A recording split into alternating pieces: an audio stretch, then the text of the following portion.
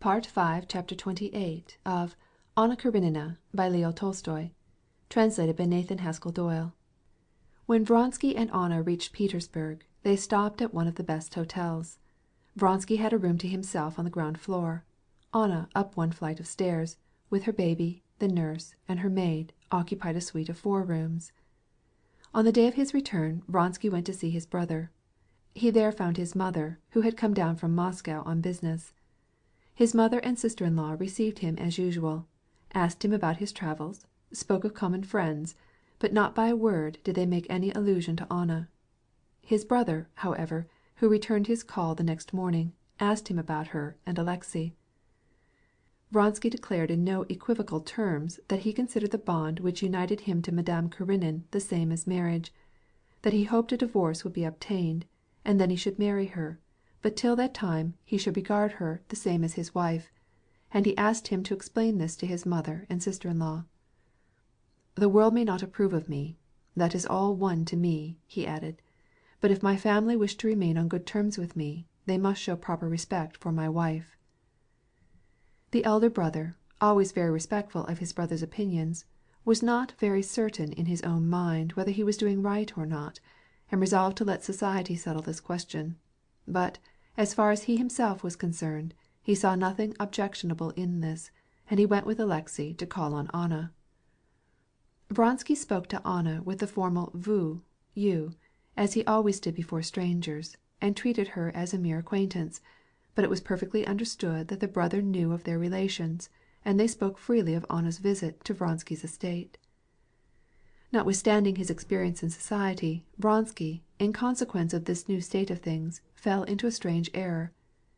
It would seem as if he ought to have understood that society would shut its doors on him and Anna, but now he persuaded himself by a strange freak of imagination that, however it might have been in former days, now, owing to the rapid progress made by society, and he had himself unconsciously become a strong supporter of progress, prejudices would have melted away, and the question whether they would be received by society would not trouble them. Of course, she would not be received at court, he thought, but our relatives, our friends, will understand things as they are. A man may sit for some time with his legs doubled up in one position, provided he knows that he can change it at pleasure. But if he knows that he must sit in such a constrained position, then he will feel cramped, and his legs will twitch and stretch out toward the desired freedom. Vronsky experienced this in regard to society. Though he knew in the bottom of his soul that society was closed to them, he made experiment whether it had changed, and whether it would receive them. But he quickly found that, even if it were open to him personally, it was closed to Anna. As in the game of cat and mouse, the hands raised for him immediately fell before Anna. One of the first ladies of Petersburg society whom he met was his cousin Betsy. "At last!" she cried joyously. "And Anna, how glad I am! Where are you stopping? I can easily imagine the hideous effect our Petersburg must have on you after such a charming journey, and I can imagine your honeymoon in Rome. And the divorce, is it arranged?" Vronsky saw that Betsy's enthusiasm cooled when she learned that there was no divorce as yet. "I know well that I shall be stoned," said she, "but I am coming to see Anna. Yes, I will certainly come. You won't stay here long, I imagine?" In fact, she called on Anna that very day, but her manner was entirely different from what it used to be. She evidently prided herself on her courage, and wanted Anna to appreciate the genuineness of her friendship. After talking for about 10 minutes on the news of the day, she got up and said as she went away, "You have not told me yet when the divorce is to be. Though I may disregard the proprieties, stiff-necked people will give you the cold shoulder as long as you are not married. And it is so easy nowadays. C'est sa fête. Are you going Friday? I'm sorry we shall not see each other again." From Betsy's manner Vronsky might have got an idea of what he might expect from society, but he made still another experiment in his own family. He had no hope of any assistance from his mother. He knew well that, enthusiastic though she had been in Anna's praise at their first meeting, she would be relentless toward her now that she had spoiled her son's career. But Vronsky founded great hopes on Varya, his brother's wife. It seemed to him that she would not be one to cast a stone at Anna, but would come simply and naturally to see her. On the next day he called on her, and, finding her alone, he openly expressed his desire. "You know, Alexey, how fond I am of you," replied Varya, after hearing what he had to say, "and how willing I am to do anything for you. But if I kept silent, it is because I know that I cannot be of the least use to you and Anna Arkadyevna." She took special pains to use the two names. "Please don't think that I judge her. Not at all. Perhaps I should have done the same thing in her place. I cannot enter into details," she added, glancing timidly up at his clouded face. "But we must call things by their right name. You would like me to go and see her, and then have her visit me, in order to restore her to society. But you must know, I cannot do it. My daughters are growing up. I am obliged, on my husband's account, to go into society. Now, I will go and call on Anna Arkadyevna, but she knows that I cannot invite her here, lest she should meet in my drawing-room people who do not think as I do, and that would wound her. I cannot receive her." "But I do not admit that she has fallen lower than hundreds of women whom you receive," interrupted Vronsky, rising and seeing that his sister-in-law's decision was irrevocable. "Alexey, don't be angry with me. Please understand, it is not my fault," said Varya, looking at him with a timid smile. "I am not angry with you, but I suffer doubly," said he, growing more and more gloomy. "I suffer because this breaks our friendship, or, at least, seriously impairs it, for you must know that for me this could not be otherwise." He left her with these words.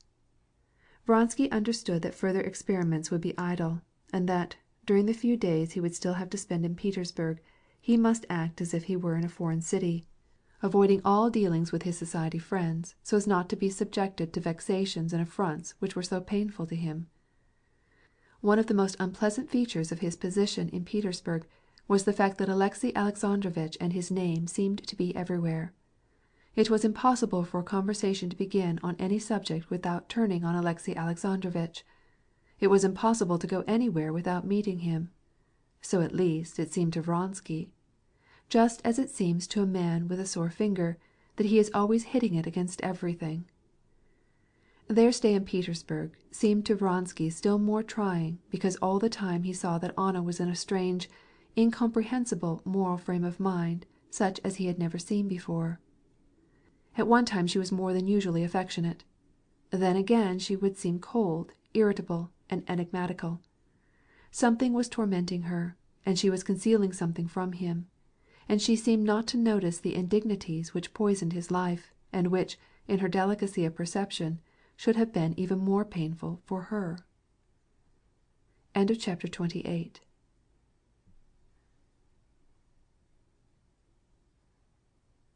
Part 5, Chapter 29 of Anna Karenina by Leo Tolstoy, translated by Nathan Haskell Doyle. Anna's chief desire on her return to Russia was to see her son. From the day she left Italy, the thought of seeing him again kept her in a constant state of excitement, and in proportion as she drew near Petersburg, the prospective delight and importance of this meeting kept growing greater and greater.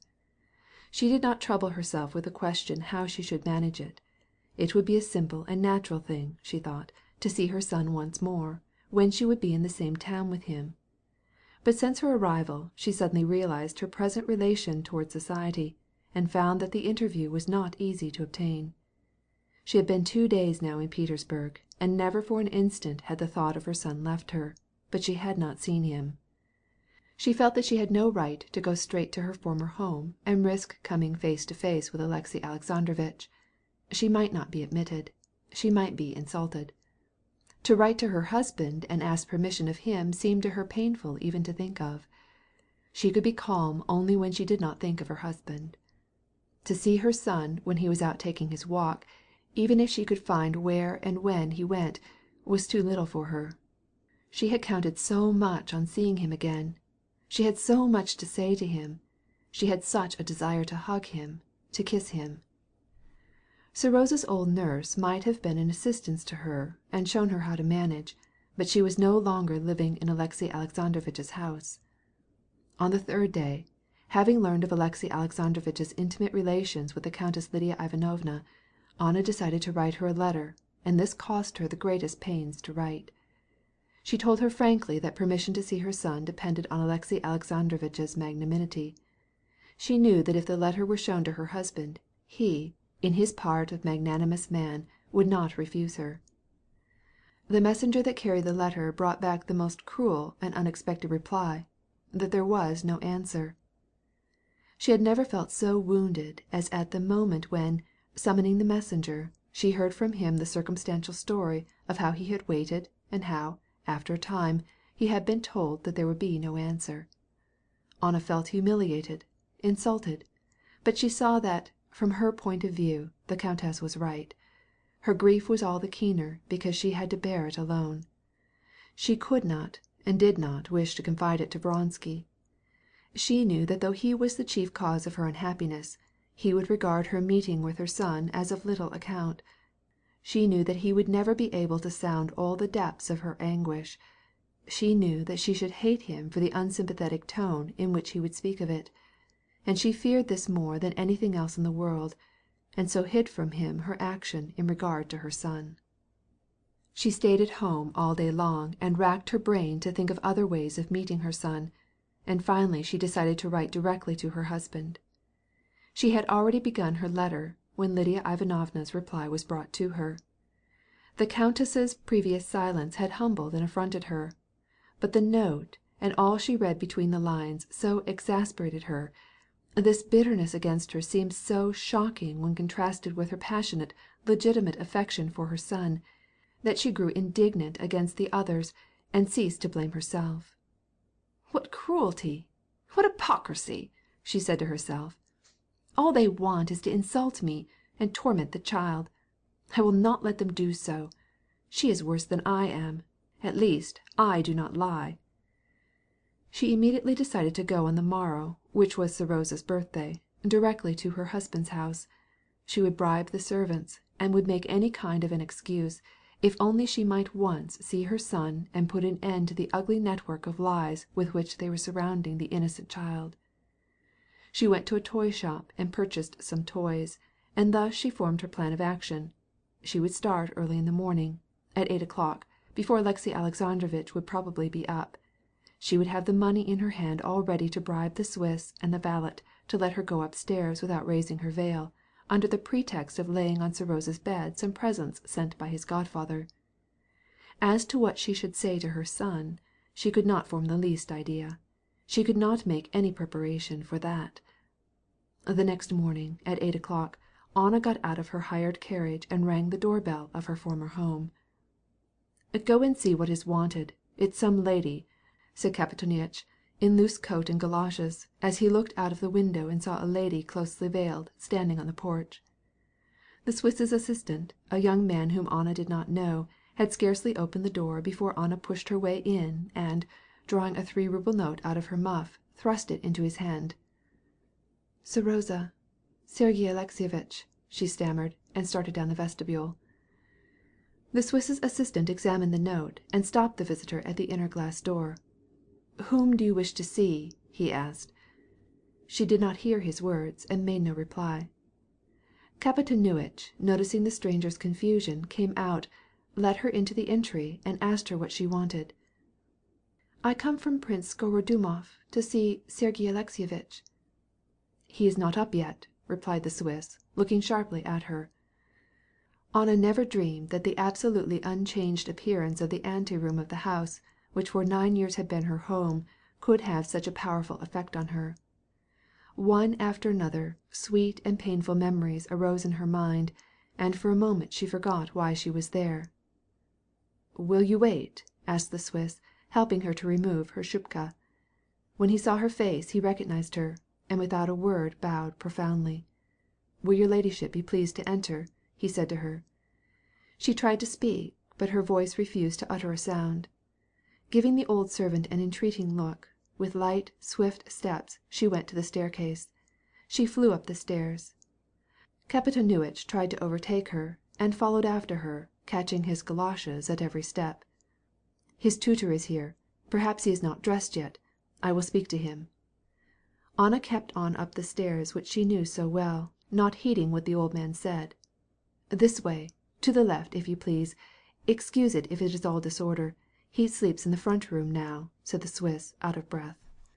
"Will your ladyship be good enough to wait a moment? I will go and see." And, opening the high door, he disappeared. Anna stopped and waited. "He has just waked up," said the Swiss, coming back through the same door. And as he spoke, Anna heard the sound of a child yawning, and merely by the sound of the yawn she recognized her son, and seemed to see him alive before her.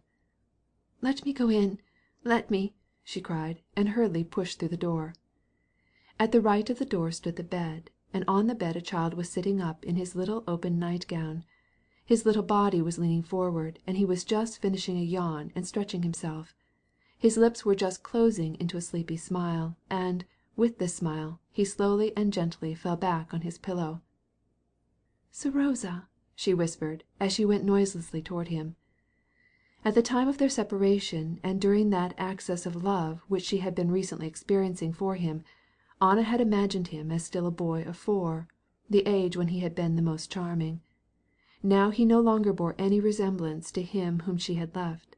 He was still further removed from the 4-year-old ideal. He had grown taller and thinner. How long his face seemed, how short his hair, what long arms.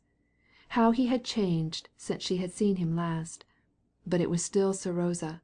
The shape of his head, his lips, his little slender neck, his broad little shoulders. "Serosa," she whispered in the child's ear.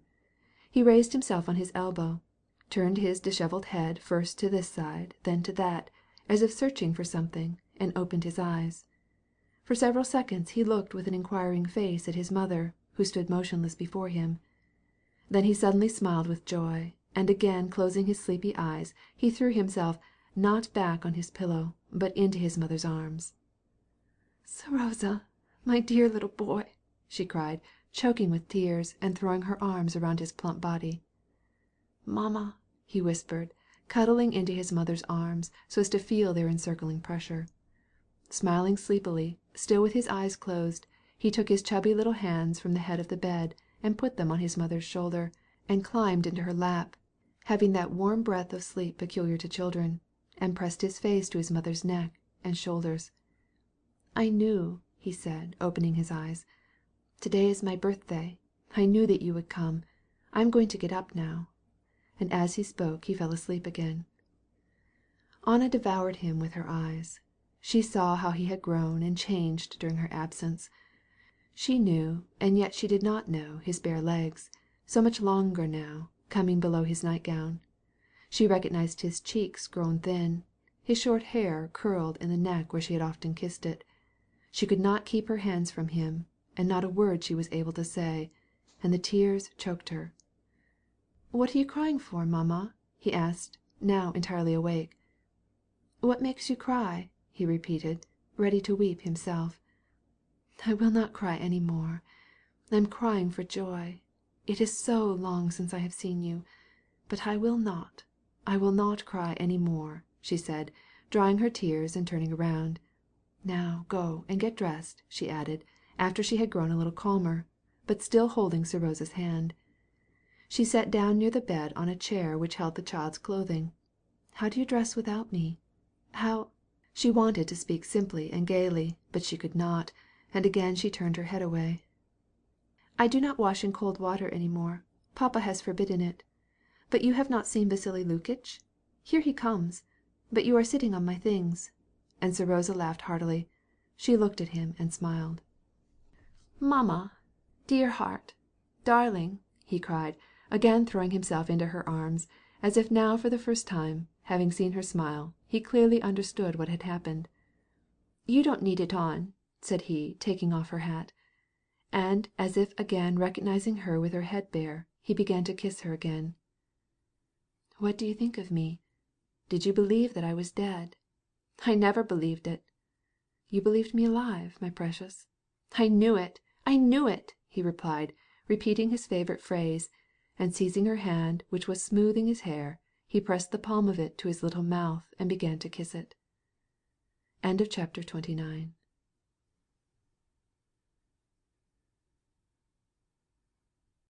Part 5, Chapter 30 of Anna Karenina by Leo Tolstoy.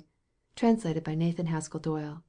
Vasily Lukitch, meantime, not at first knowing who this lady was, but learning from their conversation that it was Serosa's mother, the woman who had deserted her husband, and whom he did not know, as he had not come into the house till after her departure, was in great perplexity. Ought he go to his pupil, or should he tell Alexey Alexandrovitch?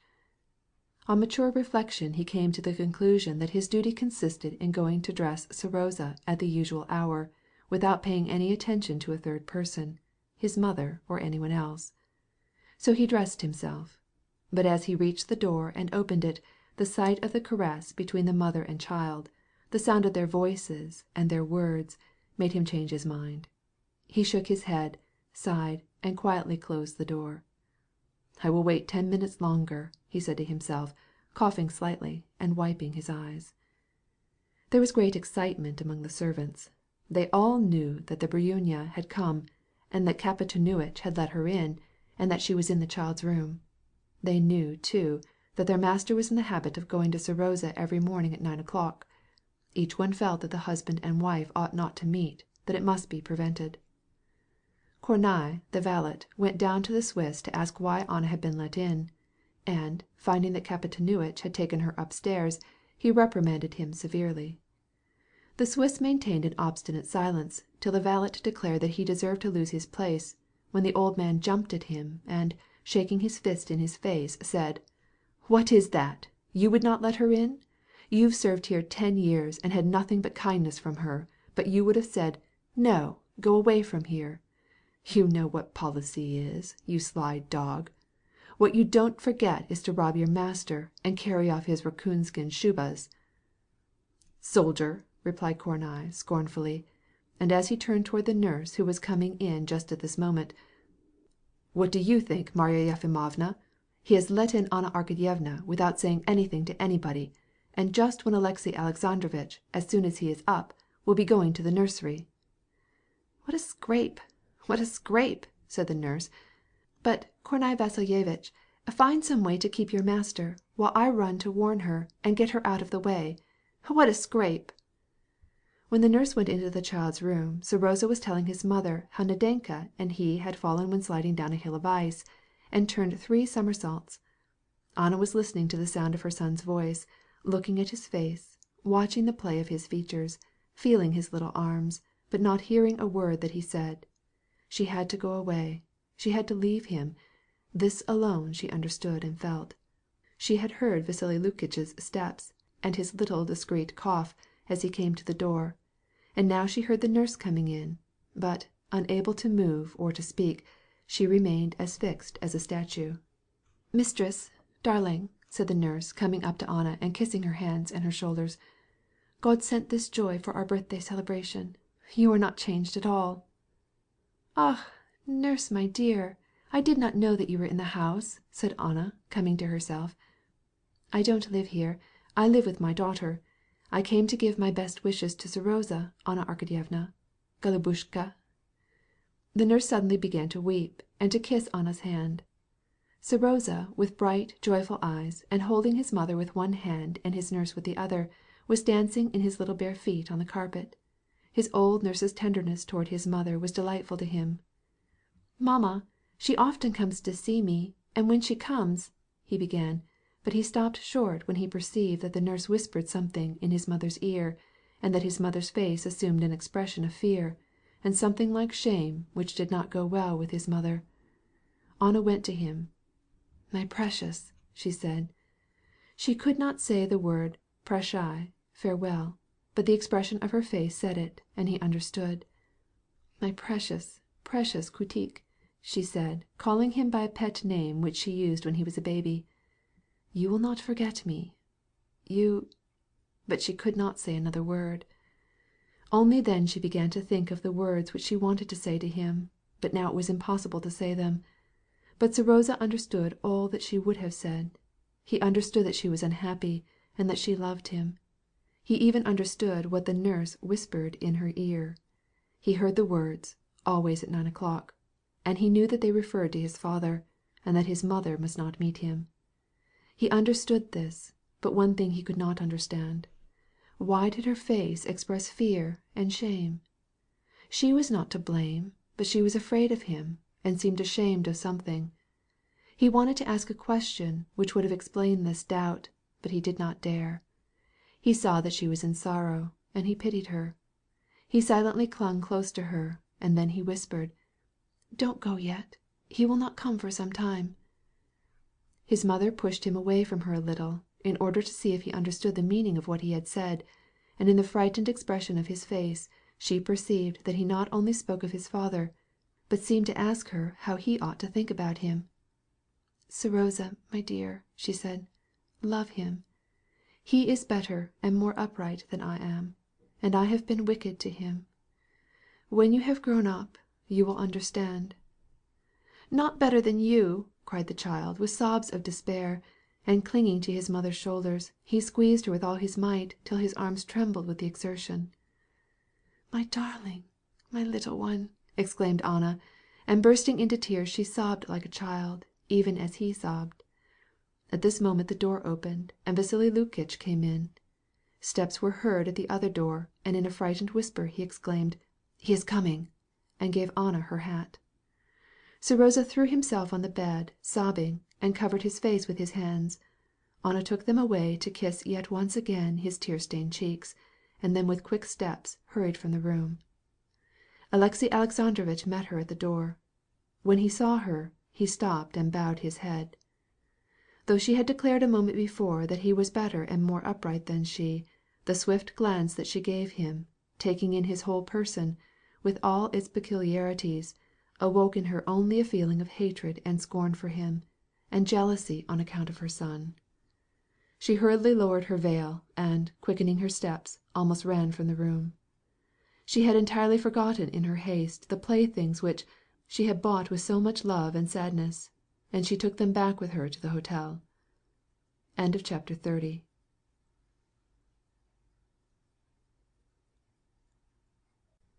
Part 5, Chapter 31 of Anna Karenina by Leo Tolstoy. Translated by Nathan Haskell Doyle.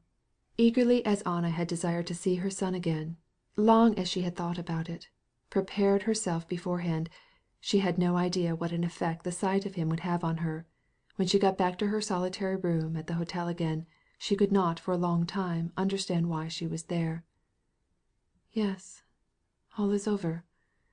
I am alone again," she said to herself, and without taking off her hat she threw herself into an easy chair which stood near the fireplace. And, fixing her eyes on the bronze clock standing on a table between two windows, she became absorbed in thought. The French maid whom she had brought from abroad with her came and offered to help her to dress. Anna looked at her with surprise, and replied, "By and by." A servant came to announce coffee. "By and by," she said. The Italian nurse came in, bringing the little daughter whom she had just dressed, the plump, well-nurtured little one, as always, when she saw her mother, lifted up her bare little arms with the palms down, and, smiling with her toothless little mouth, began to beat the air with her plump little hands like a fish waving its fins, and to pull at the starched tucks of her embroidered skirt. No one could help smiling back, or kissing the little girl, or letting her catch hold of one of her fingers, screaming with delight, and jumping. No one could help pressing her lips for a kiss to the little sweet mouth. All this Anna did, and she took her in her arms, trotted her on her knee, and kissed her fresh cheek and bare elbows. But the sight of this child made her feel clearly that the affection which she felt for it was not the same kind of love that she had for Serosa. Everything about this little girl was lovely, but somehow she did not fill the wants of her heart. In her firstborn, although he was the child of a man whom she did not love, was concentrated all the strength of a love which had not been satisfied. Her daughter, born in the most trying circumstances, had never received the 100th part of the care which she had spent on Serosa. Moreover, the little girl, as yet, only represented hopes, while Serosa was almost a man, and a lovely man. He had already begun to struggle with his thoughts and feelings. He loved his mother, understood her, judged her, perhaps, she thought, recalling her son's words and looks, and now she was separated from him forever, morally as well as materially, and she saw no way of remedying the situation. She gave the little one back to her nurse, and sent them away, and opened a locket containing Sir Rosa's picture about the same age as his sister. Then, removing her hat, she took an album in which were photographs of her son at different periods. She wanted to compare them, and she began to take them out of the album. She took all of them out. One was left, the last, the best photograph of him. It represented Sir Rosa astride a chair, in a white frock, a smile on his lips and a shadow in his eyes, and it was his most characteristic, his best expression. Holding the album in her little deft hands, which to-day moved with extraordinary nervousness, she tried with her slender white fingers to take it from its place, but the photograph stuck and she could not get at it. There was no paper cutter on the table, and she took up another photograph at random to push out the card from its place. It was a picture of Vronsky, taken in Rome, with long hair and a round felt hat. "Ah, there he is," she said to herself, and as she looked at him, she suddenly remembered that he was the cause of all her present suffering. Not once had she thought of him all the morning, but now suddenly the sight of this manly and noble face, which she knew and loved so well, brought a flood of affection to her heart. "Yes, where is he? Why does he leave me alone, a prey to my grief?" she asked with bitter reproach, forgetting that she herself had carefully concealed with him everything concerning her son. She sent a message to him, asking him to come to her immediately, and waited, with heavy heart, thinking over the words with which she would tell him all, and the loving expression with which he would try to console her. The servant returned to say that Vronsky had a visitor, but that he would come very soon, and would like to know if she could receive him with Prince Yashvin, who had just arrived in Petersburg. "He will not come alone, and he has not seen me since yesterday at dinner," she thought. "And he does not come so that I can speak with him, but he comes with Yashvin." And suddenly a cruel thought crossed her mind. What if he no longer loved her? And as she went over in her mind all the incidents of the past few days, she found her terrible thought confirmed by them. The day before he had not dined with her. They did not have the same room, now that they were in Petersburg, and now he was bringing some one with him as if to avoid being alone with her. "But he must tell me this. I must know it. If it is true, I know what I must do," she said to herself, wholly unable to imagine what would happen if Vronsky's indifference should prove to be true. She began to feel that he did not love her any more. She imagined herself reduced to despair, and in consequence her feelings made her overexcited. She rang for her maid and went into her dressing room, and took extreme pains with her dress, as if the sight of her toilet and becoming way of dressing her hair would bring back Vronsky's love, if he had grown indifferent. The bell rang before she was ready. When she returned to the drawing room, not Vronsky, but Yashvin, looked at her. Vronsky was looking at Sir Rosa's picture, which she had left lying beside the table, and he did not hurry to greet her. "We are old acquaintances," she said to him, going toward him and placing her small hand in Yashvin's enormous hand. He was all confusion, and this seemed odd in a man of his gigantic form and decided features. "We met last year at the races. Give them to me," she said, snatching her son's photographs from Vronsky, who was looking at them, while her eyes blazed at him significantly. "Were the races successful this year? We saw the races at Rome on the Corso. But I believe you did not like life abroad," she added, with a fascinating smile. "I know you, and, although we seldom meet, I know your tastes." "I am very sorry for that, because my tastes are generally bad," said Yashvin, biting the left side of his mustache. After they had talked some little time, Yashvin, seeing Vronsky look at his watch, asked Anna if she expected to be in Petersburg long. Then, bending down his huge back, he picked up his kepi. "Probably not long," she replied in some confusion, and looked at Vronsky. "Then shall we not meet again?" said Yashvin, getting up and addressing Vronsky. "Where are you going to dine?" "Come and dine with me," said Anna, with decision. And, vexed because she could not conceal her confusion whenever her false situation became evident before a stranger, she blushed. "The table here is not good, but you will at least see each other." Of all Alexey's messmates, you are his favorite." "I should be delighted," replied Yashvin, with a smile which proved to Vronsky that he was very much pleased with Anna. Yashvin took leave of them and went away, while Vronsky lingered behind. "Are you going too?" she asked him. "I am already late."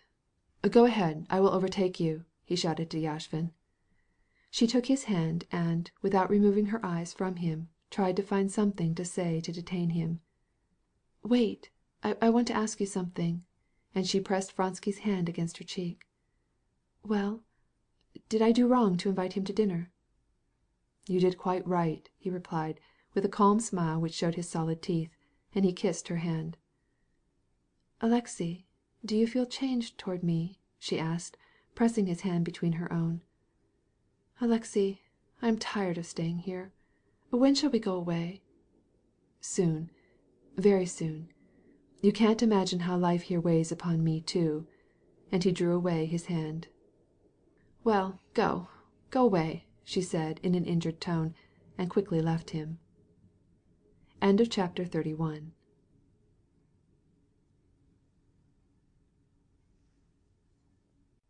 Part 5, Chapter 32 of Anna Karenina by Leo Tolstoy, translated by Nathan Haskell Doyle.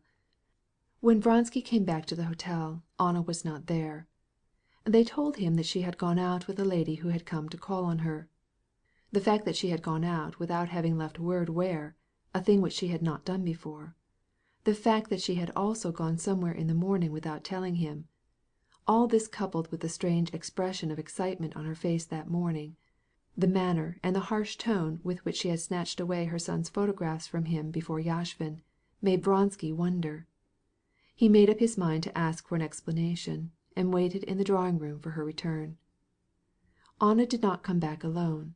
She brought with her an old maiden aunt, the Princess Oblonskaya. She was the lady who had come in the morning, and with whom she had been shopping. Anna pretended not to notice the expression of Vronsky's face and his uneasy, questioning manner, and began to talk gaily about the purchases she had made in the morning. He saw that something unusual was the matter. In her shining eyes, as they flashed their lightning on him, there was evidence of mental strain. And in her speech and movements there was the nervous alertness and grace which in the first epoch of their relationship had so captivated him, but now they troubled and alarmed him. The table was laid for 4, and, just as they were going to sit down in the little dining room, Tushkevich came from the Princess Betsy with a message for Anna. The Princess Betsy sent her excuses for not coming in person to say good-bye to her. She was not well, and asked Anna to come to see her between 7:30 and 9 o'clock. Vronsky looked at Anna as if he would draw her attention to the fact that in naming a time she had taken precautions against her meeting anyone, but Anna did not seem to pay any attention to it. "I am very sorry, but between 7:30 and 9 I shall not be at liberty," she said with a slight smile. "The princess will be very much disappointed." "So shall I." "I suppose you are going to hear Patty," said Tushkevich. "Patty? You give me an idea. I would go certainly, if I could get a loge." "I can get you one," suggested Tushkevich. "I should be very much obliged to you," said Anna. "But won't you dine with us?" Vronsky shrugged his shoulders slightly. He did not know what to make of Anna. Why had she brought home the old princess? Why was she keeping Tushkevich to dinner? And, above all, why did she let him get her a box? Was it to be thought of for a moment that she, in her position, could go to the opera on a Patty subscription night, when she would meet all her acquaintances there? He looked at her seriously, but she responded with a half despairing, half mocking look, the meaning of which he could not understand. All through dinner Anna was aggressively lively, and seemed to flirt both with Tushkevich and Yashvin. When they rose from the table, Tushkevich went to secure a box, but Yashvin was going to smoke, and Vronsky took him down to his own room. After some time Vronsky came upstairs again. Anna was already dressed in a light silk gown bought in Paris. It was trimmed with velvet and had an open front.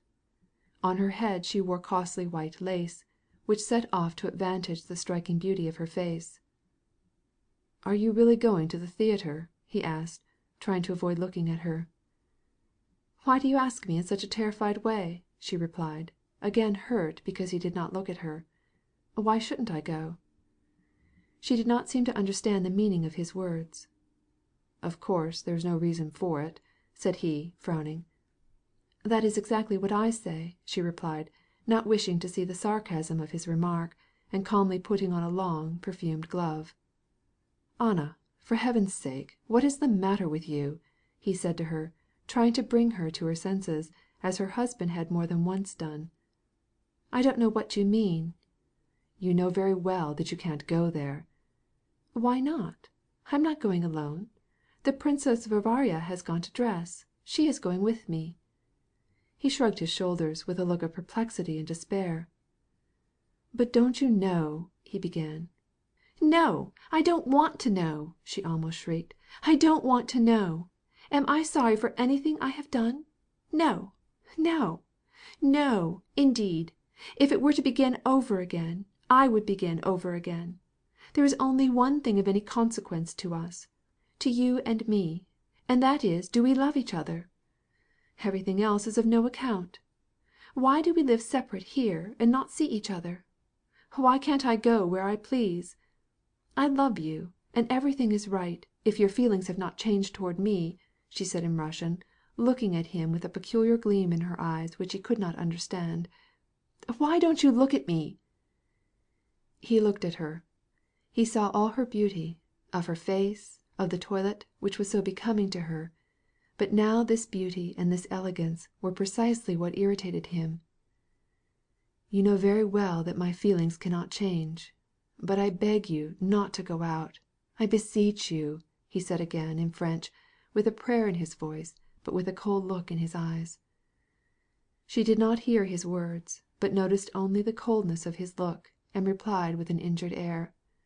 "And I, for my part, beg you to explain why I should not go." "Because it may cause you—" He grew confused.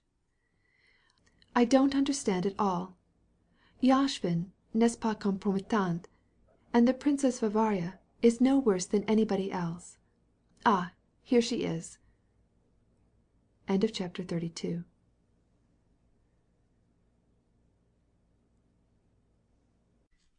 Part 5, Chapter 33 of Anna Karenina by Leo Tolstoy, translated by Nathan Haskell Doyle. For the first time in his life, Vronsky felt toward Anna a sensation of vexation bordering on anger, on account of her intentional misunderstanding of her position. This feeling was intensified by the fact that he could not explain the reason of his vexation.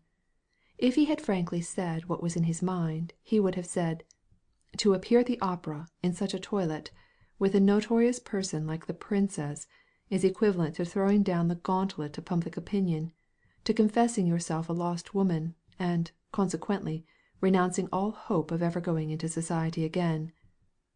He could not say that to her. Why did she not understand it? What has happened to her? He asked himself. He felt at one and the same time a lessened esteem for Anna's character, and a greater sense of her beauty. With a dark frown he went back to his room and sat down with Yashvin, who, with his long legs stretched out on a chair, was drinking cognac and seltzer water. Vronsky ordered the same for himself. "You spoke of Lanskov's Moguchi. He is a fine horse, and I advise you to buy him," began Yashvin, glancing at his comrade's solemn face. "His crupper is tapering, but what legs! And what a head! You couldn't do better." "I think I shall take him," replied Vronsky. The talk about horses occupied him, but not for a moment was the thought of Anna absent from his mind, and he involuntarily listened for the sound of steps in the corridor, and kept looking at the clock on the mantel. "Anna Arkadyevna left word that she has gone to the theatre," a servant announced. Yashvin poured out another little glass of cognac and seltzer, drank it, and rose, buttoning up his coat. "Well, shall we go?" said he, half smiling beneath his long mustaches, and showing that he understood the cause of Vronsky's vexation, but did not attach much importance to it. "I am not going," replied Vronsky gloomily. "I promised, so I must go. Well, do svidaniya. If you should change your mind, take Kerensky's seat, which will be unoccupied," he added as he went out. "No, I have some work to do." "A man has his trials with a wife, but with your not wife it is even worse," thought Yashvin as he left the hotel. When Vronsky was alone he rose and began to walk up and down the room. "Yes, tonight, the 4th subscription night. My brother Igor will be there with his wife, and with my mother, probably. In fact, all Petersburg will be there. Now she is going in and is taking off her shuba, and there she is in the light. Tushkevitch, Yashvin, the Princess Varvara." He pictured the scene to himself. "What am I to do? Am I afraid? Or have I given Tushkevitch the right to protect her? However you may look at it, it is stupid.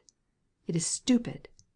Why should she place me in this position?" he said with a gesture of despair. This movement jostled the stand on which stood the seltzer water and the decanter with cognac, and nearly knocked it over. In trying to rescue it, he upset it entirely. He rang and gave a kick to the table. "If you want to remain in my service," he said to his valet, who appeared, "then tend to your business. Don't let this happen again. Why didn't you take these things away?" The valet, knowing his innocence, wished to justify himself, but by one glance at his baron's face he realized that it was best for him to be silent, and, making a hasty excuse, he got down on the floor to pick up the broken glasses and water bottles. "That is not your business. Call a waiter and get my dress coat." Vronsky entered the theater at 9:30. The performance was in full swing. The capell-denier, a little old man, took his fur-lined shuba, and, recognizing him, called him "Your Excellency," and assured him that he needed not to take a number, but that all he had to do was to call for Fyodor. There was no one in the lighted lobby except the capell-denier and 2 valets with fur garments on their arms, listening at the door. The sound of the orchestra playing staccato could be heard, carefully accompanying a woman's voice which was admirably rendering a musical phrase. The door opened and another capell-denier came tiptoeing out, and the phrase, as it was ending, came distinctly to Vronsky's ear. But instantly the door closed again, and he could not hear the ending of the phrase or the cadenza, but from the applause that followed he knew that the aria was finished. The plaudits still continued as he went into the auditorium, brilliantly lighted with chandeliers and bronze gas fixtures. On the stage the prima donna, with bare shoulders and glittering with diamonds, was bowing and smiling, and, with the assistance of the tenor, who gave her his hand, was bending forward to receive the bouquets that were thrust awkwardly at her over the footlights. And then she went toward a gentleman whose hair, shining with pomade, was parted in the middle, and who reached out his long arms to hand her some article.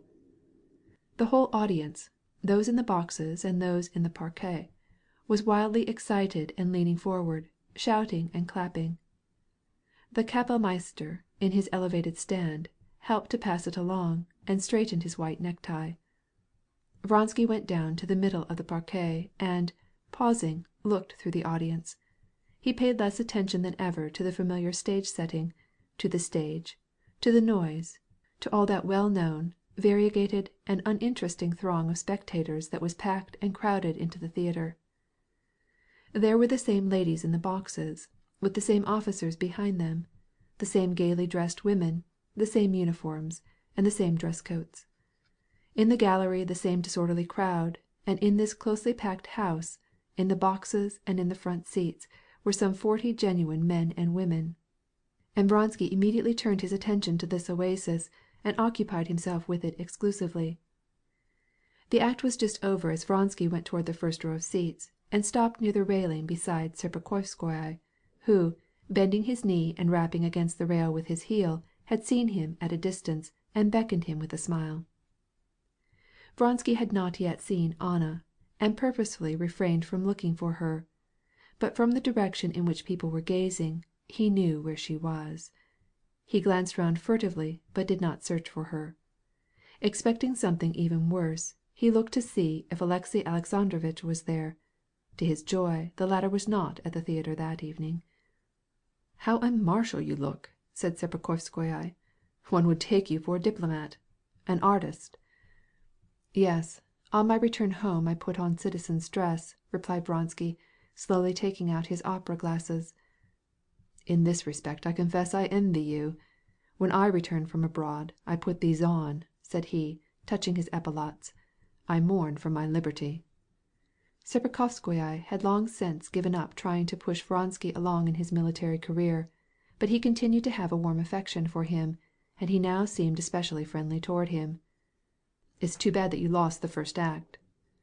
Vronsky, while listening with one ear, examined the boxes and the first tier of seats with his opera glass. Suddenly Anna's head came into view, proud and strikingly beautiful in its frame of laces, next to a lady in a turban and a bald-headed old man, who blinked as he gazed through his opera glass. Anna was in the 5th box, not more than 20 steps from him. She was seated in the front of the box, turning slightly away, and was talking with Yashvin. The poise of her head, her neck, her beautiful broad shoulders, the radiance of her eyes and face, all reminded him of her as she had looked that evening at the ball in Moscow. But her beauty inspired him with entirely different sentiment. There was no longer anything mysterious in his feeling for her. And so, although her beauty was more extraordinary than ever and fascinated him, at the same time it was now offensive to him. She did not look in his direction, but he felt that she had already seen him. When Vronsky again directed his opera glass toward the box, he saw the Princess Varvara, very red in the face, was laughing unnaturally, and kept looking at the next box. Anna, striking her closed fan on the red velvet, was looking away, evidently not seeing and not intending to see what was going on in the next box. Yashvin's face wore the same expression as when he lost at cards. He drew his left mustache more and more into his mouth, frowned, and was looking out of the corner of his eye into the same box. In this box were the Kartasovs. Vronsky knew them, and he knew that Anna, too, had been on friendly terms with them. Madame Kartasov, a little thin woman, was standing with her back to Anna and putting on an opera cloak, which her husband handed to her.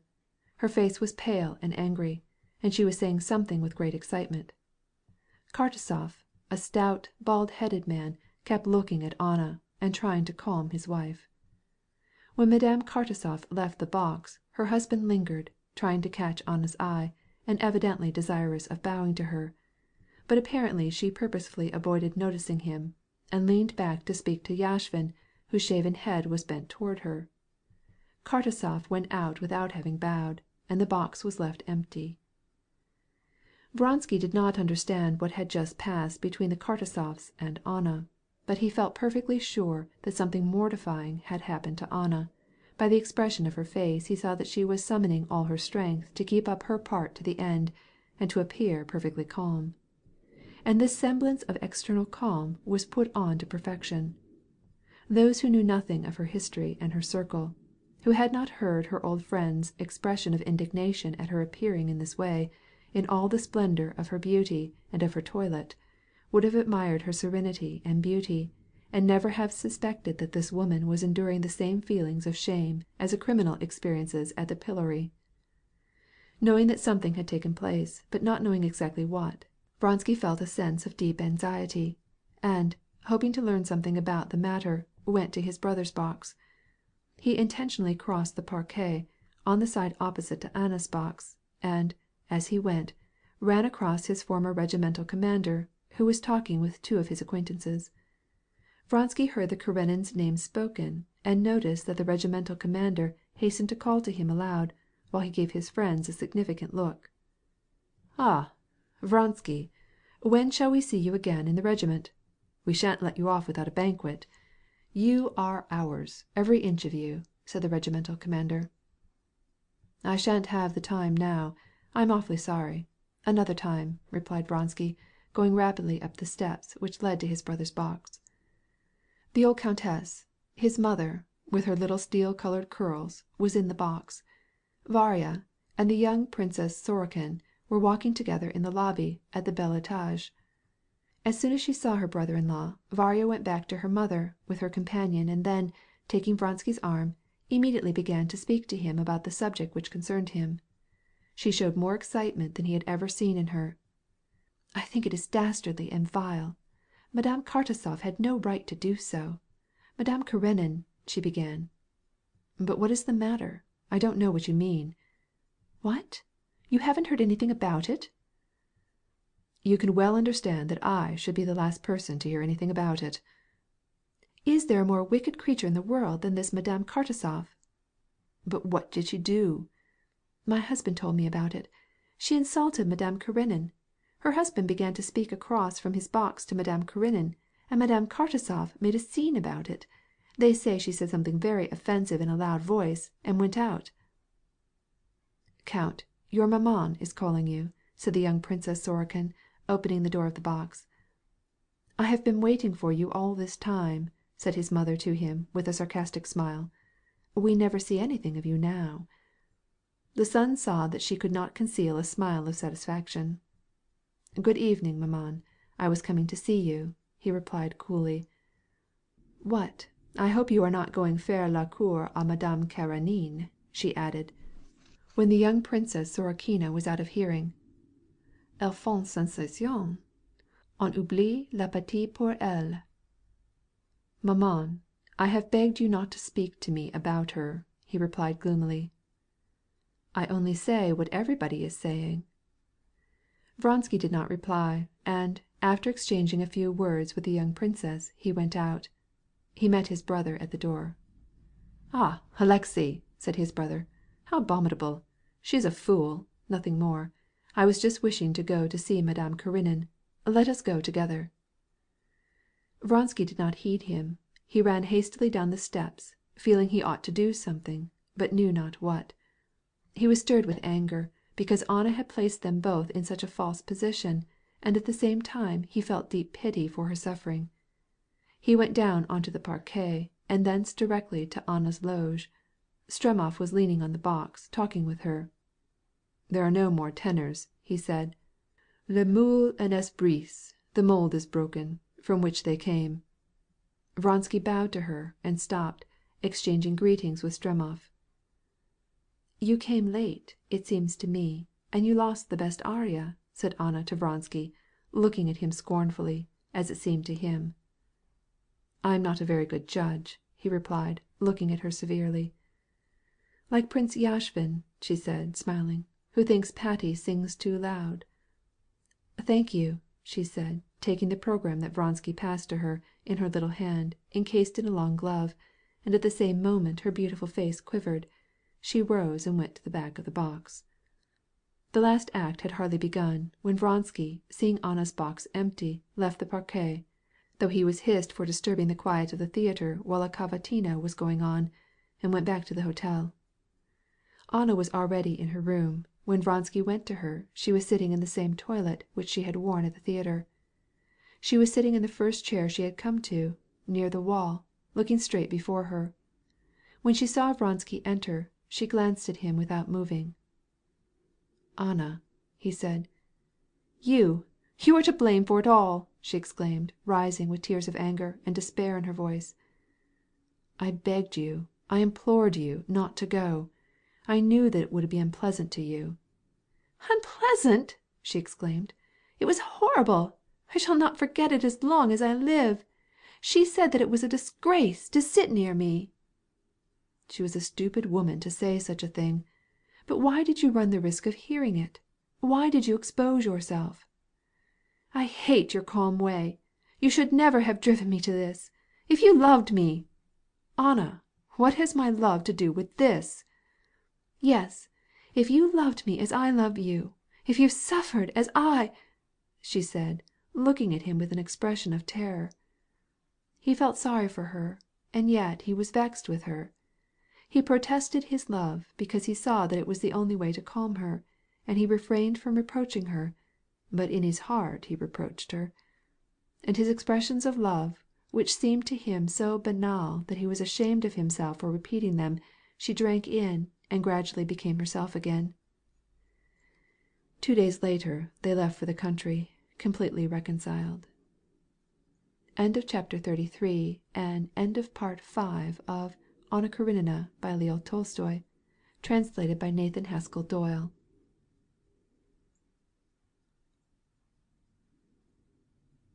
Anna Karenina by Leo Tolstoy. Translated by Nathan Haskell Doyle. Part 6, Chapter 1. Darya Alexandrovna, with her children, was spending the summer at Pokrovskoye, at the house of her sister, Kitty Levin. The house on her own estate, Yergoshovo, was all in ruins, and Levin and his wife had urged her to come to them for the summer. Stepan Arkadyevitch heartily approved of this arrangement. He assured them that he very much regretted that his duties would prevent him from spending the summer with his family in the country, for that would be the greatest possible delight for him, and if he stayed in Moscow he could occasionally run down for a day or two at a time. Besides the Oblonskys and all their children, the Levins had with them the old princess, who considered her presence near her daughter at this particular time indispensable. They had also Varenka, Kitty's sodden friend, who was fulfilling her promise of making Kitty a visit when she should have been married. All these were Kitty's relatives and friends. Levin, though he liked them all, still felt some regret for his own people and his own ways, which were swallowed up as in a flood of the Shtcherbatsky element, as he called it. Of his own relatives that summer, Sergey Ivanovitch was the only representative, and he was not a Levin but a Kozneusev, so that the Levin spirit was in a great discount. There were so many persons in the long deserted house that almost all the rooms were occupied, and almost every day the old princess, as she sat down at table, would count the guests and send off to the special table the grandson or granddaughter who made the number 13. And Kitty, diligently occupied with her housekeeping, found it no small burden to provide turkeys, chickens, and ducks for the satisfaction of the various appetites of young and old, made keen by the country air. The whole family were at table. Dolly's children were planning to go out and hunt for mushrooms with the governess and Varenka, when, to the great astonishment of all, Sergey Ivanovitch, who enjoyed among all the guests a great reputation, amounting almost to reverence, on account of his wit and learning, evidenced a desire to join the expedition. "Allow me to go with you," said he, addressing Varenka. "I am very fond of getting mushrooms. I think it is a very admirable occupation." "Why, certainly, we shall be very glad," she answered, blushing. Kitty exchanged looks with Dolly. The proposition of the learned and intellectual Sergey Ivanovitch to go with Varenka after mushrooms confirmed an idea which had been engaging Kitty for some time. She hastened to say something to her mother so that their looks might not be observed. After dinner, Sergey Ivanovitch was sitting at the drawing-room window with his cup of coffee, still talking with his brother on some topic which they were discussing, but he kept his eyes on the door through which the children would have to pass when they should start after the mushrooms. Levin was sitting at the window near his brother. Kitty was standing near her husband, evidently expecting the end of a conversation which did not interest her, so that she might say something to him. "You have changed a good deal since you were married, and for the better," said Sergey Ivanovitch, smiling at Kitty, and evidently not taking much interest either in the conversation, but at the same time he remained true to his passion for defending the most paradoxical themes. "Katya, it is not well for you to stand," said her husband, moving up a chair for her and giving her a significant look. "Well, we will finish this some other time," said Sergey Ivanovitch, as he saw the children come running out. In advance of the rest, galloping sidewise in her tightly fitting stockings, came Tanya, waving a basket and Sergey Ivanovitch's hat. Boldly darting up to him, and with sparkling eyes, they were just like her father's handsome eyes, she gave Sergey Ivanovitch his hat, and made believe that she was going to put it on him, tempering her audacity with a timid and affectionate smile. "Varenka is waiting," said Tanya, carefully putting his hat on his head, seeing by Sergey Ivanovitch's smile that she might do so. Varenka was standing at the door. She had put on a yellow muslin frock, and had tied a white hat over her head. "I am coming, Varvara Andreevna," cried Sergey Ivanovitch, finishing his cup of coffee and putting his handkerchief and cigarette case into his pocket. "Isn't Varenka charming?" asked Kitty of her husband, as Sergey Ivanovitch got up. She said this so that he might hear, for this was what she especially wanted. "And how pretty she is, royally pretty. "Varenka," cried Kitty, "are you going to the woods by the mill? We will join you there." "You really forget your condition, Kitty," said the old princess, warningly, as she came hastily to the door. "You ought not to shout so loud." Varenka, on hearing Kitty's voice and the princess's reproof, came up to them with quick, light steps. Her quickness of motion, the bright color that flushed her cheek, all proved that some metamorphosis was taking place in her. Kitty knew that this was something unusual, and she watched her attentively. She now called Varenka only for the sake of bestowing on her a silent benediction, in the interest of an important event which she firmly believed would take place that day in the woods. "Varenka, I shall be very glad if a certain thing comes to pass," she said to her in a whisper, and giving her a kiss. "Are you coming with us?" asked Varenka of Levin, confused, and pretending that she had not heard what had been said. "Yes, but only as far as the barns. I shall have to stop there." "What do you propose to do there?" asked Kitty. "I have some new carts to examine and test. And where shall I find you?" "On the terrace." Chapter 2.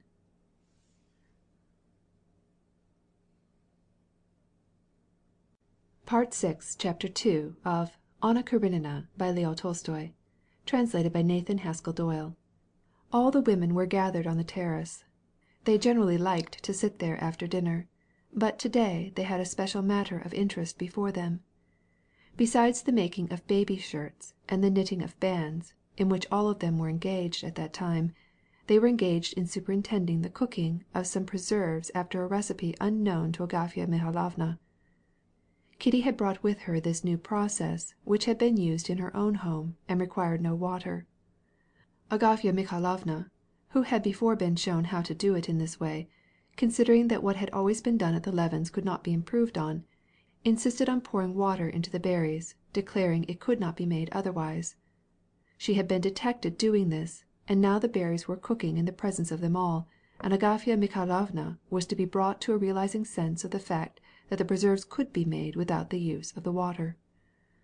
Agafya Mihalovna, with flushed and heated face and disheveled hair, and with her sleeves rolled up to the elbow, was moving a porringer round and round over a portable stove and looking gloomily at it, wishing with all her soul that the berries would thicken and not boil. The old princess, conscious that Agafya Mihalovna's indignation must be directed against her as the chief adviser in the concoction of the sweetmeat, pretended that she was busy with something else and was not interested in it. But though she talked of extraneous affairs, she occasionally glanced at the cooking out of the corner of her eyes. "I always buy my girls' dresses at a cheap shop," the princess was saying in regard to something they had been talking about. "Hadn't you better take off the scum, my dear?" she added, addressing Agafya Mihalovna. "It is not at all necessary for you to do it, and it is hot," said she, stopping Kitty. "I will do it," said Kitty, who had got up and was carefully stirring the boiling sugar with a spoon, occasionally pouring out a little on a plate, which was already covered with a variegated yellowish red and sanguine scum, mixed with syrup. "How they will like to lick it," she said to herself, thinking of her children, and remembering how she herself, when she was a little girl, had wondered that grown-up people did not feed upon that best of all things, scum. "Stiva says it is far better to give money," Dolly was saying in regard to the question of making presents, which they had been discussing. "But how can one give money?" exclaimed the mother and Kitty simultaneously. "They despise it." "Well, for example, last year I bought our Matryona Semyonovna, not a poplin, but some of that kind," said the princess. "I remember she wore it on your name day. A lovely figure, so simple and ladylike. I should have liked one of it myself, if she had not one, like the kind Varenka wears, so pretty and cheap." "Now I think it is done," said Dolly, dropping the syrup from the spoon. "When it crystallizes it is done. Cook it a little more, Agafya Mihalovna." "What an absurdity!" exclaimed Agafya Mihalovna. "It would be the same anyway," she added.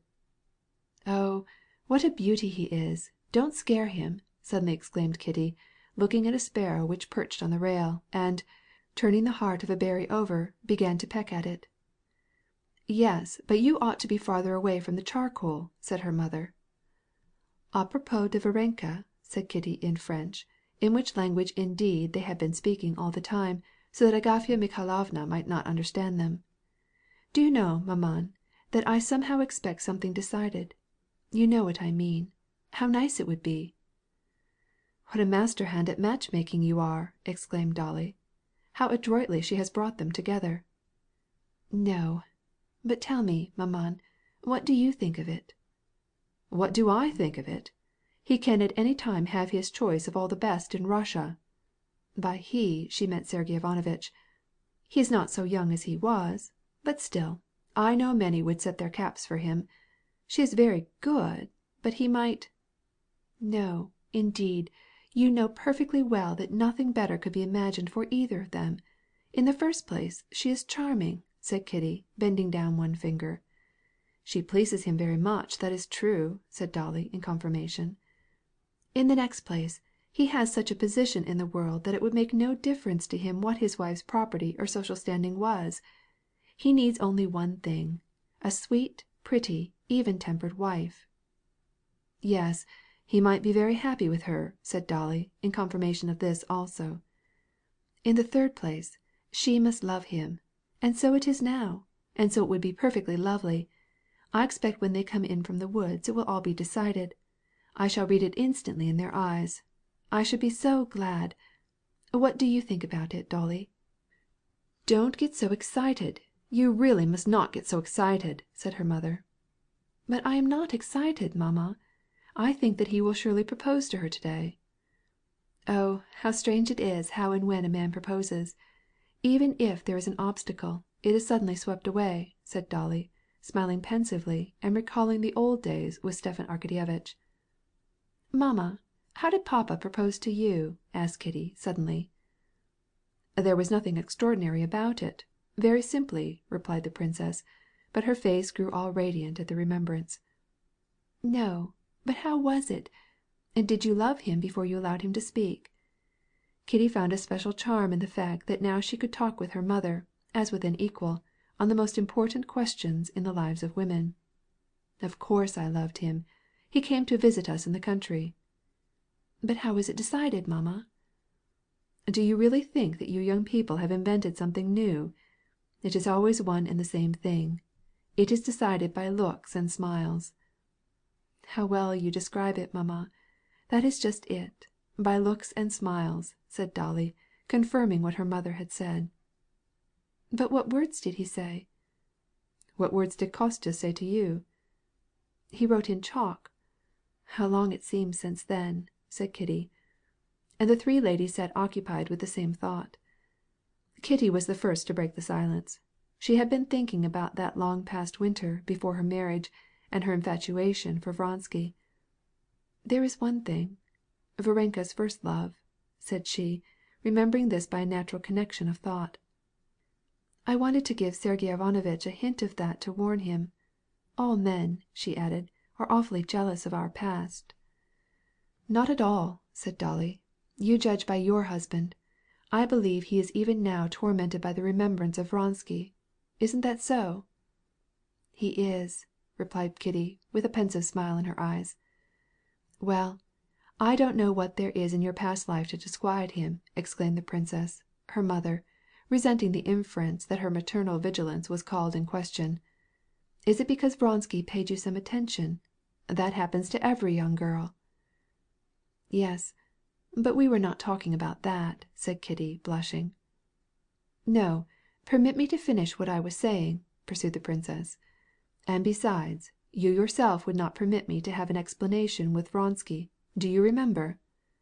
"Oh, mamma!" exclaimed Kitty with an exclamation of pain. "There is no need of your being vexed. Your behavior toward him could never have been anything but perfectly proper. I myself should have challenged him.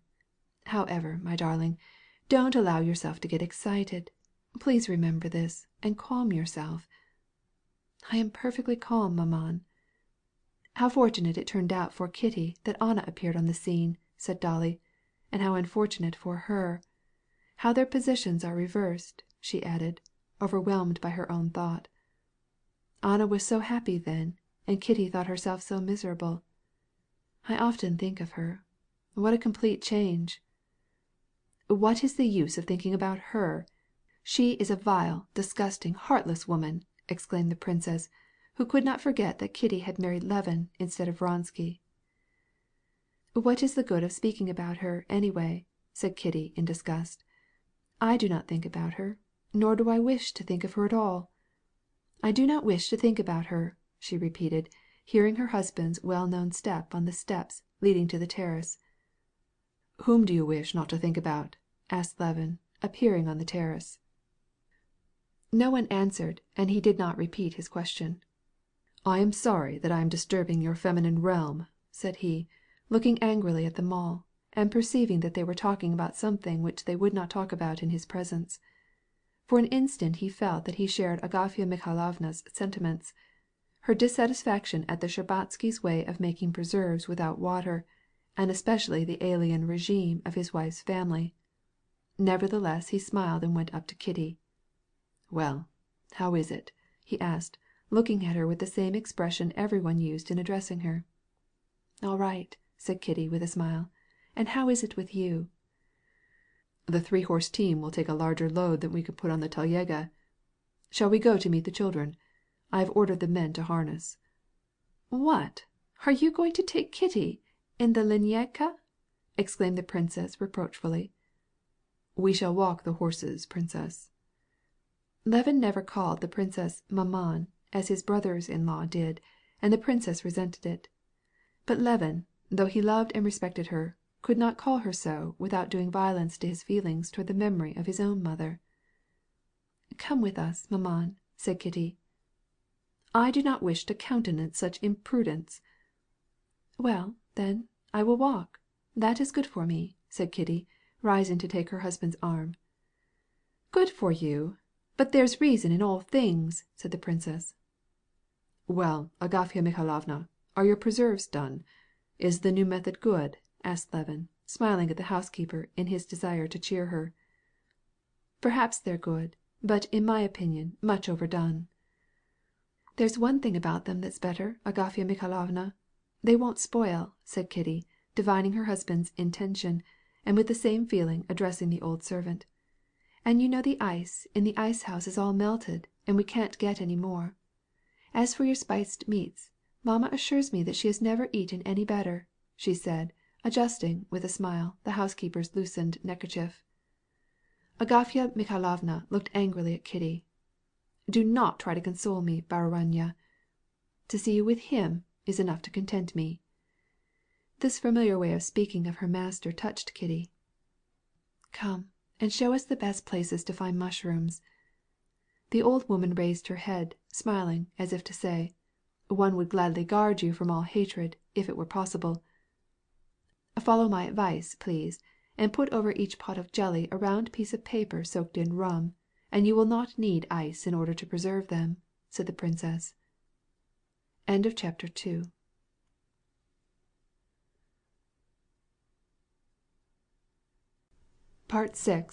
3 of Anna Karenina by Leo Tolstoy, translated by Nathan Haskell Doyle. Kitty was especially glad of the opportunity to be alone with her husband, because she had noticed how a shadow of dissatisfaction had crossed his telltale face when he stepped on the terrace and asked what they were talking about, and no one replied. As they walked along in front of the others, and, losing sight of the house, took to the well-trodden, dusty road, bestrewn with rye and corn, she seized his hand and pressed it against her side. He had already forgotten the momentary unpleasant impression, and now that he was alone with her, and while the thought of her approaching maternity did not for an instant escape from his mind, he experienced a novel joy in the sense of the presence of a beloved woman, a joy perfectly free from anything sensual. There was nothing special to talk about, but he liked to hear the sound of her voice, which, like the expression of her eyes, had changed owing to her condition. In her voice and in her eyes there was a gentleness and gravity, like that which people show when their attention has been concentrated on some one favorite task. "You are not getting tired, are you? Lean on me more," said he. "No, I am so glad to have a chance to be alone with you, and I confess that I miss our winter evenings when we two were alone together, much as I enjoy having them here." "That was good. But this is better. Both are better," said he, pressing her hand. "Do you know what we were talking about when you came?" "About preserves?" "Yes, about preserves. But afterward about the way men propose." "Ah!" said Levin, listening rather to the sound of her voice than to the words which she spoke, and all the time thinking of the road which they were following down to the forest, and carefully avoiding the places that might cause her to stumble. "But how about Sergey Ivanovitch and Varenka? Have you noticed it? I very much wish it might come about," she went on to say. "What do you think about it?" And she glanced into his face. "I don't know what to think," replied Levin, with a smile. "Sergey in this respect was always a mystery to me. I think I told you about it." "Yes, that he was in love with a young girl, but she died." "That was when I was a child. I knew it by tradition. I remember him as he was then. He was wonderfully charming. But since then I have watched him with women. He is polite. He likes some of them. But you can't help feeling that for him they are merely people, not women." "Yes. But now in the case of Varenka, it seems to me there is some—" "Maybe there is. But one must know him. He is a peculiar, a remarkable man. He lives only a spiritual life. He is too pure and high-minded a man." "What do you mean? How could this bring him to a lower level?" "I don't say it would. But he is so accustomed to live a spiritual life only, that he cannot reconcile himself to what is matter-of-fact. And Varenka is quite matter-of-fact." Levin by this time had become accustomed to speak his thoughts with all freedom, not taking pains to couch it in explicit words. He knew that his wife in such moments of intimate communion as now would understand what he expressed by a hint, and she did understand him. "Yes, but she has none of that practicality such as I have. I can understand that he would never fall in love with me. She is all soul." "That is not so. He is so fond of you. And I am always so glad that my friends like you." "Yes, he is kind to me, but—" "But not as it was with our lamented Nikolenka. You loved each other," said Levin in conclusion. "But why not speak it out?" he added. "I often reproach myself that one so quickly forgets. Oh, what a terrible, what a fascinating man he was! But what were we talking about?" said Levin after a silence. "You mean that he is incapable of falling in love," said she, expressing her husband's thought in her own way. "I did not say that. But he has none of that weakness which is requisite. And I always have envied him, and envy him still, in spite of my happiness." "You envy him because he is incapable of falling in love?" "I envy him because he is better than I am," said Levin, smiling. "He does not live for himself. It is duty which guides him, and so he has a right to be serene and well satisfied." "And you?" asked Kitty, with a mischievous smile. He could never follow the course of her thoughts when they caused her to smile. But the last deduction was that her husband, who had the greatest admiration for his brother, and who humbled himself before him, was insincere. Kitty knew that this insincerity of his was caused by his love for him, from a sort of conscientious scruple at being too happy, and especially from a never-ceasing desire to be better, and she loved this in him, and that was why she smiled. "But why should you be dissatisfied?" she asked, with the same smile. Her disbelief in his self-dissatisfaction pleased him, and he unconsciously provoked her to explain the reasons for her unbelief. "I am happy, but I am dissatisfied with myself," said he. "How can you be dissatisfied, if you are happy?" "How can I express it? In my heart of hearts I wish nothing else except that you should not stumble." "Oh, you must not jump so!" he exclaimed, interrupting his argument with reproach because she had made a too vivacious motion in jumping over a branch which lay in the path. "But when I criticize myself, and compare myself with others, especially with my brother, I'm conscious of all my inferiority." "But why?" persisted Kitty, with the same smile. "Aren't you always doing for others? And your farming, your book?" "Yes, I feel this especially now, and you are to blame," said he, pressing her hand. "I do this so superficially. Ah, if I could love all this work as I love you! But of late I work on it as if it were a task imposed on me." "But what do you say about papa?" asked Kitty. "Is he unworthy because he does nothing for the Commonwealth?" "He? Oh no! But one must have just such simplicity, transparency, goodness, as he has. But I haven't, have I? If I do not work, I am tormented. 'Tis you who have made it so. If it were not for you, and if it were not for what is coming," said he, with a significant glance at her figure, "I should devote all my powers to this work. But now I can't, and my conscience pricks me. I do it like a task. It is all pretence." "Would you like to exchange with Sergey Ivanovitch?" asked Kitty. "Would you like to work for nothing but your duty, and the general welfare of mankind?" "Of course not. The fact is, I am so happy that I can't reason clearly.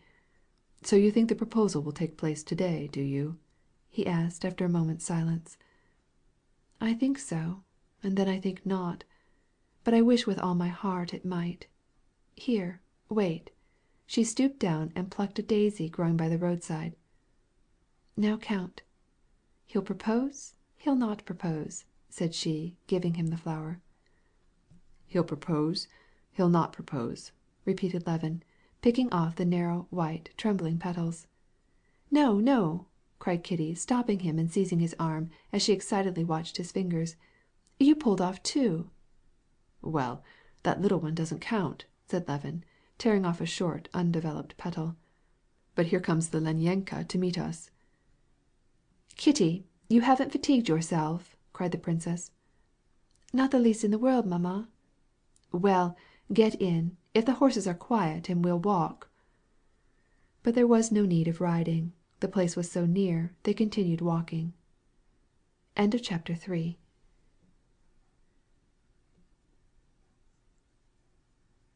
Part 6, Chapter 4 of Anna Karenina by Leo Tolstoy, translated by Nathan Haskell Doyle. Varenka, in her white kerchief setting off her dark locks, and surrounded by children whom she was good-naturedly and gaily entertaining, and evidently excited by the possibility of a declaration from a man who was agreeable to her, was very fascinating. Sergey Ivanovitch walked by her side and could not help admiring her. As he looked at her he recalled all the pleasant remarks he had heard her make, all the goodness that he had found in her, and he confessed to himself more and more that the feeling which she aroused in him was something peculiar, like what he had experienced once, only long, long before, in his early youth.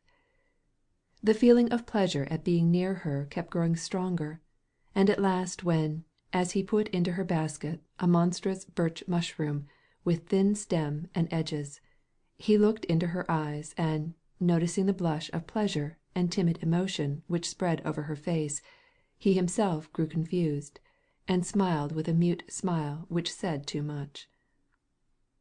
"If this is the way it is going, I must deliberate and come to a decision, and not give way like a child to the impulse of a moment. I am going now to hunt for mushrooms independently of the rest of you, otherwise my acquisitions will not be noticed," said he, and he went off by himself from the edge of the woods, where they had been walking along the velvety turf among the old birch trees, scattered here and there in the forest, together with the grey trunks of aspens and dark clumps of hazelnuts. Going off 40 steps or so, and coming to a clump of the bush called bereskelet, which was in full flower with its rosy catkins, Sergey Ivanovitch sheltered himself behind it, knowing that he would not be seen. Around him it was perfectly still. Only up in the tree-tops above his head, ceaseless, like a swarm of bees, buzzed the flies, and occasionally he heard the voices of the children. Suddenly, not far from the edge of the woods, rang out Varenka's contralto voice, calling Grisha, and a happy smile spread over Sergey Ivanovitch's face. When he realized what he was doing, he shook his head disapprovingly at his state of mind, and, taking out a cigar, he began to smoke. It was some time before he could light a match against the bole of a birch tree. The juicy scales of the white bark dampened the phosphorus, and the match refused to burn.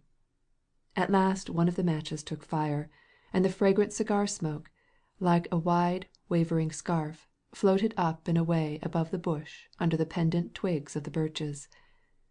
As he followed the whiff of smoke with his eyes, Sergey Ivanovitch slowly walked on, thinking over the situation. And why should I not? He asked himself. If this was a caprice of passion, if I had experienced only this attachment, this mutual attachment, for I may call it mutual, and if I felt that it would run counter to the whole scheme of my life, if I felt that in giving way to this impression I should change my calling and duty, then it would not do at all. The one thing that I can bring against it is that when I lost Marie, I vowed that I would never marry in remembrance of her. This is the only thing that I can say against this feeling. This is serious, said Sergey Ivanovitch to himself, but at the same time he recognized that this consideration had personally for him no great importance, but would simply spoil in the eyes of others the poetic rôle which he had been keeping up so long. But besides this, no matter how long I searched, I should never find out what would be said against my feeling. If I used all my wits, I could never find any one better. Among all the women and girls whom he had ever known, he could not think of one who united to such a high degree all, yes, verily, all the qualities which in a cold calculation he should wish to see in his wife. She had all the freshness and charm of youth, and yet she was no longer a child. And if she loved him sensibly, as a woman ought to love. This was one thing. Another was, she was not only far removed from worldly mindedness, but evidently found fashionable society distasteful. But at the same time she knew society well, and had all those ways of a woman of good society, lacking which married life for Sergey Ivanovitch was unthinkable.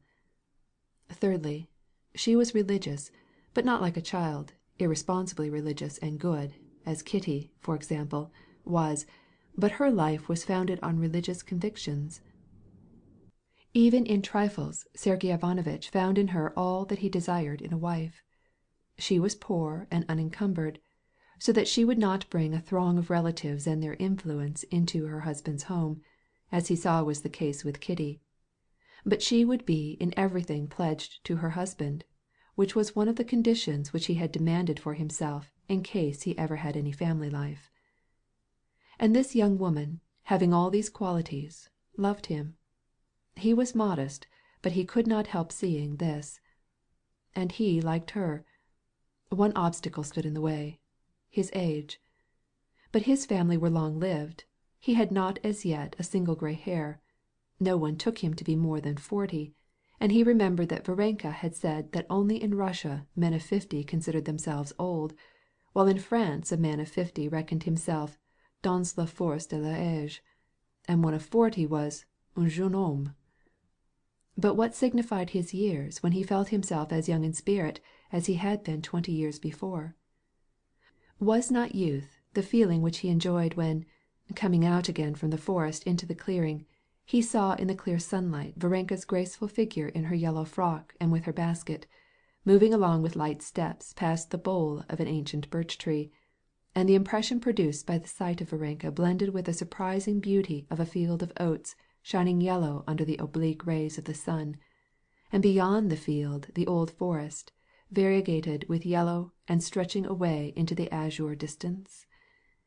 His heart swelled with joy. A feeling of tenderness seized him. He felt within him that his mind was made up. Varenka, who had just stooped down to pick up a mushroom, with an agile motion straightened herself up again and glanced around. Sergey Ivanovitch, tossing away his cigar, went toward her with resolute steps. End of chapter 4.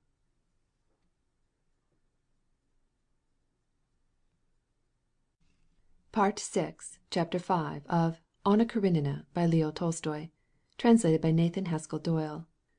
Varvara Andreevna, when I was young I formed for myself an ideal of the woman whom I should love, and whom I should be happy to call my wife. I have lived a long life, and now for the first time I find in you all that I was seeking. I love you, and I offer you my hand." Sergey Ivanovitch was saying these words to himself when he was within 10 steps of Varenka.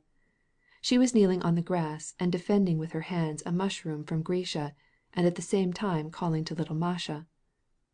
"Here, come here, little ones, lots of them," she cried in her deep, pleasant voice. Though she saw Sergey Ivanovitch approaching, she did not rise, nor did she change her position.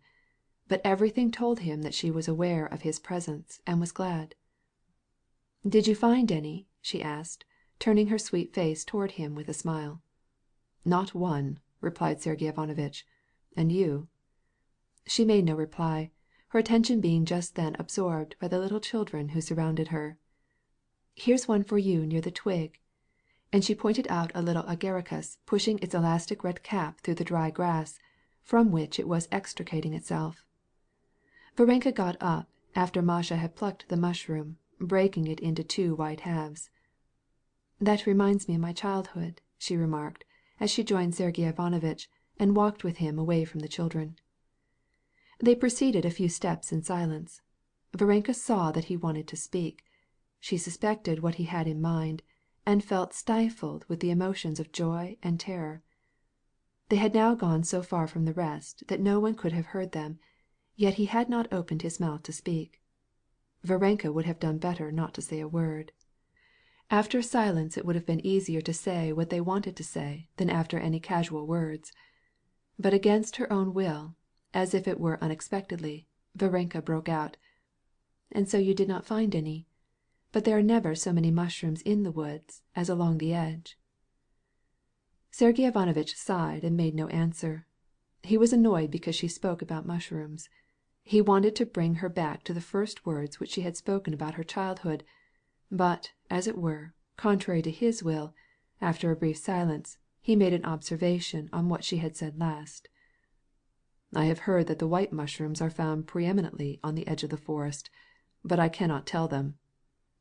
A few moments more passed. They had gone still farther away from the children, and were wholly alone. Varenka's heart beat so violently that she heard its throbs, and she was conscious that she was blushing, turning pale, and then blushing again. To be the wife of such a man as Koznyachev after her position with Madame Stahl seemed to her the height of happiness. Moreover, she was almost convinced that she was in love with him. And this was to be decided immediately. It was a terrible moment for her, terrible, both what he would say and what he would not say. Now, or never, it would have to be decided. Sergey Ivanovitch also felt this. Everything in Varenka's looks, in her heightened color, in the way she dropped her eyes, betrayed the most painful expectation. Sergey Ivanovitch saw this and was sorry for her. He even felt that he should wrong her if he kept silence. He made an effort to recall his recent arguments in favor of making the decision. He even repeated to himself the words in which he was going to couch his declaration. But instead of these words, by some combination unexpected to himself, he asked, "What is the difference between a white mushroom and a birch mushroom?" Varenka's lips trembled as she answered, "There is very little difference in the cap, but it lies in the root." As soon as these words were spoken, both of them felt that this was the end of it, that what should have been said would never be said, and the emotion which up to this moment had reached its highest pitch gradually died away. "The birch mushroom, or its root, reminds me of a black beard which has not been shaved for 2 days," said Sergey Ivanovitch calmly. "Quite true," answered Varenka, smiling, and involuntarily the direction of their walk changed. They were going back toward the children. Varenka was puzzled and hurt, but at the same time she experienced a sense of relief. Sergey Ivanovitch mentally reviewed his arguments in favor of marriage, and found them mistaken. He could not be unfaithful to Marie's memory. "Gently, children, gently," cried Levin testily, as the children sprang toward Kitty with shouts of glee. Behind the children came Sergey Ivanovitch and Varenka. Kitty needed not to question them. She knew by their calm and slightly mortified manner that the hope which she had been nursing would not be realized. "Well, how is it?" her husband asked, when they returned to the house. "It will not happen," said Kitty, with a smile and manner which reminded him of her father, as Levin had often remarked to his delight. "Why won't it happen?" "This is why," said she, taking his hand, raising it to her mouth and touching it with her closed lips, "as people kiss a bishop's hand." "Which one has failed of it?" he asked, laughing. "Both. It must be so when—" "Here come the muzhiks." "No, not yet." Chapter 6.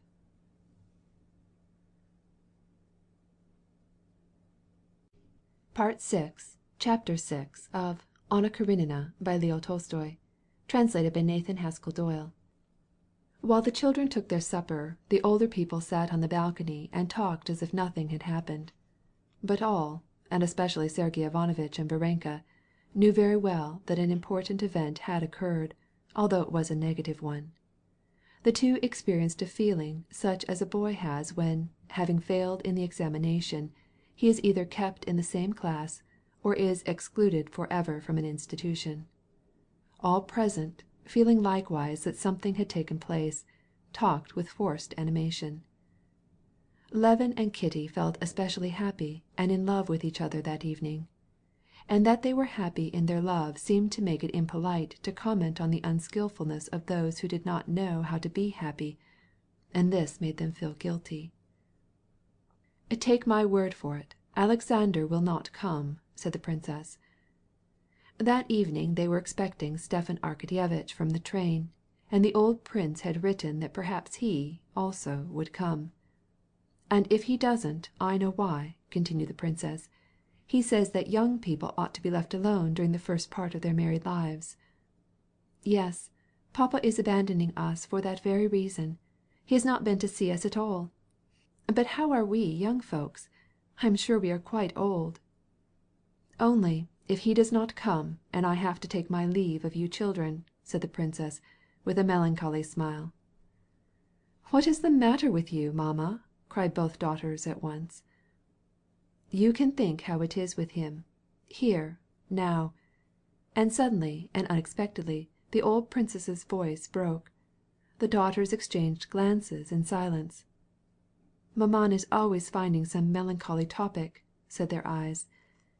They did not know that, however pleasant it was for the princess to visit her daughters, and however necessary she felt that she was, nevertheless both she and her husband had been very sad ever since they had given up their last beloved daughter and the family nest had become empty.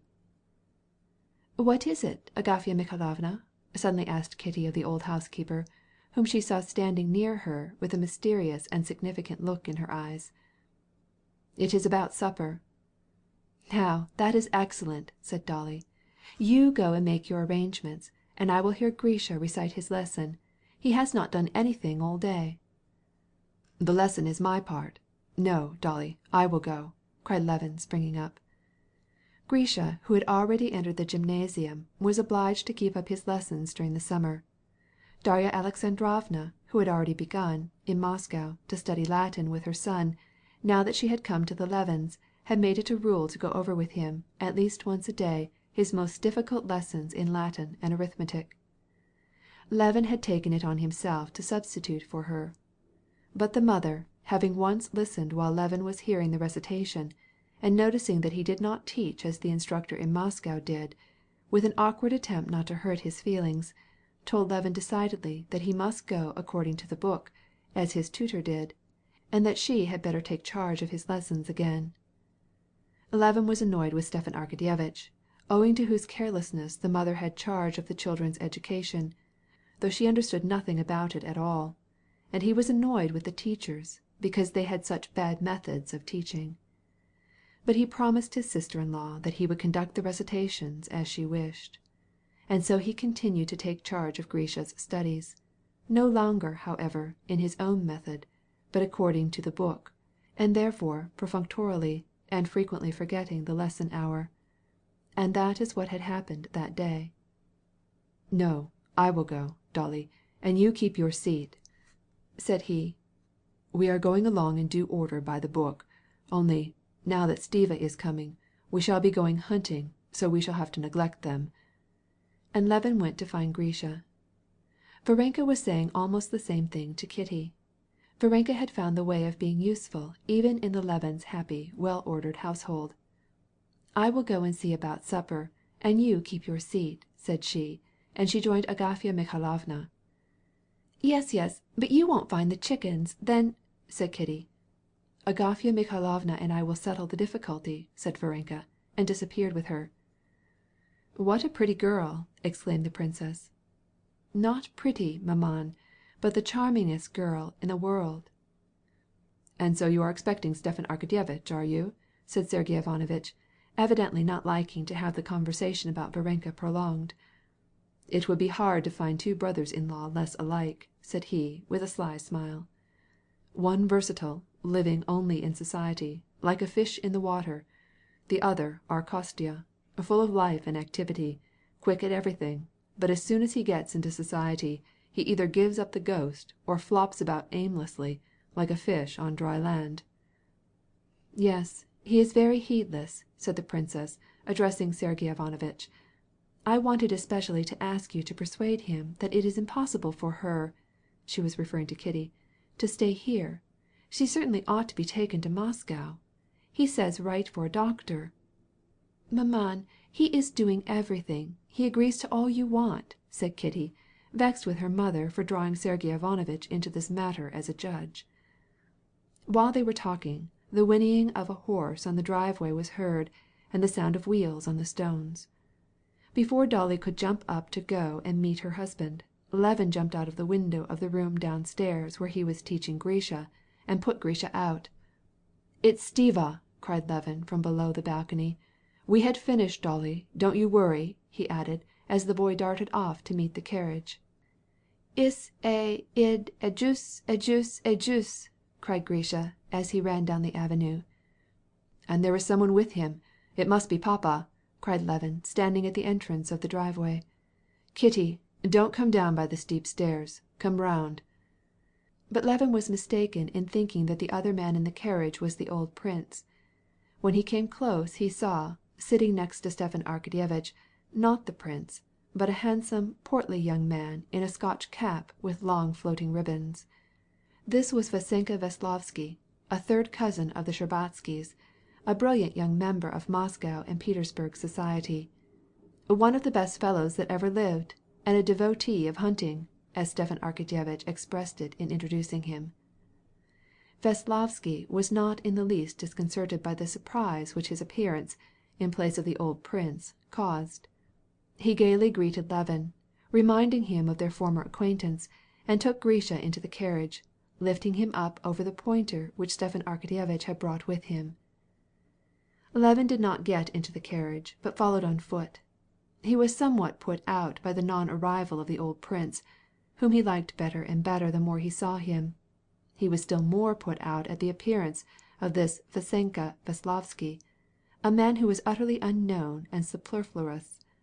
He seemed to him still more unknown and superfluous when, as Levin approached the front door, about which had collected a lively throng of old and young, he kissed Kitty's hand with a remarkably flattering and gallant look.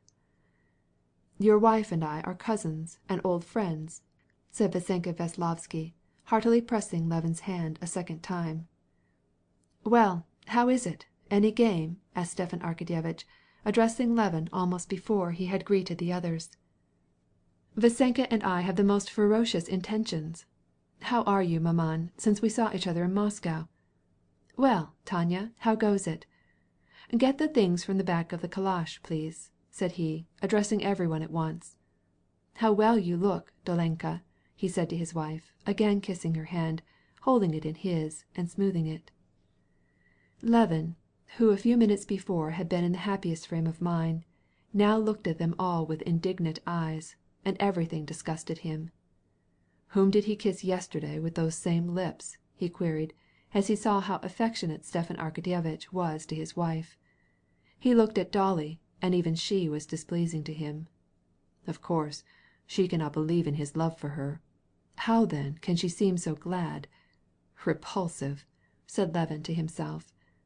He looked at the princess, who had seemed to him so charming a moment before, and her manner of receiving this Veslovsky and his ribbons, as if she were at home there, displeased him.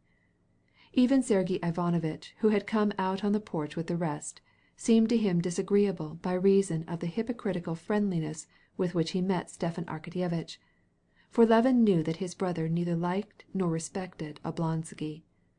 And Varenka disgusted him, because she, with her Saint Nitouche look, nevertheless met this stranger as if she thought only what sort of husband he would make for her.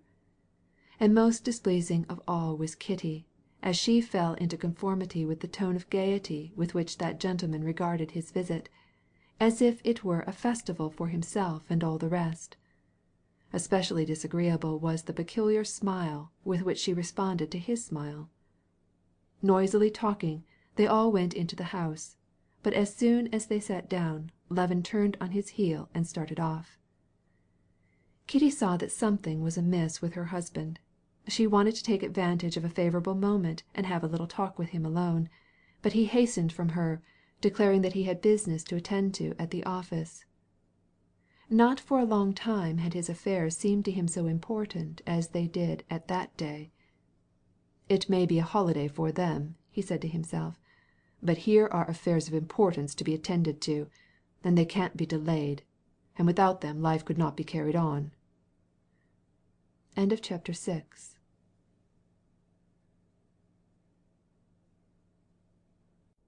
Part 6, Chapter 7 of Anna Karenina by Leo Tolstoy, translated by Nathan Haskell Doyle. Only when they had sent to tell him supper was ready did Levin go back to the house again. On the stairway Kitty and Agafya Mikhailovna were standing holding a consultation over the wines for supper. "But why do you make such a fuss? Give them what you usually do." "No, Stiva doesn't drink. Kostya, wait! What is the matter with you?" exclaimed Kitty, hastening after him, but he, without heeding her, went with long strides into the dining-room, and immediately began to take part in the lively conversation which Vassenka Veslovsky and Stepan Arkadyevitch were enjoying. "What do you say? Shall we go hunting tomorrow?" asked Stepan Arkadyevitch. "Please let us go," said Veslovsky, changing his seat to another chair and doubling his fat leg under him. "I shall be very glad. Yes, we will go. Have you had any hunting this year yet?" asked Levin, looking at Veslovsky's leg, but his cordiality was put on, as Kitty could easily see, and did not become him. "I doubt if we find any woodcock, but snipe are abundant. We shall have to start early. You will not be too tired? Are you tired, Stiva?" "I? Tired? I don't know what it is to be tired. I'm ready to stay up all night. We'll go and take a walk." "Certainly. Let us stay up all night. Capital," said Veslovsky. "Oh, yes. We are agreed on that point, that you can stay up all night and also keep other people awake," said Dolly, in a tone of playful irony which she almost habitually employed in addressing her husband. "In my opinion, I had better be going to bed.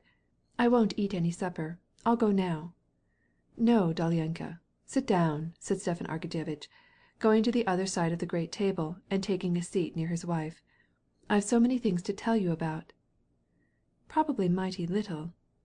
"Do you know, Veslovsky has been at Anna's. She lives only 70 versts away from here. He is going there when he leaves us, and I intend to go too.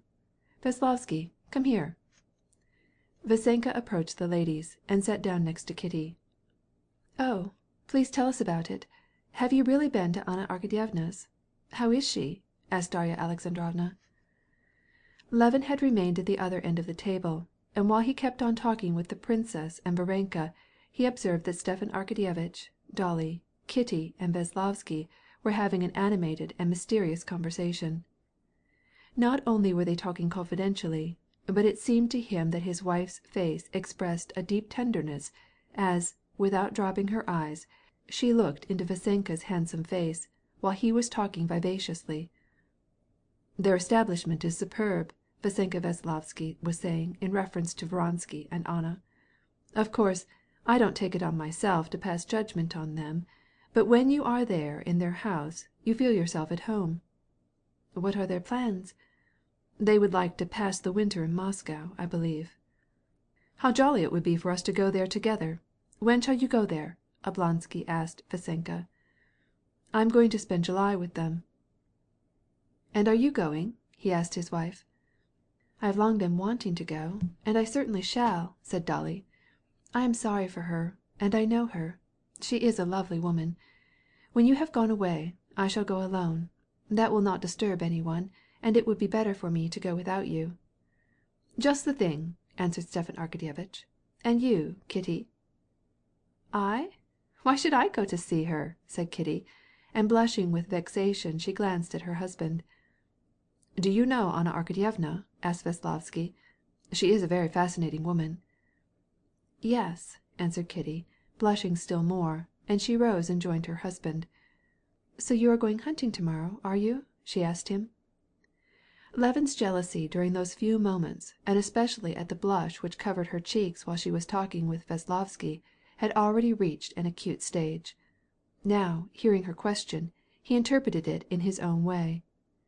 Strange as it was afterward for him to remember this, and now it seemed clear to him that the reason for her asking him if he was going hunting, and for her interest in it, was to know if he would give Vassenka Veslovsky that pleasure, and that proved that she was already in love with him. "Yes, I am thinking of it," he answered, in a voice so unnatural and constrained that he himself was horrified at it. "Well, you had better stay at home tomorrow. Dolly has hardly seen her husband yet. Go day after tomorrow." Levin now translated Kitty's words thus: "Do not separate me from him. You may go, it is all the same to me, but let me enjoy the society of this attractive young man." "Oh, if you desire it, we will stay at home tomorrow," answered Levin, with a special pleasantness. Meantime Vassenka, not suspecting the effect his presence had produced, rose from the table and approached Kitty with an affectionate smile. Levin noticed that smile. He grew pale and for a moment could not get his breath. "How does he dare to look at my wife in that way?" He was boiling. "We are to go hunting tomorrow, are we not?" asked Vassenka, and he sat down in a chair and again doubled one leg under him, as his habit was. Levin's jealousy grew still more intense. Already he saw himself a deceived husband, whom his wife and her lover were plotting to get rid of that they might enjoy each other in peace. Nevertheless, he asked Veslovsky with all friendliness and hospitality about his hunting gear, his guns and boots, and agreed to go the next day. To Levin's happiness, the old princess put an end to his torture by advising Kitty to go to bed. But even this was accompanied by new suffering for Levin. On bidding his hostess good night, Vassenka tried to kiss her hand again. But Kitty, blushing and drawing away her hand, said, with a naïve rudeness for which her mother afterward chided her, "That is not the custom with us." In Levin's eyes she was blameworthy for permitting such liberties with her, and still more so for being so awkward in showing her disapprobation. "Why should you go to bed?" said Oblonsky, who had taken several glasses of wine at dinner, and was in his most genial and poetic mood. "Look, Kitty," said he, pointing to the moon just rising above the lindens. "How lovely! Veslovsky, it is just the time for serenading. You know he has a splendid voice. He and I tried some on the way down. He has brought 2 new ballads with him. He and Varvara might sing to us." After they had all left, Stepan Arkadyevitch and Veslovsky still for a long time walked up and down in the avenue, and their voices could be heard as they practiced singing over the new ballads.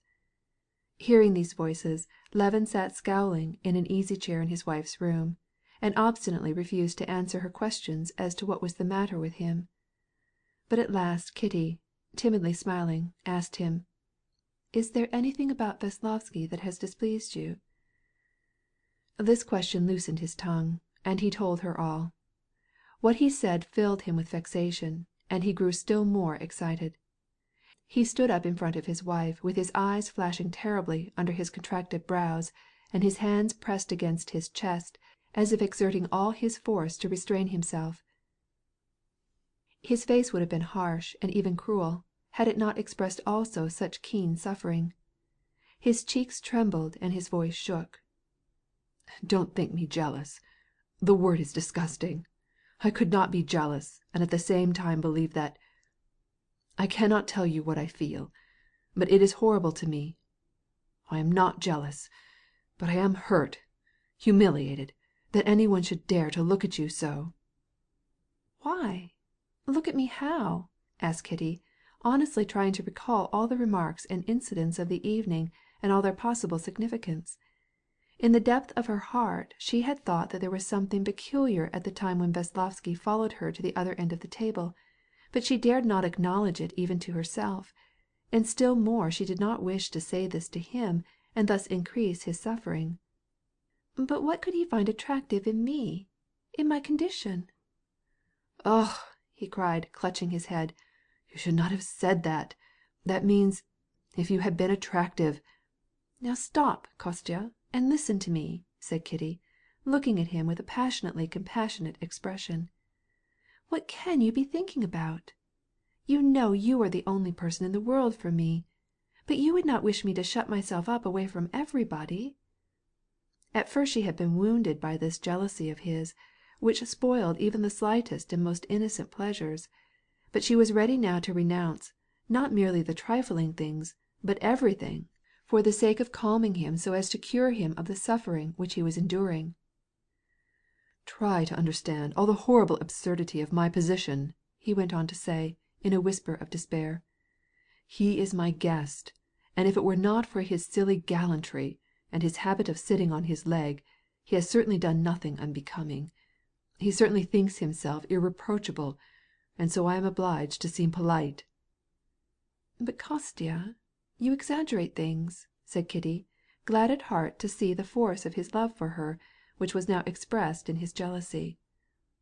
"But more terrible to me than all this is that, when you are an object of worship to me, and we are so happy, so peculiarly happy, this trashy fellow—but why should I call him names? He has done nothing to me.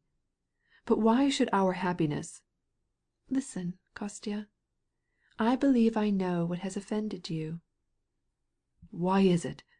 Why is it?" "I saw how you were looking when we were at supper." "Well? Well?" asked Levin excitedly. She told him what they were talking about, and as she recounted it, she sighed with her emotion.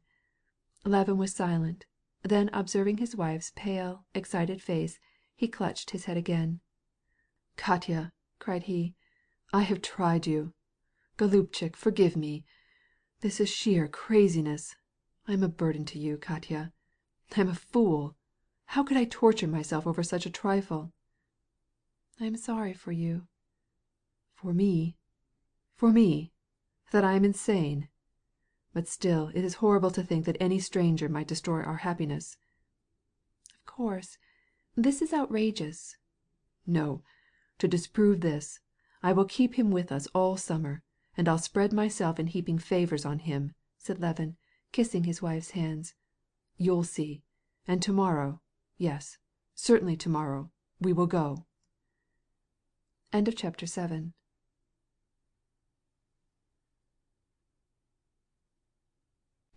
Part 6, Chapter 8 of Anna Karenina by Leo Tolstoy, translated by Nathan Haskell Doyle. The next morning the ladies were not yet up when the hunting traps were waiting at the door, and Laska, who since dawn had realized that hunting was in prospect, and having frisked and barked till she was tired, was sitting up on the katki next to the coachman, looking with excitement and disapprobation at the door at which the huntsmen were so provokingly dilatory in making their appearance. The first to appear was Vassenka Veslovsky, in a green blouse, with a cartridge belt of fragrant Russian leather, shod in new high boots which reached halfway up his thighs, his Scotch cap, with ribbons, on his head, and having an English gun of rather recent style, but without strap or bandolier. Laska sprang toward him and welcomed him, and asked in her way if the others were coming, but, receiving no answer, she returned to her post, and waited with bent head and one ear pricked up. At last the door opened noisily, and let out Crack, the pointer, circling round and leaping into the air, and after him came his master, Stepan Arkadyevitch, with gun in hand and cigar in mouth. "Down, Crack, down!" exclaimed Oblonsky, caressingly to the dog, which leaped up to his breast and caught his paws on his game-pouch. Stepan Arkadyevitch wore pigskin sandals, leggings, torn trousers, and a short overcoat. On his head was the ruin of what had once been a hat, but his gun was of the most modern pattern, and his game-bag, as well as his cartridge-box, though worn, were of the finest quality. Vasenka Veslavsky had never before realized the fact that the height of elegance for a huntsman is to be in rags, but to have the equipment of the finest quality. He understood this now, as he gazed at Stepan Arkadyevitch, whose elegant, well-nurtured, and aristocratic figure was so gaily brilliant, though in rags, and he made up his mind to profit by this example the next time he should go hunting. "Well, where is our host?" asked he. "He has a young wife," said Stepan Arkadyevitch, smiling. "And how charming she is! He must have gone in to see her again, for I saw him all ready to start." Stepan Arkadyevitch was right. Levin had gone back to Kitty to make her say over again that she forgave him for his absurd behavior of the evening before, and to ask her for Christ's sake to be more careful. The most important thing was for her to keep the children at a distance, for they were always likely to run into her. And then he needed once more to receive assurance from her that she would not be angry with him because he was going away for 2 days, and to reiterate his desire that she should infallibly send him a note the next morning by a mounted courier, if it were only 2 words, so that he might know that she was comfortable. Kitty, as always, had regretted the 2 days' separation from her husband, but, as she saw him full of animation, and seeming especially big and strong in his hunting boots and white blouse, and recognized that, to her incomprehensible enthusiasm for hunting, she forgot her own regret in her delight in his happiness, and cheerfully bade him good-bye. "Pardon, gentlemen," cried Levin, hurrying down to the porch. "Has breakfast been put up? Why is the chestnut horse on the off-side? Well, then, it makes no difference. Down, Laska! Charge!" "Put him among the geldings," said he, addressing the cowherd who was waiting for him on the doorsteps with a question about the young ram. "It is my blunder that he's become ugly." Levin jumped down from the katki in which he had already taken his seat, and met a hired carpenter who was just approaching the porch. "Now, yesterday evening you didn't come to my office, and here you are delaying me. Well, what is it?" "You bid me to make a new stairway. 3 steps will have to be added, and we can get all the lumber at once. It would be much more convenient." "You should have listened to me," said Levin in a tone of annoyance. "I said, fix the string boards and then cut in the steps. Now, don't try to mend them. Do as I ordered, make a new one." The matter in question was this. In the wing which was building, the carpenter had spoiled a staircase by framing it separately and not taking the slope into account, so that the steps were all at an angle when it was put into its place. But now the carpenter wanted to add 3 steps and still keep the same framework. It would be much better. "But where would it go, even if you added 3 steps?" "Excuse me," said the carpenter, with a disdainful smile. "It would go up to the same landing. Of course you'd pull it out below," said he, with a persuasive gesture. "It will fit. It will surely fit." "But 3 steps add to the length of it. How would that improve it?" After an idle argument in which the carpenter kept obstinately repeating the same words, Levin took his ramrod and proceeded to outline the plan of the staircase in the dust. "Now do you see?" "As you command," said the carpenter, with a sudden light flashing into his eyes, and evidently at last comprehending what Levin was driving at. "I see. We shall have to make a new one." "Well, then, do as you were ordered," cried Levin, taking his place in the katki again. "Let us start. Hold the dogs, Philip." Levin, now that he had left behind him all domestic and business cares, felt such a powerful sense of the joy of living, and such expectation that he did not care to talk. Moreover, he experienced that sense of concentrated emotion which every huntsman feels as he approaches the field of his activity. If anything occupied him now, it was the question whether they should find anything in the Kolpensky marshes, and how would Laska come out in comparison with Krak, and what sort of luck would he that day enjoy? Should he do himself credit as a huntsman before this stranger? How would Oblonsky shoot? Better than he? Oblonsky was occupied with similar thoughts, and was not talkative. Vasenka Veslovsky was the only voluble one, and now, as Levin listened to him, he reproached himself for his injustice of the previous evening. He was a capital fellow, simple, good-natured, and very gay. If Levin had known him in his bachelor days, he would have become intimate with him. But Levin rather disliked his holiday view of life and a certain free and easy elegance. He seemed to arrogate to himself a marked and indubitable superiority because of his long finger-nails and his little cap and everything else corresponding. But this could be condoned in view of his good nature and irreproachable manners. He pleased Levin because he was well educated and spoke French and English admirably, in fact, was a man of his own walk in life. Vasenka was completely carried away by the Stepnaya Donskaya horse on the left of the three-span. He kept going into raptures over her. How splendid it would be to gallop over the steppe on a steed of the steppe! Isn't that so? He cried. He imagined that galloping over the steppe on such a horse was something wild and poetic, with no possibility of disappointment. But his innocence, especially in conjunction with his good looks, his pleasant smile, and his graceful motion, was very captivating. And because he was naturally sympathetic to Levin, or else because Levin, in consequence of his injustice to him the evening before, tried to find all his best qualities, they got on famously. They had gone scarcely 3 versts when Veslovsky suddenly remembered his cigars and pocket-book, and could not tell whether he had lost them or left them on his table.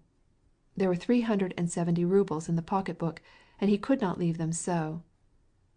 "Do you know, Levin, I could take your Cossack horse and gallop back to the house. It would be elegant."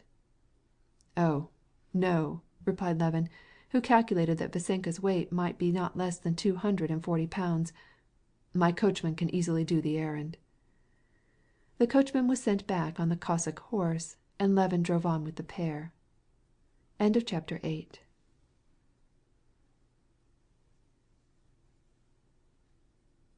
Part 6, Chapter 9 of Anna Karenina by Leo Tolstoy, translated by Nathan Haskell Doyle. "Well, what's our line of march? Give us a good idea of it," said Stepan Arkadyevitch. "This is my plan. We will go first to Gvozdevo. Just this side of Gvozdevo is a snipe marsh, but on the other side of Gvozdevo extend splendid woodcock marshes, and there'll be game there. It's hot now, but towards the cool of the day. It's 20 versts from here. We will try the field. We will spend the night there, and then tomorrow we will strike into the great marshes." "But isn't there anything on the way?" "Yes, but it would delay us, and it's too hot. There are 2 splendid little places, but it is hardly worth while." It was Levin's intention to attack these places, but as they were near home, he could go there at any time, and as they were small, he thought that 3 hunters were too many. Therefore, he prevaricated when he said that it was hardly worth while. When they came up to the little marsh, Levin was proposing to drive by, but Stepan Arkadyevitch, with the experienced eye of a huntsman, immediately saw the water-soaked ground which was visible from the road. "Shan't we try that?" he asked, pointing to the marsh. "Levin, please stop! How splendid!" Vasenka Veslovsky began to beg, and Levin could not well refuse. Before they had fairly stopped, the dogs in eager emulation darted into the marsh. "Krak! Laska!" The dogs turned back.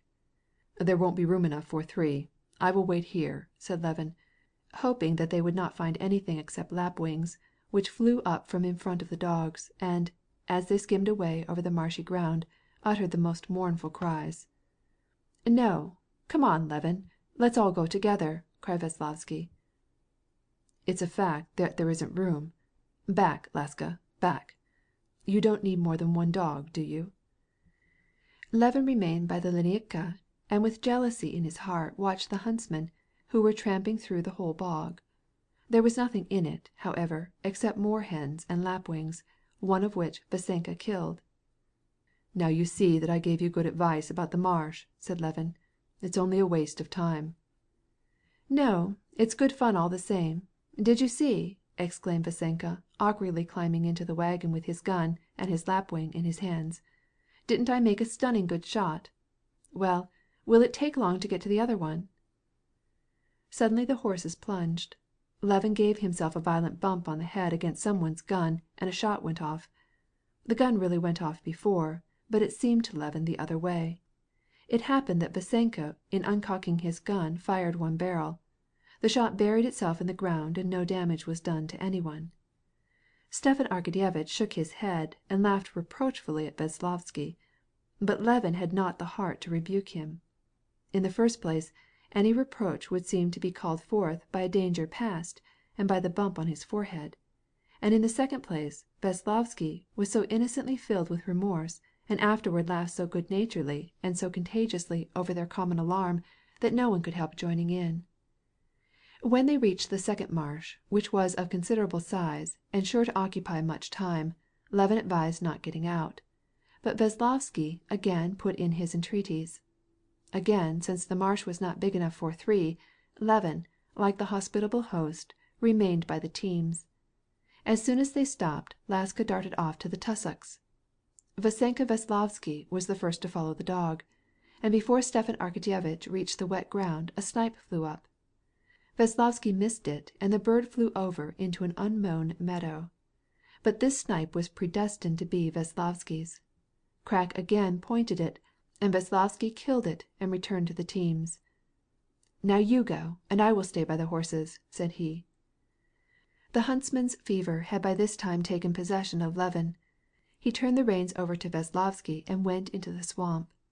Laska, who had been for some time pitifully whining and complaining at the inequality of fate, darted toward the tussock-filled bog which Levin knew so well, and to which Krak had not yet found his way. "Why don't you hold her back?" cried Stepan Arkadyevitch.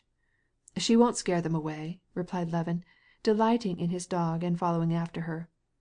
As Laska went forward, the nearer she came to the tussocks, the greater grew her gravity. A little marsh bird, only for a second distracted her attention. She made one sweep around the tussocks, then began a second, but suddenly trembled and stood stock still. "Come, Stiva, come!" cried Levin, feeling how his heart was beginning to throb, and how, suddenly as if some bolt had slipped in his ears, all sounds losing their sense of proportion, disconnectedly but distinctly began to come to him. He heard Stepan Arkadyevitch's steps, distinguishing them from the distant stamping of the horses.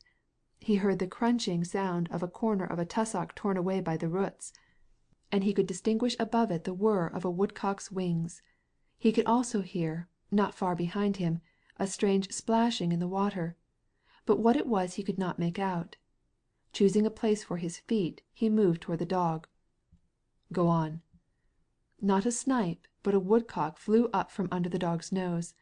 Levin raised his gun, but at the instant he aimed the same noise of splashing in the water grew louder and nearer, and together with it Veslovsky's voice loudly shouting something. Levin saw that he was aiming too far behind the woodcock, but still he fired. Turning round to discover what made the noise, Levin saw that the horses attached to the katki were no longer in the road, but were in the swamp. Veslovsky, desirous of watching the shooting, had driven down to the swamp and had entangled the horses. "The devil take him!" said Levin to himself, turning back to the entangled horses. "Why did you drive in so far?" he asked dryly, and summoning the coachman, he began to disengage the horses. Levin was vexed because they had caused him to miss his shot, but still more so because neither Stepan Arkadyevitch nor Veslovsky would help him to unharness and get out the team. But the reason for this was that they had not the slightest comprehension of the art of harnessing. Not vouchsafing Vasenka a single word in answer to his assurance that where he stood it was perfectly dry, Levin silently worked with the coachman to unhitch the horses.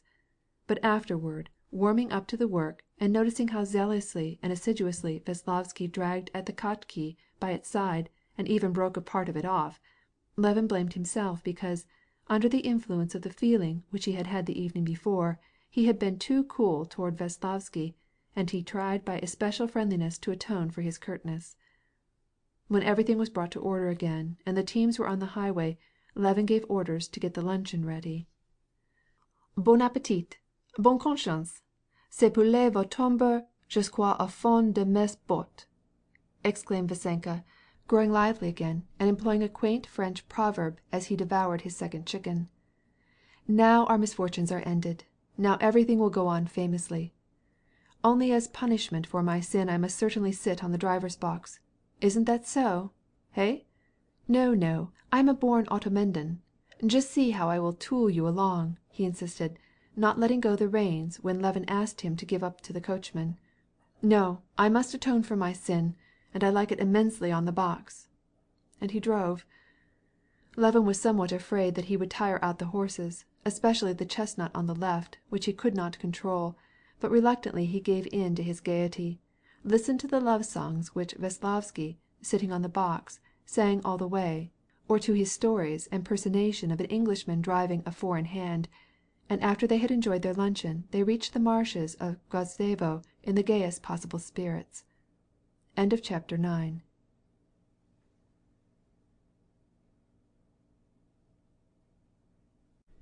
Part 6, Chapter 10 of Anna Karenina by Leo Tolstoy, translated by Nathan Haskell Doyle. Vassenka drove the horses so furiously that they reached the marshes too early, and it was still hot. On reaching the important marsh, the real goal of their journey, Levin could not help wondering how he might rid himself of Vassenka and so get along without impediment. Stepan Arkadyevitch had evidently the same desire, and Levin could read in his face that expression of anxiety which a genuine huntsman always betrays before he goes out on the chase. He also detected a certain good-natured slyness characteristic of him. "How shall we go in? I can see the marsh is excellent, and there are the hawks," said Stepan Arkadyevitch, pointing to two big birds circling over the tall grass. "Where hawks are there is sure to be game." "Well, do you see, gentlemen," said Levin with a rather gloomy expression, pulling up his boots and contemplating the caps on his fowling-piece. "Do you see that tall grass?" He pointed to an islet, shading into a black green in the midst of the wet meadow, which, already half mown, extended along the right bank of the river. "The marsh begins directly in front of you, where it is so green. From there it extends to the right, where those horses are going. There are the tussocks, and you will find snipe there, and so on around this high grass, clear up to the alders and the mill itself. That direction, you see where the ground is overflowed, that is the best place. I've killed as many as 17 woodcock there. We will separate with the two dogs in different directions, and then we will meet at the mill."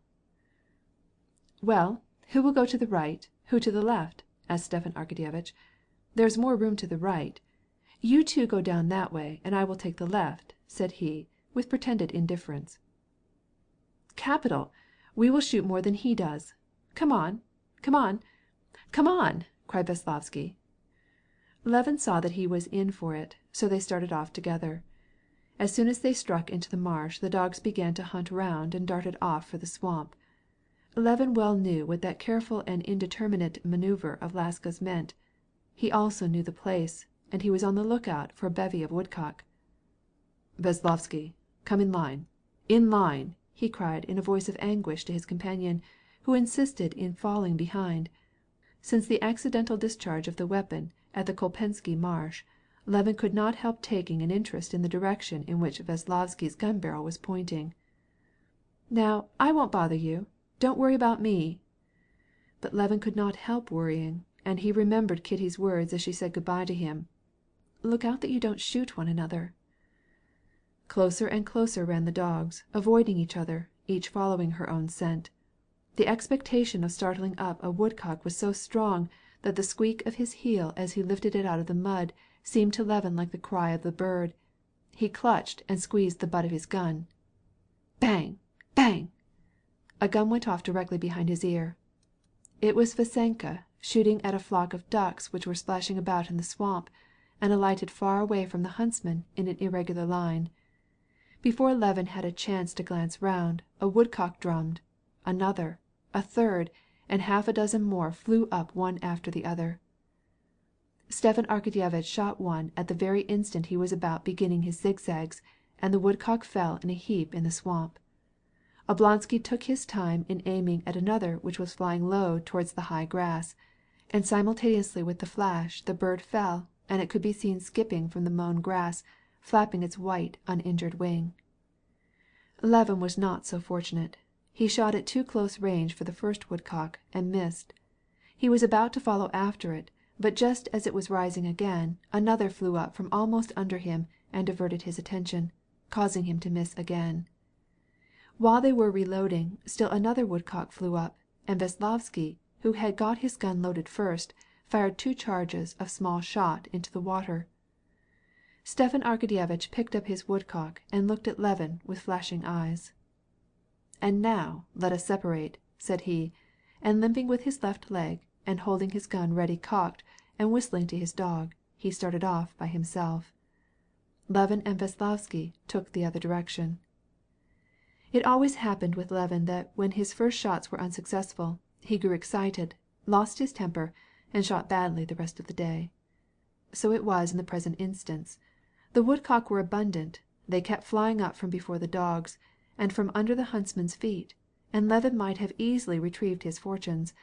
But the longer he hunted, the more he disgraced himself before Veslovsky, who kept merrily firing recklessly, never killing anything, and never in the slightest degree abashed at his ill luck. Levin moved forward hotly, growing more and more excited, and finally he came not to have much hope of bringing down his game. Laska seemed to understand this state of things. She began to follow the scent more lazily, and looked at the huntsman with almost an air of doubt and reproach. Shot followed shot. The gunpowder smoke hung round the sportsman, but in the great wide meshes of the hunting bag lay only 3 light little woodcock, and of those one was killed by Veslovsky, and one of them they both brought down. Meanwhile, on the other side of the swamp, Stepan Arkadyevitch's shots were heard, not very frequently, but, as it seemed to Levin, very significantly, and at almost each one he would hear him cry, "Crack! Crack! Apporte!" This still more excited Levin. The woodcock kept flying up into the air over the high grass. The drumming on the ground and the cries of the birds in the air continued incessantly on all sides, and the woodcock, which flew up before them and swept through the air, kept settling down again in front of the huntsman. Now instead of 2 hawks, there were dozens of them screaming over the marsh. After they had shot over the larger half of the swamp, Levin and Veslovsky directed their steps to a place where there were alternating strips of meadowland which the peasants were accustomed to mow. Half of these strips had already been mown. Although there was less hope of finding game where the grass was tall than where it had been cut, Levin had agreed with Stepan Arkadyevitch to join him there, and so he proceeded with his companion across the mown and unmown strips. "Hi, sportsman!" called a muzhik, who with several others were sitting around an unharnessed cart. "Come and have a bite with us. We'll give you some wine." Levin looked round. "Come on, we've got plenty," shouted a jolly bearded muzhik with a red face, displaying his white teeth and holding up a green bottle which glittered in the sun. "Qu'est-ce qu'il descend?" asked Veslovsky. "They invite us to drink some vodka with them. They have probably just finished their meadows. I'd go if I were you," said Levin, not without craftiness, for he hoped that Veslovsky would be tempted by the vodka and would go for it. "Why should they treat us?" "Oh, they're probably having a jollification. Really, you had better go, and it will interest you." "Allons, c'est curieux." "Go ahead, you will find the road to the mill," cried Levin, and looking round he saw to his delight that Veslovsky, stooping over and dragging one leg after the other, and carrying his musket on his outstretched arm, was making his way from the swamp toward the peasants. "You come too," cried the muzhik to Levin. "Don't be afeared, we'll give you a tart."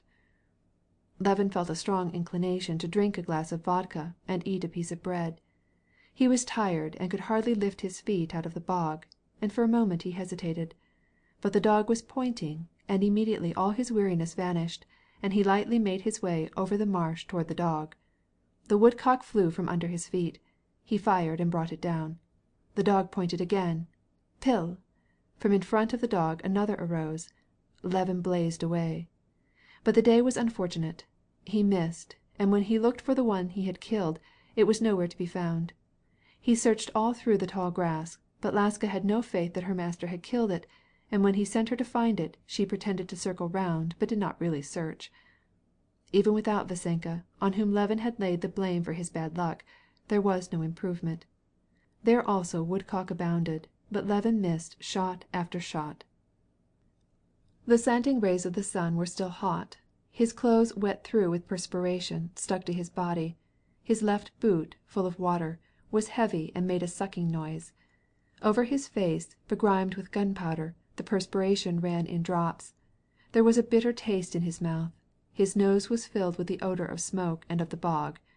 In his ears rang the incessant cries of the woodcock. His gun barrels were so hot that he could not touch them. His heart beat with loud and rapid strokes. His hands trembled with excitement. His weary legs kept stumbling and catching in the roots and tussocks. But still he kept on shooting. At last, having made a disgraceful failure, he threw down his gun and cap. "No, I must get my wits back," he said to himself, and, picking up his gun and cap, he called Laska to heel and quitted the swamp. As he came out on the dry ground, he sat down on a tussock, took off his boots and stockings, poured out the water. Then he went back to the swamp, took a long drink of the boggy-smelling water, soaked his hot gun barrels, and washed his face and hands. After he had cooled off, he again went down to the place where he would find the woodcock, and he made up his mind not to lose his self-control again. He meant to be calm, but it was the same as before. His finger would press the trigger before he had taken fair aim at the bird. Indeed, it went from bad to worse. He had only 5 birds in his game bag when he quitted the marsh and went to the alder wood where he had agreed to meet Stepan Arkadyevitch. Before he caught sight of Stepan Arkadyevitch he saw his dog, Crack, all black with marsh slime, and with an air of triumph as he came leaping out from under the upturned root of an alder and began to snuff at Laska. Then appeared Stepan Arkadyevitch's stately figure in the shade of the alders. He came along, still limping, but with flushed face, all covered with perspiration, and with his collar flung open. "Well, how many is it? Have you killed many?" he cried with a gay smile. "How is it with you?" asked Levin. But there was no need of asking, because he could see his overflowing game bag. "Oh, just a trifle." He had 14 birds. "What a splendid marsh! Veslovsky must have bothered you. 2 can't hunt well with the same dog," said Stepan Arkadyevitch, to soften the effect of his triumph. Chapter 10.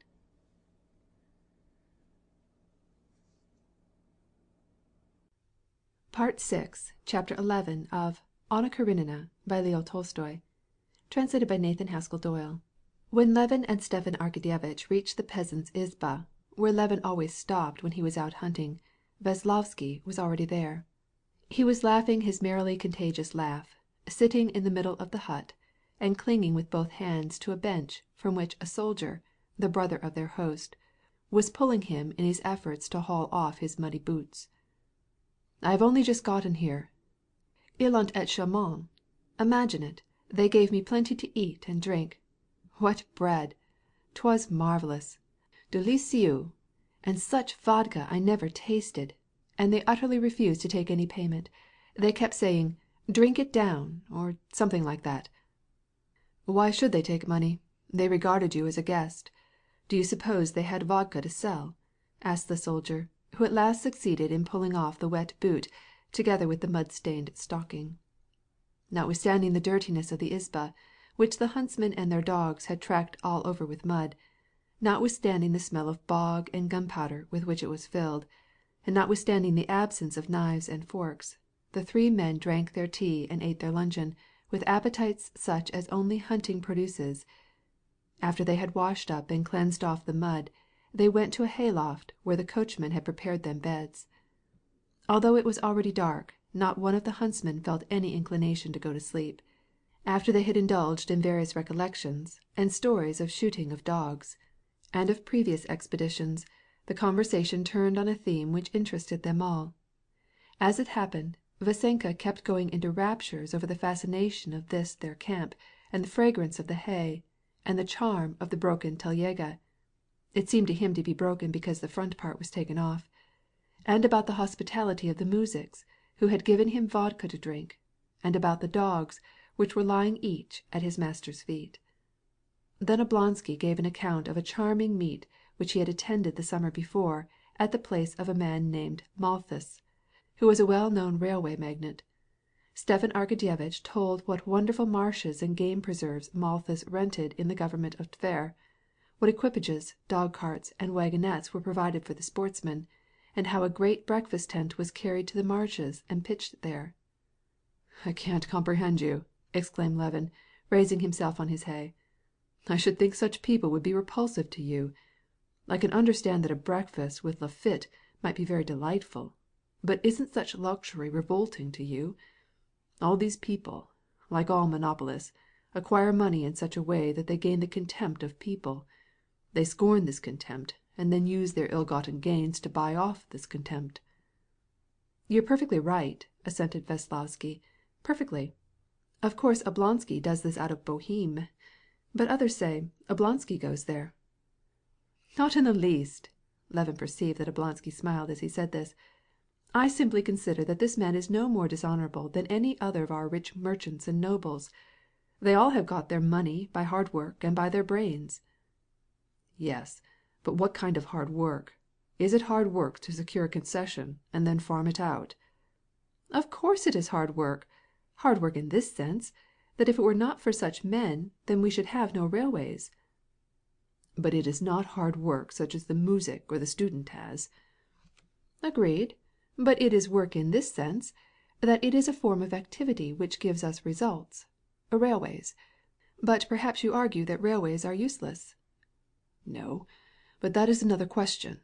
I am willing to acknowledge that they are useful, but all gains that are disproportionate to the amount of labor expended are dishonorable." "But who is to determine the suitability?" "Property acquired by any dishonest way, by craft," said Levin, feeling that he could not very well make the distinction between honorable and dishonorable. "For example, the money made by stock gambling," he went on to say. "That is bad, and so are the gains made by fortunes acquired without labor, as it used to be with the speculators in monopolies. Only the form has been changed. Le roi est mort, vive le roi. We had only just done away with brandy farming when the railways and stock gambling came in. It is all money acquired without work." "Yes, that may be very wise and ingenious reasoning. Lie down, Krak," cried Stepan Arkadyevitch, addressing the dog, which was licking his fur and tossing up the hay. Oblonsky was evidently convinced of the correctness of his theory, and consequently argued calmly and dispassionately. "But you do not make the distinctions clear between honest and dishonest work. Is it dishonest when I receive a higher salary than my head clerk, although he understands the business better than I do?" "I don't know." "Well, I will tell you one thing. What you receive for your work on your estate is, let us say, 5,000 above your expenses. But this muzhik, our host, hard as he works, does not get more than 50 rubles. And this disparity is just as dishonorable as that I receive more than my head clerk, or that Malthus receives more than a railway engineer. On the contrary, it seems to me the hostility shown by society to these men arises from envy." "No, that is unjust," said Veslovsky. "It cannot be envy, and there is something unfair in this state of things." "Excuse me," persisted Levin. "You say it is unfair for me to receive 5,000 while the muzhik gets only 50. You're right. It is unfair. I feel it. But—" "The distinction holds throughout. Why do we eat, drink, hunt, waste our time, while he is for ever and ever at work?" said Vassenka Veslovsky, who was evidently for the first time in his life thinking clearly on this question, and therefore was willing to be frank. "Yes, you feel so, but you don't give your estate up to the muzhik," said Stepan Arkadyevitch, not sorry of a chance to tease Levin. Of late there had arisen between the two brothers-in-law a secretly hostile relationship. Since they had married sisters, a sort of rivalry existed between them as to which of them had the best way of living, and now this hostility expressed itself by the conversation taking a personal turn. "I do not give it up because no one demands this of me, and even if I wanted to, I could not," replied Levin. "Give it to this muzhik. He would not refuse it." "But how could I give it to him? Should I come with him and sign the deed?" "I don't know, but if you are convinced that you have not the right—" "I am not altogether convinced. On the contrary, I feel that I have no right to give it away, that I have certain obligations both to the land and to my family." "No, excuse me.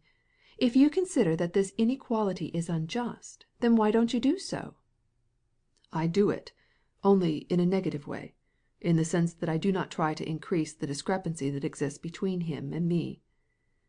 "No, but that is a paradox, if you will allow me to say so." "Yes, that is a sort of sophistical statement," averred Veslovsky.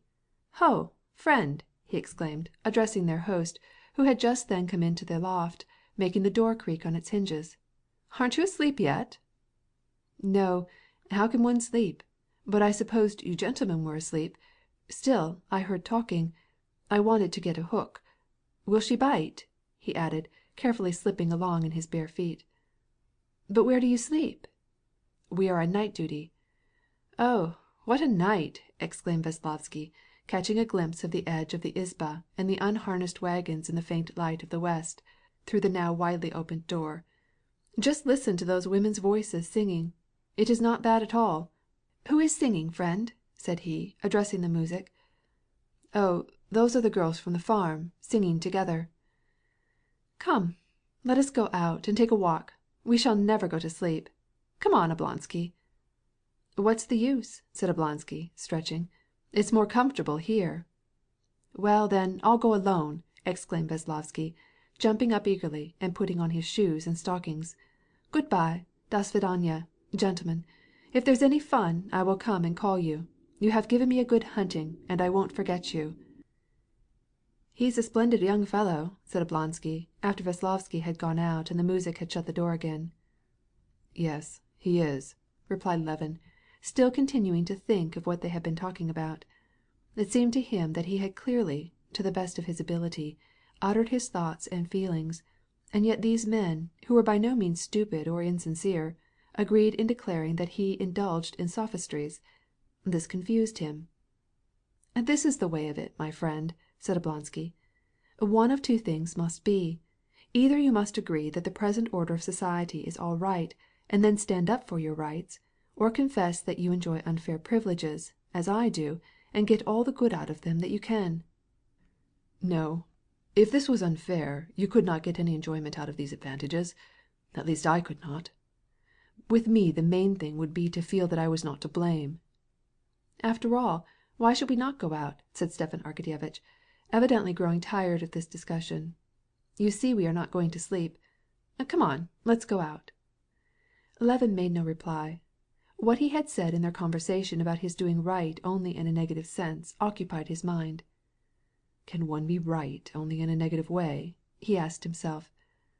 "How strong the odor of the fresh hay is," said Stepan Arkadyevitch as he got up. "It is impossible to go to sleep. Vasenka is hatching some scheme out there. Don't you hear them laughing, and his voice? Won't you come? Come on." "No, I am not going," said Levin. "Is this also from principle?" asked Stepan Arkadyevitch with a smile, as he groped round in the darkness for his cap. "No, not from principle. But why should I go?" "Do you know you are laying up misfortune for yourself?" said Stepan Arkadyevitch, having found his cap and getting up. "Why so?" "Don't I see how you are giving in to your wife? I heard how much importance you attached to the question whether she approved of your going off for a couple of days' hunting. That is very well as an idyll, but it doesn't work for a whole lifetime. A man ought to be independent. He has his own masculine interests. A man must be manly," said Oblonsky, opening the door. "What does that mean? Going and flirting with the farm girls?" asked Levin. "Why not go, if there's fun in it? Ce n'est pas sa conséquence. My wife would not be any the worse off for it, and it affords me amusement. The main thing is the sanctity of the home. There should not be any trouble at home. But there is no need of a man's tying his hands." "Perhaps not," said Levin dryly, and he turned over on his side. "Tomorrow I must start early, and I shan't wake anyone, and I shall start at daybreak." "Messieurs, venez vite," called Vasenka, returning. "Charmante! I have discovered her, charmante, a perfect Gretchen, and she and I have already scraped acquaintances. Truly she is mighty pretty," he cried, with such an expression of satisfaction that any one would think that she had been made for his especial benefit, and that he was satisfied with the work of the one who had prepared her for him. Levin pretended to be asleep, but Oblonsky, putting on his slippers and lighting a cigar, left the barn, and soon their voices died away. It was long before Levin could go to sleep.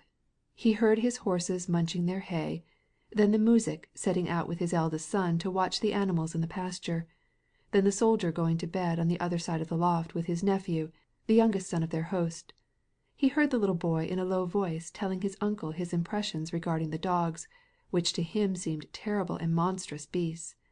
Then the boy asking what those dogs caught, and the soldier in a hoarse and sleepy voice telling him that the next day the huntsmen would go into the swamp and would fire off their guns. And then, the boy still continuing to ply him with questions, the soldier hushed him, saying, "Go to sleep, Vaska, go to sleep, and you will see." And soon the man began to snore, and all became quiet. All that was heard was the neighing of the horses and the cries of the woodcock. "Why is this simply revolting?" he asked himself. "Well, what is to be done? It is not my fault." And he began to think of the morrow. "Tomorrow I will start early in the morning, and I will take it on myself not to get excited. I will bring down some woodcock, and there are plenty of snipe. And when I get back, there'll be a letter from Kitty. Yes, perhaps Stiva is right.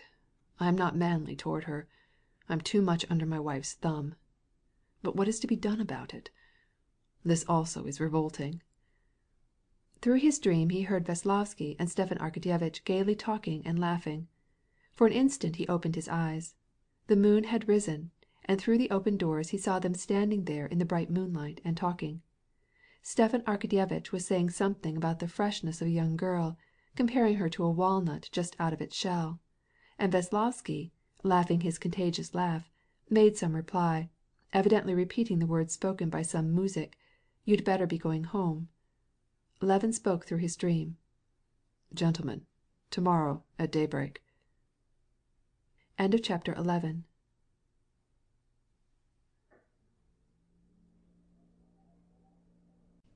Part 6, Chapter 12 of Anna Karenina by Leo Tolstoy, translated by Nathan Haskell Doyle. Waking at earliest dawn, Levin tried to wake his companions. Vasenka, lying on his stomach with one leg in a stocking, was sleeping so soundly that it was impossible to get any reply from him. Oblonsky, only half awake, refused to start out so early. And even Laska, sleeping curled up in a round ball at the edge of the hay, got up reluctantly and lazily stretched out and straightened her hind legs, one after the other. Levin, putting on his boots, took his gun and cautiously opening the creaking door of the shed, went outdoors. The coachmen were sleeping near the wagons. The horses were dozing. Only one sheep was drowsily eating with its nose in the trough. It was still gray in the yard. "You are up early, aren't you, my dear?" said the old peasant woman, the mistress of the house, coming out from the izba and addressing him in a friendly way, like an old acquaintance. "Yes, I'm going out shooting, auntie. Can I go this way to the swamp?" "Directly behind the barns. Follow the footpath, along by the hemp field." Stepping cautiously with her bare sunburnt feet, the old woman accompanied Levin as far as the fence back of the barn. "Go straight on, and you'll come to the swamp. Our boys went there last evening." Laska ran merrily ahead along the footpath. Levin followed her with swift, light steps, constantly watching the sky. He had an idea that he would reach the swamp before the sun would be up. But the sun did not loiter. The moon, which had been shining brightly when he first came out, was now growing pallid like a lump of quicksilver. The morning star, which before was most conspicuous, now almost defied detection. Certain spots before almost indistinguishable on the distant field were now becoming plainly visible. These were heaps of rye. The dew, though it could not be seen in the absence of the sunlight, was so dense on the fragrant tall hemp from which the seed had already been gathered that it wet Levin's legs and blouse above his belt. In the transparent stillness of the morning the slightest sounds were audible. A bee, humming like a bullet, whizzed by Levin's ear. He looked around and discovered a second, and yet a third. They were coming from the hives and were flying over the hemp field and disappearing in the direction of the swamp. The footpath led directly into the marsh, which could be detected by the mists rising over it, here denser, there thinner, so that clumps of grass and cytisus bushes looked like little islands emerging from them. Peasant boys and men who had been on night duty were scattered about on the edge of the swamp and along the roadside, and all of them were sleeping wrapped up in their kaftans. At a little distance from them 3 horses were moving about unfastened. One of them carried clinking chains. Laska ran along by her master's side, eager to dash ahead, and with her eyes on everything. After they had passed the sleeping muzhiks and had reached the first swampy places, Levin examined the priming of his gun and let the dog go. One of the horses, a fat chestnut 3-year-old, seeing Laska, shied and, lifting his tail, whinnied. The 2 other horses were also startled, and dashed through the water and galloped out of the swamp. As they pulled their hoofs out of the soft, sticky mud, they made a noise like smacking. Laska paused, looking with her amused eyes at the horses, and seemed to ask her master what she should do. Levin caressed her and gave a whistle as a signal that she might begin her work. Laska, joyous and full of importance, darted on over the soil of the marsh, which quaked under her weight. As soon as she got fairly into the bog, Laska instantly distinguished amid all the well-known odors of roots and swamp grass, and the mud and the droppings of the horses, the scent of the bird perceptible through the whole place, the penetrating bird odor which more than anything else excited her. Wherever there was moss or sage bushes, this odor was peculiarly strong, but it was impossible to make out in which direction it increased or diminished in strength. In order to get her bearings, the dog had to bear to the lee of the wind. Unconscious of any effort in moving her legs, Laska, in an eager gallop, yet so restrained that she was able to stop at a bound, if anything of consequence presented itself, dashed toward the right, away from the breeze which was now beginning to blow freshly from the east. Snuffing the air with her widespread nostrils, she suddenly became conscious that she was no longer following a trail, but was on the game itself, not one bird alone, but many. Laska slackened her speed. The birds were there, but she could not as yet determine exactly where. In order to find the exact spot, she began another circle, when suddenly the voice of her master called her back. "Here, Laska!" he cried, directing her to the other side. She paused as if to ask him if she had not better keep on as she had begun, but he repeated his command in a stern voice, sending her to a tussock-covered place, overwhelmed with water, where there could not possibly be anything. She heard him, and, pretending to obey him, so as to satisfy him, ran hastily over the spot indicated, and then returned to the place which had attracted her before, and instantly perceived them again. Now that he no longer bothered her, she knew exactly what to do, and without looking where she was going, stumbling over tussocks to her great indignation and falling into the water, but quickly extricating herself with her strong agile legs, she began to circle round so as to get her exact bearings. The scent of the birds kept growing stronger and stronger, more and more distinct, and suddenly it became perfectly evident to her that one of them was there, just behind a certain tussock, not 5 steps in front of her, and she stopped and trembled all over. Her legs were so short that she could not see anything, but she knew by the scent that the bird was sitting there not 5 steps distant from her. She pointed, growing each instant more certain of her game and full of joy in the anticipation. Her tail stuck straight out and only the end of it quivered. Her mouth was open slightly. Her eyes were cocked up. Indeed, one ear had been all the time pricked up as she ran, and she was panting heavily, but cautiously, and looking round still more cautiously, rather with her eyes than with her head, to see if her master was coming. He was coming, leaping from tussock to tussock, and more slowly than usual it seemed to her. His face bore the expression which she knew so well and which was so terrible to her. It seemed to her that he was coming slowly, and yet he was running. Remarking Laska's peculiar method of search as she crouched down close to the ground and took such long strides that her hind legs seemed to rake the ground, and noticing her slightly opened mouth, Levin knew that she was on the track of snipe, and offering a mental prayer to God that he might not miss especially his first shot, he followed the dog. As he came up close to her he looked from his superior height and saw with his eyes what she perceived only with her nose. In a nook between two tussocks, not more than 6 feet away from him, a snipe was sitting. With head raised, it was listening. Then, slightly spreading and closing its wings, and awkwardly wagging its tail, it hid behind its nook. At him! At him! cried Levin, pushing Laska from behind.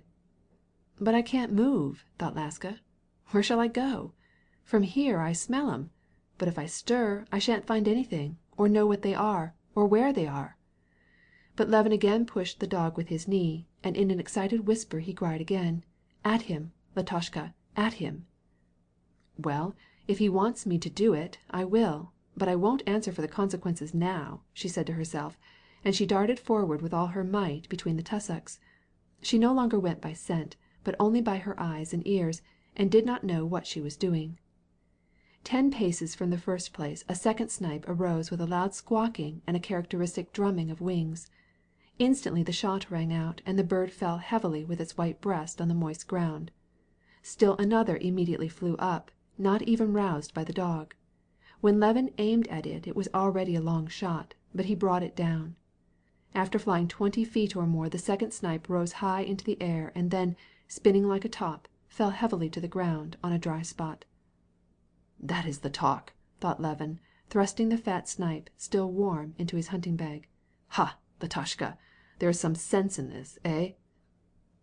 When Levin, having reloaded, went still farther into the swamp, the sun was already up, though it was as yet hidden behind masses of clouds. The moon, which had now lost all its brilliancy, looked like a white cloud against the sky. Not a star was to be seen. The swampy places, which before had been silvered with the dew, were now yellow. The whole swamp was amber. The blue of the grass changed into yellowish green. The marsh birds bustled about among the bushes glittering with dew and casting long shadows along by the brook. A hawk awoke and perched on a hayrick, turning his head from side to side, looking with displeasure at the marsh. The jackdaws flew fieldward, and a barefooted urchin was already starting to drive the horses up to an old man who had been spending the night there, and was now crawling out from under his caftan. The gunpowder smoke lay white as milk along the green grass. One of the peasant children ran down to Levin. There were some ducks here last evening, uncle, he cried, and followed him at a distance. And Levin experienced a feeling of the keenest satisfaction in killing 3 woodcock, one after the other, while the boy was watching him and expressing his approbation. End of chapter 12.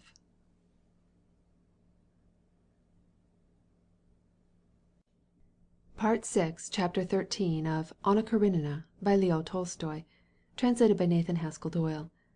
The superstition of hunters, that if the first shot brings down bird or beast, the field will be good, was justified. Tired and hungry, but delighted, Levin returned about 10 o'clock, after a run of 30 versts, having brought down 19 snipe and woodcock and 1 duck, which, for want of room in his game bag, he hung at his belt. His companions had been long up, and after waiting till they were famished, they had eaten breakfast. Hold on, I know there are 19, cried Levin, counting for the second time his woodcock and snipe, with their blood-stained plumage, and their drooping heads, all laid one over the other, so different from what they were on the marsh. The count was verified, and Stepan Arkadyevitch's envy was delightful to Levin. It was also delightful to him, on returning to his lodging, to find there a messenger who had just come from Kitty, bringing him a letter. I am perfectly well and happy, and if you fear lest I shall not be sufficiently cared for, you may be reassured. I have a new bodyguard in the person of Marya Vasylievna. She was a midwife, a new and very important personage in Levin's family. She came over to see me. She thinks I am wonderfully well, and we shall keep her till you get back. We are all well and happy, and if you are enjoying yourself and the hunting is good, you must stay another day. These 2 pleasures, his successful hunt and the letter from his wife, were so great that they effaced from Levin's mind 2 less agreeable incidents. The first was the fact that his fast horse, who had apparently been overworked the evening before, refused to eat and was out of sorts. The coachman said that she was used up. They abused her last evening, Konstantin Dmitrich, said he. The idea! They drove her 10 versts at full speed. The second unpleasantness, which for the first moment put an end to his happy frame of mind, but which afterward caused him no end of amusement, arose from the fact that not a thing was left for him from all the abundant store of provisions which Kitty had put up for them, and which it seemed ought to have lasted them a whole week. As he returned from his long and weary tramp, Levin had indulged his imagination in certain tarts, so that when he entered the izba he actually felt the taste of them in his mouth just as Laska scented the game, and he immediately ordered Philip to serve them to him. It then transpired that not only the tarts, but all the cold chicken had disappeared. "There, talk of appetites!" said Stepan Arkadyevitch, laughing and nodding at Vasenka Veslovsky. "I cannot complain of mine, but this is marvellous." "Well, what shall I do?" cried Levin, glowering at Veslovsky. "Philip, give me some cold beef." "Beef's all gone, and the dogs have got the bones," replied Philip. Levin was so irritated that he could not help exclaiming, "I should think you might have left something for me," and he felt like crying. "Then cook me a woodcock," he said with trembling voice to Philip, trying not to look at Vasenka, "and bring me some milk." But after he drank his milk he was mortified because he had shown his disappointment so plainly and before a stranger, and he began to laugh at himself for his anger. In the afternoon they went out into the fields again, and even Veslovsky shot several birds, and at night they went home. They were as gay on their return as they had been while going. Veslovsky now sang songs, and now told of his adventures with the muzhiks who gave him his vodka and bade him drink it down quick. Then he related his nocturnal experiences with the nuts and the farm girl, and the muzhik who asked him if he was married or not, and who, when he found out that he was not married, said to him, "Well, you better not be running after other folks' women. First of all go home and get a wife for yourself." This advice greatly amused Veslovsky. "Well, on the whole, I'm awfully glad we went. Aren't you, Levin?" "Very glad," replied Levin sincerely, and he was especially happy because he no longer felt that animosity which he had felt at home toward Vasenka Veslovsky. But, on the other hand, he conceived a genuine friendship for him. Chapter 13.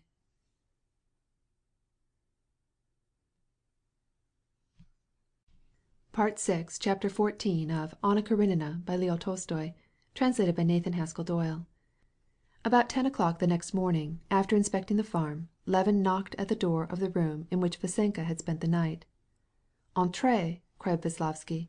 "Excuse me, but I am just finishing my ablutions," he added, with a smile, standing before Levin in his bare skin. "Do not let me disturb you," said Levin, and he sat down by the window. "Did you sleep well?" "Like the dead. Is it a good day for hunting?" "What do you drink, tea or coffee?"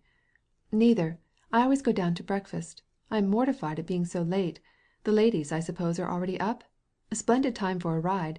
You must show me your horses." After walking around the garden, examining the stable, and performing a few gymnastic exercises together on the parallel bars, Levin and his guest returned to the house and went into the drawing room.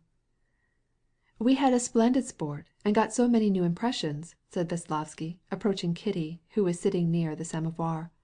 "What a pity that ladies are deprived of this pleasure." "Well, of course he must have something to say to the lady of the house," thought Levin.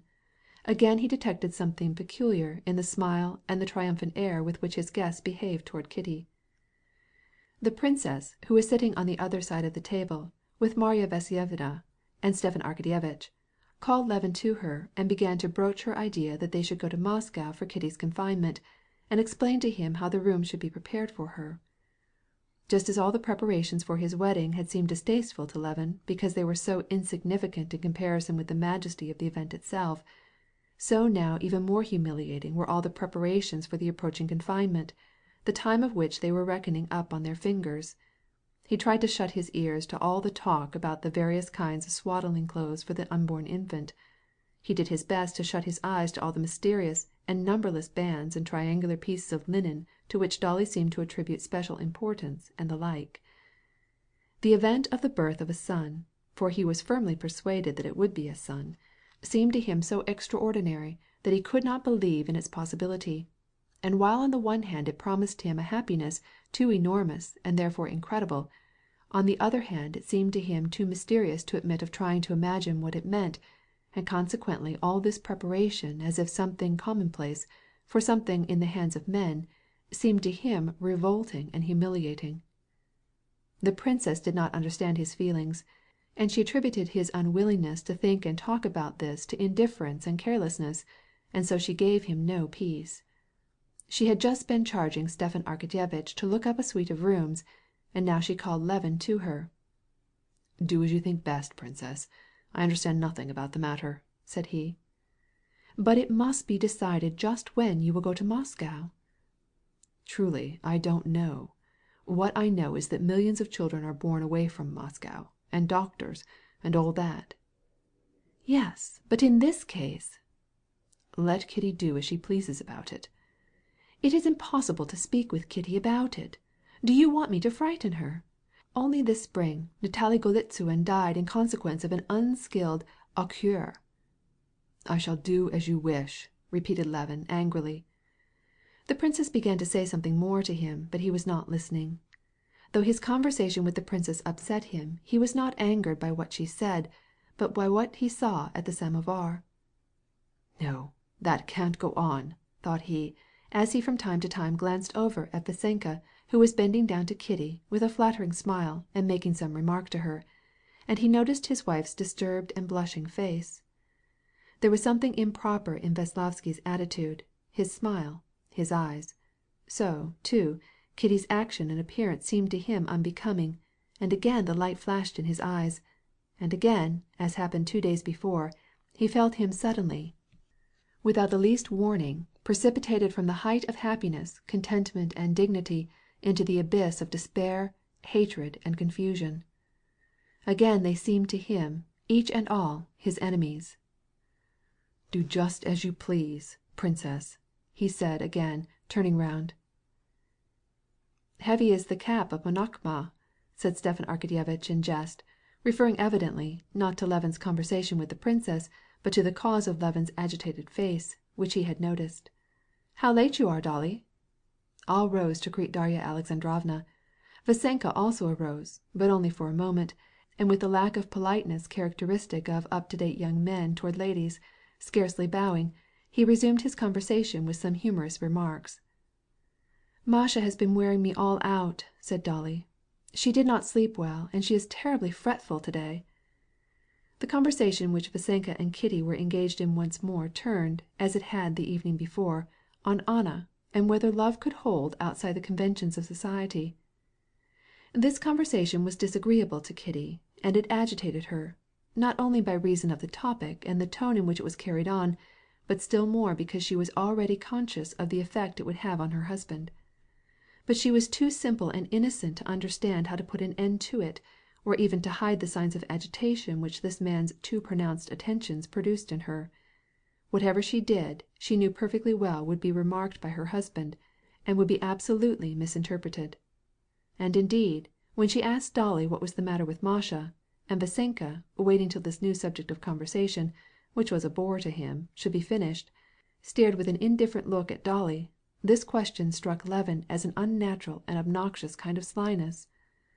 "Well, are we going after mushrooms today?" asked Dolly.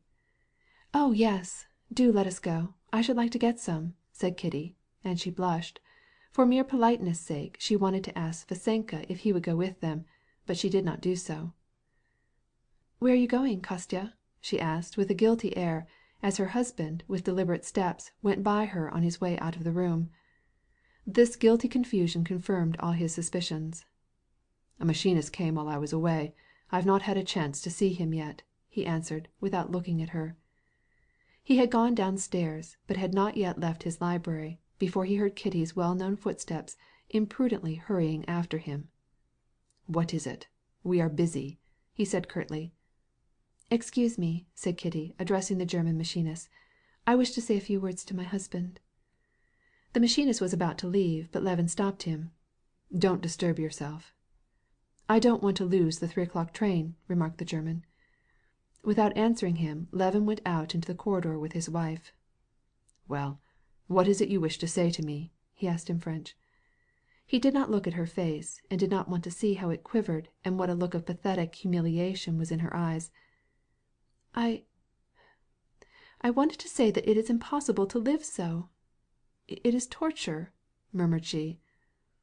"There is some one there at the cupboard," he replied angrily. "Don't make a scene." "Then let us go in here, then." Kitty wanted to go into the next room, but there the English governess was teaching Tanya. "Then let us go into the garden." In the garden they ran across a muzhik who was weeding a path. And now, no longer thinking that the muzhik would see her tearful or his agitated face, not thinking that they were in sight of people, as if running from some unhappiness, they went with swift steps straight on, feeling that they must have a mutual explanation, and find some lonely spot where they could talk, and free themselves from this misery that was oppressing them both. "It is impossible to live so. It is torture. I suffer. You suffer. Why is it?" she said, when at last they reached a bench standing by itself in the corner of the linden alley. "But tell me one thing. Was not his manner indecent, improper, horribly insulting?" he asked, standing in front of her in the same position, with his fist doubled up on his chest, in which he had stood before her 2 days before. "It was," said she, in a trembling voice. "But, Kostya, can't you see that I am not to blame? All this morning I have been trying to act so that...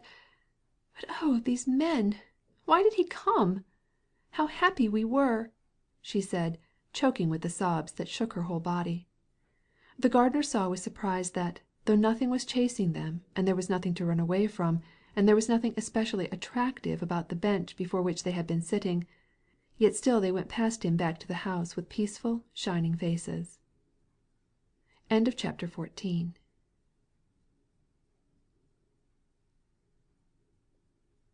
Part 6, Chapter 15 of Anna Karenina by Leo Tolstoy, translated by Nathan Haskell Doyle. As soon as he had taken his wife to her room, Levin went to seek Dolly. Darya Alexandrovna also was in a state of great excitement.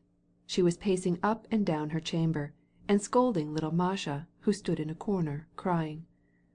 "You shall stay all day in the corner, and eat dinner alone, and you shall not see one of your dolls. And you shall have no new dress," she was saying, though she did not know why she was punishing the child. "This is a naughty little girl," she said to Levin. "Where does she get this abominable disposition?" "Why, what has she done?" asked Levin, rather indifferently, for he was annoyed to find that he had come at the wrong time, when he wished some advice regarding his own affairs. "She and Grisha went into the raspberry bush, and there... But I can't tell you what she did. I'd 1,000 times rather have Miss Eliot. This governess doesn't look after anything. She's a machine. Figurez-vous que la petite." And Darya Alexandrovna related Masha's misdeeds. "There's nothing very bad in that. That doesn't signify a bad disposition. It's only a piece of childish mischief," said Levin soothingly. "But what is the matter with you? You look troubled. What has happened downstairs?" asked Dolly, and by the tone of her questions Levin perceived that it would be easy for him to say what he had in his mind to say. "I haven't been downstairs. I've been quite alone in the garden with Kitty. We have just had a quarrel, the second since... Stiva came." Dolly looked at him with her intelligent, penetrating eyes. "Now tell me, with your hand on your heart," he said, "tell me, was the conduct, not of Kitty, but of this young man, anything else than unpleasant? Not unpleasant, but intolerable, insulting even, to a husband?" "What shall I say to you? Stand in the corner," she said to Masha, who, noticing the scarcely perceptible smile on her mother's face, started to go away. "Society would say that he is only behaving as all young men behave. Il fait la cour une jeune et jolie femme. And her husband, as himself a gentleman of society, should be flattered by it." Yes, said Levin angrily. "But have you noticed it?" "I noticed it, of course, and so did Stiva. Just after tea he said to me, 'Je crois que Veslovsky fait un petit brin de cour à Kitty.' I believe Veslovsky is trying to flirt with Kitty." "Well, that settles it. Now I am calm. I'm going to send him away," said Levin. "What? Are you out of your senses?" cried Dolly, alarmed. "What are you thinking about, Kostya?" she went on with a laugh. You may go now to Fanny," she said to the child. "No, if you like I will speak to Stiva. He will get him to leave. He can say you are expecting company. However, it is not our house." "No, no, I will do it myself." "You will quarrel." "Not at all. I shall find it amusing," said he, with a happier light shining in his eyes. "There, now, Dolly, forgive her.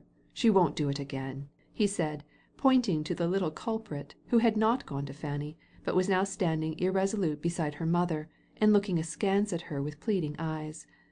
The mother looked at her. The little girl, sobbing, hid her face in her mother's lap, and Dolly laid her thin hand tenderly on her head. "Is there anything in common between us and that fellow?" thought Levin, and he went to find Veslovsky.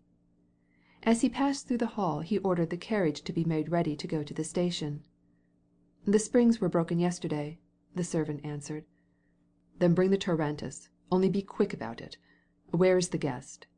"He went to his room."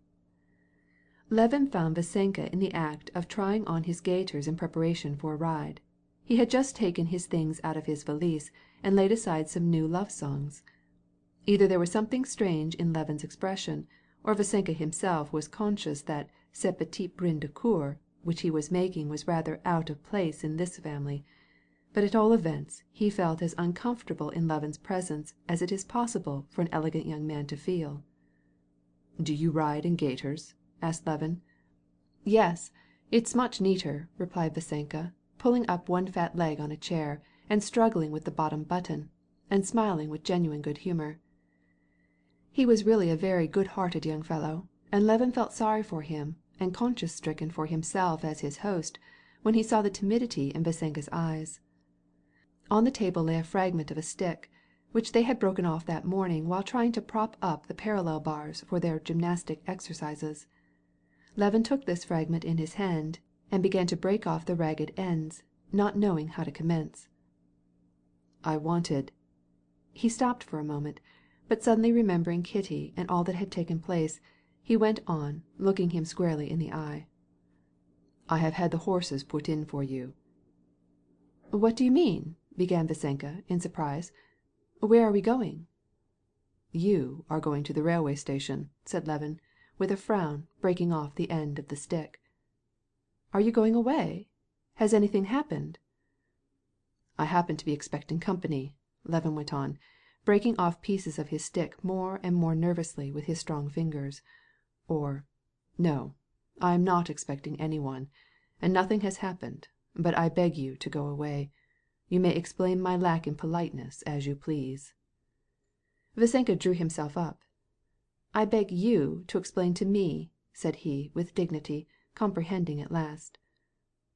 "I cannot explain to you, and you will be wise not to question me," Levin said slowly, trying to remain calm and to check the tremulous motions of his face.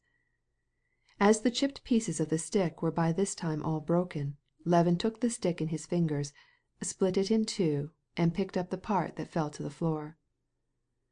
Apparently the sight of those energetic hands, those very muscles which he had seen tested that morning while they were doing their gymnastics, those flashing eyes, and the quivering face, and the subdued sound of his voice impressed Vassenka more than the spoken words.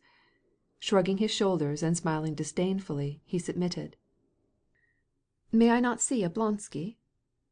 The shrugging of the shoulders and the smile did not annoy Levin. What else could he do? He asked himself. "I will send him to you immediately." "What sense is there in such conduct?" exclaimed Stepan Arkadyevitch when he had learned from his friend that he was to be driven from the house, and finding Levin in the garden, where he was walking up and down waiting for his guest's departure. "Mais c'est ridicule! To be stung by such a fly as that! Mais c'est du dernier ridicule! What difference does it make to you if a young man—" But the spot where the fly had stung Levin was evidently still sensitive, because he turned pale again and cut short the explanations which Stepan Arkadyevitch tried to give. "Please don't take the trouble to defend the young man. I can't help it. I am sorry both for you and for him.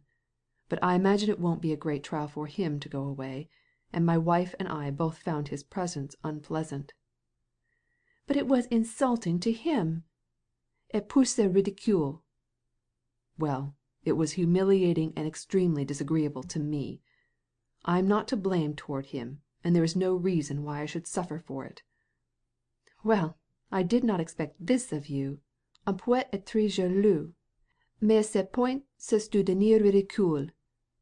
Levin quickly turned away and entered the thick shrubbery by the driveway, and continued to walk up and down the path.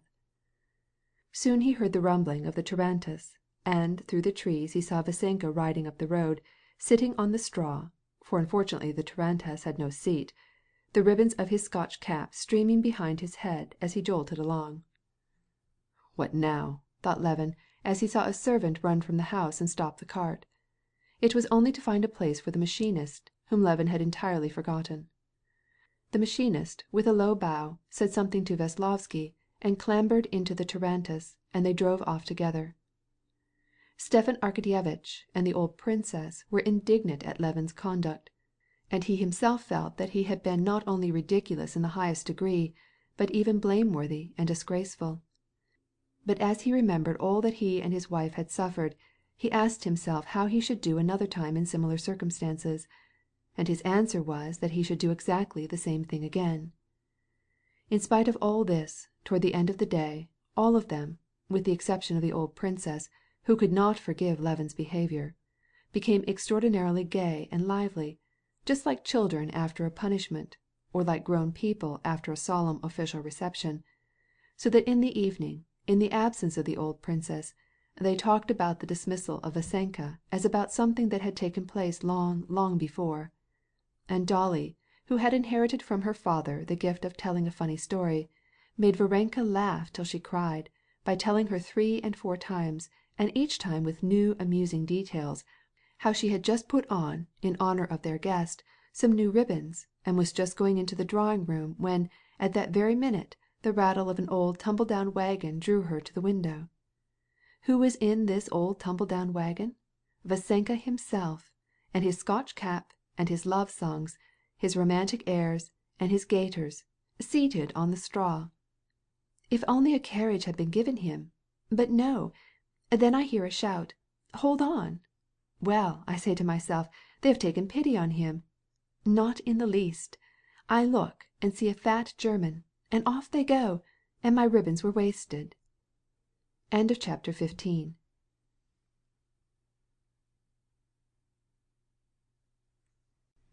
Part 6, Chapter 16 of Anna Karenina by Leo Tolstoy, translated by Nathan Haskell Doyle. Darya Alexandrovna carried out her plan of going to see Anna. She was sorry to offend her sister, or to displease her sister's husband.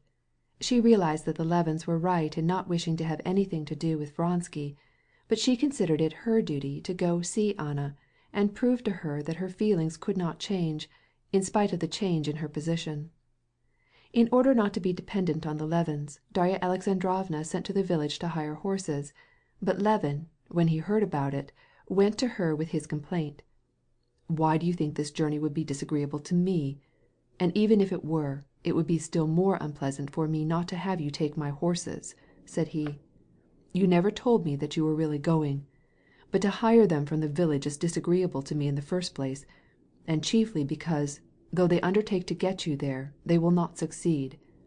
I have horses, and if you don't wish to offend me, you will take mine."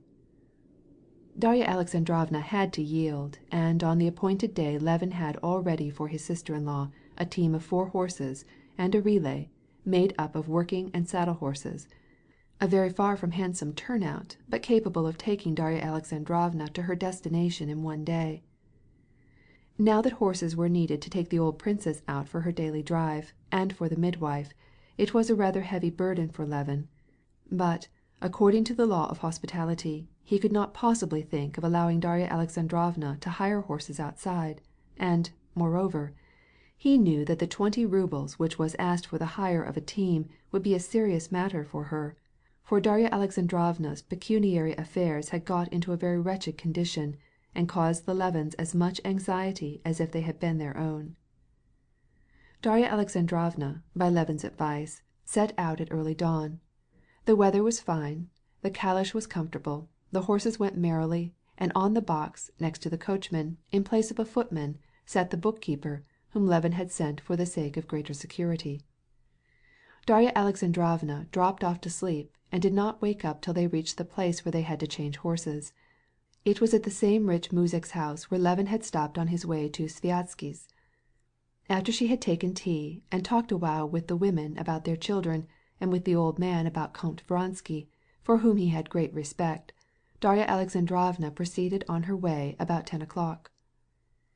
At home, on account of her maternal cares, she never had much time to think.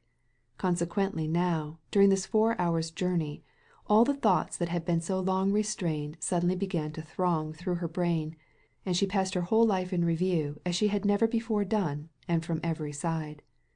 Those thoughts were strange even to herself. First she thought of her children, and began to worry over them, though her mother and her sister, and it was the latter on whom she chiefly relied, had promised to look after them.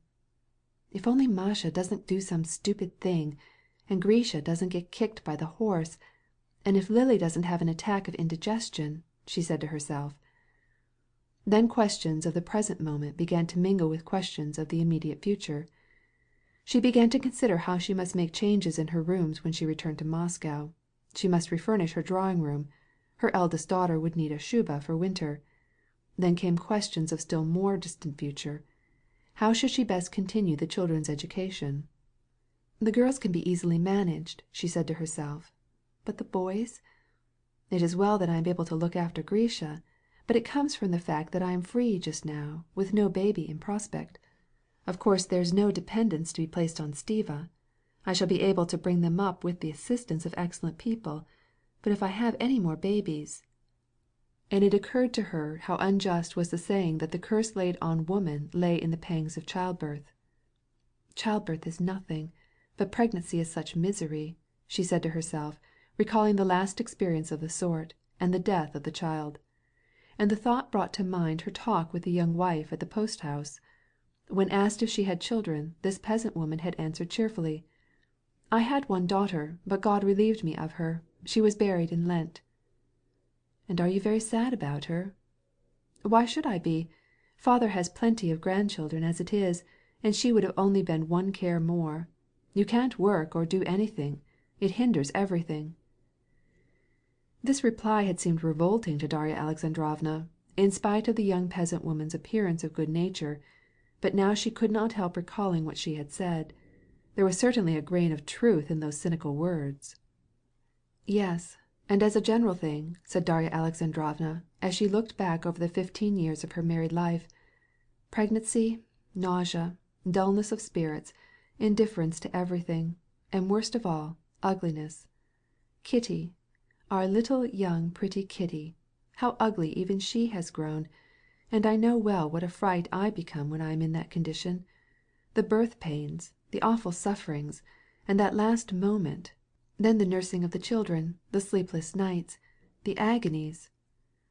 Darya Alexandrovna shuddered at the mere recollection of the agony which with almost every one of her children she had suffered from broken breast. Then the illnesses of the children, that panic of fear, then their education, their evil disposition.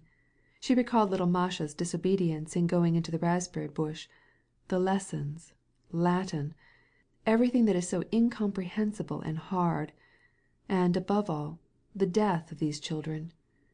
And once more she went over the undying pangs that weighed down her maternal heart in the cruel remembrance of the death of her youngest child, the nursling who died of the croup, and his funeral, and the indifference of other people as they looked at the little pink coffin, and her own heart-rending grief, which none could share, as she looked for the last time on the pallid brow with the clinging curls, and the surprised half-open mouth visible for one instant ere they shut down the cover with its silver gilt cross. And what is all this for? What will be the result of it all? That I never have a moment of rest, spending my days now in bearing children, now in nursing them, forever irritable, complaining, self-tormented, and tormenting others, repulsive to my husband. I shall live on, and my children will grow up wretched, ill-educated, and poor. Even now, if I had not been able to spend the summer with the Levins, I don't know how we should have got along. Of course Kostya and Kitty are so considerate that we can't feel under obligation to them. But this cannot go on so. They will be having children of their own, and then they will not be able to help us any more. Even now their expenses are very heavy. What then? Papa, who has kept almost nothing for himself, won't be able to help us, will he? One thing is perfectly certain. I cannot educate my children unaided, and, if I have to have assistance, it will be humiliating. Well, let us suppose that we have good luck, if no more of the children die and I can manage to educate them. Under the most favourable circumstances, they will at least turn out not to be bad. That is all that I can hope for. And to bring about so much, how much suffering, how much trouble I must go through. My whole life is spoiled." Again she recalled what the young peasant woman had said, and again it was odious to her to remember it, but she could not help agreeing that there was a grain of coarse truth in her words. "Is it much farther, Mihaila?" said Darya Alexandrovna of the bookkeeper, in order to check these painful thoughts. "They say it is 7 versts from this village."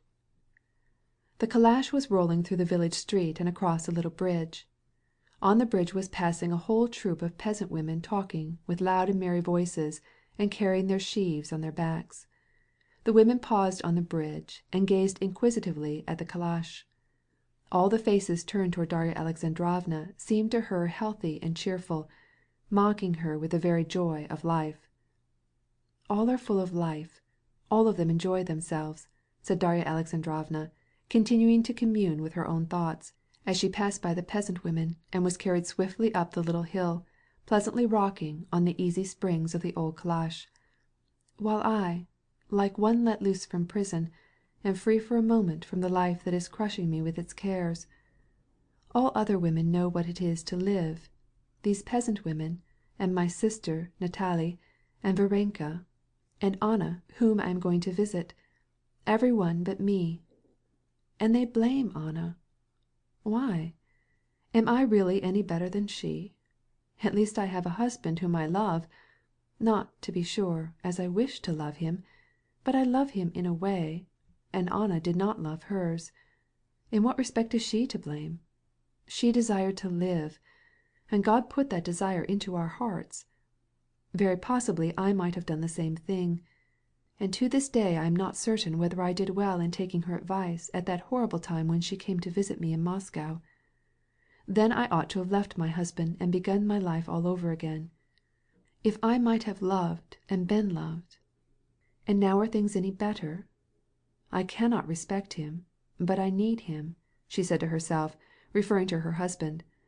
"And so I endure him. Is that any better? At that time I still had the power of pleasing. I had some beauty then," said Darya Alexandrovna, still pursuing her thoughts, and the desire to look at herself in a mirror came over her. She had a small travelling mirror in her bag, and she wanted to take it out, but, as she looked at the backs of the coachman and the swaying bookkeeper, she felt that she should be ashamed of herself if either of them turned round and saw her, and so she did not take out the mirror. But even though she did not look at the mirror, she felt that even now it was not too late, for she remembered Sergey Ivanovitch, who was especially amiable to her, and Stiva's friend, the good Tarotsuin, who had helped her take care of the children during the time of the scarlatina, and had been in love with her. And then there was still another, a very young man, who, as her husband used jestingly to remark, found her prettier than all her sisters. And all sorts of passionate and impossible romances rose before her imagination. "Anna has done perfectly right, and I shall never think of reproaching her.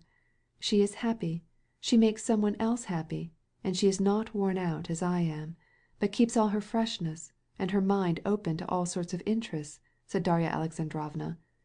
And a roguish smile played over her lips because, as she passed Anna's romantic story in review, she imagined herself simultaneously having almost the same experiences with a sort of collective representation of all the men who had ever been in love with her.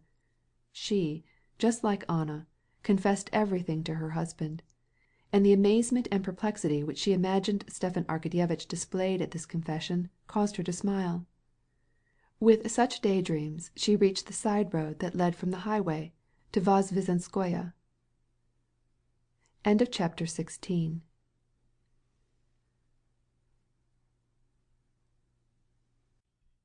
Part 6, Chapter 17 of Anna Karenina by Leo Tolstoy, translated by Nathan Haskell Doyle. The coachman reined in his 4 horses and looked off to the right toward a field of rye where some moujiks were sitting beside their cart. The bookkeeper at first started to jump down, but afterward reconsidered, and shouted, imperatively summoning a moujik to the carriage. The breeze which had blown while they were in motion died down when they stopped. The horseflies persisted in sticking to the sweaty horses, which kept angrily shaking them off. The metallic sound of the whetting scythes, borne by the breeze across from the telyaga, ceased. One of the peasants got up and came over to the calash. "Say, hurry up!" cried the bookkeeper, angrily, to the moujik, who, in his bare feet, came leisurely along the ruts of the dry and little-travelled road. "Come here." The old man, whose curly hair was bound round with a piece of bast, and whose bent back was black with perspiration, quickened his step, and came up to the calash and took hold of the rim with his sunburned hand. "Vozdvizhenskoye? The manor house? To the count's?" he repeated. "Why, all you have to do is drive up on the hill, first turn to the left, then straight along to the Prospect, and that'll bring you there. Who do you want? The count himself?" "Do you know whether they are at home, Golubchik?" asked Darya Alexandrovna, not mentioning names, for she did not know how to ask for Anna even of a moujik. "Must be at home," said the moujik, shuffling along in his bare feet, and leaving in the dust the tracks of his soles with their 5 toes. "They must be at home," he repeated, evidently liking to talk. "This afternoon some new guests came. Guests! Such quantities of them! What do you want?" he cried, addressing his comrade, who shouted something from the cart. "They've all been out on horseback. We saw them go by. They must be back by this time. But whose folks are you?" "We have come from a long way," said the coachman, climbing up on the box. "So then, it's not far." "I tell you, you are almost there. If you drive on," said he, shifting his hand on the rim of the calash. His young comrade, healthy-looking and thick-set, also came up to the carriage. "Do you need any help in getting in the harvest?" he asked. "I don't know, Golubchik." "Well, you understand. You turn to the left and then you'll get there," said the moujik, evidently reluctant to part with the strangers and anxious to talk. The coachman touched up his horses, but they had hardly started ere the moujik cried, "Wait! Hold on!" cried 2 voices together. The coachman reined in again. "There they come! There they are!" cried the moujik. "See what a lot of them!" And he pointed to 4 persons on horseback, and 2 in a char à banc, who were coming along the road. They were Vronsky and his jockey, Veslovsky and Anna on horseback, and the Princess Varvara with Sviazhsky in the char à banc. They had been out to ride and to look at the operation of some newly imported reaping machines. When the carriage stopped, the riders were all walking their horses. In front rode Anna with Veslovsky. Anna rode at an easy gait on a little stout English cob with a cropped mane and a docked tail. Her pretty head, with her dark ringlets escaping from under a tall hat, her full shoulders, her slender waist in a tightly fitting amazonka, and her whole easy, graceful horsemanship, surprised Dolly. At first it seemed to her unbecoming for Anna to be riding horseback. Darya Alexandrovna connected the idea of horseback riding for ladies with the idea of light, youthful coquetry, which seemed to her did not accord well with Anna's position. But as she examined her more closely, she immediately became reconciled to her going on horseback. Notwithstanding all her elegance, everything about her was so simple, easy, and appropriate in her pose and in her habit and in her motions, that nothing could have been more natural. Next to Anna, on a gray, fiery cavalry horse, rode Vasenka Veslovsky, thrusting his fat legs forward and evidently very well satisfied with himself. He still wore his Scottish cap with its floating ribbons, and Darya Alexandrovna could hardly restrain a smile of amusement when she saw him. Behind them rode Vronsky on a dark chestnut horse of purest blood, which was evidently spoiling for a gallop. He was sawing on the reins to hold him back. Behind them came a little man in a jockey's livery. Sviazhsky and the princess in a new char à banc, drawn by a plump raven-black trotter, brought up the rear. Anna's face, as she recognized Dolly in the little person curled up in a corner of the old carriage, suddenly grew bright with a happy smile, and, uttering a cry of joy, she put her cob to a gallop. Riding up to the calash, she leapt off the horse without anyone's aid, and, gathering up her skirts, ran to meet her. "I thought so, and did not dare to think so. What pleasure! You can't imagine my joy," she said, pressing her face to Dolly's, kissing her, and then holding her off at arm's length and looking at her with an affectionate smile. "What a pleasure, Alexey!" she said, glancing at Vronsky, who had also dismounted and was coming toward them. "What a piece of good fortune!" Vronsky came up, raising his tall gray hat. "You can't imagine what delight your visit gives us," said he in a tone which conveyed a peculiar satisfaction, and with a smile which displayed his strong white teeth. Vasenka, without dismounting from his horse, took off his beribboned cap and waved it gaily round his head in honor of the guest. "This is the Princess Varvara," began Anna, in reply to a questioning look of Dolly, as the char blanc came up. "Ah," replied Darya Alexandrovna, and her face showed involuntary annoyance. The Princess Varvara was her husband's aunt, and she knew her of old and did not esteem her. She knew that she had lived all her life long in humiliating dependence on rich relatives, and the fact that she was living at Vronsky's, at the house of a stranger to her, insulted her through her husband's family. Anna noticed the expression of Dolly's face, and was confused. She blushed, and, dropping the train of her amazonka, she tripped over it. Darya Alexandrovna went over to the char blanc when it had stopped and coolly greeted the Princess Varvara. Sviazhsky was also an acquaintance. He asked after his friend Levin and his young wife. Then, casting a fleeting glance at the oddly matched horses and the patched side of the old carriage, he proposed that the ladies should get into the char blanc. "I will take this vehicle to go home in. The horse is quiet, and the princess is an excellent driver." "Oh, no," interrupted Anna, coming up. "Remain as you are. I will go home with Dolly in the calash." Darya Alexandrovna's eyes were dazzled by the unexampled elegance of the carriage and the beauty of the horses, and the refined brilliancy of the company around her. But more than all she was struck by the change that had taken place in her old friend, her dearly beloved Anna. Any other woman less observant and unacquainted with Anna in days gone by, and especially any one who had not been under the sway of such thoughts as had occupied Darya Alexandrovna on the way, would not have noticed anything peculiar about Anna. But now Darya Alexandrovna was struck by the transient beauty characteristic of women when they are under the influence of love, and which she detected now in Anna's face. Everything about her face was extraordinarily fascinating. The well-defined dimples in her cheeks and chin, the curve of her lips, the smile which, as it were, flitted over her features, the gleam in her eyes, the gracefulness and quickness of her movements, the richness in the tones of her voice, even the manner with which she, with a sort of sternly affectionate manner, replied to Veslovsky, who had asked permission to ride her cob so as to teach it to gallop by a pressure of the leg. It seemed as if she herself was aware of this and rejoiced in it. When the two ladies were seated together in the calash, they both suddenly felt a sense of constraint.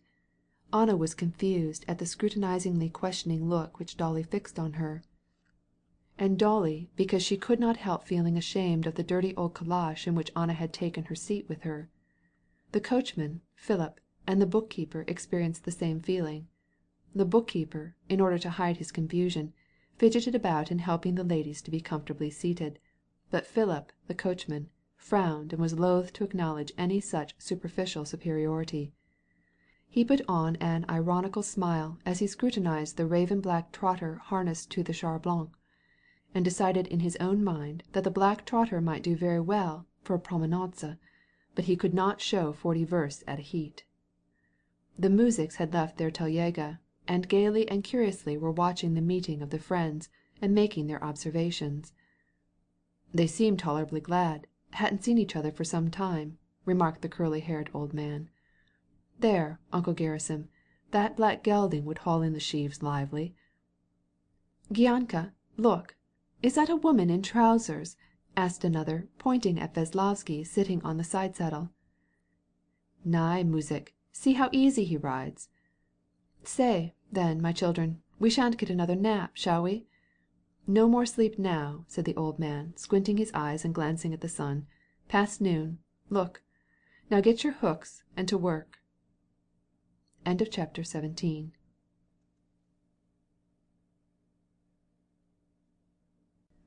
Part 6, Chapter 18 of Anna Karenina by Leo Tolstoy, translated by Nathan Haskell Doyle. Anna looked at Dolly's tired, worn face, with the wrinkles powdered with dust, and was on the point of saying that she looked thin, but, realizing that she herself had grown more beautiful than ever, and that Dolly's eyes told her so, she sighed and began to talk about herself. "You are studying me," she said. "You are wondering if I can be happy in my position. Well, what can I say? It is shameful to confess it, but I am unpardonably happy. What has happened is like a piece of enchantment, like a dream where everything was terrible, agonizing, and suddenly you wake up and realize that it was only a nightmare. I had been asleep. I had suffered awful agonies. And now that is all long, long past. And how especially happy I am now that we are together." And she looked at Dolly with a timid, questioning smile. "How glad I am," Darya Alexandrovna answered, more coldly than she wished. "I am glad for you. But why have you not written me?" "Why? Because I did not dare to. You knew my position." "Not dare? To me? If you knew how I—" Dolly was about to tell her about the reflections she had had on the journey, but somehow it did not seem to her to be the fitting place. "We will have our talk by and by," she added. "What is that group of buildings, or little village rather?" she asked, wishing to change the conversation, and pointing to some green and red roofs which appeared through the acacias and lilac trees. But Anna did not reply to her question. "No, no. How do you feel about my position? What do you think of it? Tell me," Anna went on. "I think," began Darya Alexandrovna, but at this instant Vasenka Veslovsky in his short jacket, spurring the cob into a trot with his right leg, and creaking terribly on the leather side saddle, went dashing by them. "It goes, Anna Arkadyevna!" he shouted. Anna did not even look at him, but again it seemed to Darya Alexandrovna that it was impossible to begin on this long conversation in the carriage, and so she said less than she thought. "I do not think about it at all," said she. "I love you and always have loved you, and when we love people so, we love them for what they are, not for what we wish they were." Anna turned her eyes away from her friend's face, half closing them in order to better take in the meaning of the words. This was a new habit which Dolly had never seen in her before. Apparently she interpreted her friend's answer as she wanted, and she looked at Dolly. "If you have any sins, they will all be blotted out by this visit and by your kind words," she said, and Dolly saw that her eyes were dimmed with tears. She silently took her hand. "What are those buildings? What a lot of them!" said Dolly again, after a moment of silence. "Those are the roofs of our buildings, our barns and stables," replied Anna. "Here our park begins. It was all neglected, but Alexei has made it new again. He is very fond of this kind of occupation, and to my great surprise he has developed a passion for farming. Ah, he is a rich nature. Whatever he undertakes he excels in. He not only does not get bored, but he is passionately interested in it. I do not know how, but he is making a capital farmer, so economical, almost stingy, but only in farm ways. For things of other sorts he will spend 10,000 rubles and never give it a thought." She said this with that joyously crafty characteristic smile of women when they speak of the men they love, and the secret peculiarities which they alone know about. "Do you see that large building? That is a new hospital. I think it will cost him more than 100,000. It is his hobby just now. Do you know what made him build it? The peasants asked him to reduce the rent of some meadows, but he declined to do so, and I told him he was stingy. Of course, it wasn't altogether that, but everything taken together, so he began to build the hospital to prove my charge unjust. C'est une petitesse perhaps, but I love him the better for it. Now in a moment you'll see the house. It was built by his grandfather, and the outside hasn't been changed at all." "How beautiful!" cried Dolly, with involuntary surprise at the sight of a stately home ornamented with columns, and surrounded by a park filled with ancient trees of various shades of green. "Isn't it beautiful? And the view from the second story is magnificent." They came to the dvor, or court, paved with small stones and ornamented with flower beds. Two workmen were at this moment surrounding a bed filled with loam and roughly trimmed stones. They stopped under a covered entrance. "Oh, they have already arrived," said Anna, as she saw the saddle horses being led away. "Isn't that horse a pretty creature? That cob, he is my favorite. Bring him here, and give him some sugar. Where's the count?" she asked of the two servants in livery who came hurrying out to receive them. "Ah, here he is," added she, perceiving Vronsky with Veslovsky coming to meet them. "Where shall we put the princess?" asked Vronsky of Anna, in French, and, without waiting for an answer, once more greeted Darya Alexandrovna, and this time he kissed her hand. "In the large balcony chamber, I suppose?" "Oh, no, that is too far off. Better put her in the corner chamber. We shall see more of each other. Come, come," she said, giving her favorite horse some sugar which the lackey had brought. "Et vous oblige votre devoir," she added, turning to Veslovsky, who was already in the porch. "Pardon, je n'ai tout plein la poche," he replied, smiling, and thrusting his fingers into his waistcoat pocket. "Mais vous venez trop tard," she replied, wiping her hand, which the horse had mouthed in taking the sugar. Anna turned to Dolly. "You'll stay with us a long time," said she. "Only one day? That is impossible." "That is what I promised. And the children," answered the latter, ashamed at the wretched appearance of her poor little travelling bag, and at the dust with which she felt herself covered. "No, Dolly, Dushenka. However, we'll talk of that by and by. Come up to your room," and Anna conducted Dolly upstairs. The room was not the chamber of honor which Vronsky offered her, but one where she could be nearer Anna. But even this room, though they felt it needful to apologize for it, was furnished with a luxury such as she was not accustomed to, and which recalled the most sumptuous hotels that she had seen abroad. "Well, Dushenka, how glad I am," said Anna, seating herself for a moment in her riding habit. "Tell me about your family. I saw Stiva just an instant, but he could not tell me anything about the children. How is my darling Tanya? She must be a great girl." "Yes, very large," answered Dolly, laconically, astonished that she answered so coolly about her children. "We are all living charmingly with the Levins," she added. "There, if I had known," said Anna, "that you wouldn't look down on me, you all would have come here. Stiva is an old and good friend of Alexei's," said Anna, blushing. "Yes, but we are so well," began Dolly in confusion. "Well, I am so happy, I talk nonsense. Only, Dushenka, I am so glad to see you," said Anna, kissing her again. "But you would not tell me what you think about me. I want to know all. But I am so glad that you see me just as I am. My only idea, you see, is to avoid making people think that I am making any display. I don't want to make any display. I want simply to live and not do any harm to anyone but myself. Am I not right about it? However, we'll talk of all this at our leisure. Now I'm going to change my dress. I will send you a waiting maid." End of chapter 18.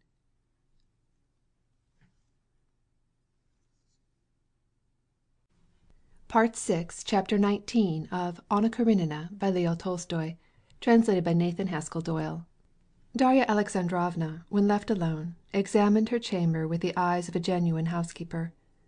All that she saw as she went through the house, and all that she saw in the room, impressed her by its richness and elegance, and this new European luxury, which she had read about in English novels, she had never seen before in Russia, certainly not in the country.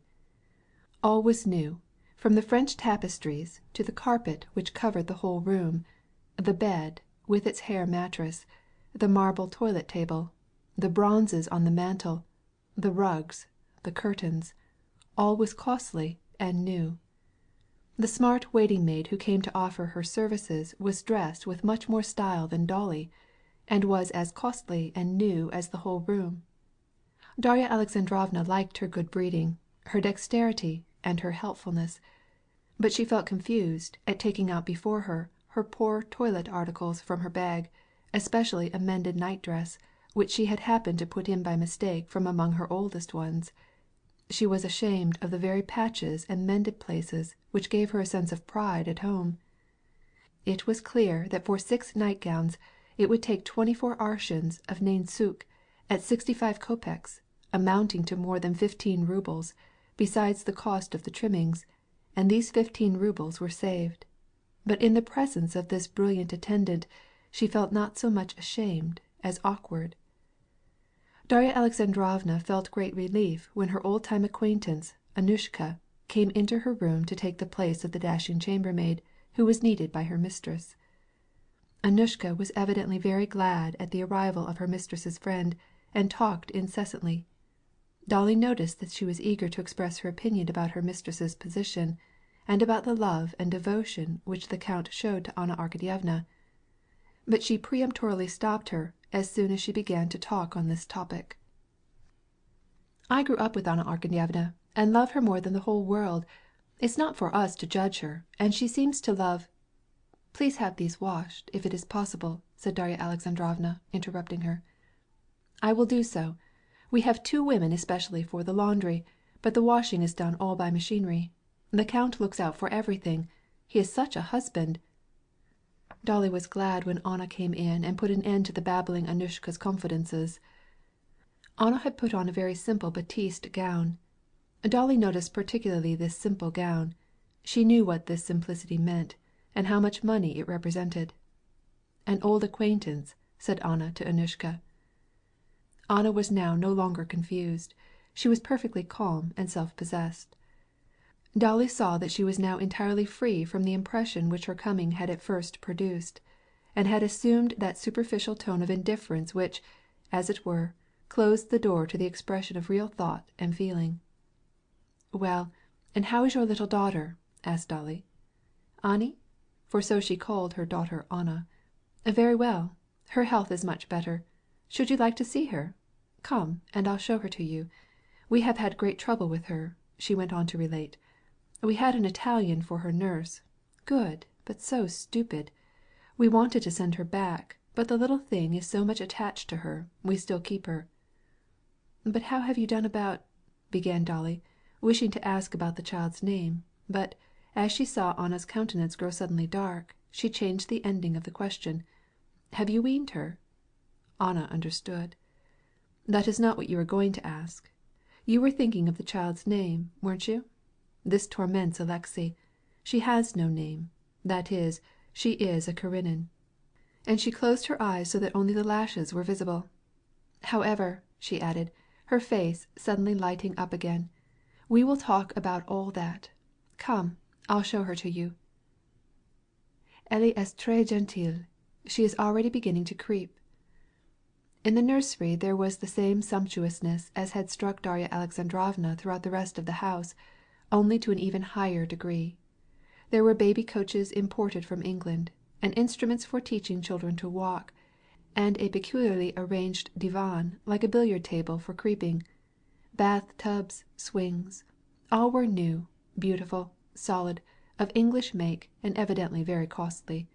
The room was large, very high-studded, and light. When they entered, the little girl, with only her shirt on, was seated in an armchair by the table, and was eating her broth and spilling it all over her bosom. A Russian maidservant who assisted in the nursery was helping her, and at the same time was apparently herself eating. Neither the Italian nurse nor the nursemaid was present. They were in the next room, and could be heard talking together in a strange French jargon, which was the only means they had of communicating their ideas to each other.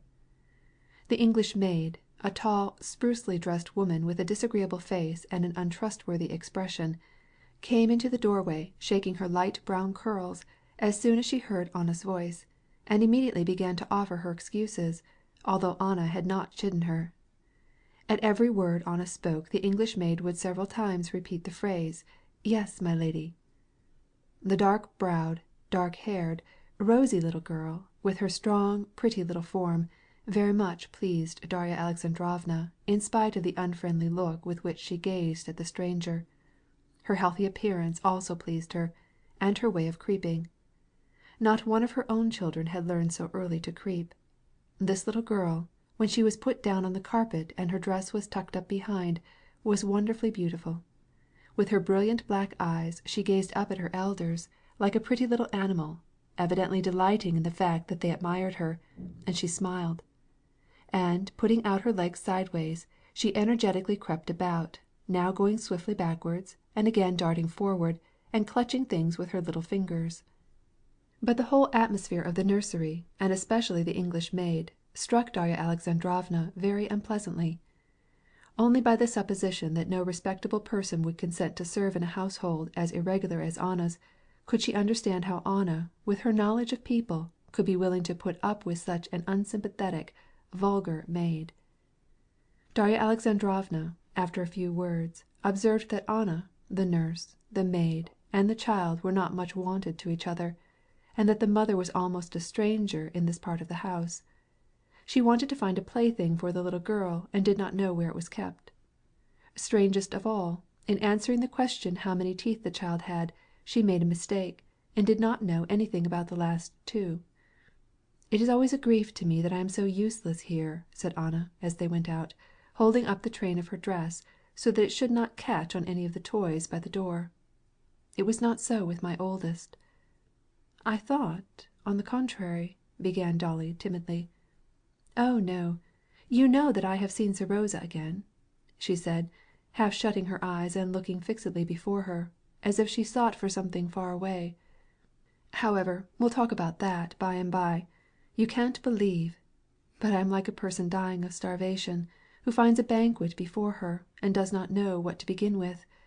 You and the talk I am going to have with you are this banquet for me. With whom could I speak openly if not with you? I don't know what topic to take up first." "I shall not spare you anything. I must tell you all." "Well, I want to give you a sketch now of the people you will meet here," she began. "First, the Princess Varvara. You know her, and I know your opinion and Stiva's in regard to her. Stiva says her whole aim of life consists in proving her preeminence over Aunt Katerina Pavlovna. That's all true of her, but she is good, I assure you, and I am so grateful to her. At Petersburg there was a time when un chaperon was indispensable. Then she came along just in time. It is really true. She is good. She made my position much easier. I see you don't know how difficult my position was, there in Petersburg," she added. "Here I am very comfortable and happy. But about this afterward. But I must tell you about our guests. Then there's Sviatsky. He is the marshal of the district, and a very clever man, and he needed Alexei for something.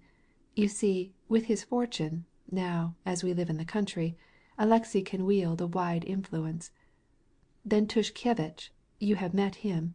He was at Betsy's, but they sent him off, and he came to visit us. As Alexei says, he is one of those very agreeable men, if one takes him just as he wishes to appear. Et puis il est comme il faut, as the Princess Varvara says. And then Veslavsky, you know him, a very good young fellow," she said, and a mischievous smile curled her lips. "How about that absurd story he told of Levin? Veslavsky told Alexei, and we don't believe it.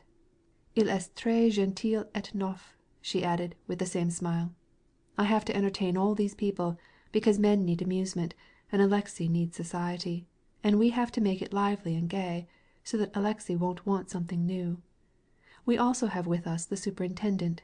He is a German, a very good man, who understands his business. Alexei has great esteem for him. Then there's the doctor, a young man who is not exactly a nihilist, but, you know, he eats with his knife, but a very good doctor. Then the architect, un petit coeur." End of chapter 19.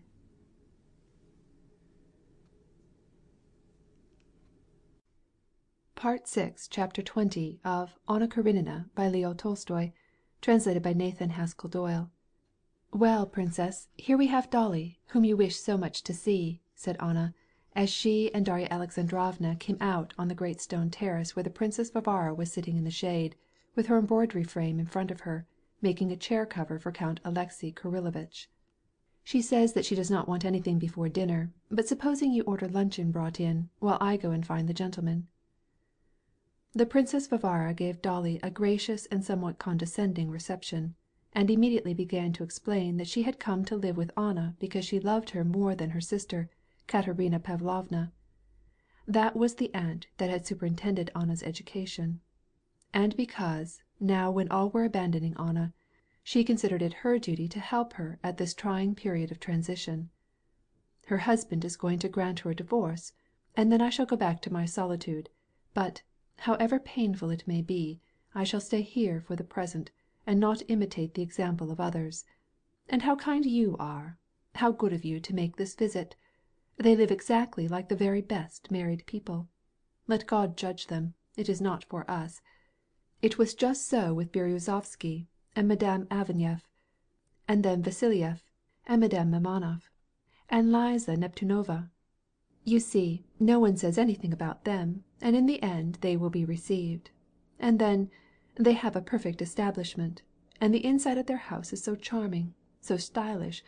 It is altogether English. The family meets at breakfast and then separates. Every one does just as he pleases till dinner time. They dine at 7. Stiva did wisely to send you. He would better keep on good terms with them. You know the count has great influence through his mother and his brother. And then they do so much good. Has he told you about his hospital? Ça sera admirable. Everything from Paris." This conversation was interrupted by Anna, who returned to the terrace, followed by the gentleman whom she had found in the billiard room. Considerable time still remained before dinner. The weather was beautiful, and so various propositions were made for their amusement during the 2 hours before them.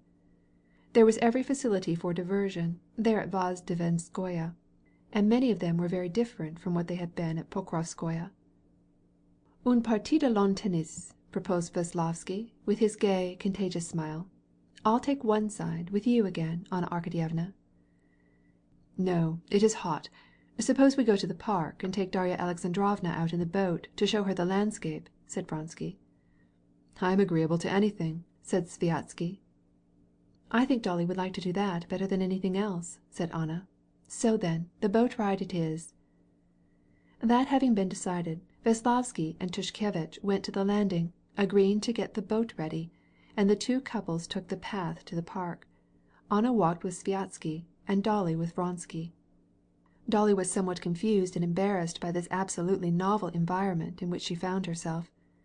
Abstractedly, theoretically, she not only justified but even approved of Anna's conduct.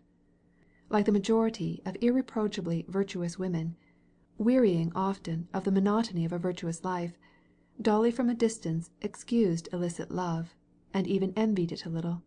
Moreover, she loved Anna with all her heart. But in reality, finding her among these strangers, with their fashionable ways, which were quite novel to her, she was thoroughly ill at ease.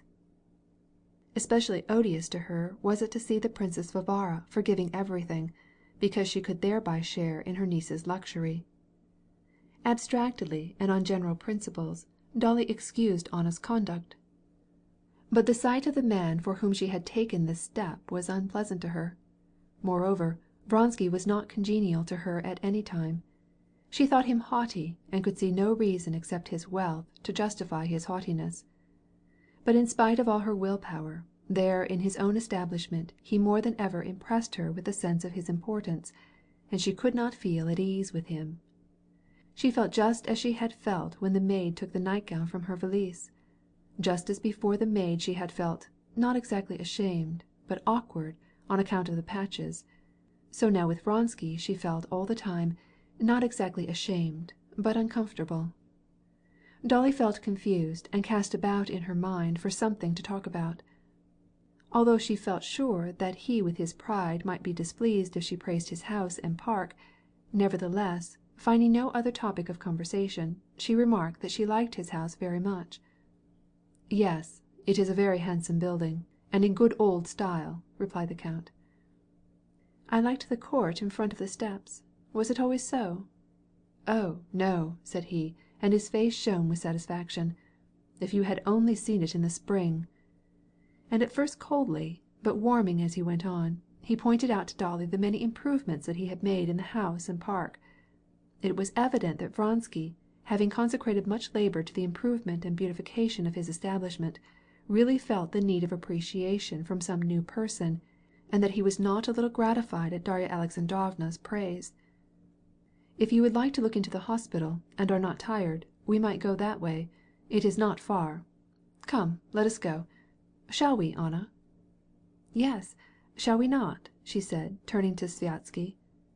"Mais il ne faut pas laisser les pauvres Veslovsky et Tushkevitch se morfondre là dans l'habitude." "We must send word to them. Yes, this is a monument which he will leave here," she said to Dolly, with the same shrewd knowing smile on her face as when she first spoke of the hospital. "Oh, capital work!"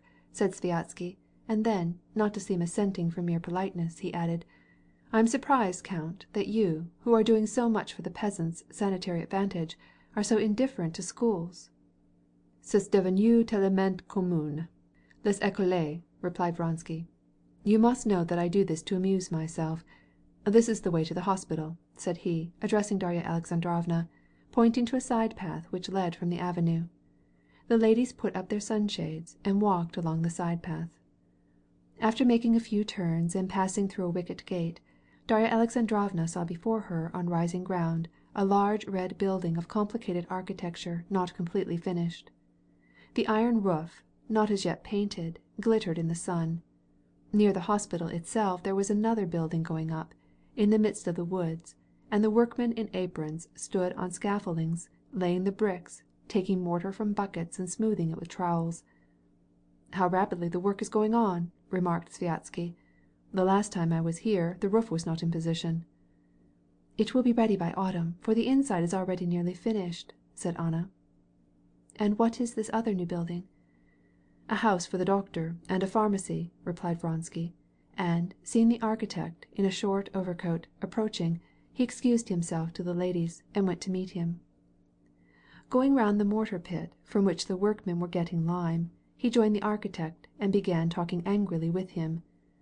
"The pediment will be much too low," he replied to Anna, who asked him what the discussion was about. "I said the foundation ought to be raised," said Anna. "Yes, of course, it would have been better, Anna Arkadyevna," said the architect. "Yes, it was a mistake." "Yes, indeed, I am very much interested in this," said Anna, in reply to Sviazhsky, who expressed his surprise that the architect spoke to her as he did.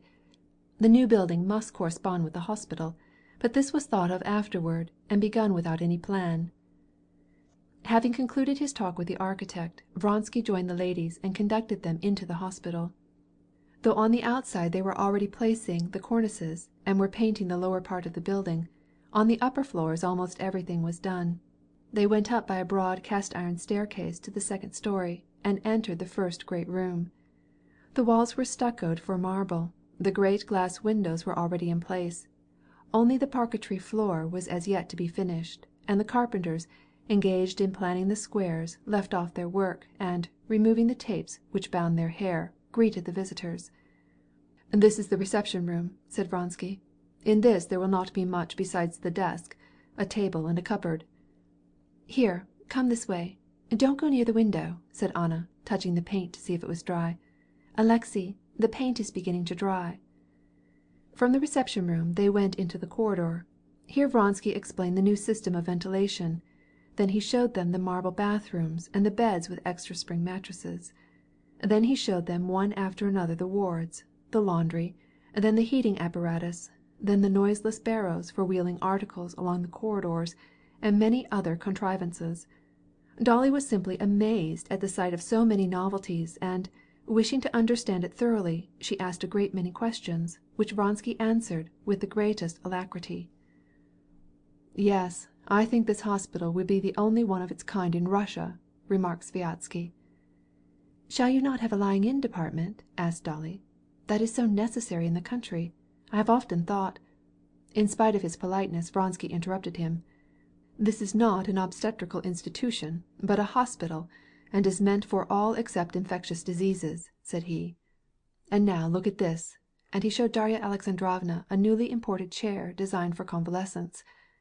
"Will you look at it, please?" He sat down in the chair and began to move it along.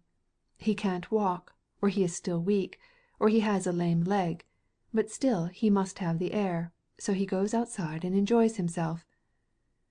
Darya Alexandrovna was interested in everything.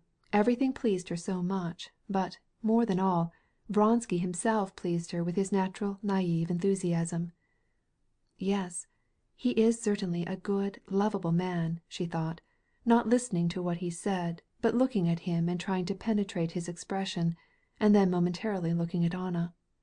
He pleased her so much with his animation that she understood how it was that Anna came to love him. End of chapter 20.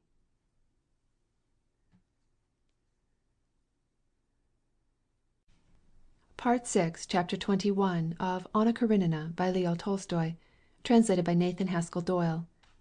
"No, the princess must be tired and the horses will not interest her," said Vronsky to Anna, who had proposed to show Dolly the stable, where there was a new stallion that Sviazhsky wished to see. "You go there and I will escort the princess back to the house, and, if you please," added he to Dolly, "we will talk a little on the way, if that will be agreeable." "I know nothing about horses, so I shall very willingly go with you," said Darya Alexandrovna. She saw by Vronsky's face that he wanted something of her, nor was she mistaken. As soon as they had passed through the wicket gate again into the park, he looked in the direction where Anna was gone, and, having convinced himself that they were out of her sight and hearing, he began. "You have guessed that I wanted to talk with you," said he, looking at her with his smiling eyes. "I am not mistaken in believing that you are Anna's friend, am I?" He took off his hat and, taking out his handkerchief, wiped his head, which was growing bald. Darya Alexandrovna made no reply, and only gazed at him in alarm.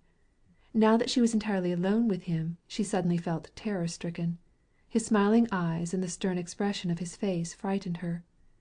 The most diverse suppositions as to what he might be wanting to talk to her about chased one another through her mind. "Can it be that he is going to ask me to come with my children and make them a visit, and I shall be obliged to decline? Or is it that he wants me to find society for Anna when she comes to Moscow? Or is he going to speak of Vassenka Veslavsky and his relations to Anna? Or can it be about Kitty, and that he wants to confess that he was to blame toward her?" She thought over everything that might be disagreeable, but never suspected what he really wanted to talk with her about.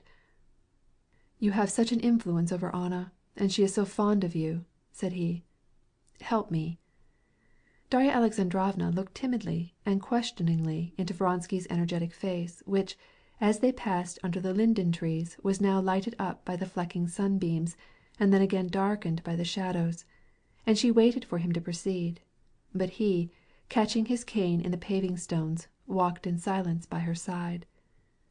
"Of all Anna's friends, you are the only one who has come to see her. I do not count the Princess Varvara. I know very well it is not because you approve of our position. It is because you love Anna, and, knowing the cruelty of her position, want to help her. Am I right?" "Yes," said Darya Alexandrovna, shutting up her sunshade. "But—" "No," he interrupted, and he involuntarily stopped and obliged her to stop also, though he had no intention of putting his companion into an awkward situation. "No one feels more strongly and completely the cruelty of Anna's position than I do, and you will realize this if you will do me the honor to believe that I am not heartless. I am the cause of her being in this position, and therefore I feel it." "I understand," said Darya Alexandrovna, involuntarily admiring him for the honest and straightforward way in which he said this. "But for the very reason that you feel yourself the cause, I fear you are inclined to exaggerate," said she. "Her position in society is difficult, I admit." "In society it is hell," said he, frowning gloomily. "You can't conceive moral tortures worse than those which Anna endured at Petersburg during the fortnight we were there. I beg you to believe." "Yes, but here, and so far neither she nor you feel the need of a society life." "Society? Why should I need it?" exclaimed Vronsky scornfully. "Up to the present time, and perhaps it will be so always, you are calm and happy. I see in Anna that she is happy, perfectly happy, and she has already told me that she is," said Darya Alexandrovna, smiling. and while she spoke the doubt arose in her mind, is Anna really happy?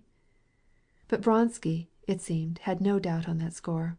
Yes, yes, I know that she is revived after all her sufferings. She is happy. She is happy now. But I, said Vronsky, I am afraid of what the future has in store for us. Excuse me, do you want to go? No, it is immaterial. Well, then, let us sit down here. Darya Alexandrovna sat down on a garden bench in a nook in the wall. He was standing in front of her. I see that she seems happy, he repeated, and the doubt whether Anna was happy again rose in Darya Alexandrovna's mind more strongly than ever. But will it last? Whether we did right or wrong is a hard question, but the die is cast, he said, changing from Russian to French, and we are joined for life. We are joined by the ties of love. We have one child, and we may have others. But the law and all the conditions of our state are such that there are 1,000 complications, which Anna, now that she is resting after her afflictions and sufferings, does not see, and will not see. It is natural, but I cannot help seeing. My daughter, according to the law, is not my daughter, but Karenin's, and I do not like this falsehood, said he, with an energetic gesture of repulsion, and looking at Darya Alexandrovna with a gloomy, questioning face. She did not reply, but simply looked at him. He continued, "Tomorrow a son may be born, my son, and by law he would be a Karenin, and could inherit neither my name nor my property, and, however happy we were here at home, and however many children we had, there would be no legal connection between me and them. They would be Karenins. You understand the cruelty, the horror of this state of things? I try to explain this to Anna. It irritates her. She will not understand me, and I cannot tell her all. Now look at the other side. I am happy in her love, but I must have occupation. I have taken up my present enterprise, and I am proud of it, and consider it far more beneficial than the occupations of my former comrades at the court and in the service. And certainly I would not change my occupation for theirs. I work here, on my own place, and I am happy and contented, and we need nothing more for our happiness. I love my activity. Cela n'est pas un pis-aller, far from it." Darya Alexandrovna noticed that at this point of his explanation he became entangled, and she did not understand very well his sudden pause, but she felt that, having fairly begun to speak of his intimate affairs concerning which he could not talk with Anna, he would now make a full breast of it, and that the question of his activities in the country belonged to the same category as his relations to Anna. "And so I keep on," he said, growing more cheerful again. "The chief thing is that when one works one must have the persuasion that what one has done will not die with him, that he will have heirs, but I have none. Conceive the feelings of a man who knows that his children and those of the wife he worships do not belong to him, that they belong to a man who hates them and would never recognize them. Isn't it horrible?" He was silent and deeply moved. "Yes, of course," said Darya Alexandrovna. "I understand this, but what can Anna do?" "Well, that brings me to the purpose of this talk," said the count, controlling himself with effort. "Anna can get a divorce. It depends on her. If we are to petition the emperor to legitimize the children, a divorce is essential. But that depends on Anna. Her husband consented to that, and your husband had it all arranged some time ago. And I know that he now would not refuse. All it requires is for Anna to write to him. He said up and down that he would consent if Anna would apply for it. Of course," he added, frowning, "this condition is one of those Pharisaic cruelties of which only heartless people are capable. He knows what torture all remembrance of him has for her, and so he exacts this letter from her. I understand that it is painful to her, but the reasons are so imperative that she ought to be above these exsensible sensibilities. Her happiness is involved, as well as her children's. I don't speak about myself, though it is painful, very painful to me," said he, with a wrathful expression against whoever was responsible for this state of things. "And this is why I make bold to apply to you, princess, as to a very anchor of salvation. Help me to persuade Anna of the need of getting a divorce." "Why, of course I will," said Darya Alexandrovna gravely, for she vividly recalled her last meeting with Alexey Alexandrovitch. "Of course I will," she replied resolutely, as she thought of Anna. "Exert your influence on her and induce her to write the letter. I do not wish, and indeed I find it almost impossible, to talk with her about this." "Very well, I will speak to her. But why does she not think of it herself?" asked Darya Alexandrovna, suddenly remembering Anna's strange new trick of half closing her eyes. And then it occurred to her that Anna did this especially when any reference was made to the more intimate side of her life. "She seems to try to shut her eyes to her whole life, as if to put it out of her mind," said Darya Alexandrovna to herself.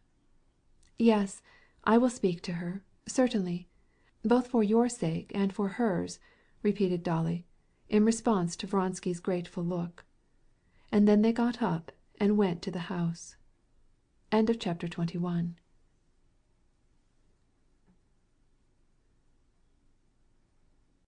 Part 6, Chapter 22 of Anna Karenina by Leo Tolstoy, translated by Nathan Haskell Doyle.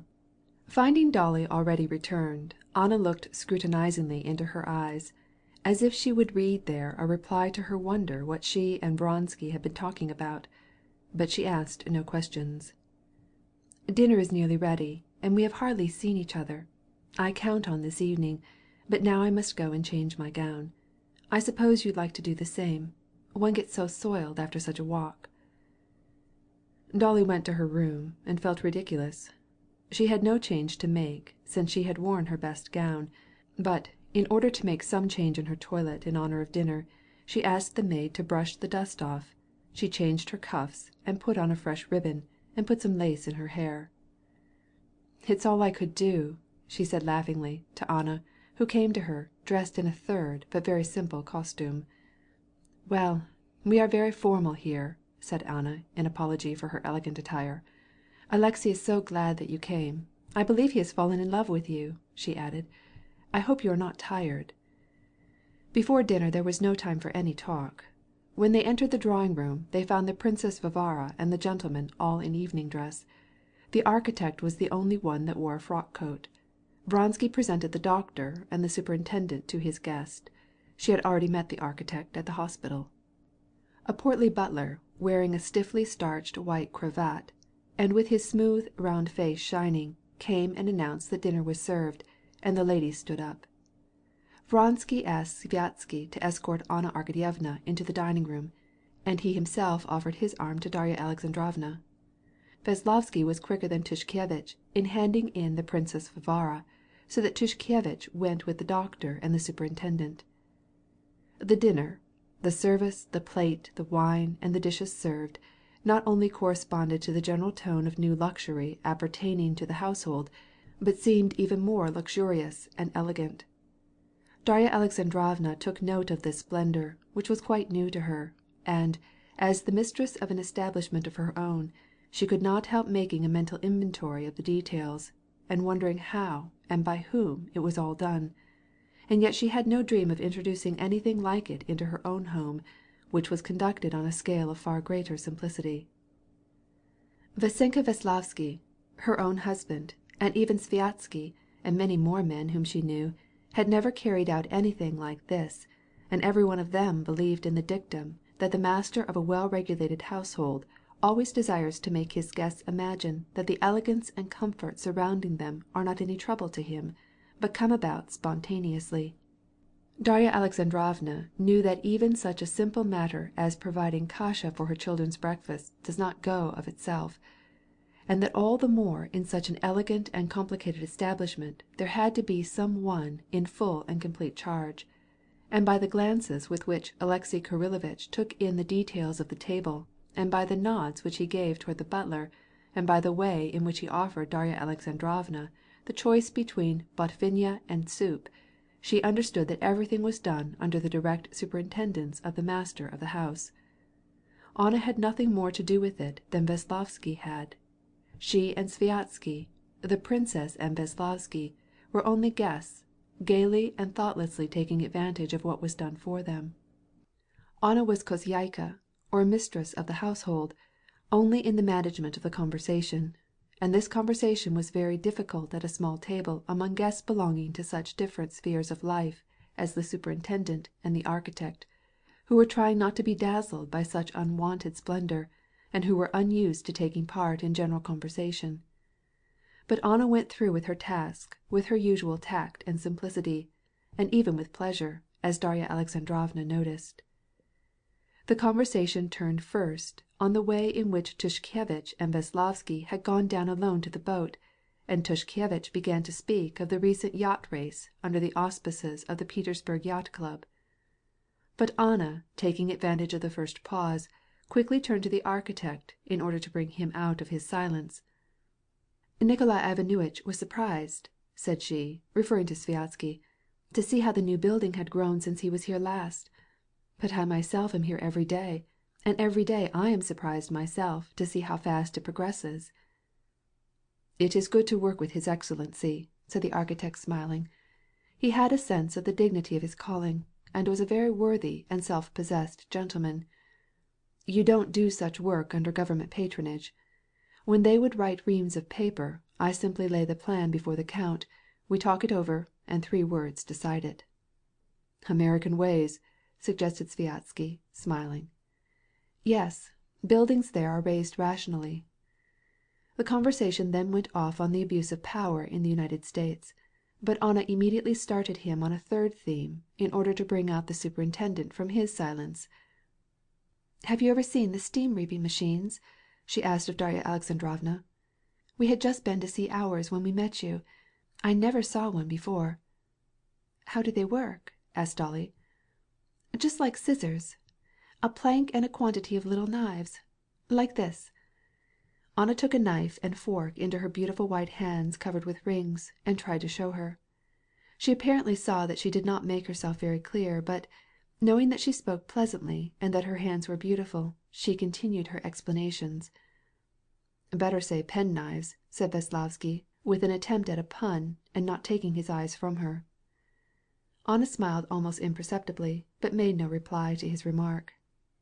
"Am I not right, Karl, that they are like scissors?" she said, appealing to the director. "Oh, ja," replied the German. "Es ist ein ganz einfaches Ding." And he began to explain the construction of the machine. "It is too bad that it doesn't bind the sheaves. I saw one at the Vienna Exposition. It bound them with wire," said Sviazhsky. "That kind would be much more convenient." "Es kommt darauf an. Der Preis von Draht muss auch gerechnet werden." And the German, aroused from his silence, turned for confirmation to Vronsky. "Das lässt sich ausrechnen, erlaucht." The German put his hand into his pocket, where he kept a pencil and notebook, in which he had an exact statement, but suddenly remembering that he was at the dinner table, and noticing Vronsky's cold eyes fastened on him, he controlled himself. "Zu kompliziert, macht zu viel Koplatz," he said in conclusion. "Wünscht man du Schatz, so hat man auch Koplatz," said Vassenka Veslovsky, making sport of the German. "J'adore le monde," he said, with a peculiar smile, turning to Anna. "Ce says," said she, with affected sternness. "We expected to find you on the field," she said to the doctor, who was somewhat infirm. "Were you there?" "I was there, but I evaporated," replied the doctor, with a melancholy attempt at a jest. "It must have been a beautiful motion." "Magnificent." "Well, and how did you find your old woman? I hope it isn't the typhus." "Whether it is typhus or not I can't tell yet, but—" "How sorry I am," said Anna, and having thus shown her politeness to the dependents, she turned again to her friends. "At any rate, it would be pretty hard to reconstruct a machine by following your description, Anna Arkadyevna," said Sviazhsky. "No, why so?" said Anna, with a smile which intimated that she knew there was something charming in her description of the construction of the reaping machines, and that even Sviazhsky had noticed it. This new trait of youthful coquetry struck Dolly unpleasantly. "Still, in architecture, Anna Arkadyevna's knowledge is very remarkable," said Tushkevich. "Well, yesterday evening I heard Anna Arkadyevna making some wise remark about plinths," said Veslovsky. "Would you find me doing that?" There is nothing remarkable in that, when one keeps one's eyes and ears open," said Anna. "But don't you know what houses are built of?" Darya Alexandrovna perceived that Anna was not pleased with this tone of badinage which she and Veslovsky kept up, but that she fell into it involuntarily. In this respect Vronsky behaved exactly the opposite to Levin. He evidently attributed not the least importance to Veslovsky's nonsense, but, on the contrary, encouraged this jesting.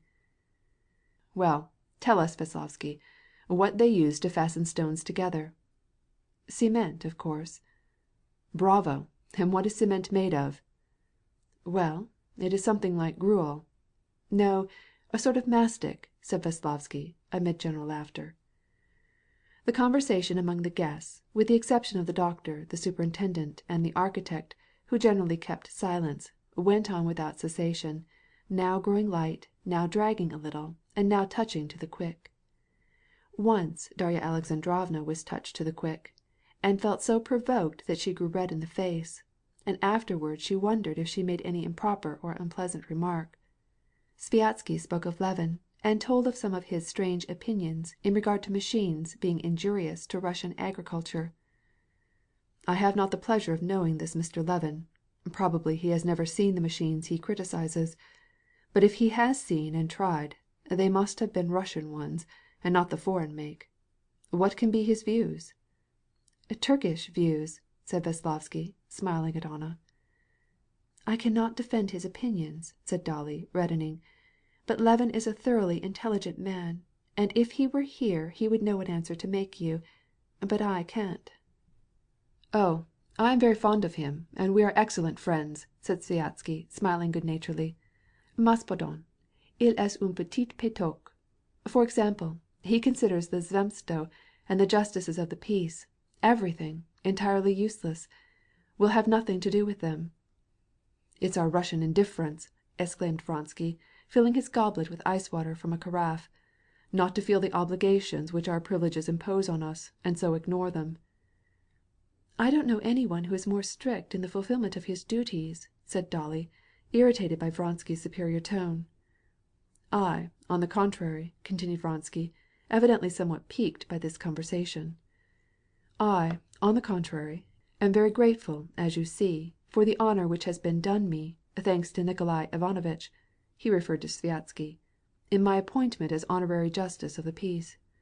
I consider that for me the duty of going to the sessions of the court, of judging the affairs of a muzhik, are as important as anything that I could do, and I shall consider it an honor if you elect me a member of the town council.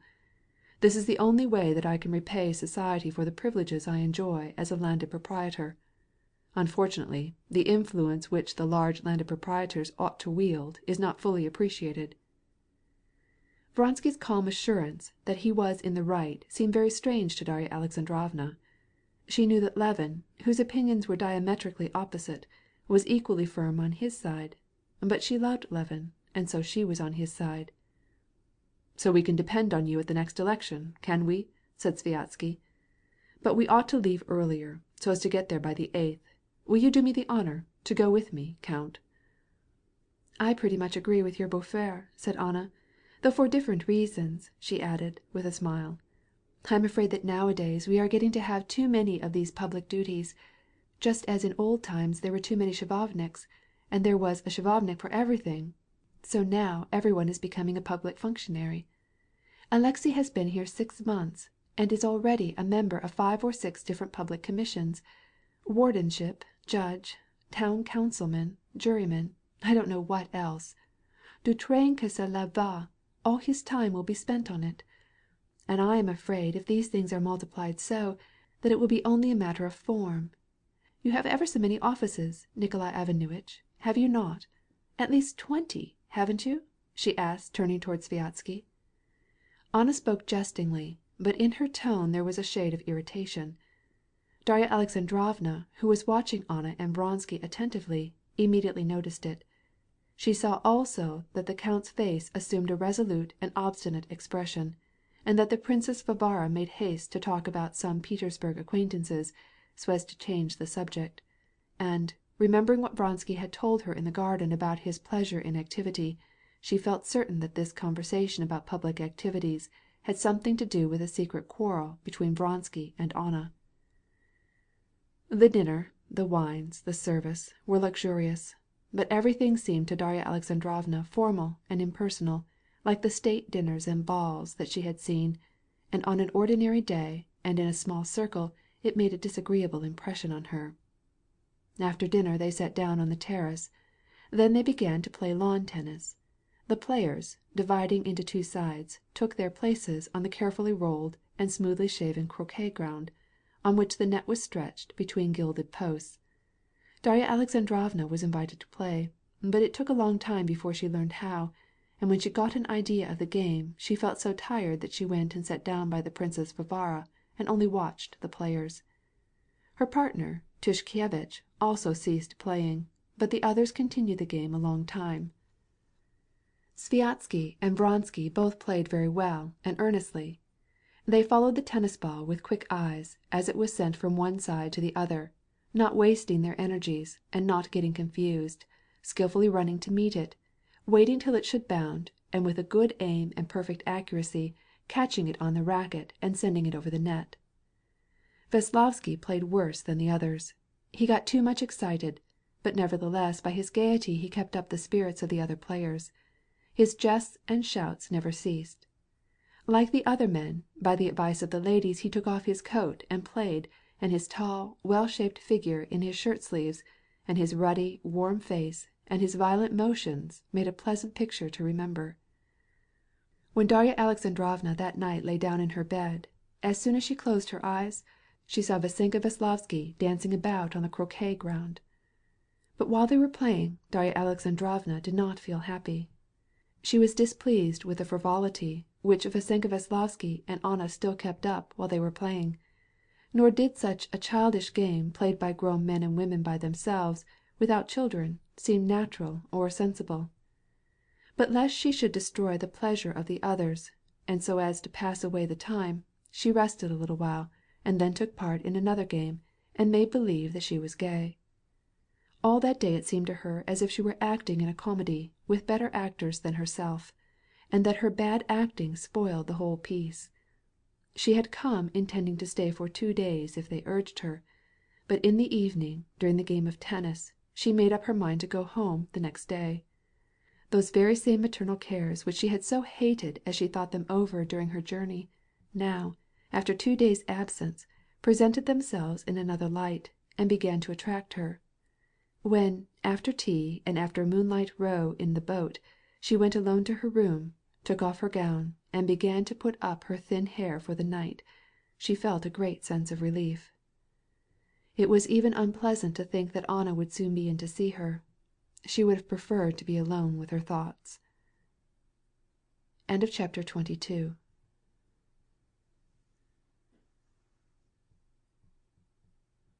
Part 6, Chapter 23 of Anna Karenina by Leo Tolstoy, translated by Nathan Haskell Doyle. Dolly was just feeling ready to go to bed when Anna came in her night costume. All that day Anna had more than once been on the point of speaking intimately, but each time, after saying a few words, she had put it off, saying, "By and by, when we are alone, we will talk. I must tell you everything." Now they were alone, and Anna did not know what to talk about. She sat by the window looking at Dolly, and casting over in her mind that inexhaustible store of topics which she had wished to talk about, and yet she could not find one to begin with. It seemed to her as if she had already told all that was in her heart to tell. "Well, what about Kitty?" asked Anna, sighing deeply and looking guiltily at Dolly. "Tell me the truth, Dolly. Is she angry with me?" "Angry? No," answered Dolly, smiling. "Doesn't she despise me?" "Oh, no. But you know this is one of the things people don't forgive." "Yes, yes," said Anna, turning away and looking out of the open window. "But I was not to blame. And who is to blame? And what is there blameworthy about it? Could it have been otherwise? Now tell me, how do you think? Could you have helped being Steva's wife?" "Truly, I don't know. But you must tell me." "Yes, yes, but finish telling me about Kitty. Is she happy? They say her husband is an excellent man." "That's too little to say, that he's excellent. I don't know a better man." "Oh, how glad I am. I am very glad. Little to say that he is an excellent man," she repeated. Dolly smiled. "But now tell me about yourself," said Dolly. "I want a long talk with you. I've talked with—" She did not know what to call Vronsky. It was awkward to call him either Count or Alexey Kirillovitch. "With Alexey," said Anna. "Yes, I know that you talked with him. But I wanted to ask you frankly what you think of me, of my life." "How can I tell you at such short notice? I don't know what to say." "No, you must tell me. You see my life. But you must not forget that you see us in summer with people, and we are not alone. But we came in the early spring. We lived entirely alone, and we shall live alone again. I ask for nothing better than living alone with him. But when I imagine that I may live alone without him, absolutely alone, and this would be— I don't see why this may not be frequently repeated, that he may spend half of his time away from home," she said, and, getting up, she sat down close by Dolly. "Oh, of course," she said, quickly interrupting Dolly, who was about to speak. "Of course I cannot keep him by force. I don't keep him. To-day there's a race, his horse's race. He goes. I am very glad. But you think of me. Imagine my situation. What is to be said about it?" she smiled. "But what did he talk with you about?" "He spoke about a matter which I myself wanted to talk over with you, and it is easy for me to be an advocate of it.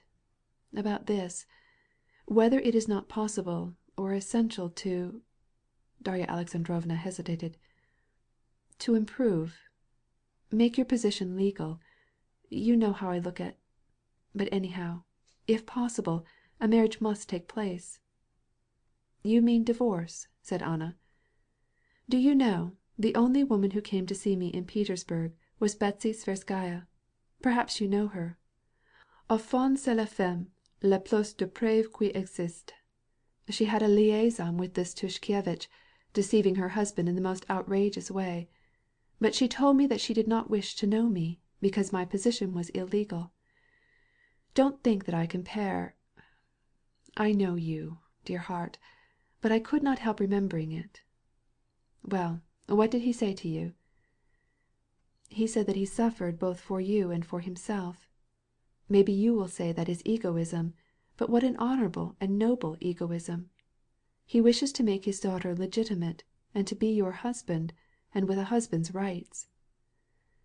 "What wife, what slave, could be more of a slave than I, in my position?" she interrupted angrily.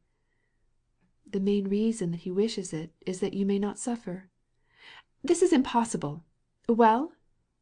"Well, to make your children legitimate, to give them a name."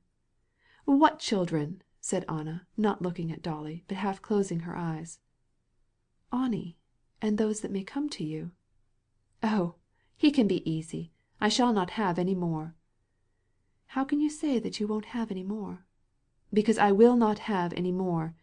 And in spite of her emotion, Anna smiled at the naive expression of astonishment, of curiosity, and horror depicted on Dolly's face.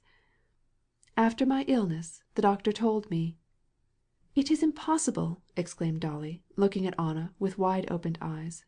For her this was one of those discoveries, the consequences and deductions of which are so monstrous that at the first instant it touches only the feeling, that it is impossible to grasp it, but that it rouses momentous trains of thought.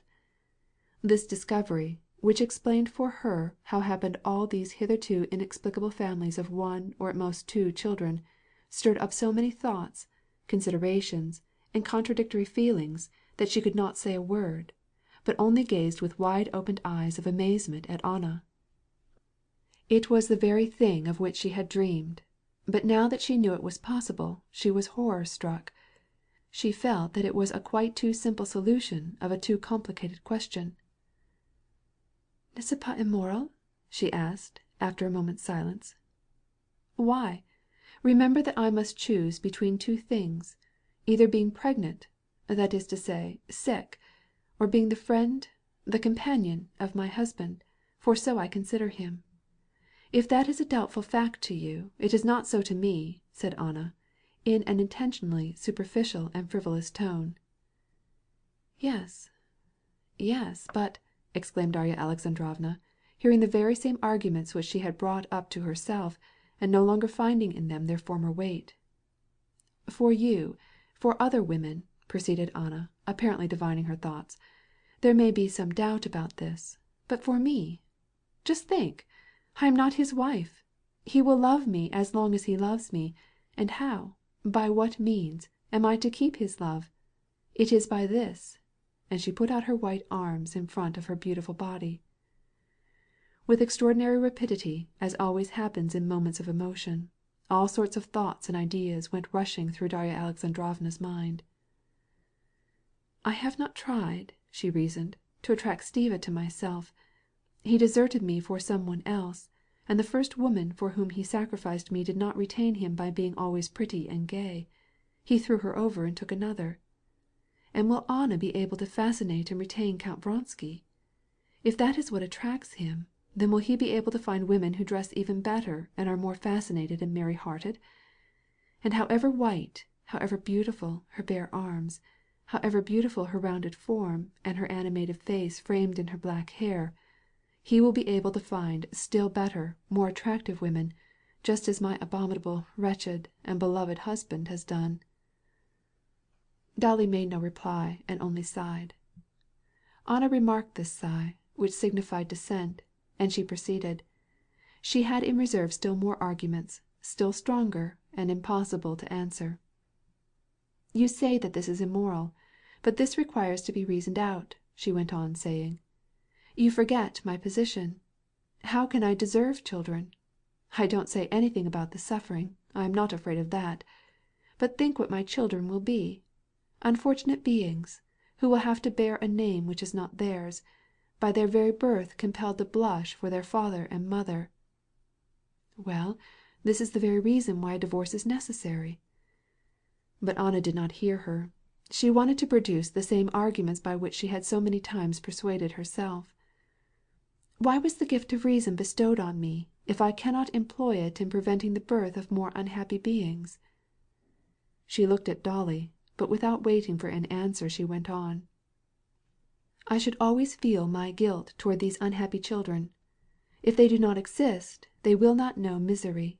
But if they exist and suffer, then I am to blame."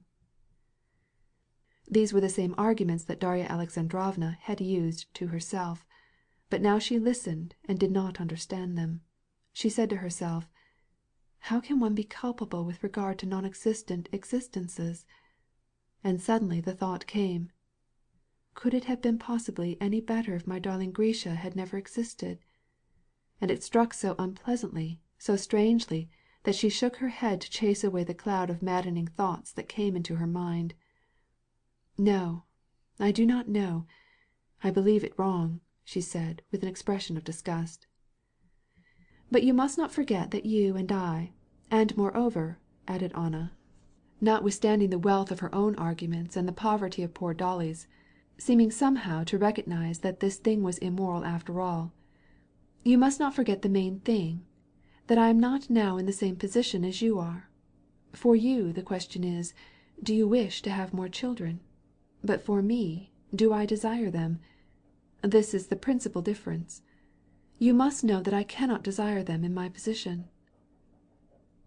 Darya Alexandrovna was silent. She suddenly became aware that such an abyss separated her from Anna, that between them certain questions existed on which they could never agree, and which had best not be discussed. Chapter 24.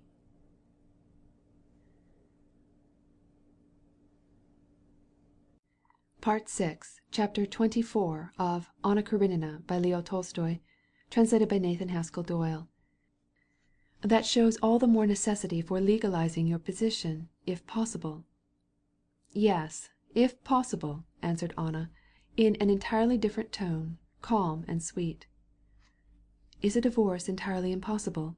They tell me your husband has consented."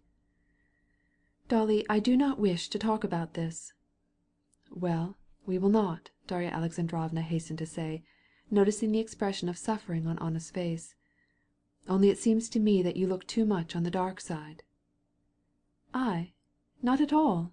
I am very happy and contented. You saw, je fais de passion with Veslovsky." "Yes, to tell the truth, Veslovsky's manner displeases me very much," said Darya Alexandrovna, willing enough to change the conversation. "Oh, but there's nothing. It tickles Alexey, and that's all there is of it. But he is a mere boy, and entirely in my hands. You understand? I do as I please with him, just as you do with your Grisha. Dolly," she suddenly changed the subject, "you say that I look on the dark side. You can't understand. This is all too terrible. I try not to look at all." "You are wrong. You ought to do what is necessary." "But what is necessary? You say I must marry Alexey, and that I don't think about that. I not think about that!" she exclaimed, and the color flew over her face.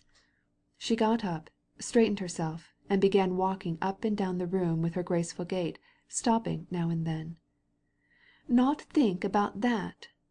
There is not a day or an hour when I do not think of it, and blame myself for thinking of it, because the thought of it will make me mad. Will make me mad," she repeated. "When I think of it, I cannot go to sleep without morphine. But very good. Let us speak calmly. You talk about divorce, but in the first place, he would not consent. He is now under the Countess Lydia's influence." Darya Alexandrovna, reclining in an easy chair with a sympathetic and sorrowful face, watched Anna as she walked up and down. She shook her head. "We must try," said she. "Suppose I should try? What does it mean?" she asked, evidently expressing a thought which she had gone over in her own mind 1,000 times and had learned by heart. "It means that I, who hate him, and who have nevertheless confessed my guilt to him, I believe in his magnanimity, that I humiliate myself to right him. Well, suppose I make the effort, suppose I do it. I shall receive either an insulting answer or his consent. Good, I get his consent." Anna at this time was in the farthest end of the room and stopped there to arrange a window curtain. "I get his consent. But my son, you see he will not give him to me. No, he will grow up despising me, living with his father whom I have left. Just think, I love these two almost equally, both more than myself. These two, Seroza and Alexey." She advanced to the middle of the room and stood in front of Dolly, pressing her hands to her breast. In her white peignoir, she seemed wonderfully tall and large. She bent her head, and, looking out of her moist, shining eyes on the little, homely, lean Dolly, sitting there in her darned nightgown and nightcap, all a tremble with emotion, went on. "These two only I love, and the one excludes the other. I cannot bring them together, and yet this is the one thing I want. If this were not so, it would be all the same. All the same. It would end in some way. But I cannot, I will not talk about this. So do not despise me. Do not judge me. You, in your purity, could never imagine what I suffer." She sat down beside Dolly and, with a guilty expression in her eyes, took her hand. "What do you think? What do you think of me? Do not despise me. I do not deserve that. I am miserably unhappy.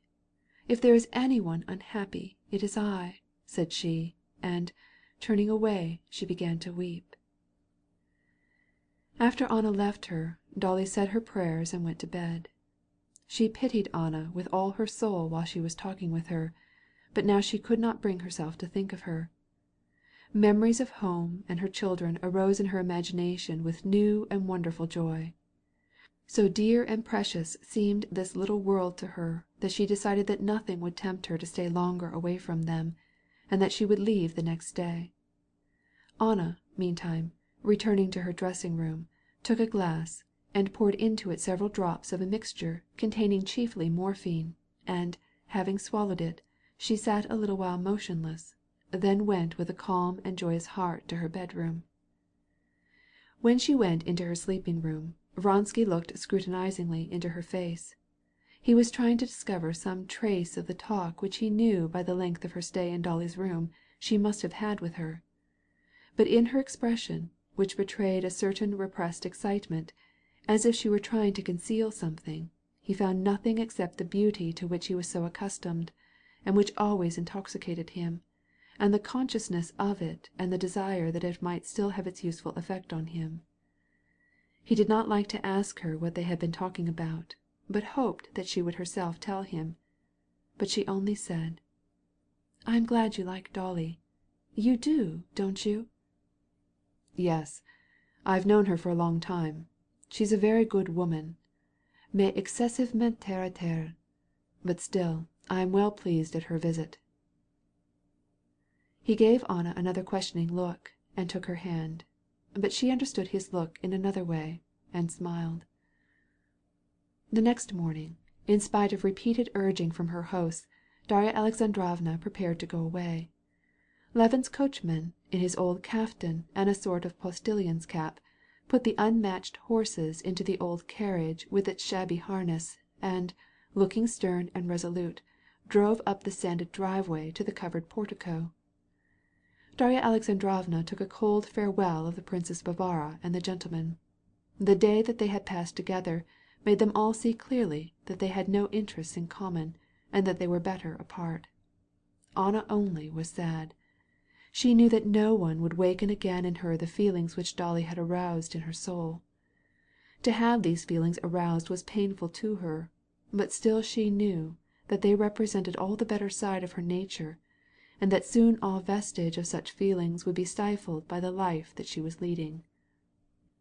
As soon as she got fairly away from the house, Darya Alexandrovna experienced a pleasant feeling of relief, and she was about to ask her men how they liked the Vronskys, when suddenly the coachman, Philip, himself spoke out.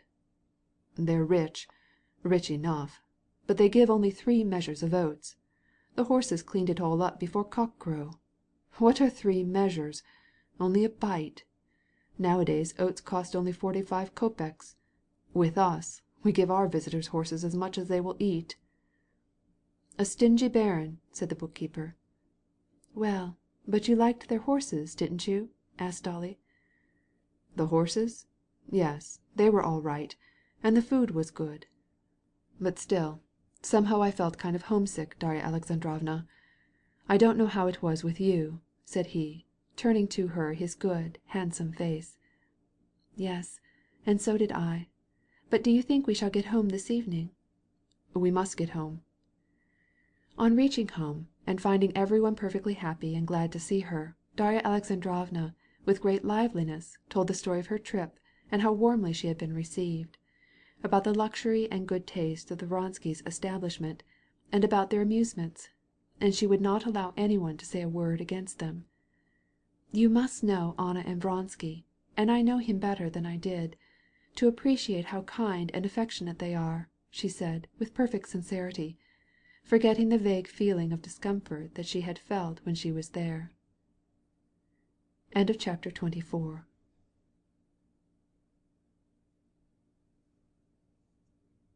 Part 6, Chapter 25 of Anna Karenina by Leo Tolstoy, translated by Nathan Haskell Doyle. Vronsky and Anna passed the rest of the summer and part of the autumn in the country under the same conditions, and took no steps toward getting a divorce. It was agreed between them that they should not make any visits, but they both felt that the longer they lived alone, particularly in the autumn, and without guests, the more unendurable became their life, and that they must have some change. Nothing which constitutes happiness was apparently wanting to them.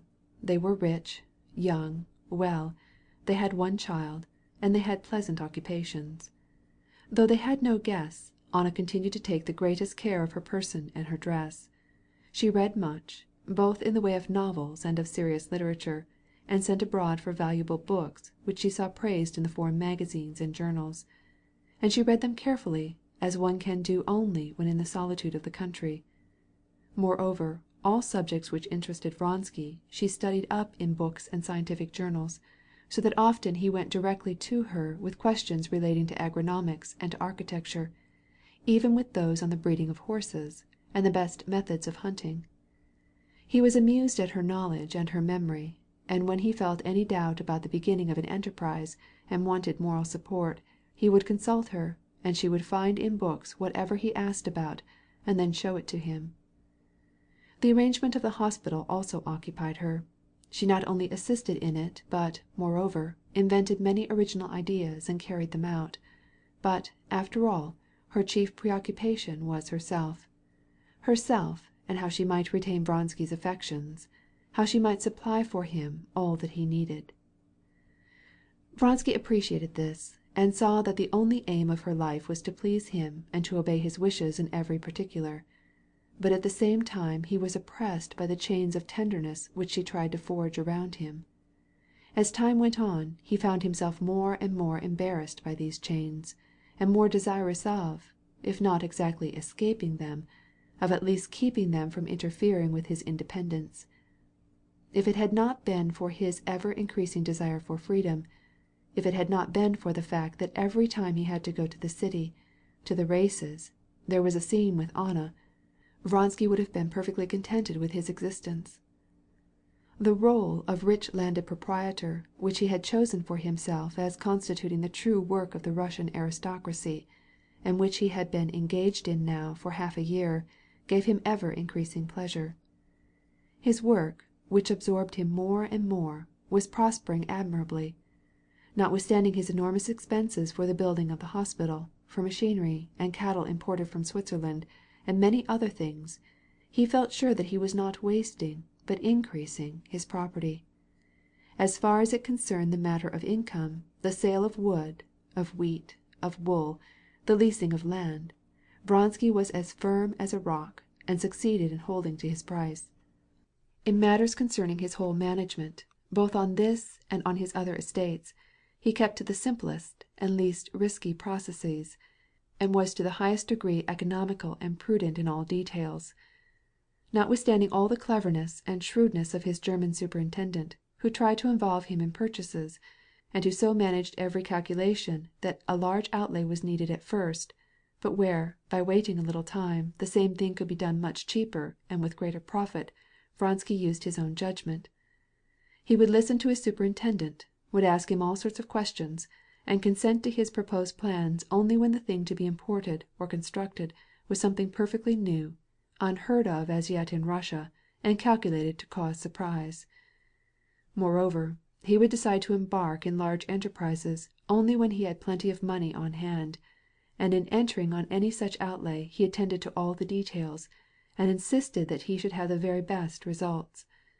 Thus it was evident that in carrying out his undertakings he was not dissipating, but was increasing, his estate. In the month of October, the government of Kashin, in which were situated the estates of Vronsky, Sviatsky, Koznouyshev, and a part of Levin's, was to hold its nobiliaria elections. These elections, for many reasons, and because of the persons who took part in them, attracted general attention. Much was said about them, and great preparations were made for them. People from Moscow, Petersburg, and even from abroad, who had never witnessed an election, came to look on. Vronsky had some time before promised Sviatsky to go with him. Just before the elections, Sviatsky, who had often visited Voznesenskoye, came after Vronsky. On the evening before this event, Vronsky and Anna almost had a quarrel about his proposed trip.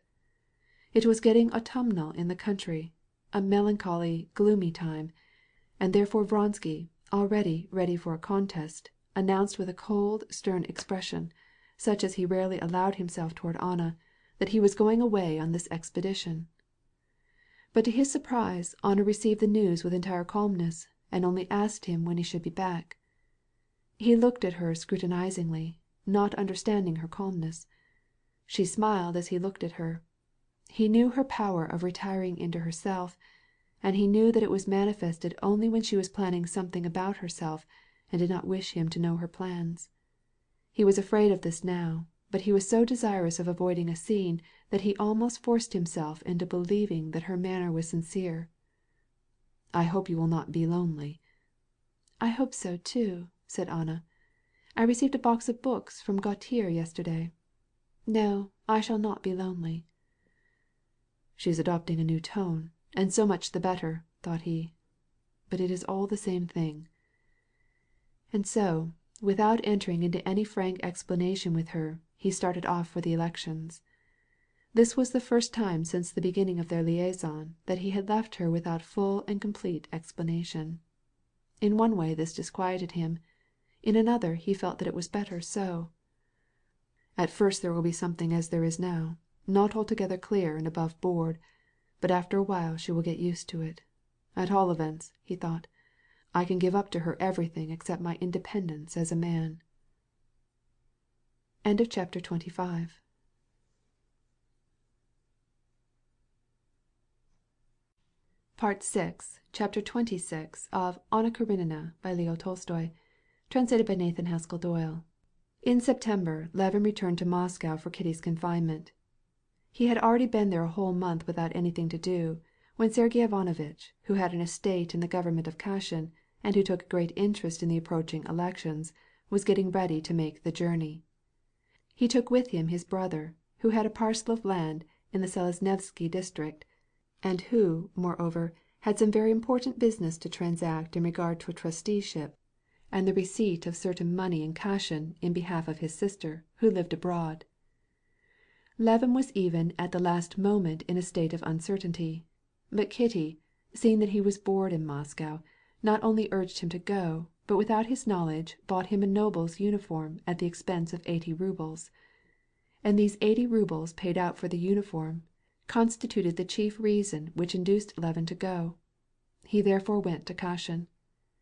He had been at Kashin 6 days, present at every session of the electors, and employing himself in his sister's affairs, which did not progress at all satisfactorily. All the marshals of nobility were absorbed in the elections, and it was impossible to accomplish the very simple business which depended on his guardianship. The other matter, the receipt of some money, in the same way caused him great delay. After long parleyings concerning the removal of an interdict, the money was ready to be paid over, but the notary, a most obliging man, could not deliver the paper because the signature of the president was necessary, and the president, neglecting his duties, was at the sessions of the nobles. All these annoyances, this wandering from place to place, these talks with very pleasant good men who thoroughly appreciated the disagreeable position of the petitioner but could not help him, all this endeavor which brought no result, produced on Levin's mind a most painful impression, analogous to that tormenting impotence which one sometimes experiences in a nightmare when one wants to employ physical force and is unable to do so. He frequently experienced this when talking with the most obliging of men, the solicitor. This solicitor, it seemed, was doing everything in his power and was exerting all his mental energies to get Levin out of his difficulties. "Try this way or that way," he would say, "or go to this place or to that place," and the solicitor would lay out a whole plan for avoiding the fatal obstacle that stood in the way. But immediately he would add, "Still there is delay. However, try it." And Levin would go flying off in this direction or that, and doing whatever he was told to do. All were good and kind, but it seemed as if the obstacles, even after he had passed them, kept growing up again and cutting off his path. Especially annoying was it to him that he could never know with whom he was really contending, for whose profit it was that he could never bring his business to a conclusion. And no one seemed to know this either. Not even the solicitor knew this. If Levin could have understood, as he understood why it was impossible to get at the office of a railway otherwise than by standing in line, it would not have been humiliating and vexatious. But, as regarded the obstacles that stood in his way, no one could tell him why they existed. But Levin had greatly changed since his marriage.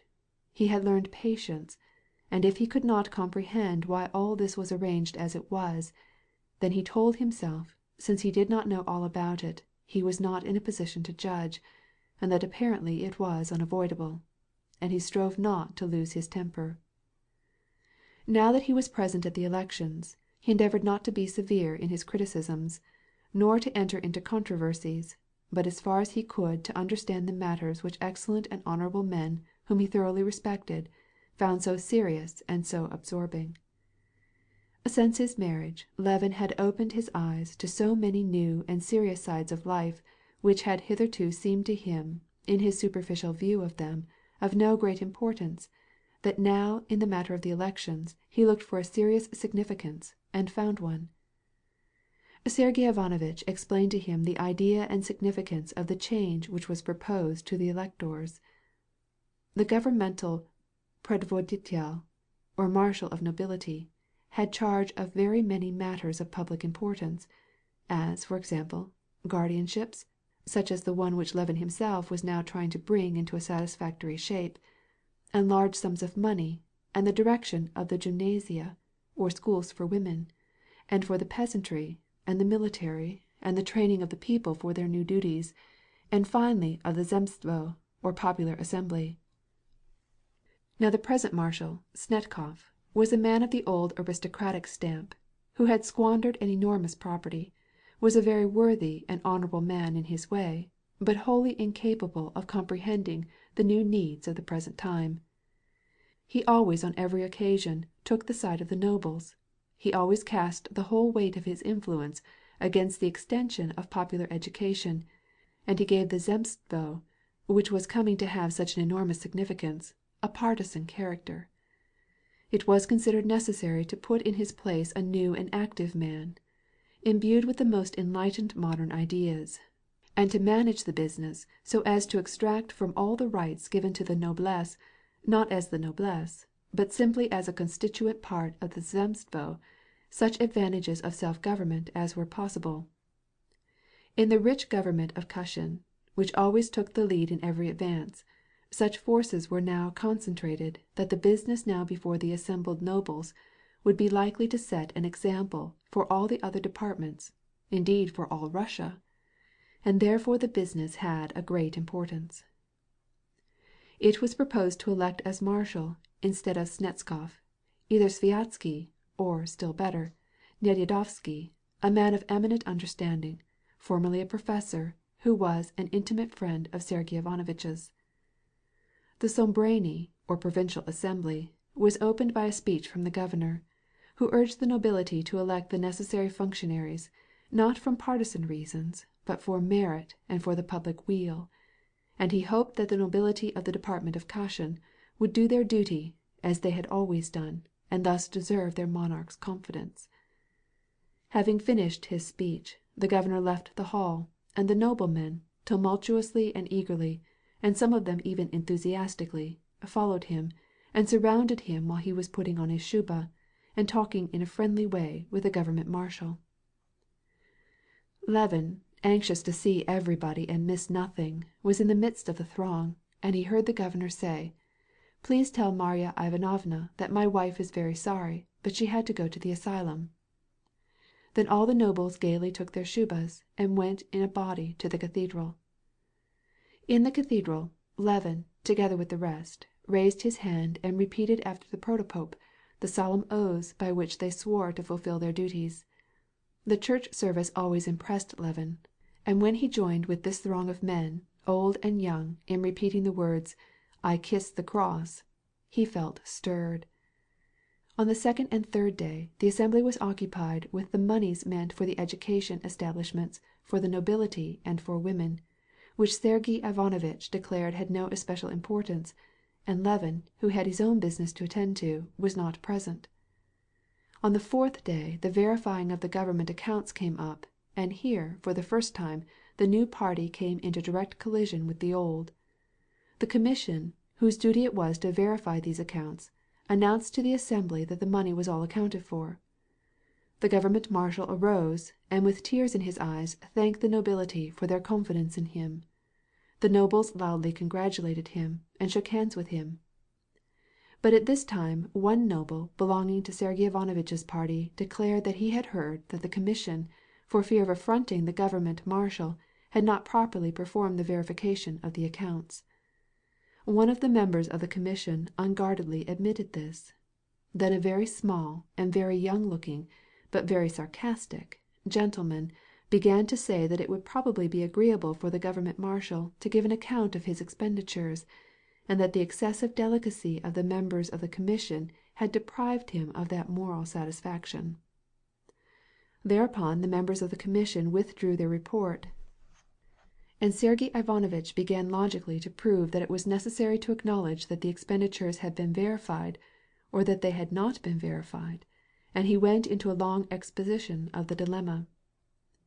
A chatterer from the opposite party replied to Sergey Ivanovitch.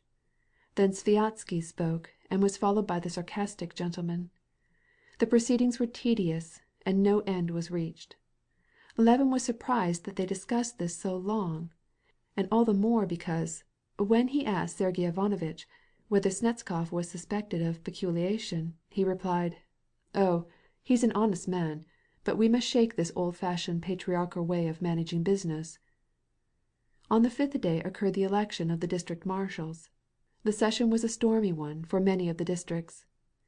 In the Uzed, or district of Zelenevskoye, Sviazhsky was unanimously elected by acclamation, and he gave a grand dinner the same evening.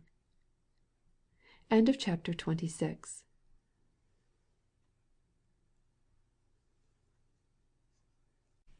Part 6, Chapter 27 of Anna Karenina by Leo Tolstoy, translated by Nathan Haskell Doyle.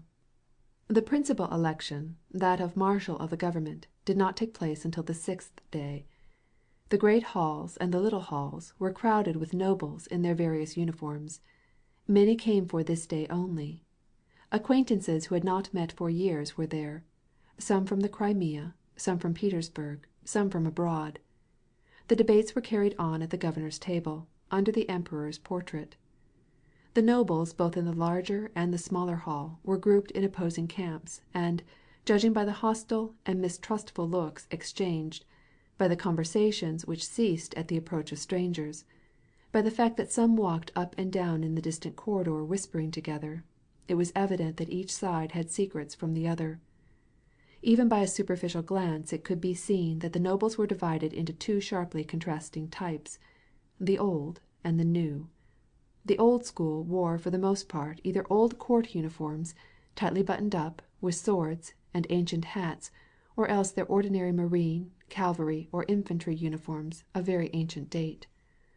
The uniforms of the old nobles were made in the ancient style, with epaulets on the shoulders, and with short waists and tight armholes, as if their possessors had grown out of them.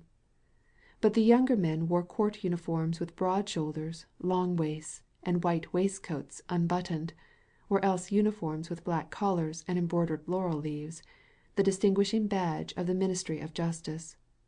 Court uniforms were to be seen here and there, also among the young men, adding to the brilliancy of the throng. But the division into old and young did not coincide with the party lines. Some of the younger men, to Levin's surprise, belonged to the old party, and on the contrary, some of the oldest nobles were on confidential terms with Sviazhsky and were evidently warm partisans of the new school. In the smaller hall, where men were smoking and lunching, Levin was standing near a group of his friends and listening to what was said, and vainly exerting all his intellectual powers to comprehend what was said. Sergey Ivanovitch was the center around whom many men had gathered. He was now listening to Sviazhsky and Khluistov, the marshal of another district, who belonged to their party. Khluistov would not agree to go with his district, and begged Snetchkov to stand as candidate. But Sviazhsky advised him to do this, and Sergey Ivanovitch approved of this plan. Levin could not understand why a party opposed to this marshal and wanting to defeat him should nevertheless put him up as a candidate. Stepan Arkadyevitch, who had just been lunching and drinking, joined them in his chamberlain's uniform, wiping his mouth with a perfumed and embroidered cambric handkerchief. "We hold the situation," said he, arranging both his side whiskers.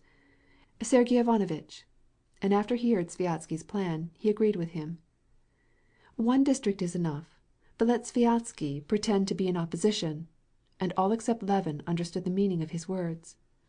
"Well, how is Kostya?" he said, turning to Levin and taking him by the arm. "So you came, it seems, in style." Levin would not have been sorry to be in style, but he could not comprehend what was taking place, and, going a few steps from the rest, he expressed to him his astonishment at seeing the hostile districts asking the old marshal to stand as candidate. "Oh, sancta simplicatus," replied Oblonsky, and in a few clear words he explained to Levin what the state of the case was. If, as at the last elections, all the districts should unite on the government marshal, he would be elected. This is not what is wanted. Now 8 of the districts have agreed to ask him to stand, but if 2 should refuse to accept him for their candidate, then Snetkov might decline to stand, and then the old party might take for their candidate someone else in their party, so that the whole scheme would be defeated. But as Sviatsky's district is the only one refusing to adopt him as their candidate, Snetkov will accept the nomination. So he is selected and proposed as a candidate, so as to throw dust in the eyes of the opposite party, and when we set up our candidate, they will go over to him." Levin began to get some idea of the plan, but it was not entirely clear to him, and he was about to ask a few more questions, when suddenly there was heard from the next room a great shouting and uproar and confusion. "What is it? What? Who? Confidence in whom? What? It is disproved. Lack of confidence. They won't admit Flerov. Prosecution. They refuse to admit a man? Shame! The law!" Such were the words that Levin heard shouted from all sides, and he, together with all the rest, hurrying from all directions and shouting at the top of their voices, rushed into the great hall, and, pressing along with all the nobles, he made his way up to the governor's table, about which the government marshal, Sviatsky, and other leaders were hotly discussing. Chapter 27.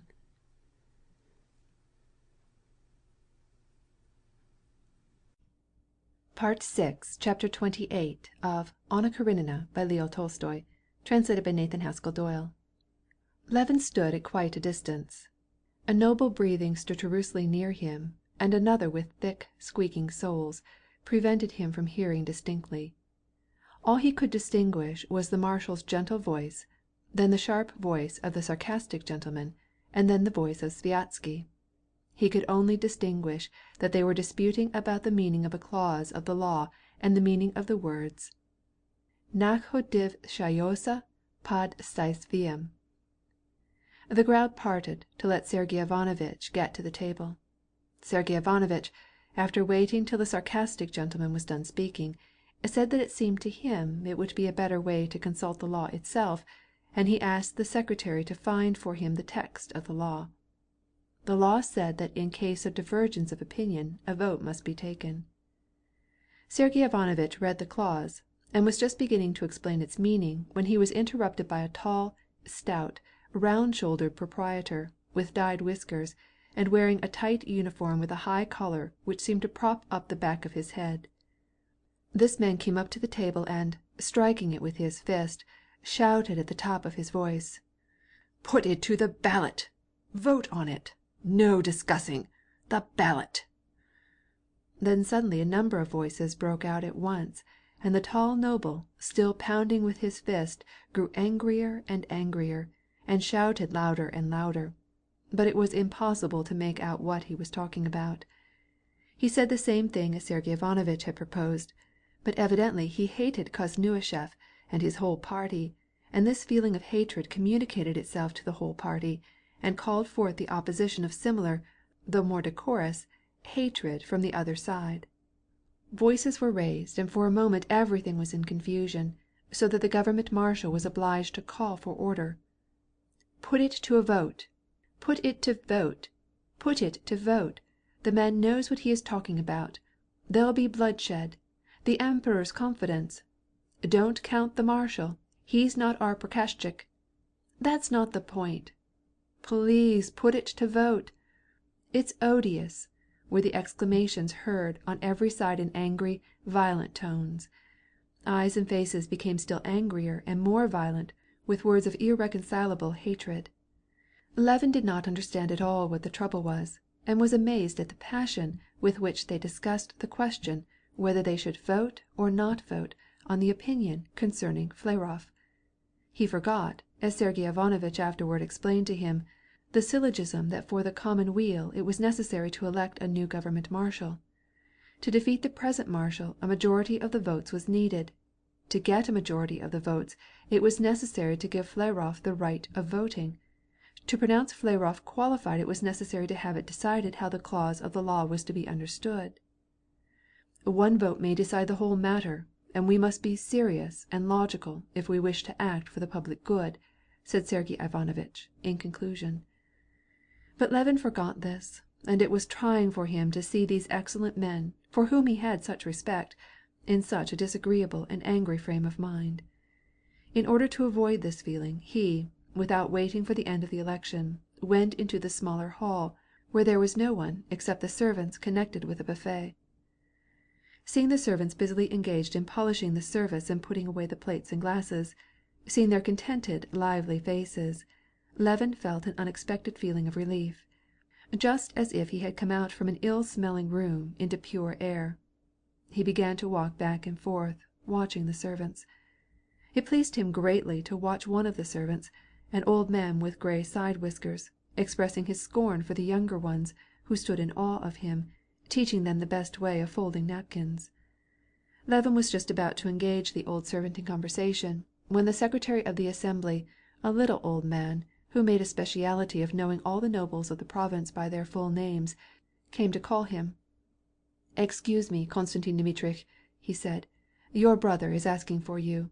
The opinion is to be voted on."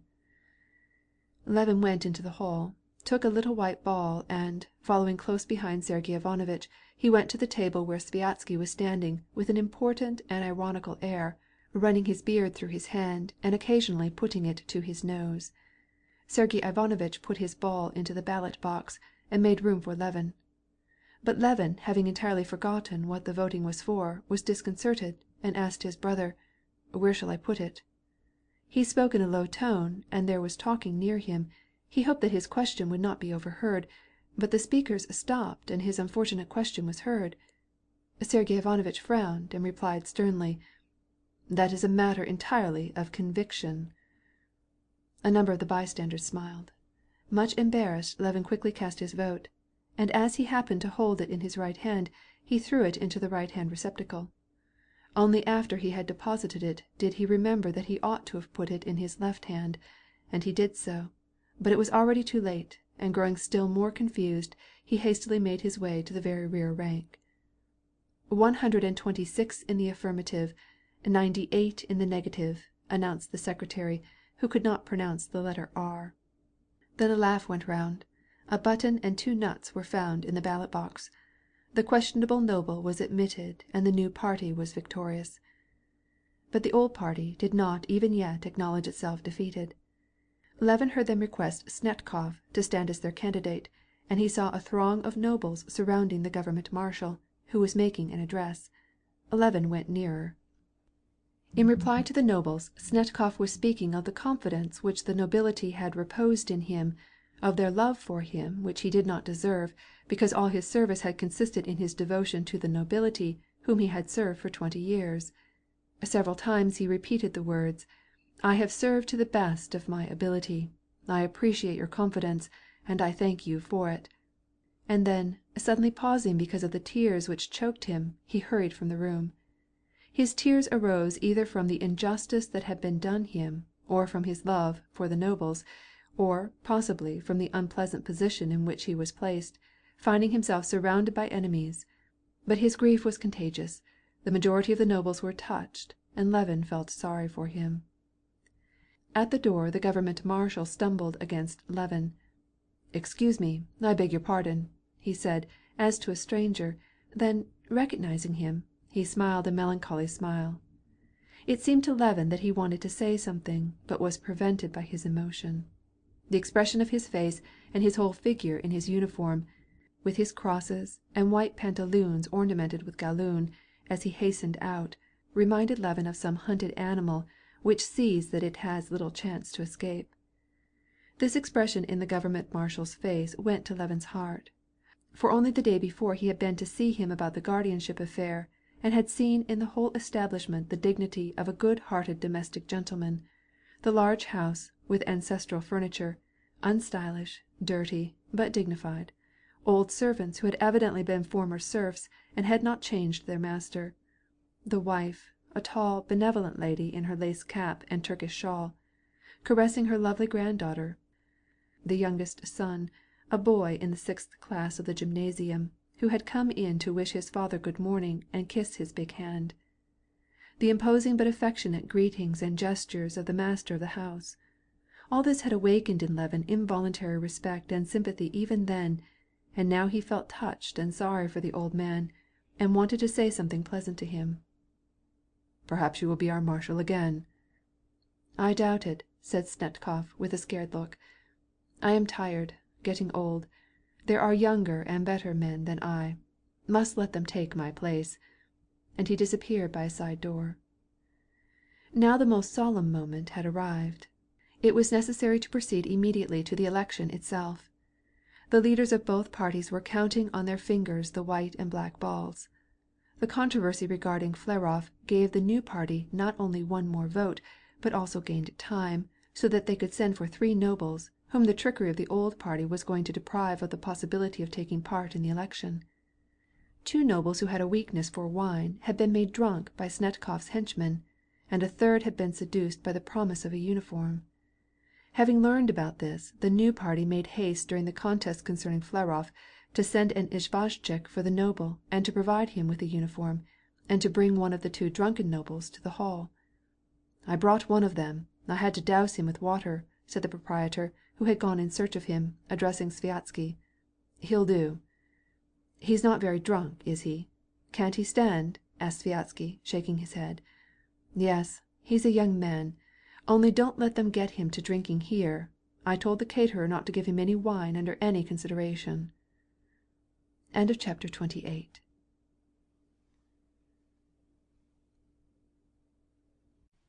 Part 6, Chapter 29 of Anna Karenina by Leo Tolstoy, translated by Nathan Haskell Doyle. The narrow hall, where men smoked and had luncheon, was crowded with nobles. The excitement kept increasing, and all faces showed signs of anxiety. Especially agitated were the leaders, who knew all the details and had followed the voting very closely.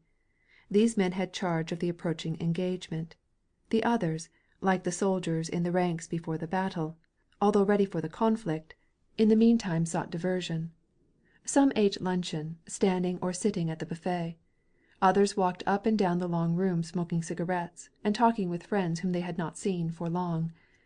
Levin did not feel hungry, he did not smoke, and he did not care to join his friends, that is, Sergey Ivanovitch, Stepan Arkadyevitch, Sviazhsky, and the others, for the reason that Vronsky in his equerry's uniform stood in lively conversation with them.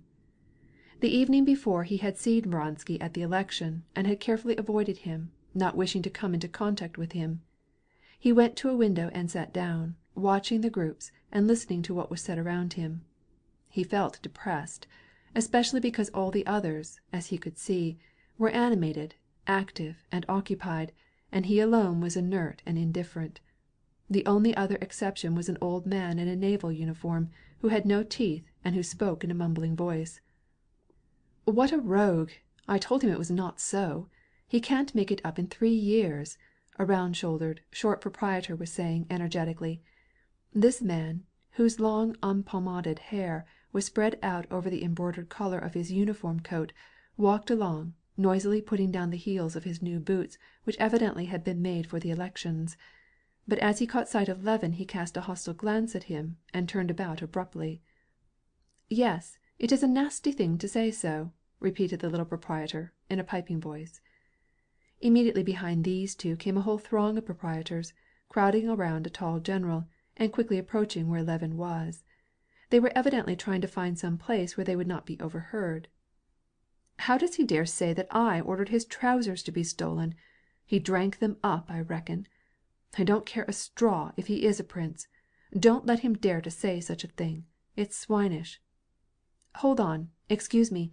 They insist on the letter of the law," they were saying in another group. "His wife must be inscribed among the nobility." "The devil take the letter of the law!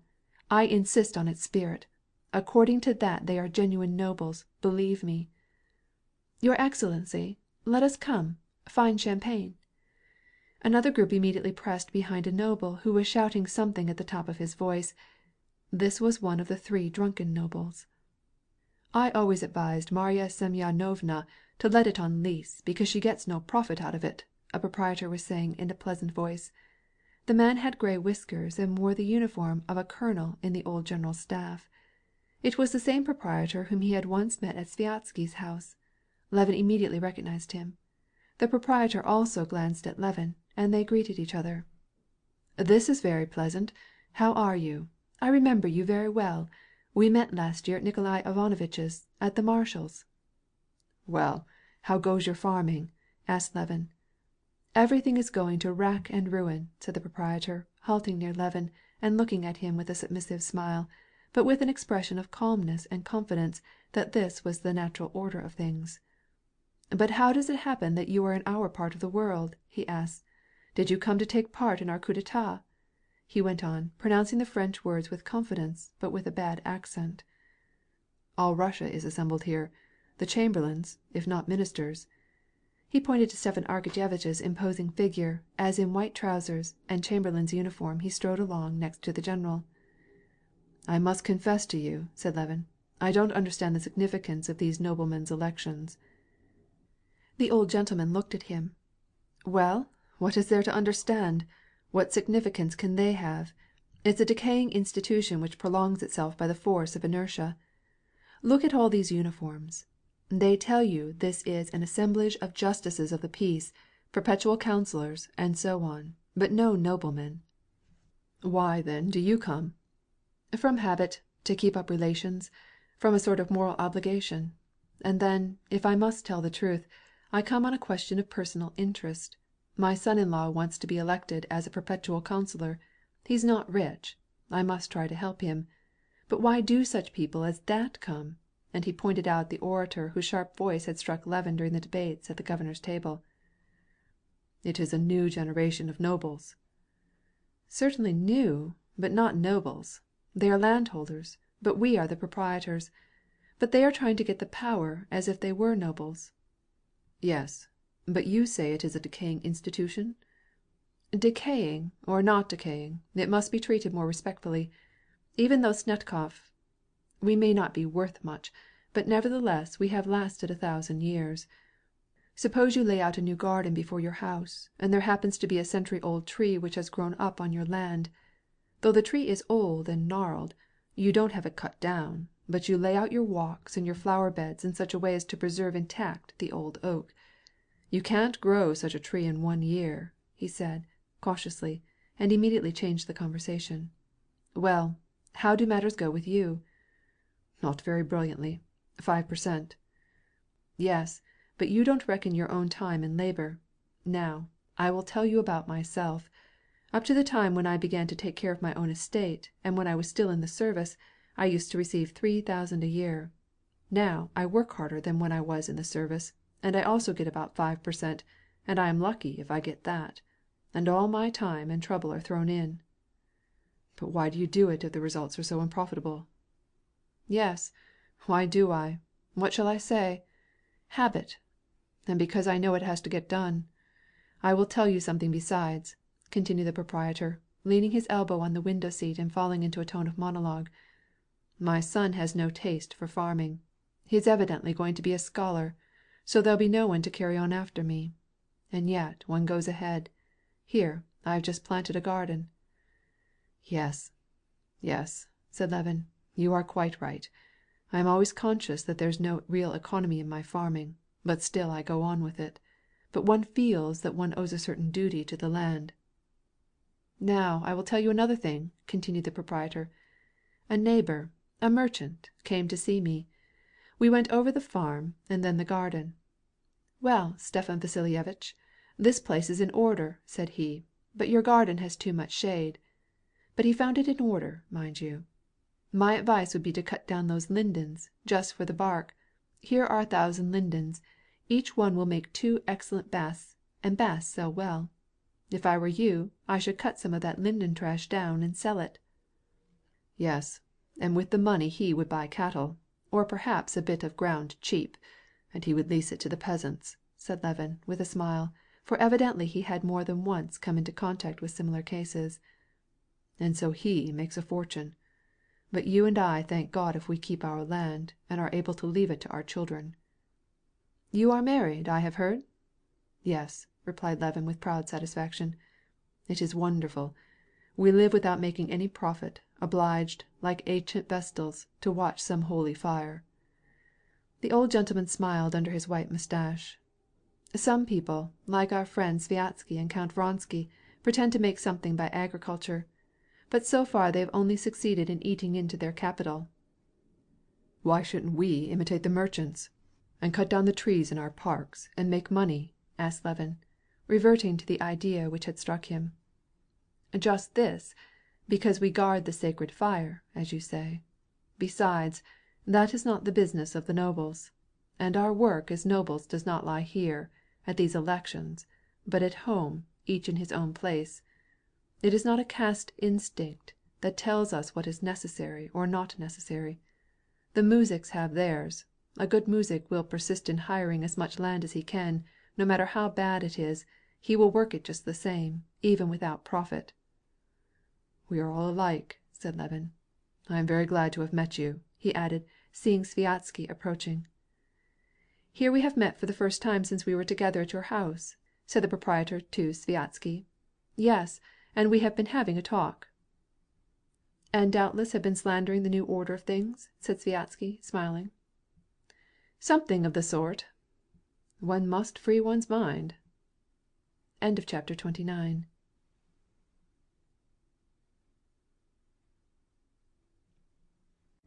Part 6, Chapter 30 of Anna Karenina by Leo Tolstoy, translated by Nathan Haskell Doyle. Sviazhsky took Levin's arm, and together they approached their friends. It was now impossible to avoid Vronsky.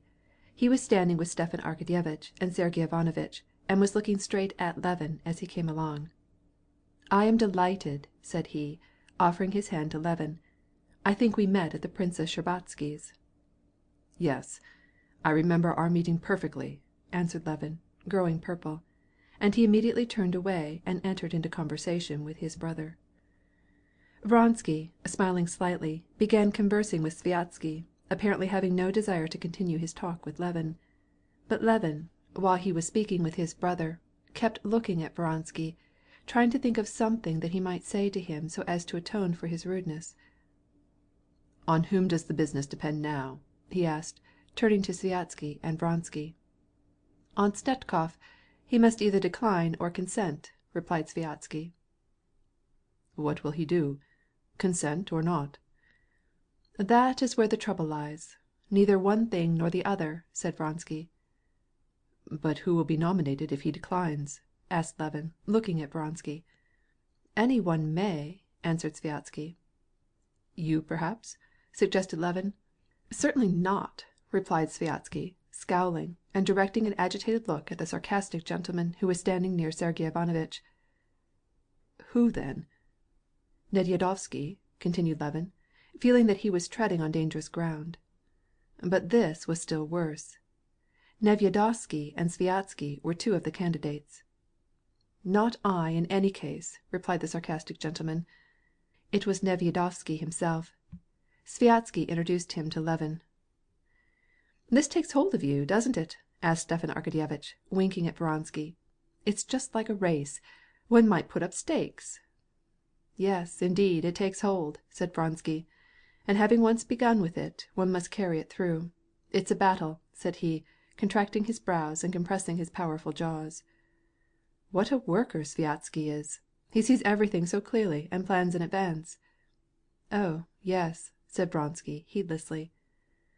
A silence followed during which Vronsky, since it was necessary to look at something, looked at Levin, at his legs, at his uniform, and then at his face, and noticing his downcast expression said, for the sake of saying something, "How is it that you who live in the country are not a justice of the peace?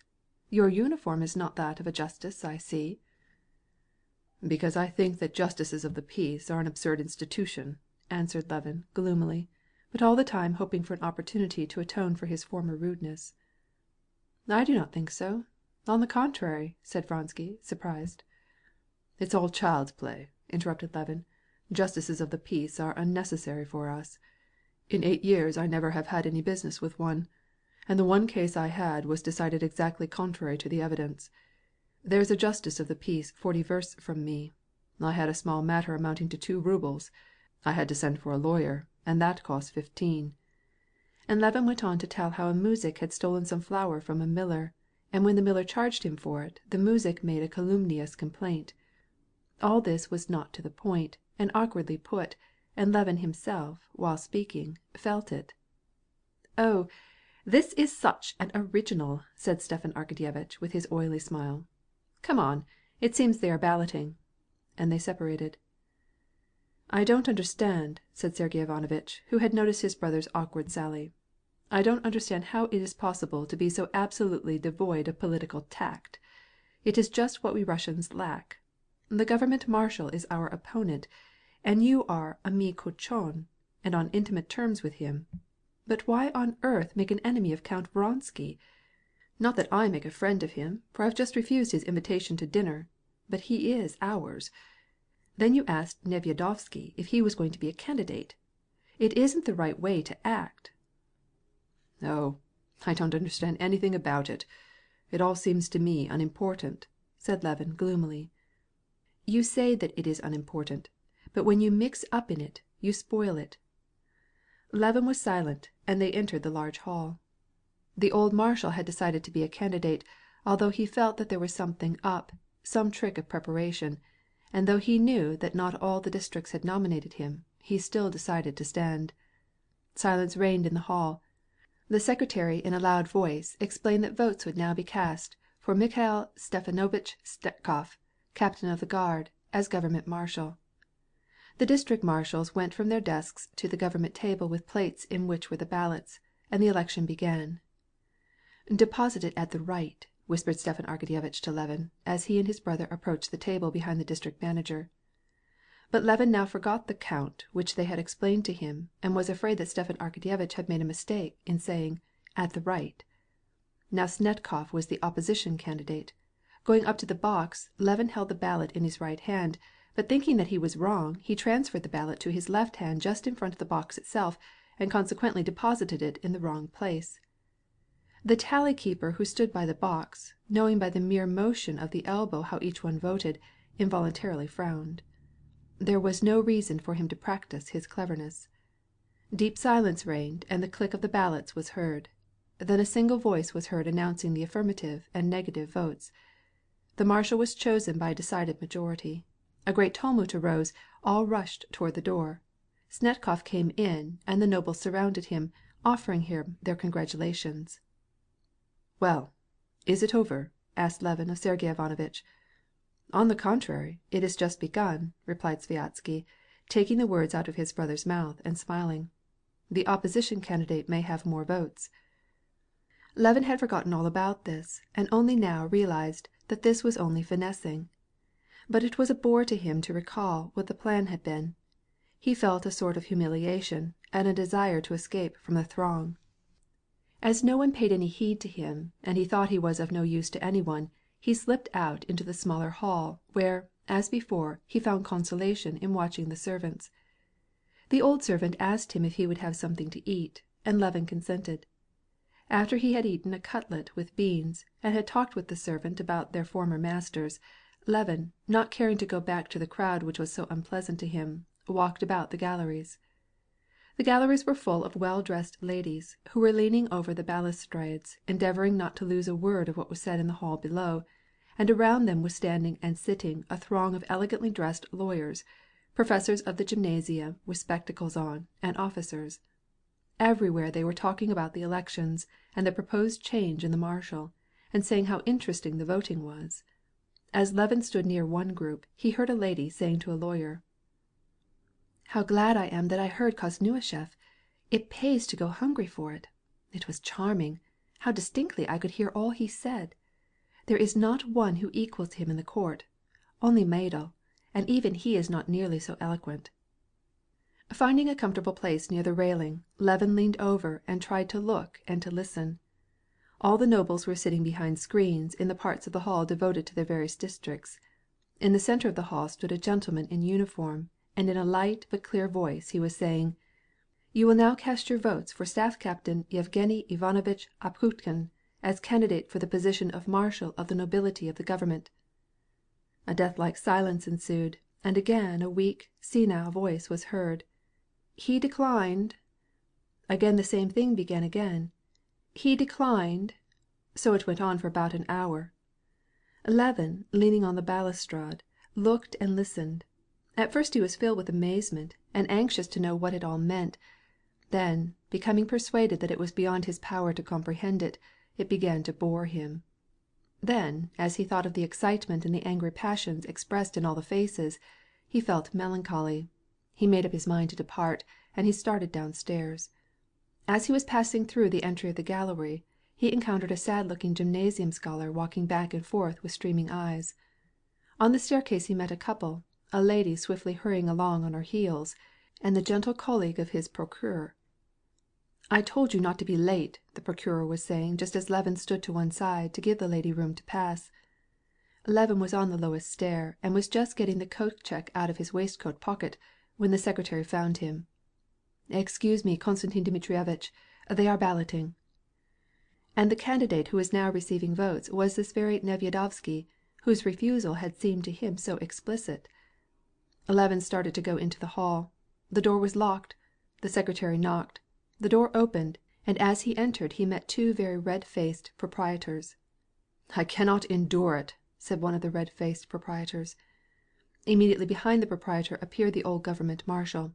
His face was terrible in its expression of fright and weakness.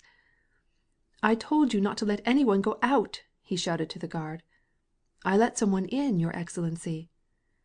"Oh, Lord!" and, sighing painfully, the old marshal, slinking along in his white pantaloons, with bowed head, went through the hall to the great table. The vote was counted, and Nevyedovsky, as had been planned, was government marshal. Many were happy, many were satisfied, gay, many were enthusiastic, many were dissatisfied and unhappy. The old government marshal was in despair, and could not disguise it. When Nevyedovsky went out into the hall, the throng surrounded him and expressed their enthusiasm toward him as they had done toward the governor when he opened the election, and as they had done toward Snetkov when he was elected. End of chapter 30.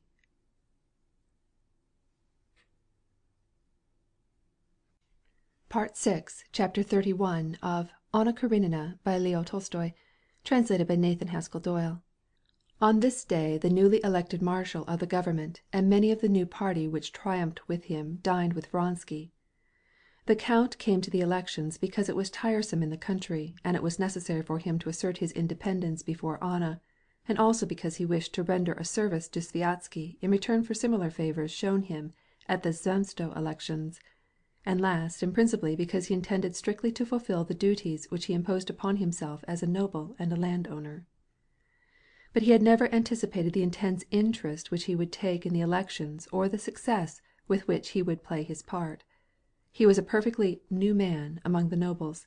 He was evidently successful, and he was not mistaken in supposing that he already inspired confidence. This sudden influence was due to his wealth and distinction, and to the fine house which he occupied in town, a house which an old friend of his, Shirkov, a financier and the director of a flourishing bank at Kashin, had given up to him, and partly to an excellent cook whom he brought with him, and to his friendship with the governor, who was his ally and a protecting ally, but above all to his simple and impartial treatment of everyone, so that the majority of the nobles quickly changed their minds in regard to the reputation he had acquired of being proud.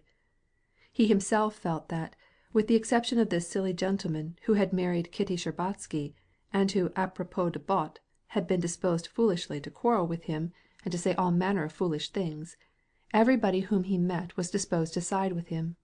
He clearly saw, and others recognized the fact, that he had very largely contributed to Nevyedovsky's success, and now, as he sat at the head of his own table celebrating Nevyedovsky's election, he experienced a pleasant feeling of triumphant pride in his choice. He was so much interested in the election that he determined that, if he should be married at the end of the next 3 years, he would run as a candidate, just as once when, after having won a prize by means of his jockey, he had decided to run a race himself. Now he was celebrating the triumph of his jockey. Vronsky sat at the head of the table, but he placed the young governor at his right. Vronsky saw that all looked upon him as the Kosciuszko of the government, who had triumphantly opened the elections, who had gained by his speech great consideration and even worship. But for Vronsky he was nothing more than Katka Maslov, such was his nickname at the corps of pages, who used to be confused in his presence, and whom he tried to put at his ease. At his left he placed Nevyedovsky, a young man with a sarcastic and impenetrable face. Toward him Vronsky showed respectful consideration. Sviazhsky accepted his own failure gaily. Indeed, as he said, lifting his glass to Nevyedovsky, he could not call it a failure. It would be impossible to find a better representative of the new tendencies which the nobility was to follow. And therefore, as he said, everything that was honorable stood on the side of the success just won, and triumphed with it. Stepan Arkadyevitch also was gay, because he was having such a good time and because everyone else was so happy. During the admirable dinner they reviewed the various episodes of the elections. Sviazhsky gave a comical travesty of the former marshal's tearful discourse, and turning to Nevyedovsky, he advised his excellency to choose a more complicated manner of verifying his accounts than by tears. Another noble, with a turn for humor, related how lackeys in short clothes had been ordered for the former marshal's ball, and how now these lackeys would have to be discharged unless the new marshal of the government should give balls with lackeys in short clothes. During all the time of the dinner, whenever they addressed Nevyedovsky, they called him Your Excellency, and all spoke of him as our government marshal. This was spoken with the same sort of satisfaction as people feel when they address a newly married woman as Madame, and add her husband's name. Nevyedovsky pretended that he was not only indifferent, but even scorned this new title, but it was evident that he was happy, and was exercising self-control not to betray his enthusiasm, since to do so would not be becoming to the new liberal environment in which they all found themselves. After dinner a number of telegrams were sent off to people who were interested in the result of the elections, and Stepan Arkadyevitch, who felt very gay, sent Darya Alexandrovna a dispatch thus worded: Nevyedovsky elected by 20 majority. I am well. Regards to all. He dictated it aloud and added, I want to make them feel happy. But when Darya Alexandrovna received the dispatch, she only sighed for the ruble which it cost, and she knew well that it was sent during a dinner. She knew that Stiva had a weakness at the end of dinners, faire jouer le télégraphe. The dinner was excellent, and the wines came from no Russian dealer, but were directly imported from abroad, and everything was noble, simple, and joyous. The guests, 20 in number, were selected by Sviazhsky from among the new liberal workers, and they were united in sentiments, keen-witted, and thoroughly well-bred. They drank many toasts, accompanied by witty speeches, in honor of the new marshal, and of the governor, and of the director of the bank, and of our beloved host. Vronsky was contented. He had never expected to find in the provinces such distinguished society.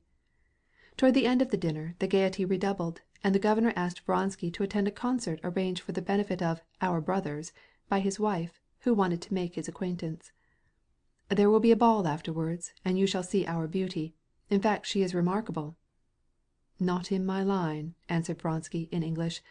He liked the phrase, but he smiled and promised to go. Just before they left the table, and while they were lighting their cigars, Vronsky's valet approached him, bringing a note on a tray. "From Vozdvizhenskoye, by a special messenger," said the man, with a significant expression. "It is remarkable how much he looks like the colleague of the procureur, Sventitsky," said one of the guests in French, referring to the valet, while Vronsky, with a frown on his brow, was reading the note. The note was from Anna, and Vronsky knew before he read it through what was in it.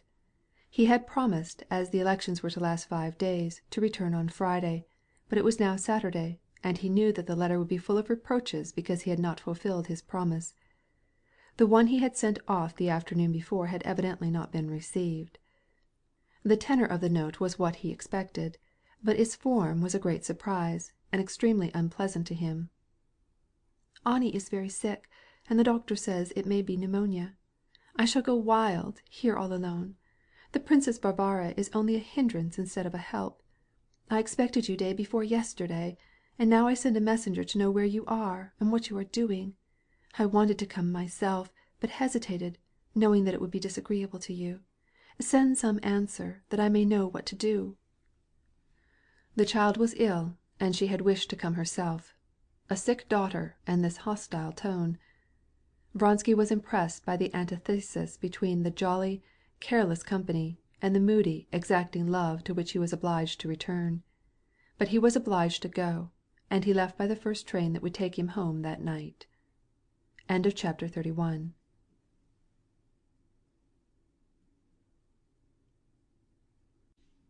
Part 6, Chapter 32 of Anna Karenina by Leo Tolstoy, translated by Nathan Haskell Doyle. Before Vronsky's departure for the election, Anna, coming to the conclusion that the scenes which had always taken place every time he left her for a journey might serve to cool his love rather than attach him more firmly to her, resolved to control herself to the best of her ability, so as to endure calmly the separation from him. But the cold, stern look which he had given her when he came to tell her about his journey had wounded her, and he was hardly out of her sight before her resolution was shaken. In her solitude, as she began to think over his cold look, which seemed to hint at a desire for liberty, she came back, as she always did, to one thing, to the consciousness of her humiliation. He has the right to go when and where he pleases, not only to go, but to abandon me. He has all the rights, and I have none. But as he knows this, he ought not to have done this. And yet what has he done? He looked at me with a hard, stern look. Of course, that is vague, intangible. Still, he did not formerly look at me so, and it signifies much, she thought. That look proves that he is growing cold toward me. And, although she was persuaded that he had begun to grow cold toward her, still there was nothing she could do. There was no change she could bring about in her relations toward him. Just as before, she could retain his affections only by her love, by her fascination. And, just as before, the only way she could keep herself from thinking what would happen if he should abandon her, she busied herself incessantly all day. At night she took morphine. To be sure, there was one means left, not to keep him with her. For this she wished nothing else but his love, but to bind him to her, to be in such a relation to him that he would not abandon her. This means was divorce and marriage, and she began to desire it, and resolved that she would agree to it the first time he or Stiva spoke about it again. With such thoughts she spent 5 days without him, the 5 days he expected to be away. Drives and walks, conversations with the Princess Varvara, visits to the hospital, and, above all, reading, the reading of one book after another, occupied her time. But on the 6th day, when the coachman returned without bringing Vronsky, she felt that she no longer had strength enough to smother the thought about him and what he was doing at Kashin. Just at this very time her little girl was taken ill. Anna attended to her, but it did not divert her mind, the more as the little one was not dangerously ill. Do the best she could, she did not love this child, and she could not pretend to feelings which had no existence. On the evening of the 6th day, while she was entirely alone, she felt such apprehension about him that she almost made up her mind to start for the city herself. But after a long deliberation, she wrote the prevaricating note and sent it by a special messenger. When, the next morning, she received his letter, she regretted hers. With horror she anticipated the repetition of that severe look which he would give her on his return, especially when he learned that his daughter had not been dangerously ill. But still she was glad she had written him. Now Anna acknowledged to herself that he might be annoyed by her, that he might miss his liberty, but yet she was glad that he was coming.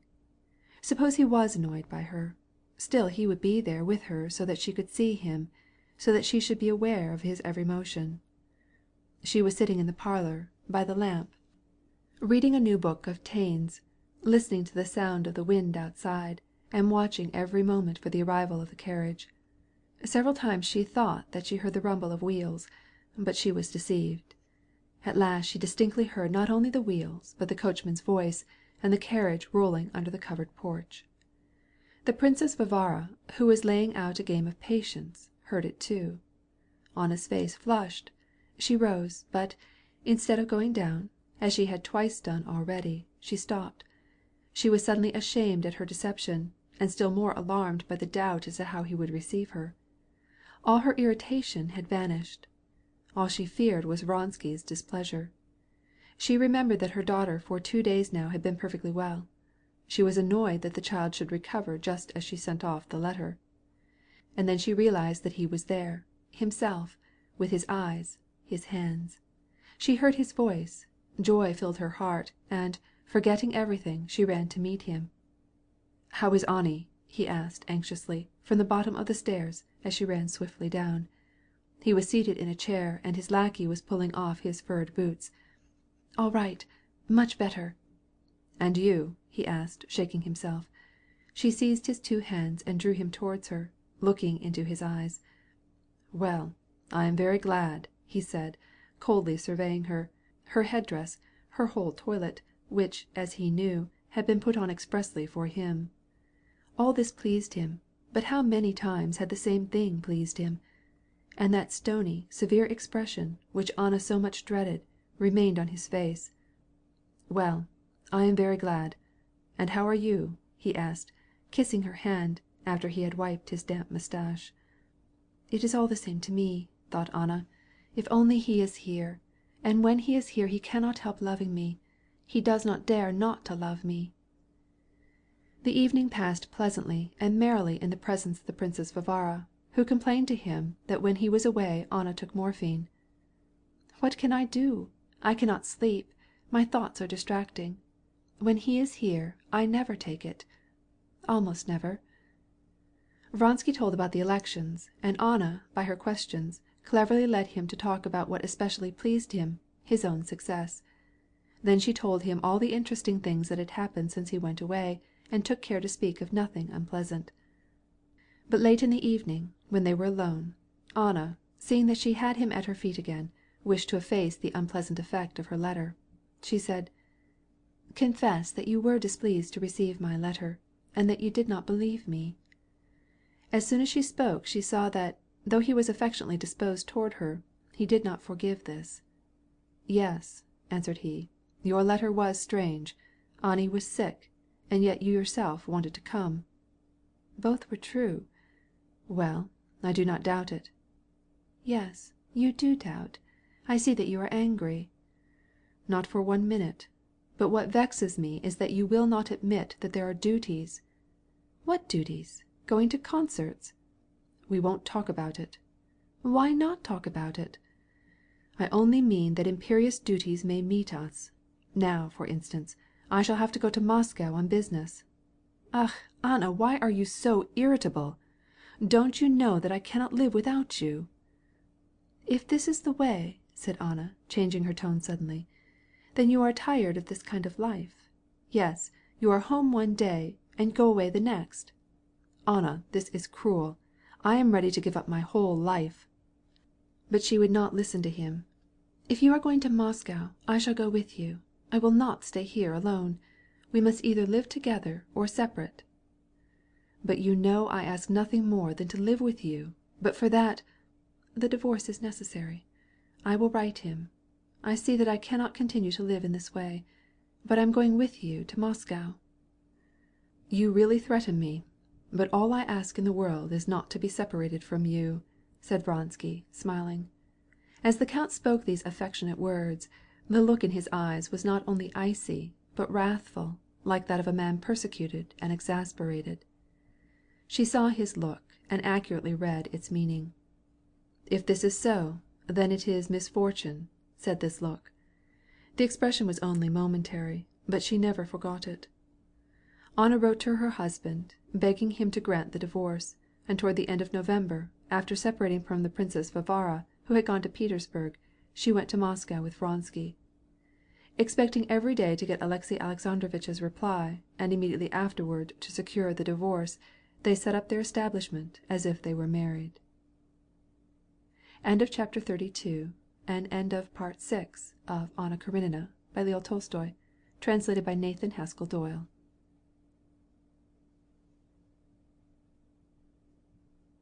Anna Karenina by Leo Tolstoy, translated by Nathan Haskell Doyle, Part 7, Chapter 1 The Levins had been in Moscow for 2 months, and the time fixed by competent authorities for Kitty's deliverance was already past. But she was still waiting, and there was no sign that the time was any nearer than it had been 2 months before. The doctor and the midwife and Dolly and her mother, and especially Levin, who could not without terror think of the approaching event, now began to feel impatient and anxious. Kitty alone kept perfectly calm and happy. She now clearly recognized in her heart the birth of a new feeling of love for the child which already partly existed for her, and she entertained this feeling with joy. The child was no longer only a part of her. Even now it already lived in its own independent life at times. This caused her suffering, but at the same time she felt like laughing, with a strange unknown joy.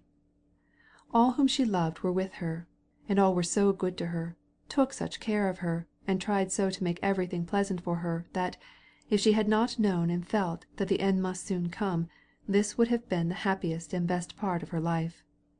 Only one thing clouded her perfect happiness, and this was that her husband was different from the Levin she loved, or the Levin that had lived in the country. She had loved his calm, gentle, and hospitable ways in the country. In the city he seemed all the time restless and on his guard, as if he feared that some one was going to insult him or her. There in the country he was usefully occupied, and seemed to know that he was in his place. Here in the city he was constantly on the go, as if he were afraid of forgetting something, but he had nothing really to do, and she felt sorry for him.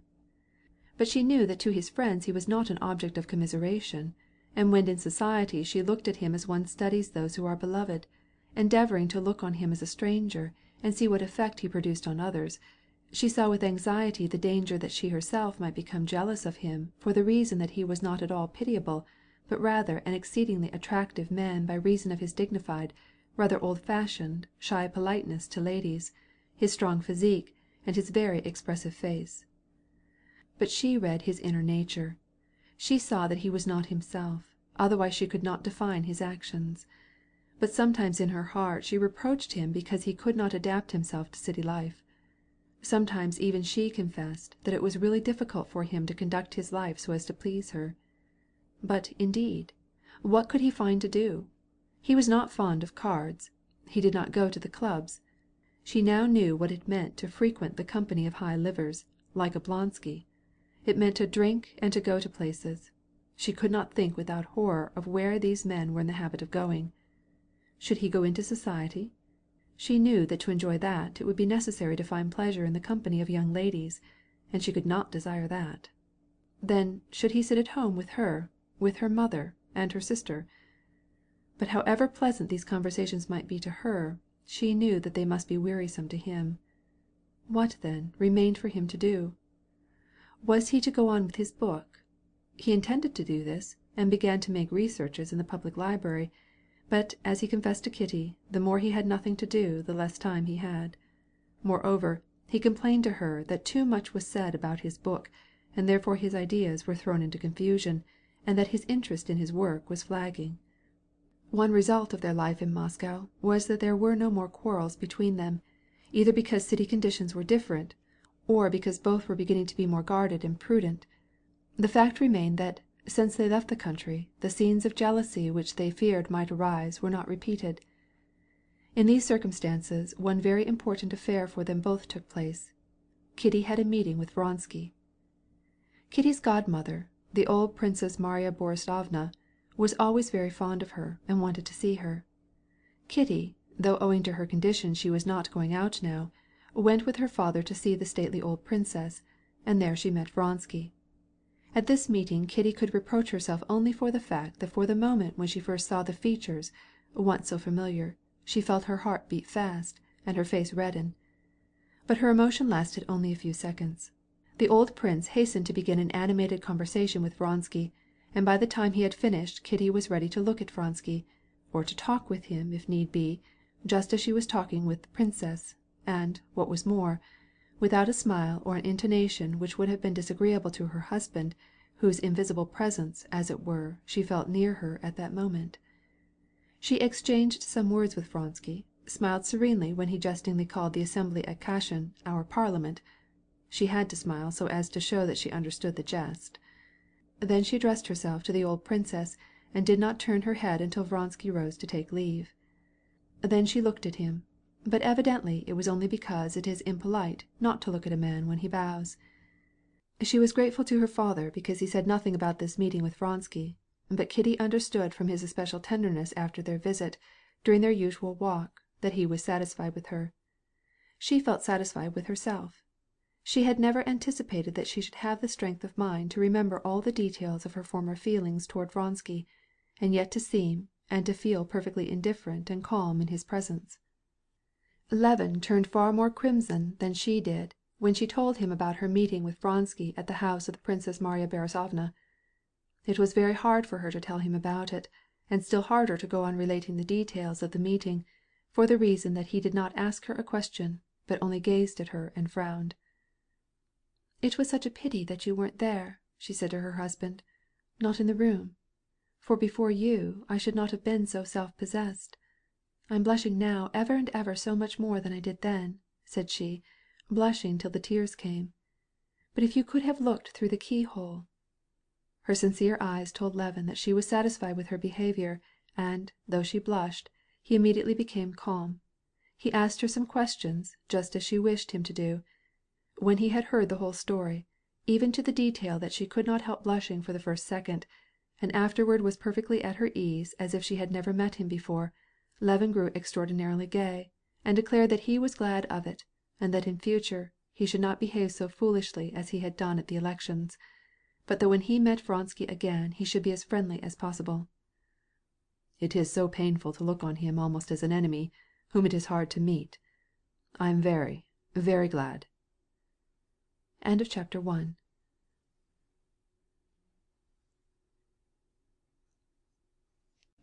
Part 7, Chapter 2 of Anna Karenina by Leo Tolstoy, translated by Nathan Haskell Doyle. "Please don't forget to call at the Bowles," said Kitty, as her husband came into her room about 11 o'clock in the morning, before going out. "I know that you are going to dine at the club because papa wrote to you, but what are you going to do this morning?" "I'm only going to Katavasov's." "Why are you going so early?" "He promised to introduce me to Metrov. He's a famous scholar from Petersburg. I want to talk over my book with him." "Oh, yes. Wasn't it his article you were praising? Well, and after that?" "Possibly to the tribunal, about that affair of my sister's." "Aren't you going to the concert?" she asked. "No. Why should I go alone?" "Do go. They're going to give those new pieces. It will interest you. I should certainly go." "Well, at all events, I shall come home before dinner," he said, looking at his watch. "Put on your best coat, so as to go to the Countess Bowles." "Why, is that really necessary?" "Oh, certainly. The count himself came here. Now, what does it cost you? You go, you sit down, you talk 5 minutes about the weather, then you get up and go." "Well, you don't realize that I am so out of practice, that I feel abashed. How absurd it is for a strange man to come to a house, to sit down, to stay a little while without any business, to find himself in the way, feel awkward, and then go." Kitty laughed. "Yes, but didn't you used to make calls before you were married?" "Yes, but I was always bashful," said he. "And now I'm so out of the way of it that, by heavens, I would rather not have any dinner for 2 days than make this call. I'm so bashful. It seems to me as if they must take offense and say, 'Why do you come without business?'" "No, they don't take offense. I will answer that for you," said Kitty, looking brightly into his face. She took his hand. "Now, prashchai, please go." He kissed his wife's hand and was about to go when she stopped him. "Kostya, do you know I have only 50 rubles left?" "Well, I will go and get some from the bank. How much do you want?" said he, with his well-known expression of vexation. "No, wait." She detained him by the arm. "Let us talk about this a moment. This troubles me. I try not to buy anything unnecessary. Still, the money runs away. We must retrench somehow or other." "Not at all," said Levin with a little cough, and looking askance upon her. She knew this cough. It was a sign of strong vexation, not with her, but with himself. He was actually discontented, not because much money was spent, but because he was reminded of what he wanted to forget. I have ordered Sokoloff to sell the corn, and to get the rent of the mill in advance. We shall have money enough." "No, but I fear that, as a general thing—" "No, not at all. Not at all," he repeated. "Well, good bye, darling." "Sometimes I wish I hadn't listened to mamma. How happy we were in the country. I tire you all, waiting for me, and the money we spend." "Not at all. Not at all. Not one single time since we were married till now have I thought that things would have been better than they are." "Truly?" said she, looking into his face. He said that thinking only to comfort her, but when he saw her gentle, honest eyes turned to him with an inquiring look, he repeated what he had said with his whole heart, and he remembered what was coming to them so soon. "How do you feel this morning? Do you think it will be soon?" he asked, taking both her hands in his. "I sometimes think that I don't think and don't know anything." "And you don't feel afraid?" She smiled disdainfully. "Not the least bit. No, nothing will happen to day. Don't worry." "If that is so, then I am going to Katavasov's." "I am going with papa to take a little walk on the boulevard. We are going to see Dolly. I shall expect you back before dinner. Oh, there! Do you know Dolly's position is getting to be entirely unendurable? She is in debt on every side, and hasn't any money at all. We talked about it yesterday with mamma and Arseny" (this was her sister Natalia Lvovna's husband), "and they decided that you should scold Stiva. It is truly unendurable. It is impossible for papa to speak about it. But if you and he—" "Well, what can we do?" asked Levin. "You had better go to Arseny's, and talk with him. He will tell you what we decided about it." "All right, I will follow Arseny's advice. Then I will go directly to his house. By the way, if he is still at the concert, then I will go with Natalie. So good bye." On the staircase, the old bachelor servant, Kuzma, who acted in the city as steward, stopped his master. "Krasavichka has just been shod, and it lamed her." This was Levin's left pole horse, which he had brought from the country. "What shall I do?" said he. When Levin established himself in Moscow, he brought his horses from the country. He wished to set up as good a stable as possible, but not to have it cost too much. It seemed to him now that hired horses would have been less expensive, and even as it was, he was often obliged to hire of the izvozchik. "Take her to the veterinary. Perhaps she is going to have a swimmer." "Well, how shall you arrange for Katerina Alexandrovna?" asked Kuzma. Levin was now no longer troubled, as he had been at first, when he first came to Moscow, that for the drive from Vozdvizhenskoe to Zinstev Vrozhek it was necessary to have a span of heavy horses harnessed into his heavy carriage, and to drive at 4 versts through mealy snow, and keep them waiting 4 hours there, and to have to pay 5 rubles for it. Now it seemed to him the natural thing to do. "Get a pair of horses from the izvozchik and put them into our carriage." "I will obey." After having thus decided simply and quickly, thanks to his training in city ways, a labor which in the country would have cost him much trouble and attention, Levin went out on the porch, and, beckoning to an izvozchik, took his seat in the cab, and rode off to the Nikitskaya Street. On the way the question of money did not occupy him, but he thought over how he was going to make the acquaintance of the sociological savant from Petersburg, and what he should say to him in regard to his treatise. It was only during the first part of his stay in Moscow that Levin, who had been used to the productive ways of the country, was amazed at the strange and unavoidable expenses which met him on every side. But now he was wonted to them. He had somewhat the same experience as he had been told drunken men went through. Each successive glass made him more reckless.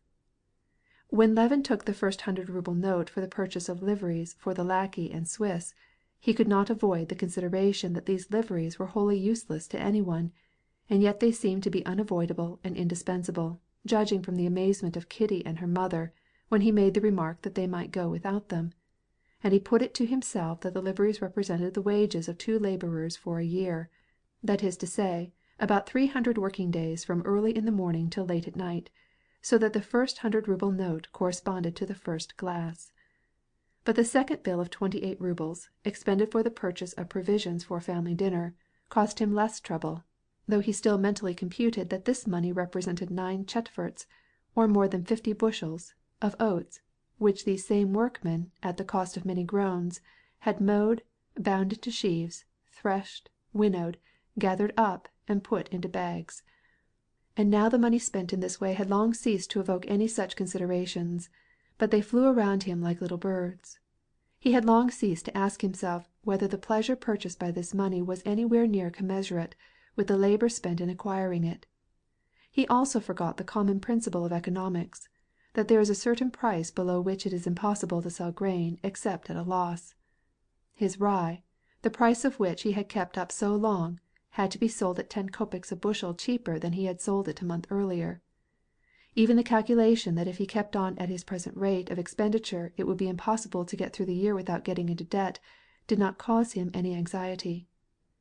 Only one thing troubled him, the keeping up his bank account, without asking how, so that there might be always enough for the daily needs of the household. And up to the present time he had succeeded in doing this. But now his deposit at the bank had run low, and he did not know exactly how to restore it. And this problem was causing him some anxiety just at the time when Kitty asked him for more money. But he did not want to bother about that just now. So he drove away, thinking of Katavasov and his approaching acquaintance with Metrov.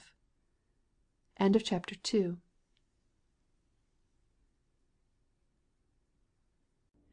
Part 7, Chapter 3 of Anna Karenina by Leo Tolstoy, translated by Nathan Haskell Doyle.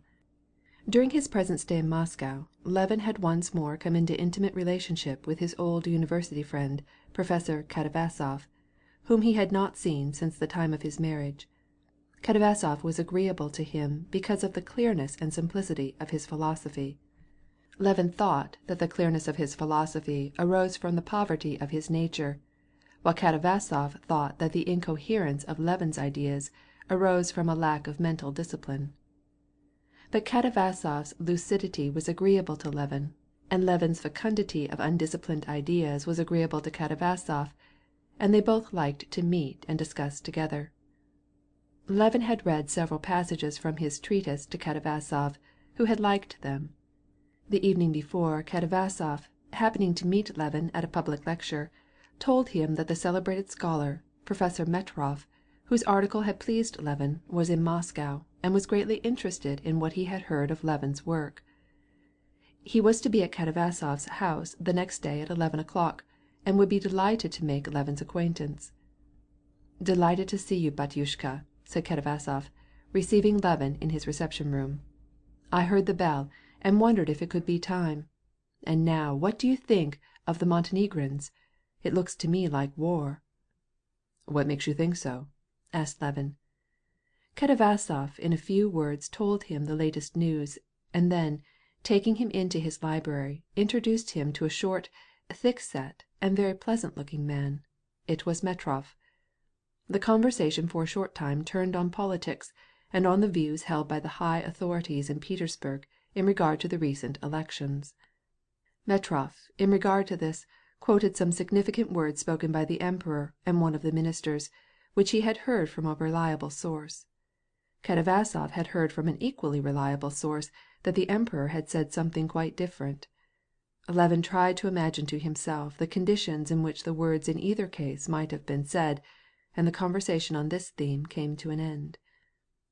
"Well, here is the gentleman who is writing a book on the natural condition of the laborer in relation to the soil," said Katavasov. "I am not a specialist, but it pleases me as a naturalist that he does not consider the human race outside zoological laws, but recognizes man's dependence on his environment, and seeks to find in this dependence the laws of his development." "That is very interesting," said Metrov. "I began simply to write a book on rural economy," said Levin, reddening. "But in studying the principal instrument, the laborer, I arrived at a decidedly unexpected conclusion, in spite of myself." And Levin expatiated on his ideas, trying the ground carefully as he did so, for he knew that Metrov had written an article against the current views on political economy, and how far he could hope for sympathy in his new views he did not know, and could not tell from the scholar's calm, intellectual face. "How, in your opinion, does the Russian laborer differ from that of other peoples?" asked Metrov. Is it from the point of view which you call zoological, or from that of the material conditions in which he finds himself?" This way of putting the question proved to Levin how widely their opinions diverged. Nevertheless, he continued to set forth his theory, which was based on the idea that the Russian people could not have the same relation to the soil as the other European nations, and to prove this position he hastened to add that, in his opinion, the Russian people feels instinctively predestined to populate the immense uncultivated tracts stretching toward the east. "It is easy to be mistaken about the general destiny of a people by forming premature conclusions," said Metrov, interrupting Levin. "And the situation of the laborer will always depend on his relation to land and capital." And, without giving Levin time to reply, he began to explain the peculiarity of his own views. Levin did not understand, because he did not try to understand, in what consisted the peculiarity of his views. He saw that Metrov, like all the rest, notwithstanding his article, in which he refuted the teachings of the economists, looked on the condition of the Russian people from the standpoint of capital, wages, and rent, though he was obliged to confess that for the eastern and by far the greater part of Russia there was no such thing as rent, that for 9/10 of Russia's 80 millions wages consisted in a bare subsistence, and the capital did not yet exist, except as it was represented by the most primitive tools. Although Metrov differed from other political economists, in many ways he regarded the laborer from this point of view, and he had a new theory as to wages, which he demonstrated at length. Levin listened with some disgust, and tried to reply. He wanted to interrupt Metrov, in order to express his own opinions, which he felt deserved to be heard at far greater length. But, finally recognizing that they looked on the subject from such a radically opposite standpoint that they could never understand each other, he no longer tried to refute him. He let Metrov talk, and only listened. Though he was not at all interested in what he said, nevertheless he experienced a certain pleasure in listening to him. He was flattered that such a learned man would condescend to give him the benefit of his thoughts, sometimes by a hint pointing to a complete phase of the subject, and showing him so much deference as to one thoroughly versed in the subject. He ascribed this to his own merits. He did not know that Metrov, having talked this over with all his own intimates on this subject, was glad to have a new auditor, and, moreover, that he liked to talk with any one on the subjects that occupied him, so as to elucidate certain points for his own benefit. "We shall be late," remarked Katavasov, consulting his watch as soon as Metrov had concluded his argument. "Yes, there is a special session today of the Society of Friends, in honor of the semi-centennial of Svintich," he added in reply to Levin's question. "We meet at the house of Pyotr Ivanovitch. I promised to speak on his work in zoology. Come with us, it will be interesting." "Yes, it is high time," said Metrov. "Come with us, and then afterward, if you like, come home with me. I should greatly like to hear your work." "It is only a sketch, not worth much, but I should like to go with you to the session." "What is that, batyushka? Have you heard? He gave a special opinion," said Katavasov, who was putting on his dress coat in the next room. And the talk turned to the university question. The university question was a very important topic this winter in Moscow. 3 old professors in the council would not accept the opinion of the younger ones. The younger ones expressed a special opinion. This opinion, according to some, was dreadful, according to others, was the simplest and most righteous of opinions, and the professors were divided into 2 parties. The one to which Katavasov belonged saw in the opposition dastardly violation of faith and deception. The other side charged their opponents with childishness and lack of confidence in the authorities. Levin, although he was not connected with the university, had heard and talked much during his stay in Moscow regarding this affair, and had his own opinion regarding it. So he took part in the conversation, which was continued even after they had got out into the street, and until they had all 3 reached the buildings of the old university. The session had already begun. 6 men were sitting around a table covered with a cloth, and one of them, nearly doubled up over a manuscript, was reading something. Katavasov and Metrov took their places at the table. Levin sat down in an unoccupied chair near a student, and asked him in a low voice what they were reading. The student, looking angrily at Levin, replied, "The biography." Levin did not care much for the savant's biography, still he could not help listening, and he learned various interesting particulars of the life of the celebrated man. When the reader came to an end, the chairman congratulated him, and then read some verses which had been sent to him in honor of the occasion by the poet Mient, of whose work he spoke eulogistically. Then Katavasov read in his loud, harsh voice a sketch of the work of Svintich. When Katavasov had finished, Levin looked at his watch and found that it was already 2:00. He realized that he should lose the concert if he should read his treatise to Metrov, and, moreover, he no longer cared to do it. During the reading of the papers he had come to a conclusion regarding the conversation he had just had. It was clear to his own mind that, though Metrov's ideas very likely had some value, yet his own ideas also had value, and that ideas could be made clear and profitable only when every person should work separately in his chosen path, but that the communication of these ideas was perfectly profitless.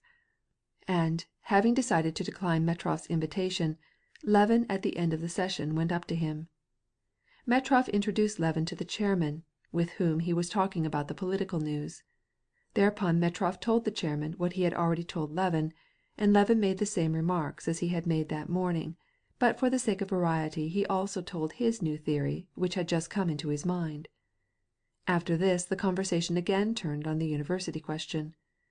As Levin had already heard as much as he cared to about this, he made haste to tell Metrov that he regretted that he could not accept his invitation, bade him good-bye, and hastened to Lvov's. Chapter 4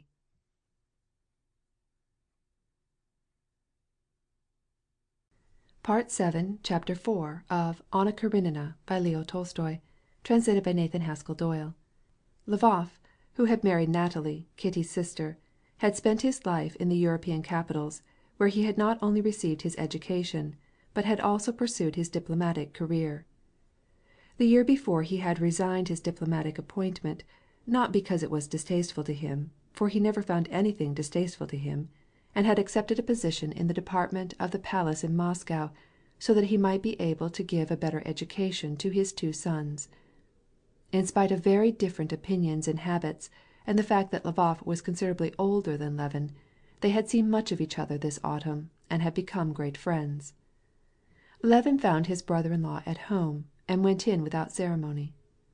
Lvov, in a housecoat with a belt, and in chamois-skin slippers, was sitting in an armchair, and with blue glasses was reading a book which rested on a stand, while he held a half-burned cigar in his shapely hand. His handsome, delicate, and still youthful face, to which his shining, silvery hair gave an expression of aristocratic dignity, lighted up with a smile as he saw Levin. "Good! I was just going to send to find out about you all.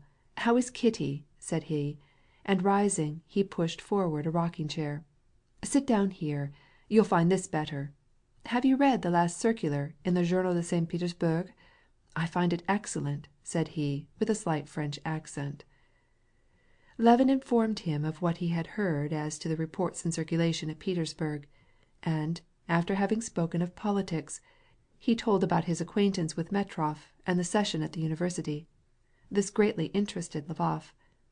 "There, I envy you your intimacy in that learned society," said he, and he went on speaking, not in Russian, but in French, which was far more familiar to him. "True, I could not meet them very well. My public duties, and my occupation with the children, would prevent it. And then, I do not feel ashamed to say that my own education is too faulty." "I can't think that," said Levin with a smile, and, as always, touched by his modest opinion of himself, expressed not for the sake of bringing out a flattering contradiction, but genuine and honest. "Oh, dear, I now feel how little I know. Now that I am educating my sons, I am obliged to refresh my memory. I learn my lessons over again. Just as in your estate you have to have workers and overseers, so here it needs someone to watch the teachers. But see what I am reading," and he pointed to the grammar of Busleov lying on the stand. "Misha has to learn it, and it is so hard. Now explain this to me." Levin wanted to explain to him that it was impossible to understand it, that it simply had to be learned, but Lvov did not agree with him. "Yes, now you are making fun of it." "On the contrary, you can't imagine how much I learn, when I look at you, about the way to teach children." "Well, you could not learn much from me." "I only know that I never saw children so well brought up as yours, and I should not want better children than yours." Lvov evidently wanted to restrain himself so as not to betray his satisfaction, but his face lighted up with a smile. "Only let them be better than I. That is all that I want. But you don't know the bother," he began, "with lads who, like mine, have been allowed to run wild abroad." "You are regulating all that. They are such capable children. The main thing is, their moral training. And this is what I learn in looking at your children." "You speak of the moral training. You can't imagine how hard it is. Just as soon as you have conquered one crop of weeds, others spring up, and there is always a fight. If you don't have support in religion, between ourselves, no father on earth, relying on his own strength and without this help, could ever succeed in training them." This conversation, which was extremely interesting to Levin, was interrupted by the pretty Natalie Alexandrovna, dressed for going out. "I didn't know you were here," said she to Levin, evidently not regretting, but even rejoicing that she had interrupted his conversation, which was too long for her pleasure. "Well, and how is Kitty? I'm going to dine with you today. See here, Arseny," she said, turning to her husband, "you take the carriage." And between husband and wife began a discussion of the question how they should spend the day. As the husband had to attend to his official business, and the wife was going to the concert and to a public session of the Committee of the South East, it was needful to discuss and think it all over. Levin, as a member of the family, was obliged to take part in these plans. It was decided that he should go with Natalie to the concert and to the public meeting, and then send the carriage to the office for Arseny, who would come and take her to Kitty's, or if he was not yet ready, Levin would serve as her escort. "This man is spoiling me," said Lvov to his wife. "He assures me that our children are lovely, when I know that they are full of faults." "Arseny goes to extremes. I always say so," said his wife. "If you expect perfection, you will never be satisfied. And papa is right in saying that when we were children they went to one extreme. They kept us on the entresol, while the parents lived in the bel étage. But now, on the contrary, parents live in the lumber room, and the children in the bel étage. The parents are now of no account. Everything must be for the children." "Supposing this is more agreeable," suggested Lvov, with his winning smile, as he offered her his arm. "Anyone not knowing you would think that you were not a mother, but a stepmother." "No, it is not good to go to extremes in anything," said Natalie, gently, laying his paper cutter in its proper place on the table. "Ah, here they are. Come in, ye perfect children," said Lvov to the handsome lads who came in and, after bowing to Levin, went to their father, evidently wishing to ask some favor of him. Levin wanted to speak with them and to hear what they said to their father, but Natalie was talking with him, and just then Lvov's colleague, Macfadyen, in his court uniform, came into the room, and began a lively conversation about Herzegovina, the Princess Korsunsky, and the premature death of Madame Apraxin. Levin forgot all about Kitty's message. He remembered it just as they reached the vestibule. "Oh, Kitty commissioned me to speak with you about Oblonsky," said he, as Lvov went with them to the head of the staircase. "Yes, yes, maman wants us, les beaux-frères, to attack him," said Lvov, turning red. "But how can I?"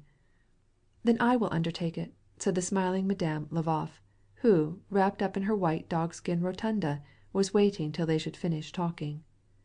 Chapter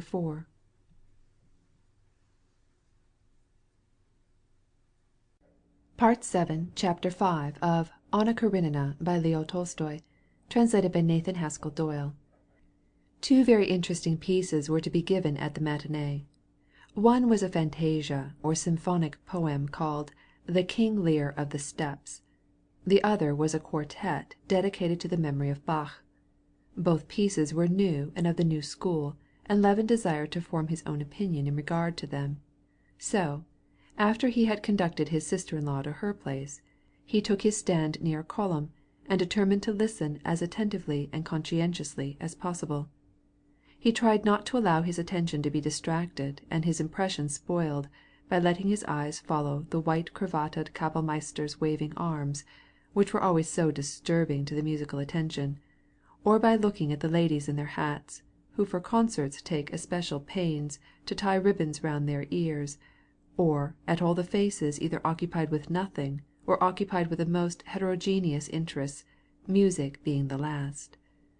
He tried to avoid meeting the connoisseurs and the chatterers, but he stood alone by himself, looking down and listening.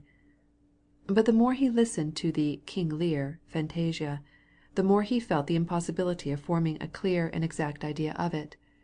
The musical thought, at the moment of its development, was constantly interrupted by the introduction of new themes, or vanished, leaving only the impression of a complicated and laborious attempt at instrumentation. But these same new themes, beautiful as some of them were, gave an unpleasant impression, because they were not expected or prepared for. Gaiety and sadness and despair and tenderness and triumph followed one another like the incoherent thoughts of a madman, to be themselves followed by others as wild. During the whole performance Levin experienced a feeling analogous to what a deaf man might have in looking at dancers.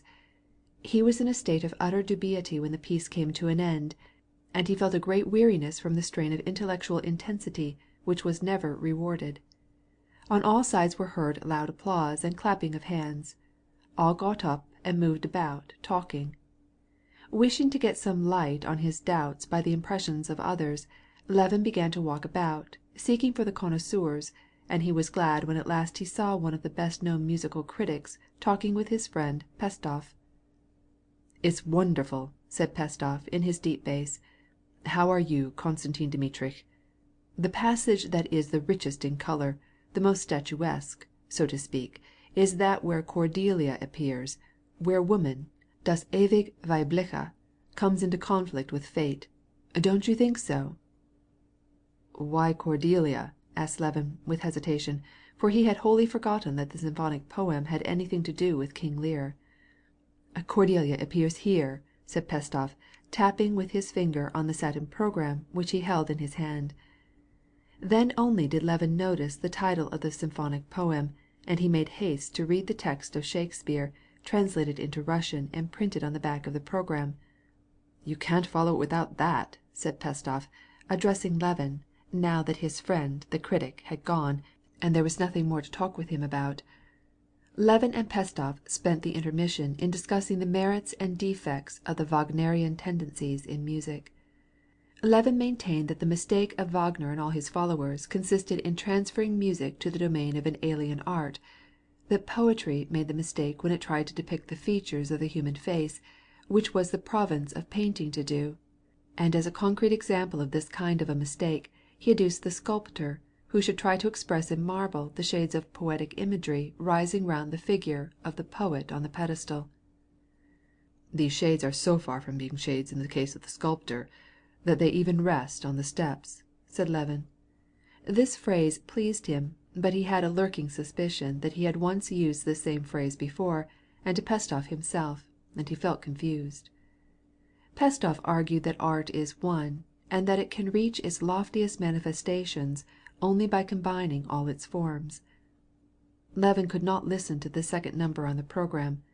Pestov, who was standing near him, kept talking to him most of the time, criticizing it for its excessive, mawkish, affected simplicity, and comparing it to the simplicity of the pre-Raphaelites in painting.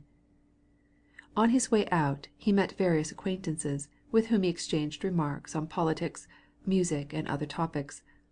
Among others he saw Count Bohl, and the call which he should have made on him came to mind.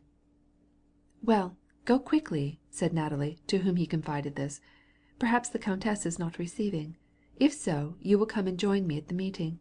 You have plenty of time." End of chapter 5.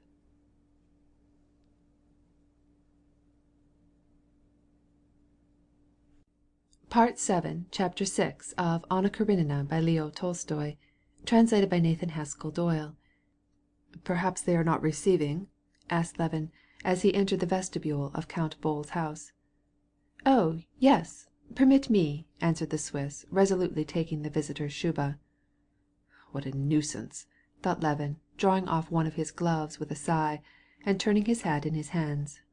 Now, why did I come? Now, what am I going to say to them? Passing through the first drawing-room, he met the Countess Bohl at the door, who, with a perplexed and severe face, was giving orders to a servant. When she saw Levin, she smiled, and invited him to walk into a small parlor, where voices were heard. In this room were sitting her 2 daughters and a Muscovite colonel whom Levin knew. Levin joined them, passed the usual compliments, and sat down near a divan, holding his hat on his knee. "How is your wife? Have you been to the concert? We were not able to go. Mamma had to attend to the requiem," said one of the young ladies. "Yes, I heard about it. What a sudden death," said Levin. The countess came in, sat down on the divan, and asked also about his wife and the concert. Levin replied, and asked some questions about the sudden death of Madame Apraxin. But then she was always in delicate health. "Were you at the opera yesterday?" Yes, I was. "Lucia was very good." Yes, very good," said he, and he began, seeing that it was entirely immaterial to him what they thought about him, to repeat what he had heard 100 times about the singer's extraordinary talent. The Countess Bohl pretended that she was listening. Then, when he had said all he had to say, and relapsed into silence, the colonel, who had hitherto held his peace, began also to speak. The colonel also talked about the opera, and about an illumination. Then, saying something about a supposititious folle journée at Turin, the colonel, laughing, got up and took his departure. Levin also got up, but a look of surprise on the countess's face told him that it was not yet time for him to go. 2 minutes more at least were necessary. He sat down. But, as he thought what a foolish figure he was cutting, he was more and more incapable of finding a subject of conversation. "Are you going to the public meeting?" asked the countess. "They say it will be very interesting." "No, but I promised my belle-sœur that I would call for her there," replied Levin. Silence again ensued. The mother exchanged a look with her daughter. "Now it must be time to go," thought Levin, and he rose. The lady shook hands with him, and charged him with 1000 choses for his wife. The Swiss, as he put on his shuba for him, asked his address, and wrote it gravely in a large, handsomely bound book. "Of course, it's always the same to me, but how useless and ridiculous it all is," thought Levin, comforting himself with the thought that every one did the same thing. And he went to the public meeting of the committee, where he was to find his sister-in-law to bring her home with him. At the public meeting of the committee there was a great throng of people, and society was well represented. Levin reached the place just in time to hear a sketch which all said was very interesting. When the reading of the sketch was finished, society came together, and Levin met Sviazhsky, who invited him to come that very evening to a meeting of the Society of Rural Economy, at which a very important report was to be read. He also met Stepan Arkadyevitch, who had just returned from the races, and many other acquaintances, and Levin talked much and heard many opinions relating to the meeting and the new piece and the lawsuit. But apparently in consequence of his weariness and the strain which he began to feel, he made a blunder in speaking of a certain lawsuit, and this blunder he afterward remembered with annoyance. Speaking of the recent punishment of a foreigner who had been tried in Russia, and that it would have been irregular to punish him by exile, Levin repeated what he had heard the evening before in a conversation with a friend of his. "I think that to send him abroad is just the same as to punish a fish by throwing it into the water," said Levin. Too late he remembered that his comparison which he put forth to express his thought, though he had heard his friend use it, was really taken from a fable by Kryloff, and that his friend had taken it from the feuilleton of a newspaper. Returning home with his sister-in-law, and finding Kitty well and happy, Levin went to the club. End of chapter 6.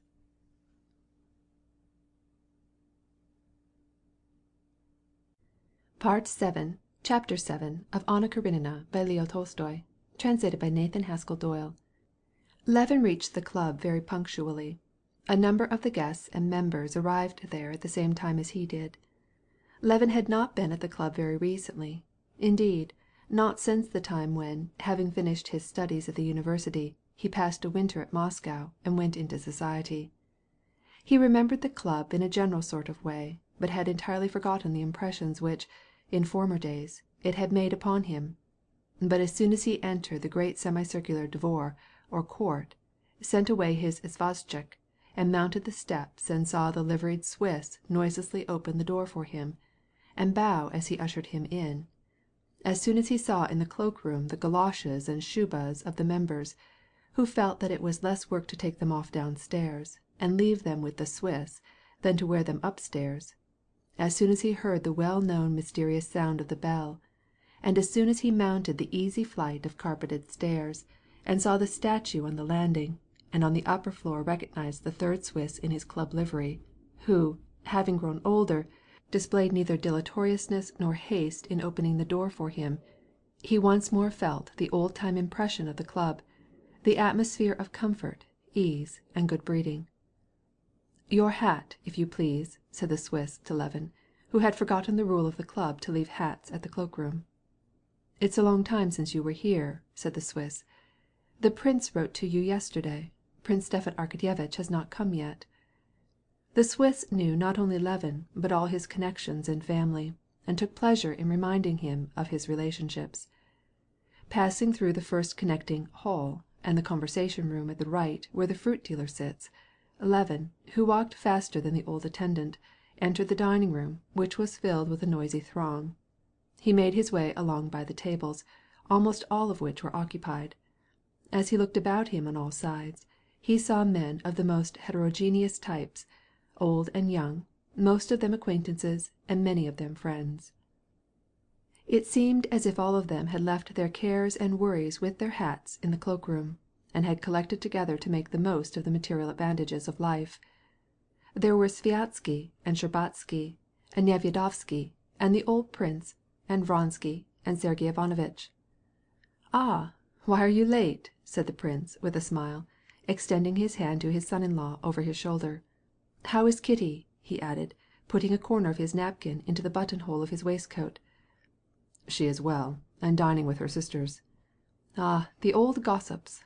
Well, there's no room with us. Go to that table there and get a seat as quickly as you can," said the prince, taking care with a plate of ukha, or soup made of lotes. "Here, Levin!" cried a jovial voice from a table a little farther away. It was Turovtsin. He was sitting with a young officer, and near him were two chairs tilted up. Levin, with joy, went to join him. He always liked the good-hearted, prodigal Turovtsin. His reconciliation with Kitty was connected with him, and now, especially, after all his wearisome intellectual conversations, the sight of his jolly face was delightful. "These places were for you and Oblonsky. He will be here directly," said Turovtsin, and then he introduced Levin to the young officer, who held himself very straight and had bright, laughing eyes. "Gagin, from Petersburg."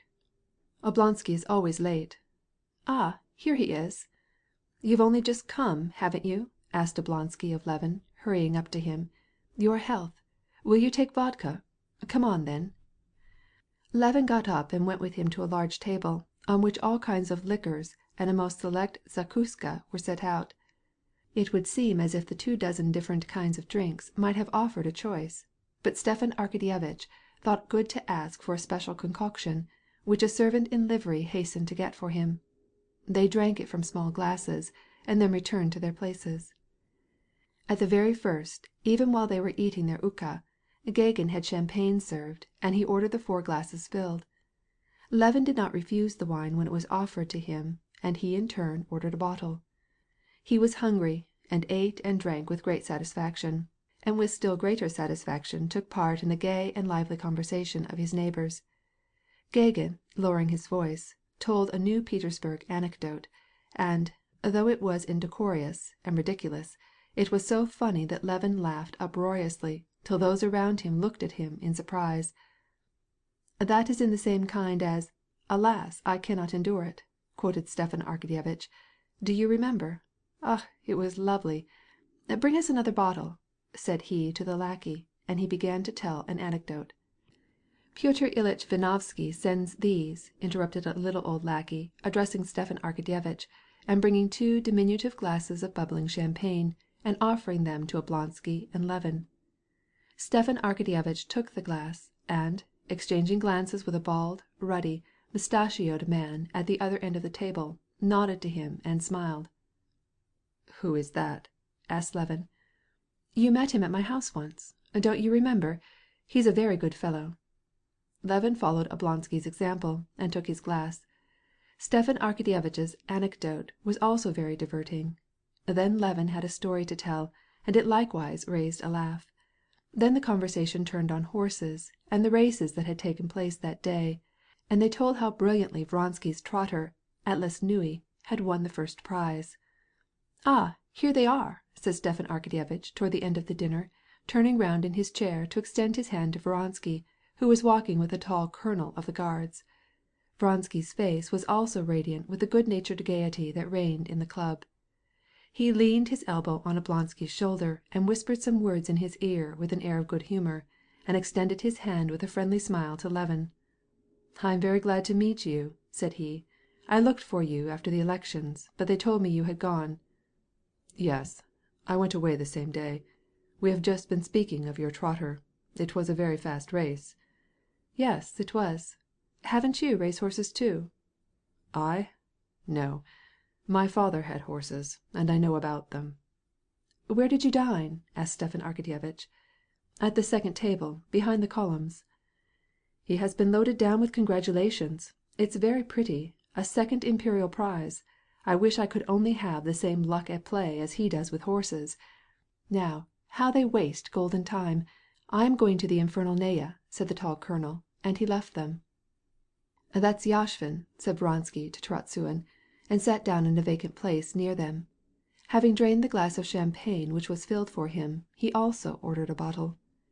Either from the effect of the wine which he had drunk, or from the social atmosphere of the club, Levin talked cordially with him about the best breeds of cattle, and was happy to feel no more hatred against his former rival. He even told him, among other things, that he had heard from his wife of the meeting which had taken place at the house of the Princess Marya Borissovna. "Ah, the Princess Marya Borissovna! She's a charmer!" exclaimed Stepan Arkadyevitch, and he told an anecdote of the old lady which made everyone laugh. Especially Vronsky laughed so heartily that Levin felt perfectly reconciled to him. "Well, gentlemen, have we finished?" said Oblonsky, getting up and smiling. "Then let us go." Chapter 7.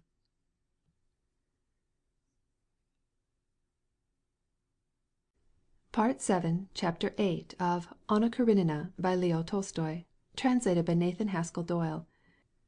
On leaving the table, Levin, in company with Gagin, walked through the lofty rooms to the billiard room, and he felt that his walk was singularly straight, and that his hands moved easily. In the large hall he met his father-in-law. "Well, and how do you like our temple of indolence?" asked the old prince, taking his son-in-law by the arm. "Come, take a turn." "I should like to look around. It is interesting." "Yes, to you, but my interest in it is different from yours. When you see old men like that," said he, indicating a member of the club who, with stooping shoulders and falling lip, was slowly shuffling along in soft boots across the hall, "you would think that they were born shlupiks." "Why do you call them little sloops?" "Here you are, and don't know what that means? That's our club term. You know how eggs roll. Well, when anyone goes with a gait like that, he becomes a shlupik. And so when any one of us goes stumbling through the club, he becomes a shlupik. You laugh, do you? But one has to look out else he finds himself one. Do you know Prince Tchetchensky?" he asked, and Levin saw by his face that he was going to tell some ridiculous yarn. "No, I don't know him." "Well, no matter. Prince Tchetchensky is famous. Well, that is neither here nor there. He's always playing billiards. 3 years ago he wasn't among the shlupiks, but was a great galliard. He himself called other people shlupiks. Only he came one time, but our Swiss, you know Vasily, our tall one, he is a great bon motist. Prince Tchetchensky asked him, 'Well, Vasily, is anyone here yet? Have any shlupiks come?' And Vasily answers, 'You are the third.' Now, brother, how is that?" The two men walked on, chatting and greeting their friends, and passed through all the rooms. The main room, where men accustomed to one another as partners were playing cards for small stakes. The divan room, where others were having games of chess, and Sergey Ivanovitch was talking with some one. The billiard room, where in the bay of the room, around a divan, a gay party, among them Gagin, had gathered and were drinking champagne. They glanced in also at the infernal Naya, where, at the gambling table, Yashvin, surrounded by men betting, was already established. With hushed voices they entered the reading room, where, under a shaded lamp, a young man with a stern face was turning over the leaves of one journal after another, while near by was a bald-headed general absorbed in reading. They passed quietly into a room which the prince called the Hall of the Wits, and there they found three gentlemen talking politics. "Prince, we are ready, if you please," said one of his partners, finding him there, and the prince joined them. Levin sat down and listened to the three gentlemen, but, as he recalled all the conversations of the same kind he had heard since morning, he felt excessively bored. He got up and went off to find Turovtsin and Oblonsky, who were sure to be gay. Turovtsin was with the champagne drinkers on the high divan in the billiard room, and Stepan Arkadyevitch and Vronsky were talking in a corner near the door. "Not that she finds it tedious," Levin heard in passing, "but it's the uncertainty, the indefiniteness of her position." He was about to pass on discreetly, but Stepan Arkadyevitch called him. "Levin," said he, and Levin saw that there were in his eyes, not exactly tears, but moisture, as was always the case, either after he had been drinking or when he was touched, and just now it was both. "Levin, don't go," and he took him by the arm and detained him. "Here is my sincere, if not my best, friend," said he, addressing Vronsky. "You, too, are more like a kinsman and a friend to me. I want to bring you together and see you friends. You ought to be good friends, because you are both good men." "There's nothing left for us but to give the kiss of friendship," said Vronsky gaily, offering his hand to Levin, who pressed it cordially. "I'm very, very glad," said Levin. "Waiter, a bottle of champagne!" cried Stepan Arkadyevitch. "I am also very glad," said Vronsky. But in spite of Oblonsky's desires and their mutual satisfaction, they had nothing to say, and both knew it. "Do you know, he doesn't know Anna," remarked Oblonsky, "and I want to introduce him to her. Come on, Levin." "Is it possible?" said Vronsky. "She will be very much pleased. I should beg you to come at once. But I am troubled about Yashvin, and I want to stay here till he has finished playing." "Is he going to lose?" "All he has. I'm the only one who has any influence over him," said Vronsky. "What do you say, Levin? Shall we have a game of pool? First rate," said Stepan Arkadyevitch. "Place the pyramid," he said, addressing the marker. "It is all ready," replied the marker, who had some time before put the balls in the triangular frame and had placed the red ball in readiness to break the pyramid. "Well then, go ahead." After their game, Vronsky and Levin sat down at Gagin's table, and Levin, at Stepan Arkadyevitch's instance, began to bet on the aces. Vronsky sat down for a time at the same table, where his acquaintances kept coming up and joining him. Then, after a time, he went to the infernal Naya to find out how Yashvin was getting along. Levin felt a pleasant sense of exhilaration after the intellectual weariness of the morning. He was pleased to have his unfriendly feelings toward Vronsky ended, and the impression of restfulness, good fellowship, and comfort still remained by him. When the game was ended, Stepan Arkadyevitch took Levin's arm, saying, "Well, let us go see Anna. We needn't wait for Vronsky. What say you? She is at home. I promised her to bring you a long time ago. Where were you going this evening?" "Nowhere in particular. I only told Sviazhsky I would go to the Society of Rural Economy. But I'll go with you, if you wish." "Excellent. Let's go then.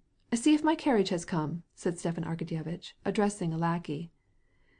Levin went to the desk, paid the 40 rubles which he had lost at cards, in some mysterious way gave his fee to the old lackey who was standing by the door, and went through the long rooms down to the entrance.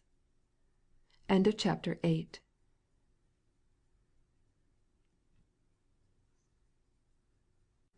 Part 7, Chapter 9 of Anna Karenina by Leo Tolstoy, translated by Nathan Haskell Doyle. "Oblonsky's carriage!" cried the Swiss in a portentous voice. The carriage came up and the two friends got in.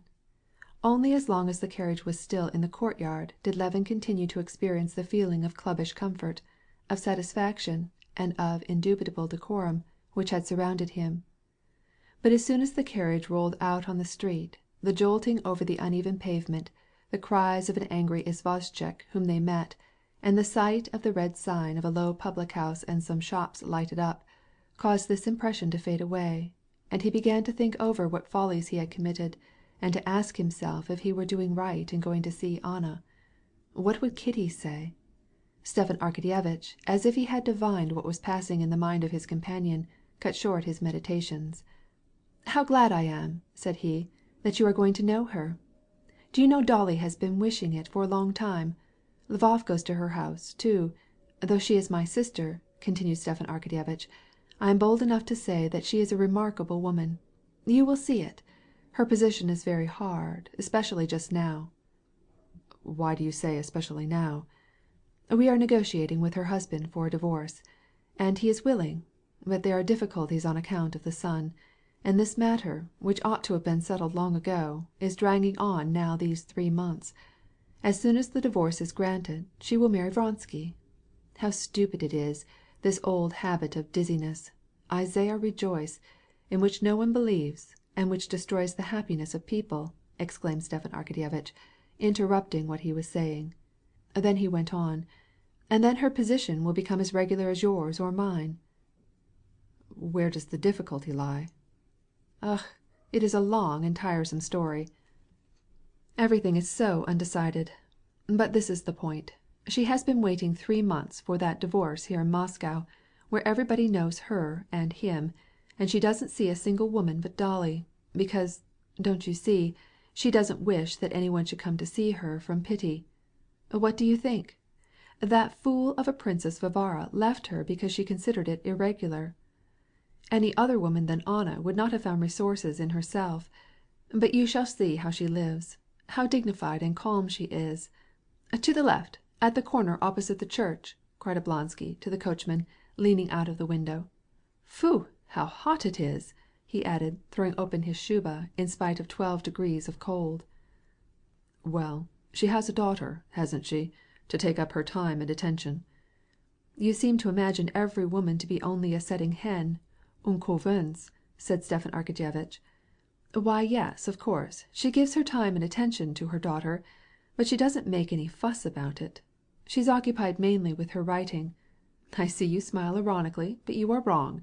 She has written a book for young people. She hasn't spoken of it to any one except me, and I showed the manuscript to Vorkoyev, the publisher. You know, he is a writer himself, it seems. He is up in such matters, and he says that it is a remarkable thing. Do you think that she sets up for a blue stocking? Not at all. Anna is, above all things, a woman with a heart, as you will see. She has in her house a little English girl and a whole family, and is looking after them." "What? Some philanthropical scheme?" "Here you are immediately trying to turn it into something absurd.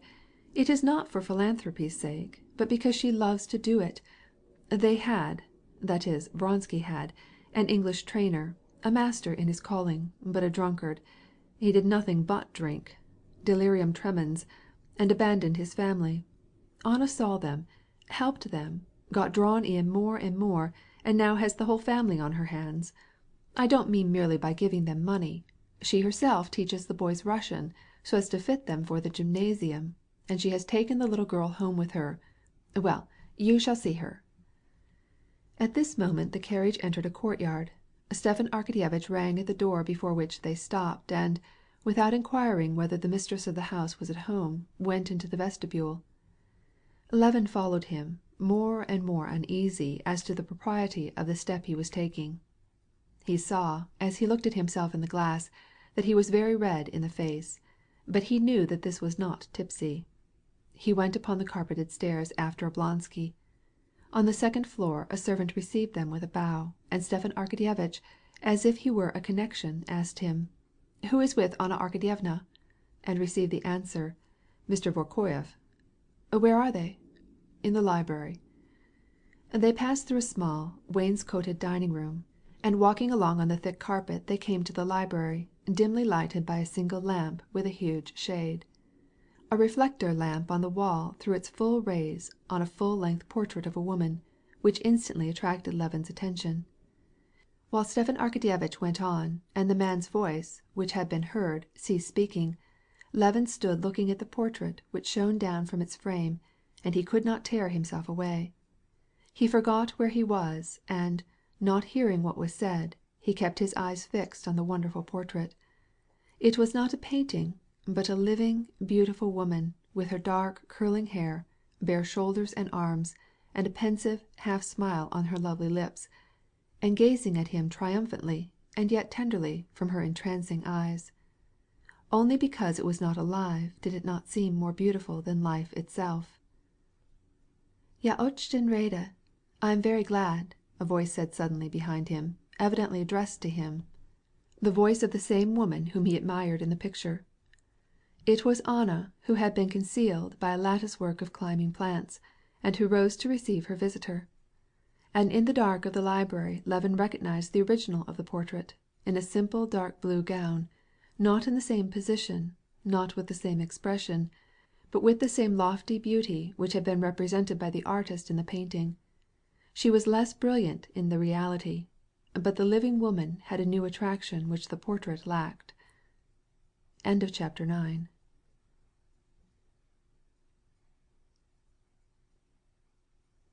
Part 7, Chapter 10 of Anna Karenina by Leo Tolstoy, translated by Nathan Haskell Doyle.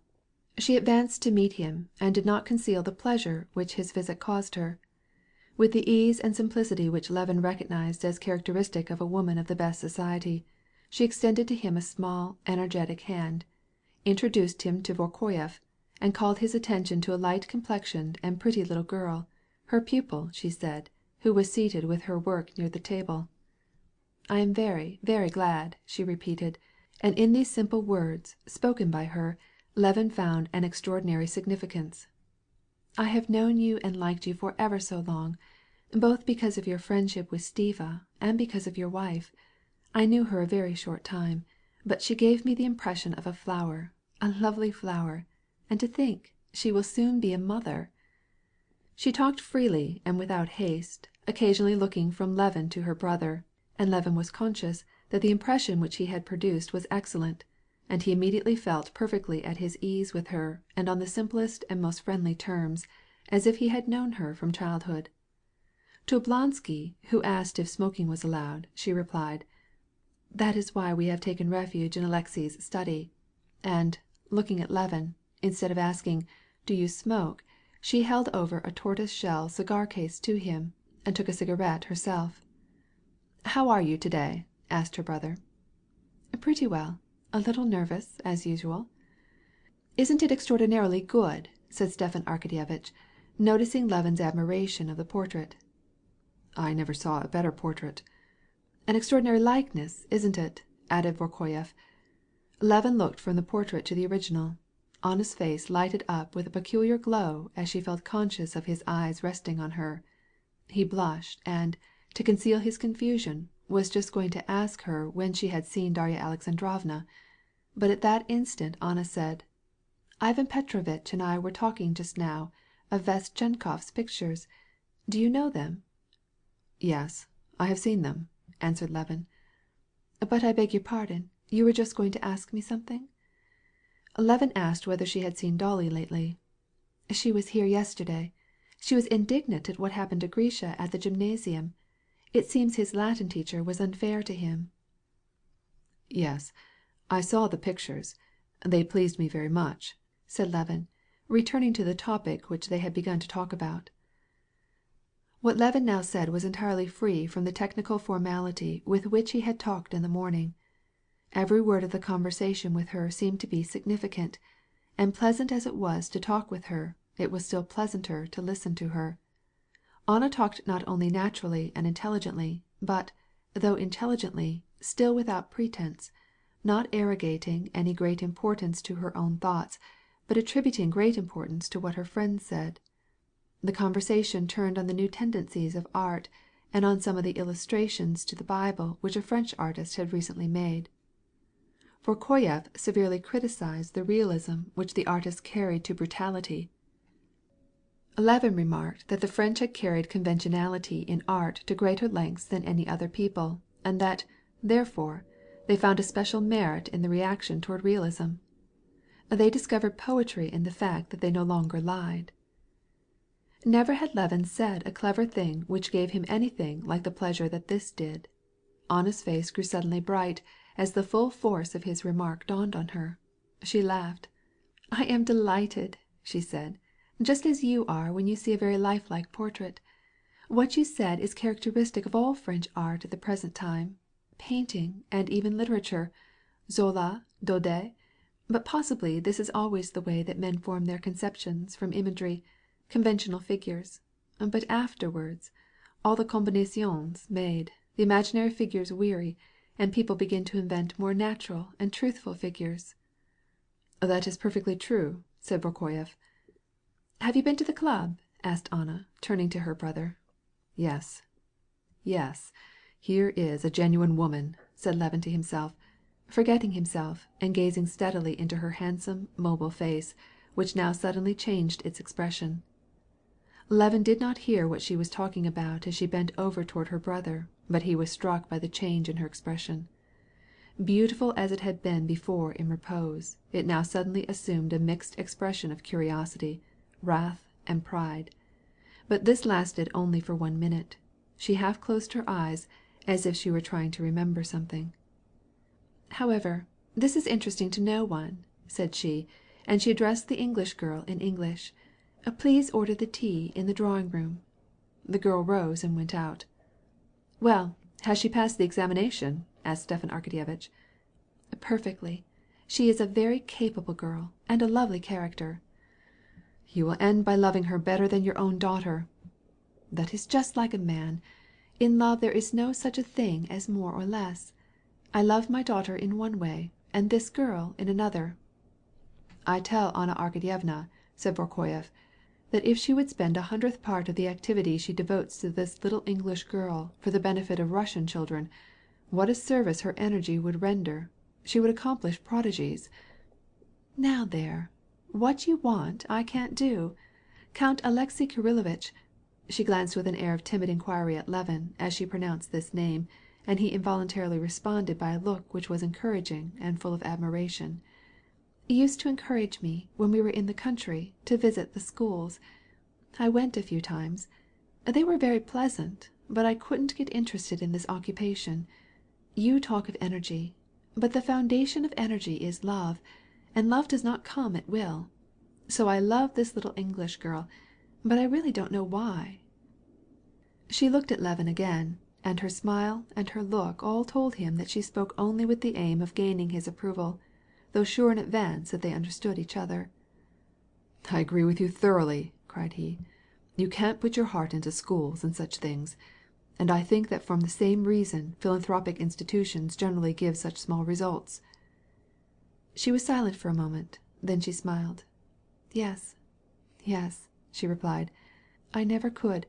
Je n'ai pas le cœur assez large to love a whole asylum of wretched little girls.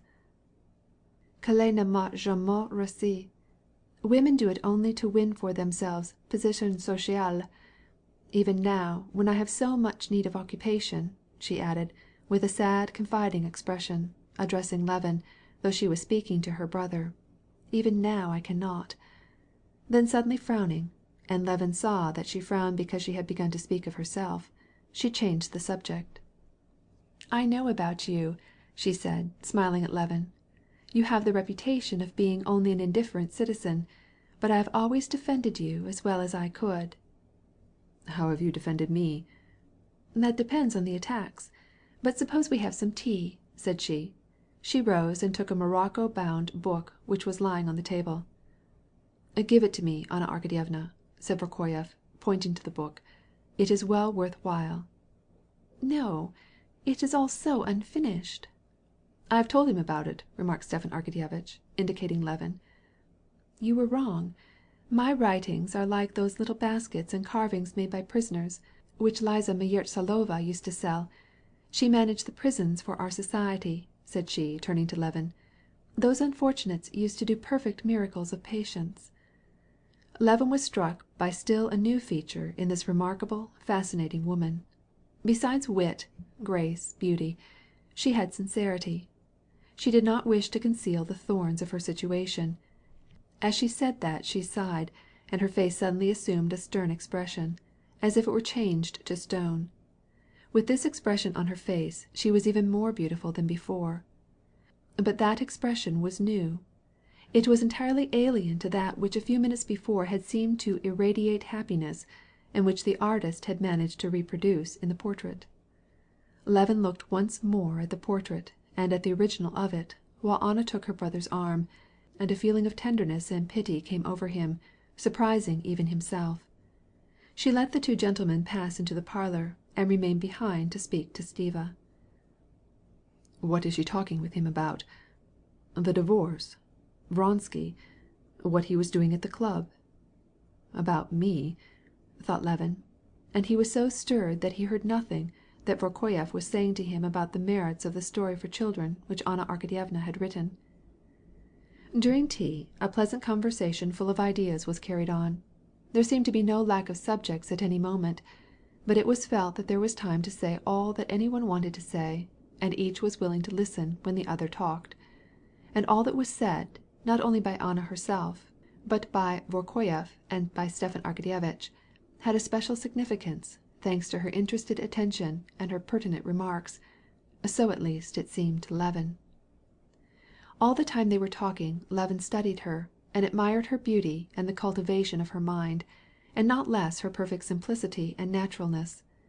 He listened and talked, and all the time thought about her and her inner life, and tried to penetrate her feelings, and he, who had formerly criticized her so severely, now by some strange train of thought justified her and pitied her, and confessed to himself the fear that Vronsky did not wholly understand her. It was more than 11 o'clock when Stepan Arkadyevitch rose to go. Vorkoyev had already left some time before. Levin rose, too, but with regret.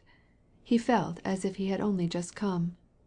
"Prashchaty, farewell," said Anna to him, holding his hand in hers, and looking into his eyes with a fascinating look. "I am glad que l'elegance est rompue." She let go his hand, and her eyes twinkled. "Tell your wife that I love her as I have always done, and, if she cannot forgive me my position, tell her how I hope she may never pardon me, for to pardon it is necessary to understand what I have suffered, and God preserve her from that." "Yes, I will surely tell her," answered Levin, and the color came into his face. Chapter 10.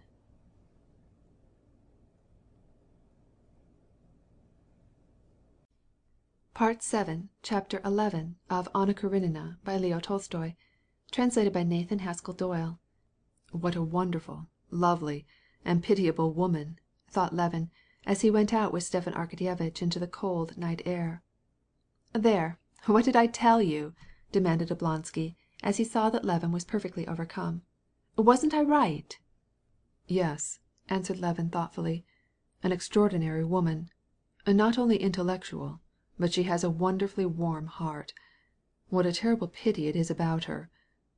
"Now, thank God, all will soon be arranged, I hope. Well, after this, don't form hasty judgments," said Stepan Arkadyevitch, opening his carriage door. "Prощай, farewell, we go different ways." Levin went home, never ceasing to think about Anna, recalling the smallest incidents of the evening, bringing back all the charm of her face, and understanding her situation better and better, and, at the same time, feeling the deepest commiseration for her. When he reached his house, Kuzma told Levin that Katerina Alexandrovna was well, and that her sisters had but just left her. He handed him at the same time 2 letters. Levin, as he stood in the vestibule, ran through them at once so as not to be distracted afterward. One was from his superintendent, Sokolov. Sokolov wrote that he had not found a purchaser who would give more than 5.5 rubles for the wheat, and that he could not raise money elsewhere. The other letter was from his sister. She reproached him because her affairs were not yet regulated. "Well, We'll sell for 5.5 rubles, if they won't give more," thought he, settling with extraordinary promptness the first question which had been troubling him. "It is wonderful how the time here is occupied," he said to himself, thinking of the second letter.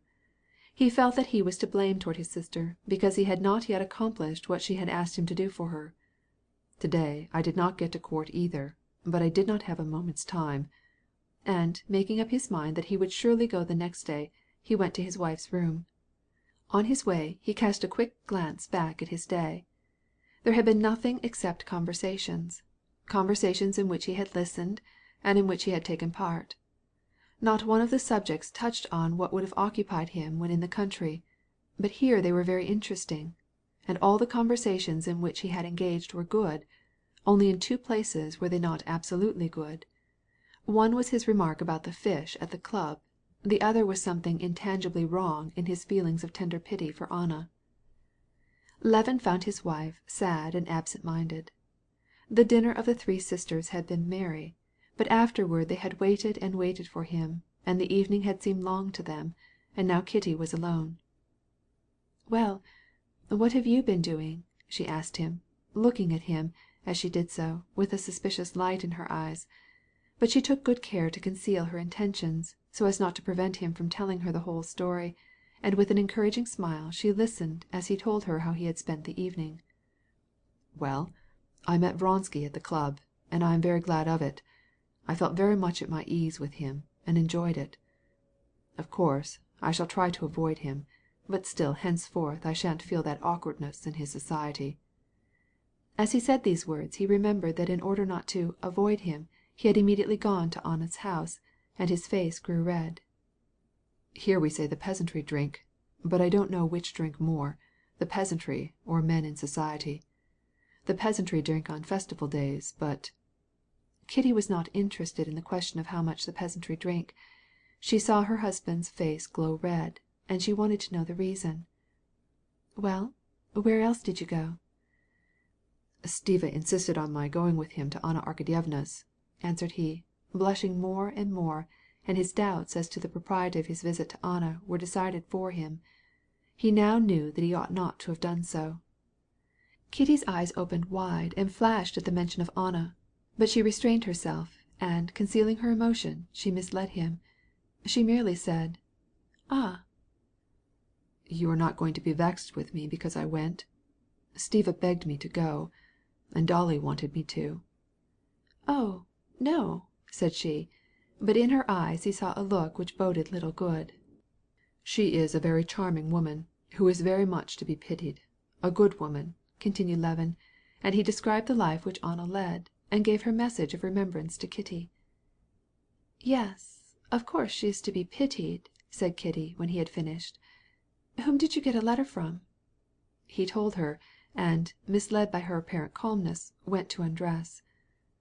When he came back he found Kitty in the same armchair.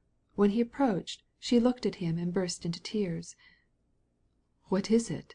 What's the matter?" he asked with some annoyance, for he understood the cause of her tears. "You are in love with that horrid woman. She's bewitched you. I saw it in your eyes. Yes, yes. What will be the end of it? You were at the club. You drank too much. You gambled, and then you went. Where? No, this shall not go on. We must leave. I'm going home to-morrow." It was long before Levin could pacify his wife, and when at last he succeeded, it was only by acknowledging that his feeling of pity for Anna, together with the wine, had clouded his brain, and that he had fallen under her seductive influence, and by promising that he would avoid her. What he acknowledged with more sincerity was the ill effect produced on him by this idle life in Moscow, passed in eating, drinking, and gossiping. They talked till 3 o'clock in the morning. Only when it was 3 o'clock were they sufficiently reconciled to go to sleep. End of chapter 11.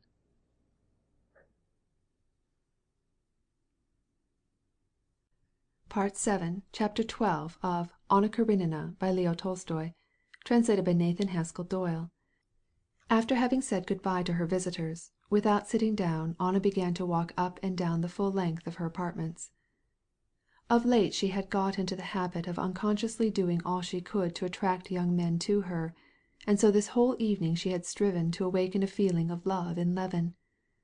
But though she knew that she had succeeded in doing this as far as it was possible with a chaste married man, and though he pleased her very much, and in spite of the sharply defined dissimilarities between Vronsky and Levin, she as a woman was able to detect the subtle likeness between them which had caused Kitty to be in love with them both. Yet as soon as he had left the room she ceased to think about him. One thought, and one only in various guises, followed her. Why, since I have so evidently an attraction for others, for this married man who is in love with his wife, why is he so cold to me? Yet not exactly cold. He loves me, I know. But lately something new has come between us. Why has he spent the whole evening away? He told Stiva that he could not leave Yashvin, but had to watch him while he played. Is Yashvin a baby? It must be true. He never tells lies. But there is something else back of it. He is glad of the chance to show me that he has other duties. I know this. I don't object to it, but what need has he to assert it so? He wants to show that his love for me must not interfere with his independence. But the proof is not necessary. I must have his love. He ought to understand the wretchedness of the life I lead here in Moscow. Why am I living? I am not living, only dragging out life, in hope of a turn in affairs, which never, never comes. And Stiva says that he can't go to Alexey Alexandrovitch. And I can't write again. I cannot do anything. I can't begin anything. Or make any changes, but only control myself, wait and invent amusements. This English family, my reading, my writing. But it is all only to deceive myself, like this morphine. He ought to be sorry for me, she said, feeling how the tears of pity at her own lot filled her eyes. She heard the doorbell Vronsky rang violently, and instantly she wiped away her tears. Not only wiped away the tears, but sat down near the lamp with a book, and pretended to be calm. She felt that she must show her dissatisfaction because he had not returned as he had promised, but not to let her grief be seen. She might pity herself, but Vronsky must not be allowed to pity her. She did not want a contest. She blamed him because he wanted to quarrel, but she herself involuntarily took the attitude of an opponent. "Well, you weren't lonely, were you?" said he, briskly and cheerfully, as he came toward her. "What a terrible passion gambling is!" "No, I was not lonely. I long ago learned not to be lonely. Stiva and Levin have been here to see me."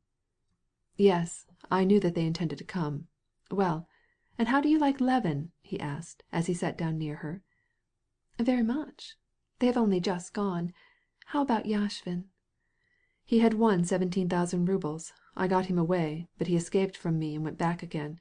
And now he's losing." "But why did you abandon him?" said Anna, suddenly raising her eyes to his. The expression of her face was cold and unpleasant. "You told Stiva that you were going to stay, to bring him away. Now you abandon him?"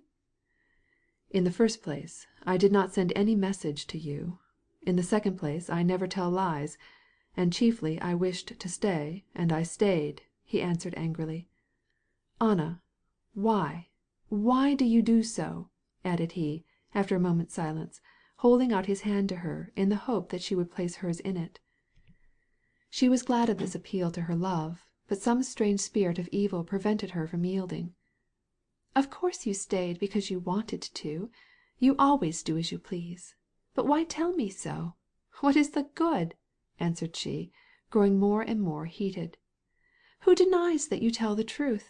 You wish to justify yourself. Do so then." Vronsky drew back his hand, and his face became more set than before. "For you, this is a matter of obstinacy," she cried, looking at him fixedly, and suddenly finding the term by which to call the expression of his face, which exasperated her. "Sheer obstinacy. For you, the question is to see whether you will win the victory over me. But the question for me—" And again the sense of her pitiable lot came over her, and she almost sobbed. "If you knew what it meant for me when I feel, as I do now, that you hate me. Yes, hate me. If you knew what it meant for me, if you knew how near I am to horrible misfortune at these moments, how I fear for myself," and she turned away to hide her sobs. "But what's all this for?" said Vronsky, alarmed at this despair, and leaning toward Anna to take her hand and kiss it.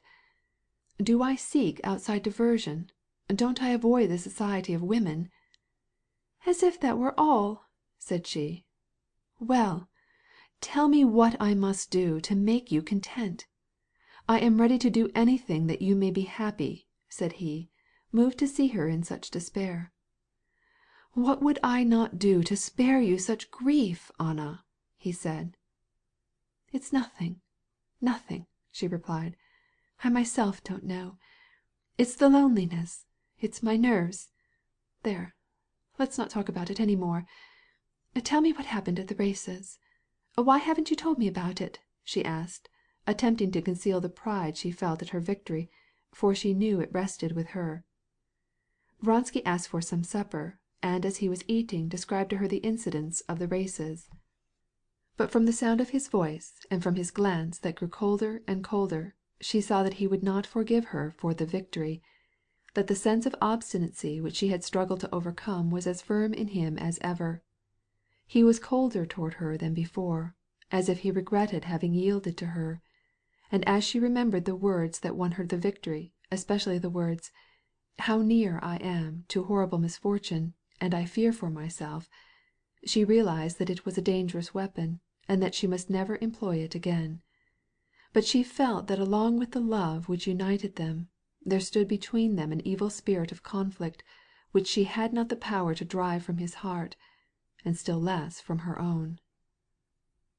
Chapter 12.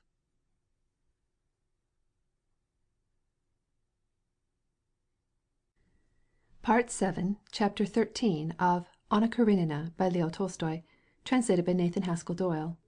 There are no imaginable conditions to which a man cannot accustom himself, especially if he sees that all those who surround him are living in the same way. 3 months before, Levin would not have believed that he could have slept tranquilly under the conditions in which he found himself at the present time. That living an aimless, unprofitable life, spending more than his income, getting tipsy, for he could not call his experience at the club anything else, his absurd intimacy with a man with whom his wife had once been in love, and his still more absurd visit to a woman whom it was impossible to regard as respectable, and after the fascination which she had exerted over him and the mortification which he had caused his wife, that under all these conditions he could sleep serenely. But under the influence of his weariness, the long hours without a nap, and the wine which he had drunk, he slept soundly and serenely. At 5 o'clock the noise of an opening door wakened him. He sat up and looked around. Kitty was not in bed next to him, but behind the screen there was a light moving, and he heard her steps. "What's the matter?" he asked, still only half awake. "Kitty? What is it?" "Nothing," answered she, coming from behind the screen with a candle in her hand, and smiling at him with a peculiarly sweet and significant smile. "I don't feel quite well." "What? Is this the beginning? Must we send?" he exclaimed in alarm, and he began to dress as quickly as possible. "No, no," said she, smiling and holding his hand. "It's nothing. I did not feel quite well. It's all right now." Going back to bed, she put out the light and lay down again, keeping perfectly still, although her very stillness and the way she, as it were, held her breath, were suspicious, and still more so the expression of peculiar tenderness and alertness with which, as she came out from behind the screen, she said to him, "It's nothing." Still, he was so overcome by drowsiness that he immediately went to sleep again. It was only afterward that he realized the calmness of her spirit, and appreciated all that was passing in her dear, gentle heart as she lay thus motionless near him, awaiting the most solemn moment of a woman's life. About 7 o'clock he was awakened by her hand touching his shoulder and her low whisper. She apparently hesitated between the fear of waking him and the wish to speak to him. "Kostya, don't be afraid. It's nothing. But I think Lizaveta Petrovna had better be called." The candle was again lighted. She was sitting on the bed, holding the knitting on which she had been at work during the last few days. "Please don't be alarmed. I'm not in the least afraid," said she, seeing her husband's terrified face, and she pressed his hand to her breast, then to her lips. Levin leapt from the bed and, unconscious of himself, without taking his eyes off his wife for a moment, hurried on his dressing gown. It was necessary for him to go, but he could not tear himself away. Dearly as he loved her face, as well as he knew her expression, her eyes, yet never before had he seen her look as she did then. How ugly and horrible did he now seem as he saw her now, and remembered the mortification which he had caused her the evening before. Her flushed face, with the clustering soft curls escaping from under her nightcap, was radiant with joy and resolution. Natural and simple as Kitty's character in general was, Levin was amazed by what unfolded itself before him now, when suddenly all the curtains were withdrawn, and the very essence of her soul shone in her eyes. And in this simplicity and revelation, she, her very self, whom he loved, was more apparent than ever. She looked at him and smiled, but suddenly her brows contracted. She lifted her head, and, coming to him, took his hand, and clung to him, sighing painfully. She suffered, and yet she seemed to pity him for her sufferings. At first, as he saw this silent suffering, it seemed to him that he was to blame for it, but in her look there was tenderness which told him that she not only did not blame him, but that she loved him all the more for her suffering. "If not I, who, then, is to blame for this?" he asked himself.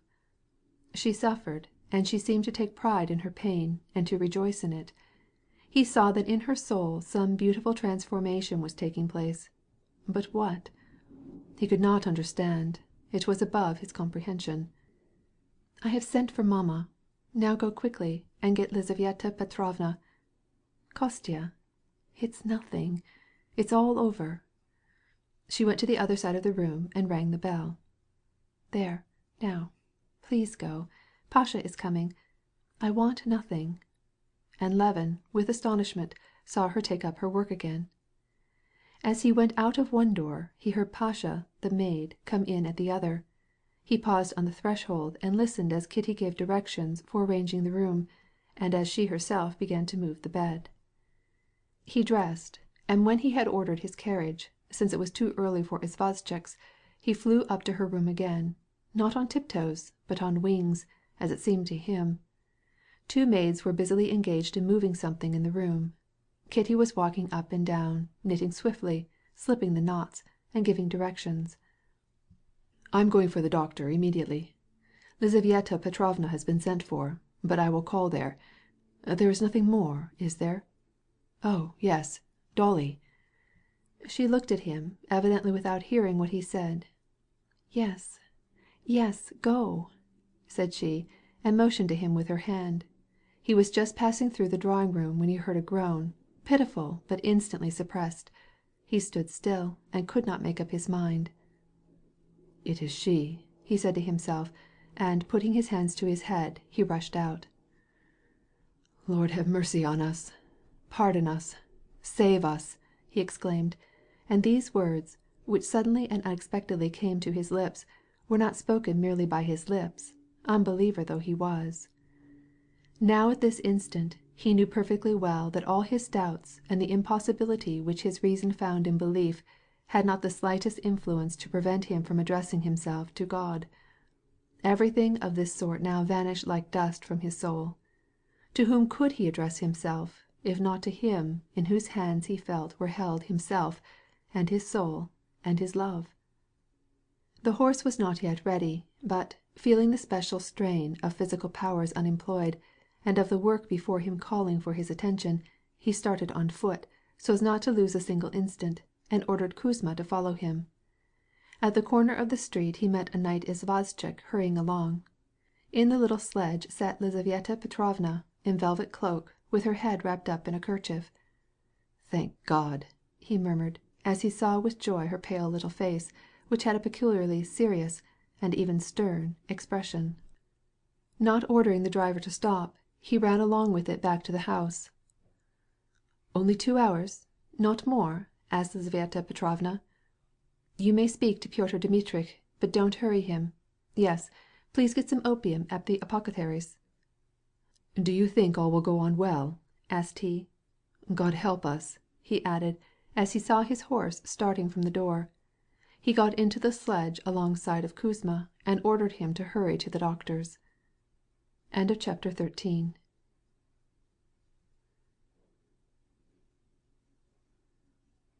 Part 7, Chapter 14 of Anna Karenina by Leo Tolstoy, translated by Nathan Haskell Doyle. The doctor was not yet up, and a servant, who was busy cleaning the lamps, announced that his master had gone to bed late, and had given orders not to be waked, but would be up before long. The lackey was polishing lamp chimneys, and seemed very much absorbed in this occupation. At first this absorption of the lackey in his lamp chimneys, and his indifference to what was going on at home, made Levin indignant. But on reflection he realized that no one knew anything about it, or was obliged to share in his feelings, and that consequently it was incumbent on him to be calm, reasonable, and firm, so as to break down that wall of indifference, and attain his end. "I must not spoil matters by haste," said Levin to himself, feeling all the time a growing intensity of physical energy and concentration on what was before him. Now that he knew that the doctor was not up, and had given orders not to be disturbed, Levin thought over several plans which presented themselves to him, and finally decided on the following: to send Kuzma with a note to another doctor, to go himself to the apothecary's for the laudanum, and, if on his return the doctor was not up, then either by bribery or by main force, if the man would not consent, to waken the doctor at any cost. At the apothecary's the lean clerk, with the same indifference as the lackey cleaning the lamp chimneys had shown, put a seal on the powders for the waiting coachman, and refused to deliver the opium. Striving not to get impatient or angry, and mentioning the doctor and the midwife by name, and telling what it was needed for, Levin pleaded with him. The clerk asked his employer in German if it should be permitted, and, receiving a favorable reply from behind the screen, he proceeded to get out the bottle and a funnel, and slowly poured the liquid from it into a smaller vial, pasted it on a label, sealed it, and, in spite of Levin's urgency not to do so, was even going to wrap it up. This Levin could not endure. He resolutely snatched the vial out of the clerk's hands, and rushed through the great glass doors. The doctor was still asleep, and, this time, the servant was shaking the rugs. Levin, leisurely getting from his pocket a 10-ruble note, and dwelling on his words, but not wasting time, gave him the money, and explained that Pyotr Dmitrievitch, how great and significant now seemed this hitherto unimportant Pyotr Dmitrievitch, had promised him to be on hand at any time, so that he would certainly not be angry, and that, therefore, he must instantly waken him. The lackey consented, and went upstairs, and showed Levin into the reception room. Levin could hear in the next room how the doctor coughed, walked about, washed his face and hands, and made some remarks. 3 minutes passed. It seemed to Levin that it was more than an hour. He could no longer contain himself. "Pyotr Dmitrievitch! Pyotr Dmitrievitch!" he cried through the opened door, in a beseeching voice. "For God's sake, forgive me. Let me come in just as you are. It's been more than 2 hours now." "I'll be out immediately," replied a voice, and Levin to his surprise knew by the sound of the doctor's voice that he was smiling as he spoke. "Just for 1 little minute." "I'll be out immediately." 2 minutes more went by while the doctor was putting on his boots, and another 2 minutes while he was brushing his hair and putting on his coat. "Pyotr Dmitrievitch," Levin was saying once more, but at that instant the doctor came in, all ready dressed and with his hair brushed. "These people have no hearts," thought Levin. "He can brush his hair while we are dying." "Good morning," said the doctor, entering the reception room serenely and offering to shake hands. "Don't feel anxious. Well, how is it?" Levin began at once a long and circumstantial account, filled with a crowd of useless details, and interrupted himself at every moment to urge the doctor to set out. "Yes, but you must not be anxious. You see, you don't know. I'm really not in need yet. Still, I have promised, and I assure you I'll go. But there's no hurry. Please sit down. Won't you have some coffee?" Levin looked at him with a questioning look, asking with his eyes if he were not laughing at him, but the doctor was in serious earnest. "I know, added the physician, smiling. "I myself am a family man, and we husbands cut a sorry figure in such cases. The husband of one of my patients always, on such occasion, goes off to the stable." "But do you think, Pyotr Dmitrievitch, she'll get on well?" "All the indications point to a fortunate issue." "Won't you come at once?" said Levin, looking with angry eyes at the servant who was bringing in the coffee. "Within an hour." "For God's sake!" "Well, let me take my coffee." The doctor proceeded to take his breakfast. Both were silent. "It seems the Turks are beating. Did you read the telegram last evening?" asked the doctor, biting into a roll. "No, but I'm going," said Levin. "Will you come in a quarter of an hour?" "Make it a half." "On your honor." When Levin got home he found the princess at the door, and they went to Kitty's room together. The princess had tears in her eyes, and her hands trembled. When she saw Levin she threw her arms round him and kissed him. "How is it, Lizaveta Petrovna, dearie?" said she, seizing the midwife's hand as she came to meet them with a radiant but solicitous face. "It is going well," said she. "It would be well for her to lie down. Try to persuade her. She would find it easier." Ever since Levin, on waking, had understood the situation, he had made up his mind, without indulging in anxious thought, or forebodings, crushing down all his anxieties and feelings, firmly, without worrying his wife, but, on the contrary, calming her and sustaining her courage, that he would endure what was before him. Not allowing himself even to think of what was coming or how it might end, judging by answers to his questions, how long it generally lasted, Levin, in his imagination, prepared to have patience and hold his heart in his hands for 5 hours, and this seemed to him within the limit of possibility. But when he returned after his visit to the doctor's, and found Kitty still suffering, again he cried more and more frequently, "Lord, forgive us, and be merciful." And he was afraid that he could not endure it, so terrible was it to him. Thus an hour went by.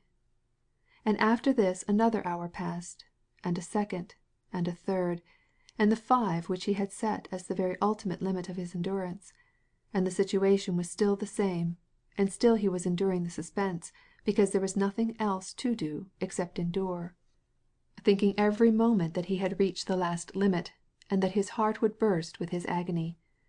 But the minutes still went by, hours and hours, and his feelings of agony and horror kept growing worse and more unendurable. All the ordinary conditions of life, without which it is impossible to take cognizance of anything, ceased to exist for Levin. He lost all consciousness of time. Now the minutes when she called him to her, and he held her moist hand, which at one time would press his with extraordinary force, and again push him away, seemed hours. Then again the hours would seem to him minutes. He was surprised when Lizaveta Petrovna asked for a light, and he learned that it was 5 o'clock in the evening. If they had told him that it was only 10 o'clock in the morning, he would have been just as much surprised. Where the time had gone, what he had done, where he had been, he could not have told. Sometimes he saw Kitty's flushed face, now troubled and piteous, then calm and almost smiling, as she tried to reassure him. Then he saw the princess, flushed with anxiety, her gray curls in disorder, swallowing down her tears and biting her lips to keep from crying. He had also seen Dolly, and the doctor smoking great cigarettes, and Lizaveta Petrovna, with a calm, serious, but reassuring look, and the old prince, pacing the dining room with a frowning face. But how they came and went, and where they had been, he could not tell. The princess had been with the doctor in Kitty's room, then in the library where a well-set table had appeared, then she disappeared, and Dolly was in her place. Then Levin remembered that they sent him somewhere. He moved a divan and a table zealously, thinking it was for her sake, and only when it was done did he learn that they were preparing his own bed for the night. He was sent to the library to ask the doctor something. The doctor replied, and then began to speak of the disorders of the Duma, or town council. Then they sent him to the princess's bedchamber to get a holy image made of silver, with a gold trimming, from there, and, with the aid of an old chambermaid of the princess's, he climbed up to get it from the cabinet, and, in doing so, broke a little lamp, and the old woman consoled him for this accident, and encouraged him about his wife. And he had carried the image to Kitty, and placed it at her head, carefully arranging it behind her pillow. But where, when, and why all this was done, was more than he could tell. Neither did he comprehend why the old princess took him by the hand and, looking at him compassionately, begged him to calm himself, or why Dolly tried to persuade him to eat something, and led him from the room, or why even the doctor looked at him gravely and sympathetically, and offered him a pill. He knew and felt conscious only that what was occurring was like that which had occurred the year before at the hotel of the government city, by the deathbed of his brother Nikolai. That was grief, this was happiness. But that grief and this happiness were in the same way outside of the ordinary conditions of life, were in this peculiar life, as it were, the loopholes through which appeared something higher, and in exactly the same way, while the hard, painful event was accomplishing before him, in exactly the same way incomprehensible, his soul, at the contemplation of this loftiness, raised itself to a height which he had never before dreamed possible, and whither his reason could not follow. "Lord, have mercy and aid us," he kept repeating, in spite of his long lack of practice, and yet feeling that he was addressing God with the same simplicity, the same confidence, as in his childhood and early youth. All this time he seemed to be leading two separate existences. One was away from Kitty, with the doctor smoking one fat cigarette after another, and knocking the ashes off against the rim of the unemptied ash-tray, or with Dolly and the old princess, who insisted on talking about dinner, politics, or the illness of Marya Petrovna, and with whom Levin suddenly, for an instant, would forget entirely what was taking place, and feel wide awake. And the other was in her presence, by her bedside, where his heart felt as if it would burst, and it almost did break with compassion, and where he did not cease to pray to God. And every time when he would be aroused from momentary oblivion by a cry coming from her chamber, he would fall under the same strange delusion as had at the first moment taken possession of him. Every time he heard the cry he would spring to his feet, hasten to her room, and on the way remember that he was not to blame, and would long to protect and help. And as he looked on her, he would see that there was no help to be given her, and again the pity would seize him, and he would pray, "Lord, forgive and help us." And in proportion as the time passed by, the stronger became the two conditions of mind. He would be calmer at one moment, perfectly oblivious of her, while remaining out of her presence, and then again the more painful would become his sympathetic torments and the feeling of helplessness before them. He would spring to his feet, feel the impulse to escape somewhere, and hasten to her. Sometimes when she would keep calling for him he would reproach her, but, seeing her submissive, smiling face, and hearing her words, "I have tired you out," he would reproach God. But, remembering what God was, he would beg for pardon and aid.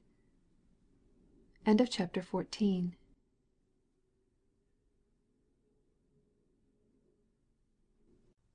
Part 7, Chapter 15 of Anna Karenina by Leo Tolstoy, translated by Nathan Haskell Doyle. He did not know whether it was late or early. The candles had already burned down.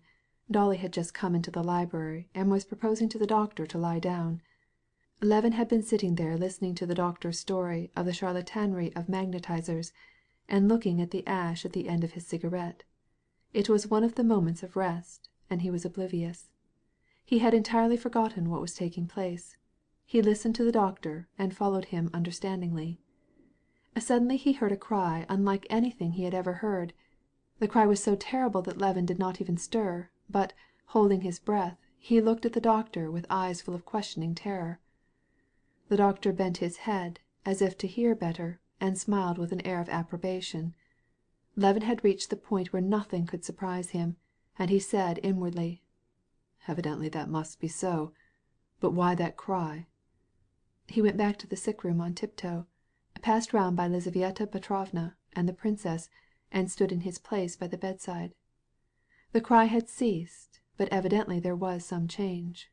What he did not know, and did not care to know. But he saw it by the grave expression of Lizaveta Petrovna's pale face. Her face was stern and pale, and just as resolute as ever, although her lower jaw trembled a little. Her eyes were kept steadily fixed on Kitty. Her flushed, tortured face, with the little tufts of hair clinging to it, was turned toward him, and her eyes sought his. She raised her hand and tried to take his. When once she got hold of it, she tried with her moist hands to press it to her forehead. "Don't go, don't go. I'm not afraid," said she quickly. "Mamma, take away my earrings. They annoy me. You aren't afraid?" "Lizaveta Petrovna, quick, quick!" She spoke rapidly, and tried to smile, but suddenly her face grew convulsed, and she pushed him away. "This is terrible. I shall die. I shall die. Go, go!" Then came the same unearthly cry. Levin seized his head in his hands and rushed from the room. "That is nothing. All is going well," said Dolly, following after him. But, whatever they might say, he knew that now all was lost. Leaning his head against the lintel, he stood in the adjoining room, and listened to screams and moaning, such sounds as he had never heard before, and he knew that what was making such animal-like noise was she who had once been Kitty. He had long ceased to care about the child. He now hated that child. He went so far as to not wish for Kitty to live, provided only her horrible agonies might be ended. "Doctor, what does that mean? My God!" he said, seizing the doctor's arm as he went in. "It is the end," replied the doctor, and his face was so serious as he said this that Levin thought he meant that Kitty was dead. Not knowing what would become of him, he went back to the bedroom. What he first saw was Lizaveta Petrovna's face. It was even more than before pretentious and stern. It was no longer Kitty's face that was there. In the place where it had been before, there was something terrible both by reason of the agony which contracted it, and by reason of the sound that came from it. He bowed his head against the wooden frame of the bed, feeling that his heart would burst. The awful shriek still continued. It grew more piercing than ever, as if the last limit of horror had been reached. Then suddenly the shriek ceased.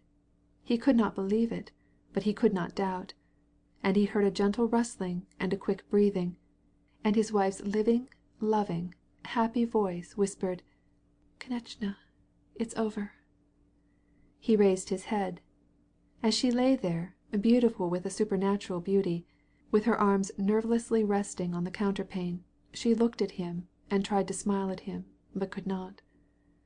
Coming suddenly out of that mysterious and terrible world where he had been living for 22 hours, Levin felt himself transported back into his ordinary everyday world of luminous happiness, and he could not bear it. The cords long tense snapped. He burst into tears, and the sobs of joy which he could not foresee shook his whole body so violently that he could not speak. He knelt beside Kitty and pressed his lips on her hand, and her gentle fingers answered his caress.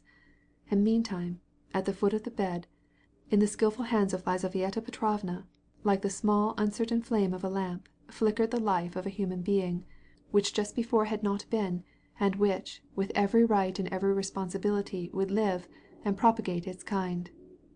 "He lives! He lives! Yes! It is a boy! Don't be worried!"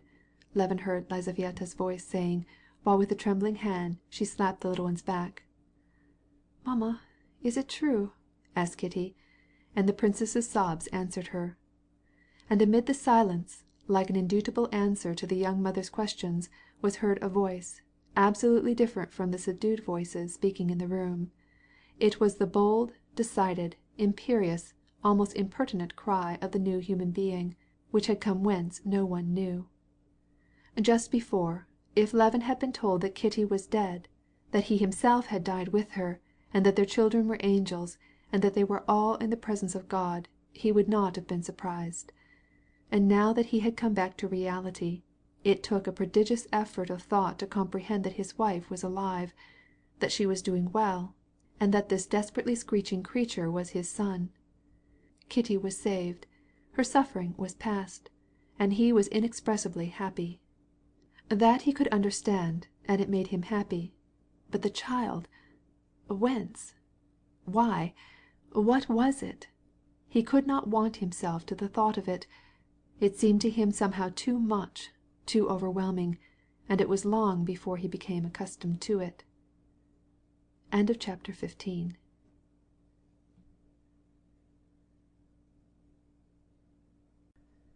Part 7, Chapter 16 of Anna Karenina by Leo Tolstoy, translated by Nathan Haskell Doyle.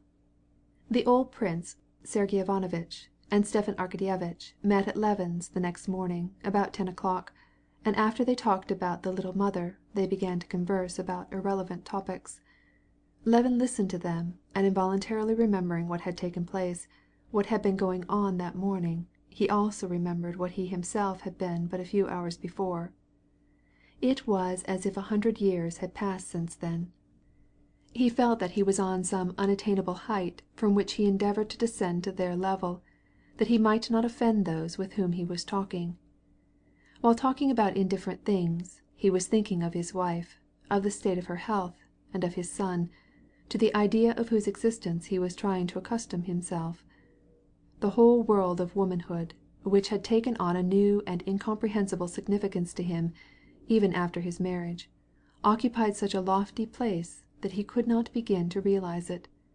He heard the men talking about their dinner at the club, but he was thinking, "What is she doing now? Is she asleep? How is she? What is in her mind? Is the son Dmitri crying?" And, in the midst of the conversation, in the midst of a sentence, he sprang up and left the room. "Send word down if I may see her," said the old prince. "Very good, I will at once," replied Levin, and without pausing he went to her room. She was not asleep, but was softly talking with her mother, making plans about the christening. With clean clothes and with her hair brushed, she lay comfortably arranged in bed, with her hands resting on the counterpane, and a mob cap with blue ribbons on her head, and as her eyes met his she drew him to her by their look. Her face lighted up more and more brightly as he approached her. There was in it that change from the earthly to the superhuman calm which one sees in death, but, instead of a farewell, she welcomed him to a new life. Again an emotion, like that which he had felt during her agony, seized his heart. She took his hand and asked him if he had slept. He could not answer, but turned his head away, yielding to his weakness. "I have had a nap, Kostya," she said, "and I feel so well now." She looked at him, and suddenly the expression of her face changed. She heard her baby cry. "Give him to me, Lizaveta Petrovna, and let me show him to his father," she said. "There, now, let papa look," said Lizaveta Petrovna, taking up and exhibiting something red, strange, and wobbling. "Wait, we must change it first." And Lizaveta Petrovna deposited this red, wobbling something on the bed, and proceeded to unswathe it and then swathe it again, lifting and turning it over with one finger and shaking some kind of powder over it. Levin, as he looked at the poor little bit of humanity, tried in vain to discover within his soul some paternal sentiments toward it. His only feeling was one of repulsion. But when they took off its things and he saw its tiny delicate arms and legs, still saffron-colored, and its still tinier fingers, and even a thumb differentiated from the others, and when he saw Lizaveta Petrovna handling its little waving arms just as if they were delicate springs, and putting them into linen garments, such pity seized him, and such terror lest she should hurt it, that he made a gesture to stop her. Lizaveta Petrovna laughed. Never fear," said she. When the child was dressed and metamorphosed into a regular doll, Lizaveta Petrovna tossed him up and down, as if proud of her work, and held him off so that Levin might see his son in all his beauty. Kitty, not taking her eyes from him, was alarmed. "Give him to me! Give him to me!" she cried, and she even lifted herself up. "But, Katerina Alexandrovna, you must know that any such motions are forbidden. Be patient. I will give him to you. but we must let Papasha see what a fine young man we are."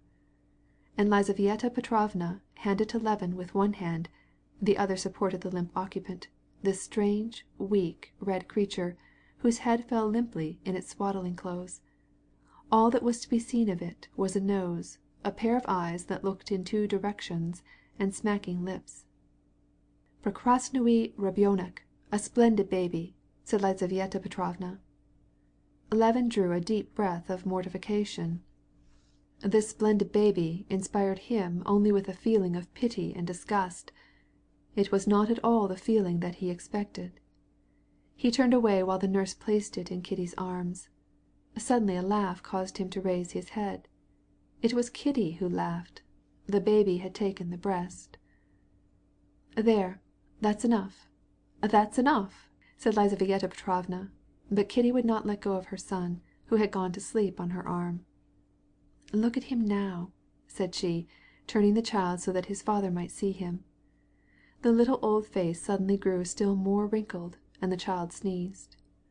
Levin, smiling and hardly able to restrain his tears of tenderness, kissed his wife and left the room. The feelings which this little being awakened in him were entirely different from what he had expected. There was neither pride nor joy in the feeling, but rather a new and painful fear. It was the consciousness that he had become vulnerable in a new way, and this consciousness at first was so acute, his fear lest this poor defenseless creature might suffer was so poignant, that it drowned the strange feeling of thoughtless joy and even pride that rose in his heart when the infant sneezed. End of chapter 16.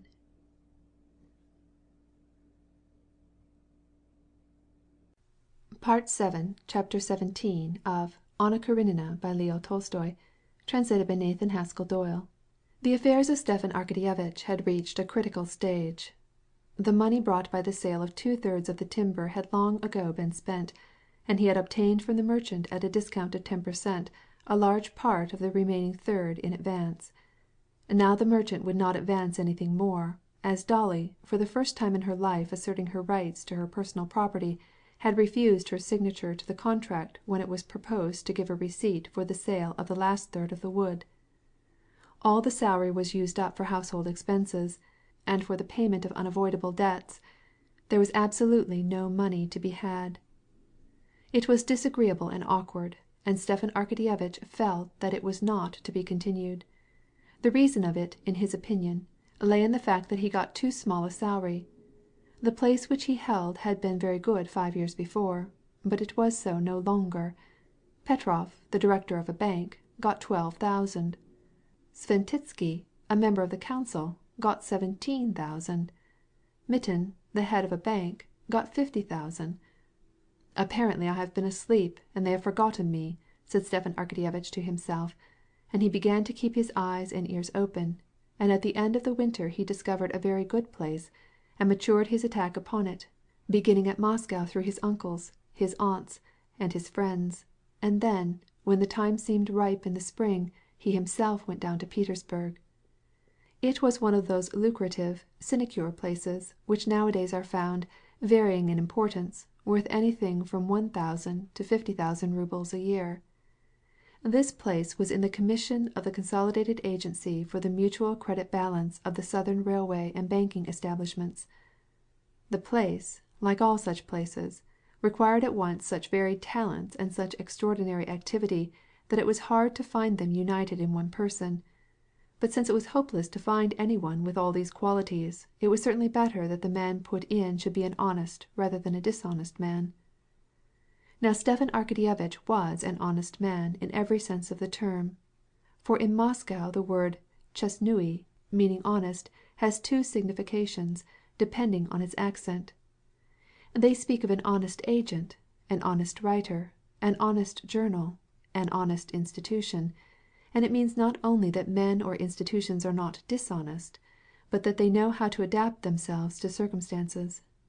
Stepan Arkadyevitch belonged in Moscow to that class of people who used that convenient word, and, as he passed for honest, he therefore felt that he had a better right than anyone else to that place.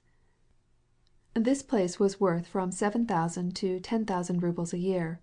and Oblonsky could accept this position and not resign his present duties. Everything depended on 2 ministers, a lady, and 2 Jews, and, although they were ready to grant what he wished, he had to go to Petersburg to solicit their aid. Moreover, he faithfully promised Anna that he would obtain from Karenin a decisive answer about the divorce, and, having extorted 50 rubles from Dolly, he set out for Petersburg. Sitting in Karenin's library and listening to his exposition of a project for reforming the status of Russian finance, Stepan Arkadyevitch waited as patiently as he could till he might put in a word about his personal affairs and about Anna. "Yes, that is very true," said he, when Alexey Alexandrovitch took off the pince nez, without which he could not read now, and looked inquiringly at his brother-in-law. "That is very true in detail, but nevertheless the leading principle of our age is liberty." "Yes, but I advocate another principle which embraces freedom," replied Alexey Alexandrovitch, accenting the word embraces, and putting on his pince nez to read over the passage where he had said that very thing. And, turning over the pages of his elegantly written manuscript, with its wide margins, he again read the concluding paragraph. "For if I sustain the protectionist system, it is not for the advantage of private individuals, but for the general good, for all classes alike, both low and high. And it is that which they will not understand," added he, looking over his pince nez at Oblonsky, "absorbed as they are in their personal interests, and so easily satisfied with phrases." Stepan Arkadyevitch knew that when Karenin began to speak of what was said and done by those who were opposed to his views, and who were the source of all evil in Russia, he was nearing the end, and so he willingly renounced his "principle of liberty" and agreed with him. Alexey Alexandrovitch came to a pause, and turned over the leaves of his manuscript with a thoughtful air. "Oh, by the way," said Stepan Arkadyevitch, "I wanted to ask you, in case you should meet Pomorsky, to say a little word to him for me, that I should very much like to be appointed a member of the commission of the combined agencies of the mutual credit balance of the railways of the South." To Stepan Arkadyevitch the name of this position which was so dear to his heart was already very familiar, and he could rattle it off with great rapidity and without making a mistake. Alexey Alexandrovitch asked what the functions of this new commission were to be, and then he reflected. It seemed to him that the existence of this commission was directly opposed to his projects of reform. But as the operations of this commission were very complicated, and his own projects of reform occupied a very vast field, he felt that he could not settle this question at a glance, and, taking off his pince nez, said, "Without doubt I could speak to him. But why are you especially desirous to have this place?" "The salary is good, 9,000 rubles, and my means—" "9,000 rubles?" repeated Alexey Alexandrovitch, and he frowned. The high emolument of this position reminded him that Stepan Arkadyevitch's supposititious function was directly opposed to the principal feature of his projects, which always inclined to economy. "I believe, and I show in my pamphlet, that in our day these enormous salaries are the signs of the defectiveness of the economic assiette of our administration." "Yes, but what would you have?" said Stepan Arkadyevitch. "Now let us see. A bank director gets 10,000. He is worth it. Or an engineer gets 20,000. These are no sinecures." "I opine that salaries are payment for merchandise, and ought to be subject to the law of supply and demand. If salaries are not subject to this law, if, for example, I see 2 engineers of equal capacity having pursued the same studies at the Institute, one receiving 40,000 rubles while the other contents himself with 2,000, or if I see a hussar who has no special knowledge become director of a bank with a phenomenal salary, I conclude that these salaries are fixed, not in accordance with the law of supply and demand, but by sheer partiality. And so, here is an abuse, great in itself and disastrous in its influence on the imperial service. I opine—" Stepan Arkadyevitch made haste to interrupt his brother-in-law. "Yes, but you will agree that a new and undoubtedly useful institution has been opened. It's a live thing, and it is certainly worth while to have it conducted honestly," said Stepan Arkadyevitch, emphasizing the adjective. But the Muscovite signification of the adjective had no force for Alexey Alexandrovitch. Honesty is only negative merit," he replied. "But you will do me a great favour, nevertheless," said Stepan Arkadyevitch, "if you will speak a little word to Pomorsky, when you happen to meet him, you know." "Yes, certainly. But it seems to me that this depends more on Bolgarinoff," said Alexey Alexandrovitch. "Bolgarinoff on his part is well disposed," said Stepan Arkadyevitch, reddening. Stepan Arkadyevitch reddened at the remembrance of Bolgarinoff, because that very morning he had been at the Jew's house, and this visit had remained as an unpleasant recollection.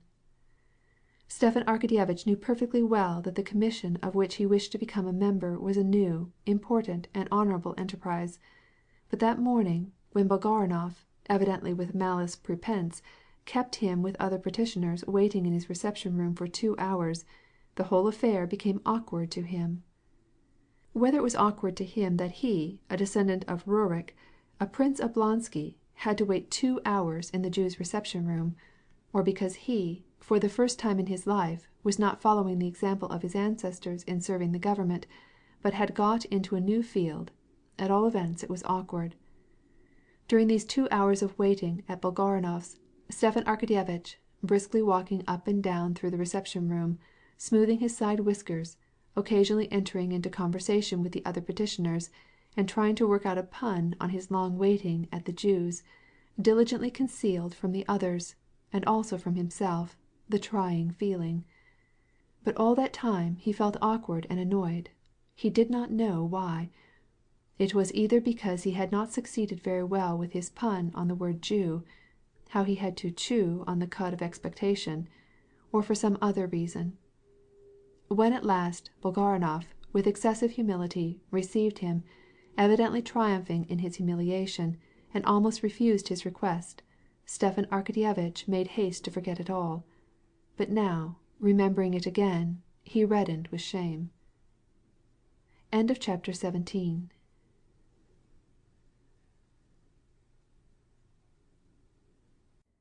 Part 7, Chapter 18 of Anna Karenina by Leo Tolstoy, translated by Nathan Haskell Doyle. "Now I have yet one more thing to talk over with you, and you know what it is about." "Anna," said Stepan Arkadyevitch, after a moment's silence, and shaking off these disagreeable memories. When Oblonsky spoke Anna's name, Karenin's face entirely changed. In place of its former vivacity it took on an expression of corpse-like rigidity and weariness.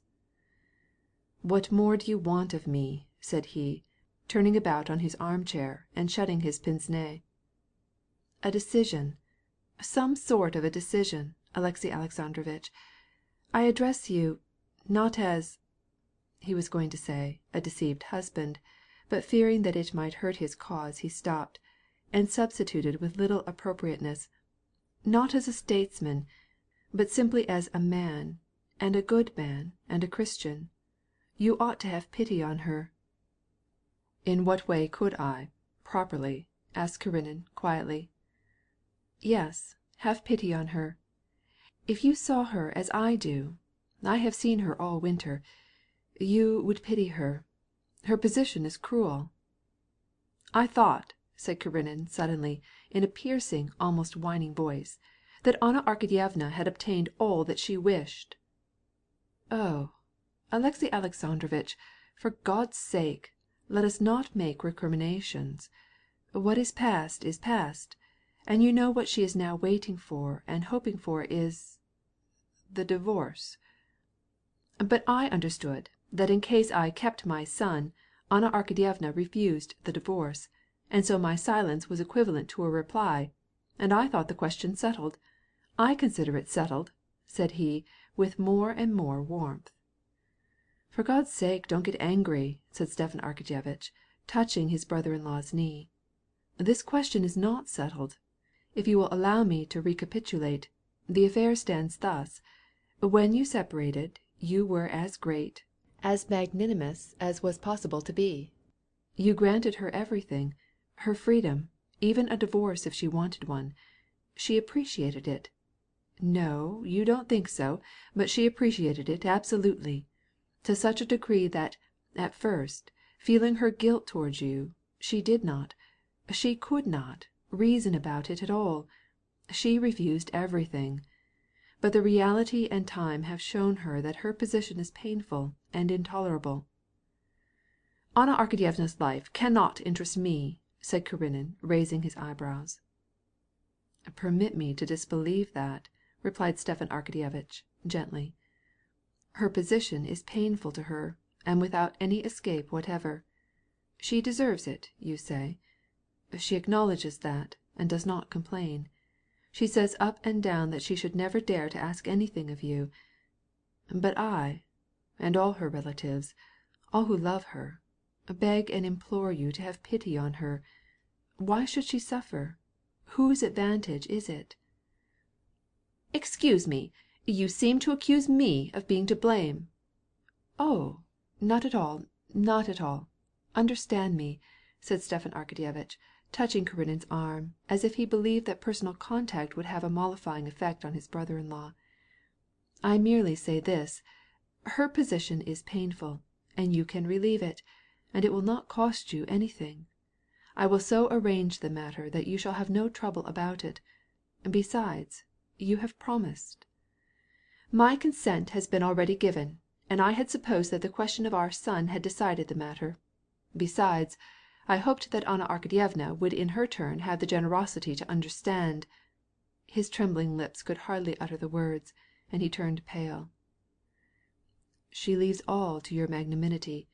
She asks, she implores, for only one thing, to be relieved from this unendurable position in which she finds herself. She asks for her son. Alexey Alexandrovitch, you are a good man. Just enter for a moment into her feelings. The question of the divorce is for her a matter of life or death. If you had not given your promise, she would have been resigned to her situation and lived in the country. But you did give your promise, and she wrote you and came to Moscow. And there in Moscow, where every familiar face was a knife in her heart, she has been living for 6 months, every day expecting an answer. Her situation is that of a condemned criminal who for months has had the rope around his neck, and does not know whether he is to expect pardon or execution. Pity her, and, besides, I will take care to arrange all. Vos scrupules." "I am not speaking of that, not of that," said Alexey Alexandrovitch with some disgust. "But perhaps I promised more than I had the right to promise." "Then you refuse to do what you have promised?" "I never refused to do all that I could, but I must have time to consider how far what I promised is permissible." "No, Alexey Alexandrovitch," said Oblonsky, leaping to his feet. "I do not wish to believe this. She is as unhappy as it is possible for a woman to be, and you cannot refuse such—" "How far what I promised is permissible? Vous professez d'être un libre penseur, but I, as a believer, cannot defy the law of Christianity in a matter so important." "But in Christian communities, and here in Russia, divorce is permitted," said Stepan Arkadyevitch. "Divorce is permitted by our church, and we see—" "Permitted, but not in this sense." "Alexey Alexandrovitch, I don't know you," said Oblonsky after a moment's silence. "You are not the same man you were. Do you not forgive all? And did we not appreciate your magnanimity? Were you not moved by genuine Christian feeling? Weren't you ready to sacrifice everything? You yourself said, 'If any man will take away thy coat, let him have thy cloak also.' And now—" "I beg of you," said Karenin, rising suddenly and turning pale with a trembling jaw. "I beg of you," he said in a high-pitched voice, to cut short this conversation."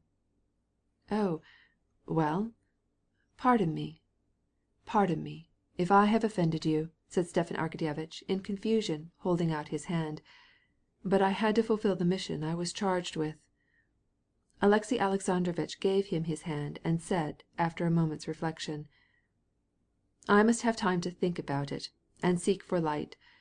You shall have my final answer day after tomorrow." Chapter 19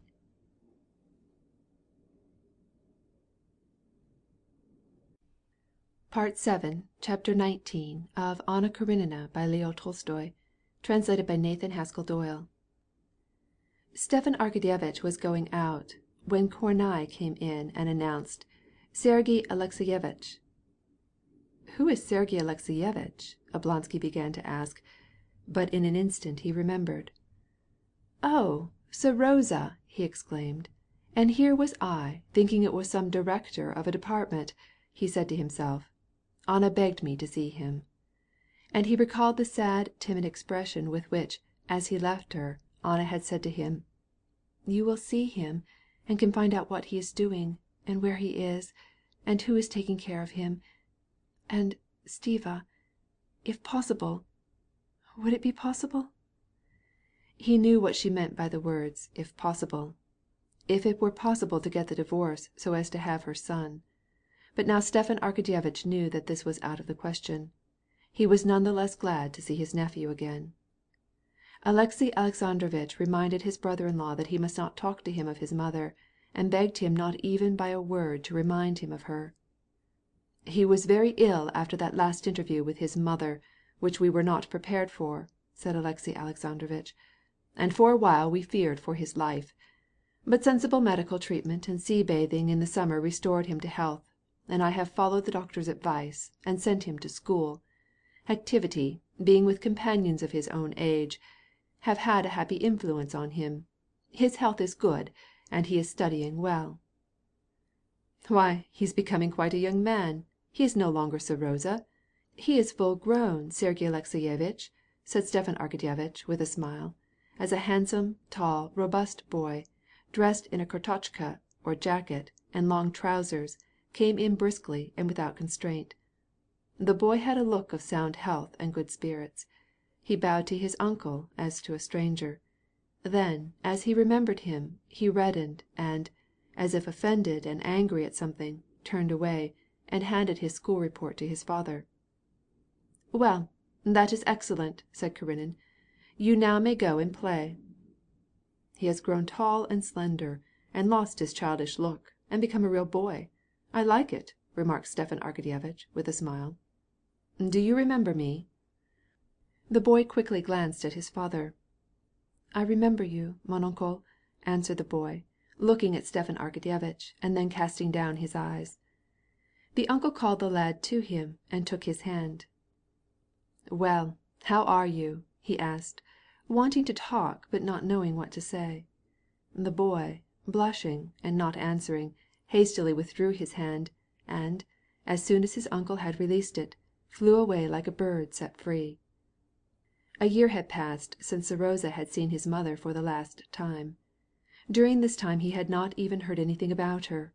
He had been sent to school, and had become acquainted with boys of his own age, and learned to like them. His dreams and recollections about his mother, which after his interview with her had made him ill, now no longer occupied his mind. When they recurred to him he even tried to get rid of them, regarding them as disgraceful for a boy and fit only for girls. He knew that his parents had quarreled and parted, and that he must accustom himself to the idea of remaining with his father. The sight of his uncle, who looked like his mother, was unpleasant to him, because it awakened memories which caused him shame, and it was still more unpleasant, because, from certain words which he had caught as he entered the door, and by the peculiar expression of his father's and his uncle's faces, he knew that they were talking about his mother. And so as not to blame his father, with whom he lived and on whom he was dependent, and especially so as not to give way to a sentiment which he felt was too degrading, he tried not to look at his uncle, who had come to disturb his tranquillity, and not to think of the past. But when, shortly after, Stepan Arkadyevitch went out, he found the boy on the stairs, and he called him to him, and asked him how he spent his spare time, now that he was at school.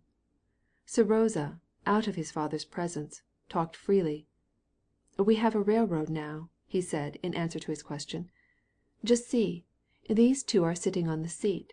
They are passengers, and there is one man trying to stand on the seat, and there they all are going, and by means of our arms and our belts we go through the whole length of the hall, and the doors open in front.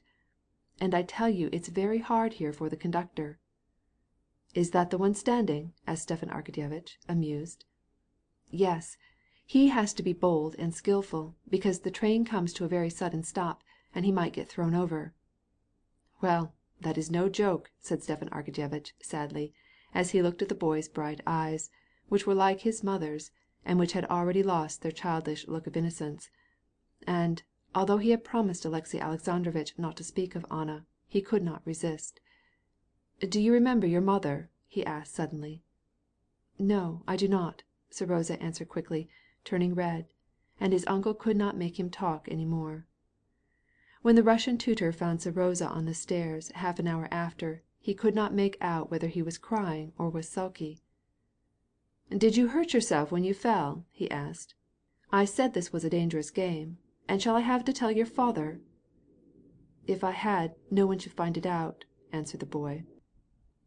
"Well, what's the matter then?" "Let me alone. What is it to him whether I remember or not? Why did he remind me? Let me be!" And the boy seemed to defy not only his tutor, but the whole world. Chapter 19.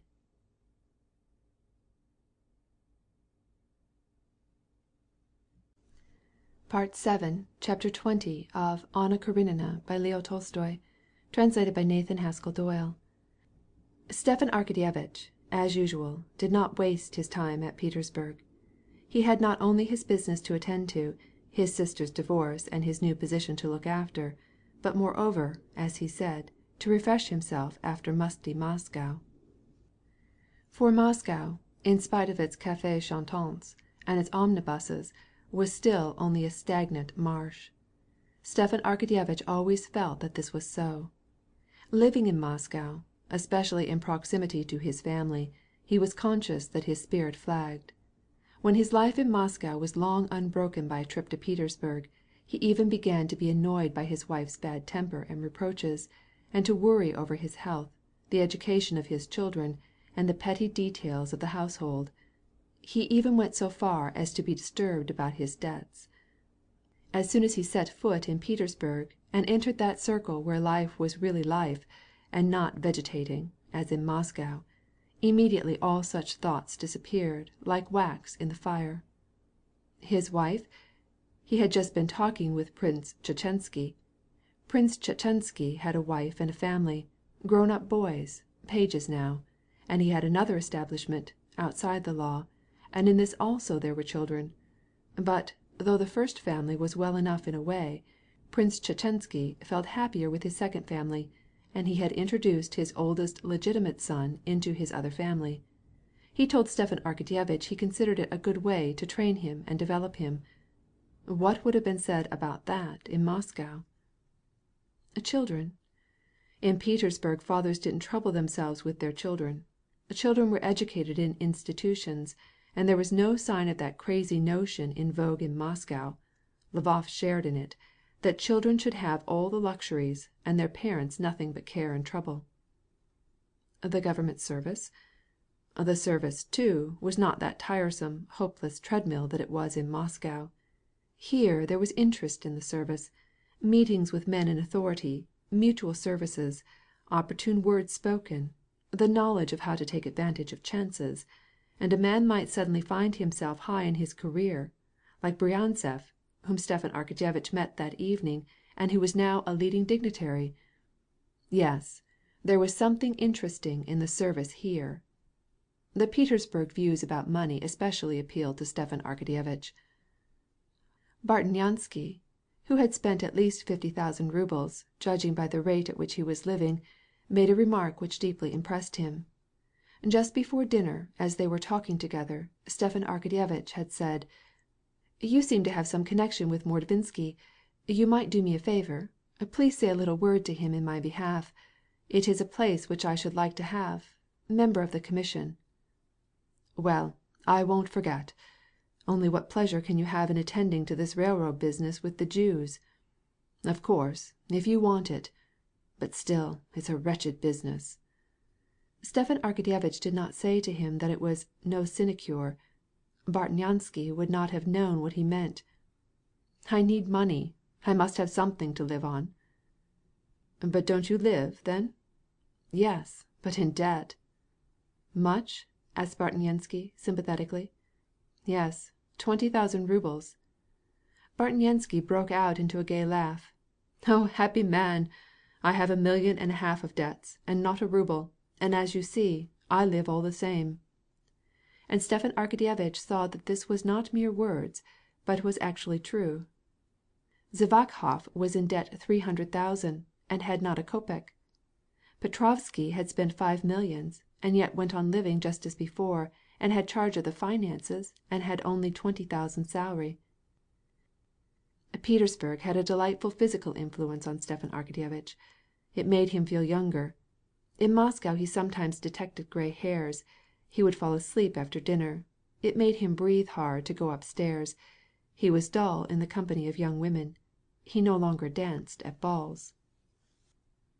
At Petersburg he experienced what the 60-year-old Prince Pyotr Oblonsky, who had just returned from abroad, told him one evening.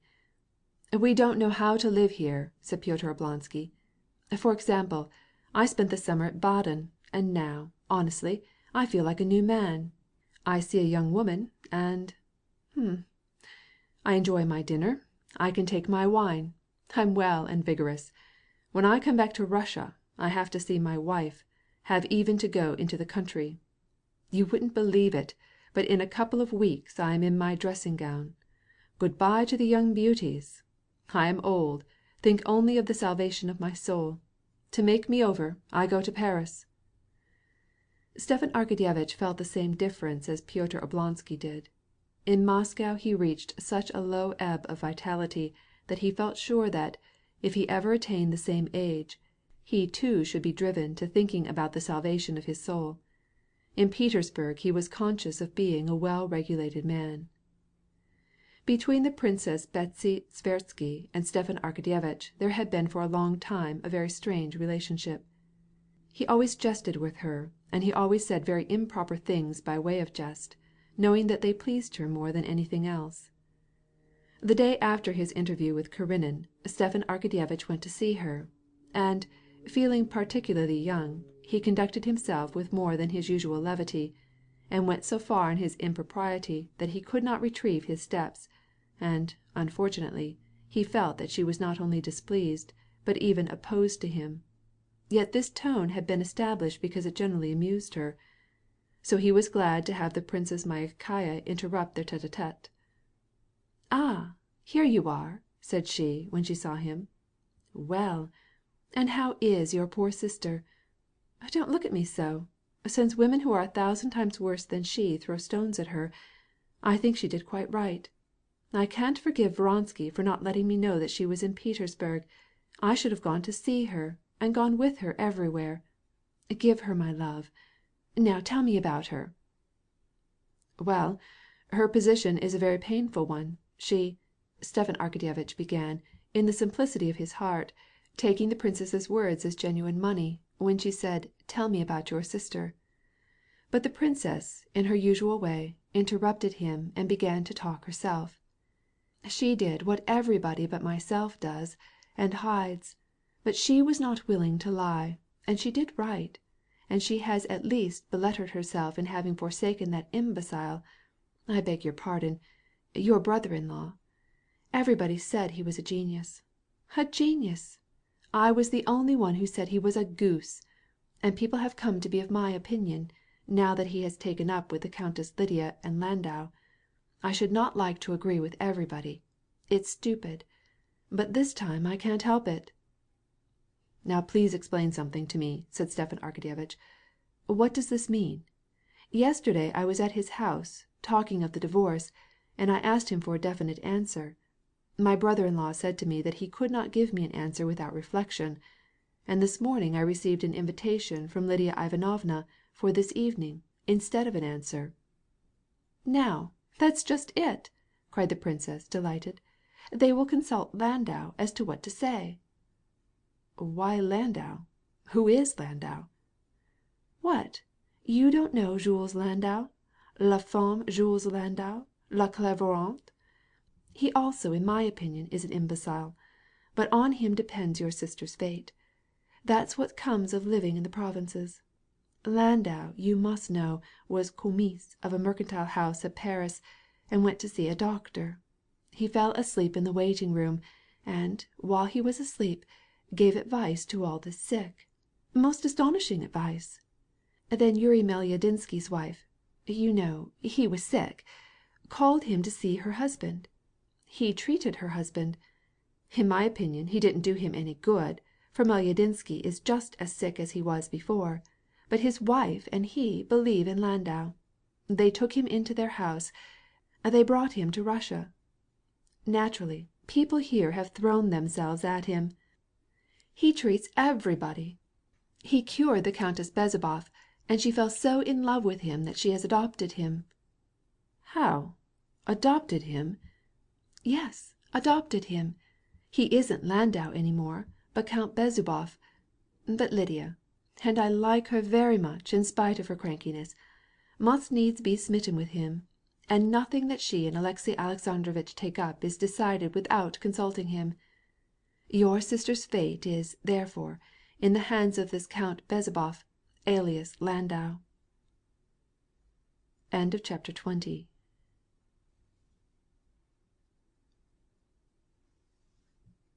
Part 7, Chapter 21 of Anna Karenina by Leo Tolstoy. Translated by Nathan Haskell Doyle. After an excellent dinner with Bartnyansky and considerable cognac, Stepan Arkadyevitch went to the Countess Lidia Ivanovna's a little later than the hour designated. "Who is with the Countess? The Frenchman?" he asked of the Swiss, as he noticed beside Alexey Alexandrovitch's well-known overcoat a curious mantle with clasps. "Alexey Alexandrovitch Karenin and the Count Bezzubov," answered the servant stolidly. "Princess Myakaya was right," thought Oblonsky as he went upstairs. "Strange. It would be a good thing to cultivate the Countess. She has great influence. If she would say a little word in my behalf to Pomorsky, it would be just the thing." It was still very light outdoors, but the blinds were drawn in the Countess Lidia Ivanovna's little drawing-room, and the lamps were lighted. At a round table on which was a lamp, the Countess and Alexey Alexandrovitch were sitting, engaged in a confidential talk. A short, lean, pale man, with knock-kneed legs and a feminine figure, with long hair falling over his coat-collar, and handsome, glowing eyes, was examining the portraits on the wall at the other end of the room. Stepan Arkadyevitch, after having greeted the Countess and Alexey Alexandrovitch, involuntarily turned round to look once more at this singular personage. "Monsieur Landau," said the Countess, gently, and with a precaution which struck Oblonsky. The introduction was made. Landau hastily glanced around, and coming up, placed his moist, unresponsive hand in Oblonsky's, and immediately went back to look at the portraits. Lidia Ivanovna and Alexey Alexandrovitch exchanged significant glances. "I am very glad to see you today," said the Countess to Stepan Arkadyevitch, motioning him to a chair. "You noticed," added she in a low voice, glancing at the Frenchman, "that I introduced him to you by the name of Landau, but his name is really Count Bezzubov, as you probably know, only he is not fond of the title." "Yes, I heard about it," said Stepan Arkadyevitch. "It is said he perfectly cured Countess Bezzubov." "She came to see me today," said the Countess, addressing Alexey Alexandrovitch, "and it was sad to see her. This separation is terrible for her. It is such a blow to her." "Then he is positively going?" "Yes, he is going to Paris. Yesterday he heard a voice," said Lidia Ivanovna, looking at Stepan Arkadyevitch. "Oh, a voice," repeated he, feeling that it was necessary to use great prudence among these people where things occurred or might occur without his being able to explain them. A moment's silence ensued, at the end of which the Countess Lidia Ivanovna, as if accidentally stumbling on the chief topic of their conversation, said, with a sweet smile, addressing Oblonsky, "I have known of you for a long time, and I am delighted to make your acquaintance. Les amis de nos amis sont nos amis. But to be truly friends, we must know what is passing in the souls of those we love, and I fear you do not with regard to Alexey Alexandrovitch. You understand what I mean," she said, raising her beautiful dreamy eyes. "I understand in part that Alexey Alexandrovitch's position," answered Oblonsky, not understanding very well what she was talking about, and preferring to confine himself to generalities. "The change is not in his external position," said the countess, solemnly, and at the same time looking tenderly at Alexey Alexandrovitch, who had risen to join Landau. "It is his heart which has changed. A new heart has been given to him, and I very much fear that you do not realize sufficiently the great transformation which has taken place in him." "That is, in a general way, I can perceive the change in him. We have always been friends, and now," said Oblonsky, answering the deep gaze of the countess with a tender one, as he queried with which of the two ministers she could do him the most effective service. "This transformation cannot diminish his love for his neighbor. On the contrary, the change which has taken place must increase love. But I fear you don't understand me. Will you not have some tea?" she asked, looking toward a lackey who entered with the tea tray. "Not altogether, countess. Of course, his misfortune—" "Yes, he underwent a misfortune, but it became the highest happiness because his heart was renewed," said she, raising her eyes lovingly to Stepan Arkadyevitch. "I believe I shall have to get her to speak to them both," thought Oblonsky. "Oh, assuredly, countess," said he. "But I think that these changes are so personal that no one likes to speak of them, even to his most intimate friends." "On the contrary, we ought to speak and to help one another." "Yes, without doubt, but there are such differences of conviction, and, moreover," and Oblonsky smiled unctuously, "there cannot be differences in regard to sacred truth." "Oh, yes, of course, but—" Stepan Arkadyevitch grew confused and stopped speaking. He perceived that the countess was talking about religion. "It seems to me that he's going to sleep," said Alexey Alexandrovitch, approaching the countess and speaking in a significant whisper. Stepan Arkadyevitch turned round. Landau was seated near the window, with his elbow leaning on the arm and back of a chair, and his head bowed as he saw the looks turned toward him. He raised his head and smiled in a naïve and childlike manner. "Don't pay attention to him," said the countess, pushing a chair toward Alexey Alexandrovitch. "I have noticed," she began, but was interrupted by a lackey bringing her a letter. She read it through with extraordinary rapidity, sent a reply, and resumed the thread of her discourse. "I have noticed that Muscovites, the men especially, are very indifferent to religion." "Oh, no, countess. I think that Muscovites have the reputation of being very pious," replied Stepan Arkadyevitch. "But as far as I have observed, you yourself," said Alexey Alexandrovitch, with his weary smile, "I am sorry to say, belong to that category of the indifferents." "Is it possible to be indifferent?" cried Lydia Ivanovna. "I am not indifferent, but rather in the attitude of expectation," answered Oblonsky, with his most agreeable smile. "I do not yet think that the time for me to settle such questions has come yet." Alexey Alexandrovitch and the countess exchanged glances. "We can never know whether the time for us has come or not," said Alexey Alexandrovitch sternly. "We ought not even to think whether we are prepared or not. The blessing does not follow human calculations, does not always light upon the most deserving, but comes to those who are unprepared. Witness Saul." "It seems that it isn't to be now," murmured the countess, following with her eyes the movements of the Frenchman. Landau got up and joined them. "May I listen?" asked he. "Oh, yes. I do not wish to disturb you," said the countess tenderly. "Sit down with us." "The essential thing is not to close one's eyes to the light," continued Alexey Alexandrovitch. "Ah, if you knew what a blessing we experience when we feel his constant presence in our souls," said the Countess Lydia Ivanovna, with an ecstatic smile. "But a man may feel himself incapable of rising to such a height," said Stepan Arkadyevitch, convinced that the heights of religion were not his forte, but fearing to offend a person who, by one word to Pomorsky, might get him the place that he wanted. "You mean that sin may prevent him?" asked Lydia Ivanovna. "But that is a mistaken view. For him who believes, there is no more sin. Sin is already redeemed. Pardon?" she asked as the lackey brought her another note. She read it and answered verbally. "Say to-morrow, at the Grand Duchess's." Then she continued, "For the believer there is no sin." "Yes, but faith without works is dead," said Stepan Arkadyevitch, recalling this phrase of his catechism, with a smile establishing his independence. "That is the most famous passage in the Epistle of St. James," said Alexey Alexandrovitch, in a reproachful tone, looking at the countess as if to recall frequent discussions on the subject. "How much harm the false interpretation of that passage has done! It has driven more persons from the faith than anything else.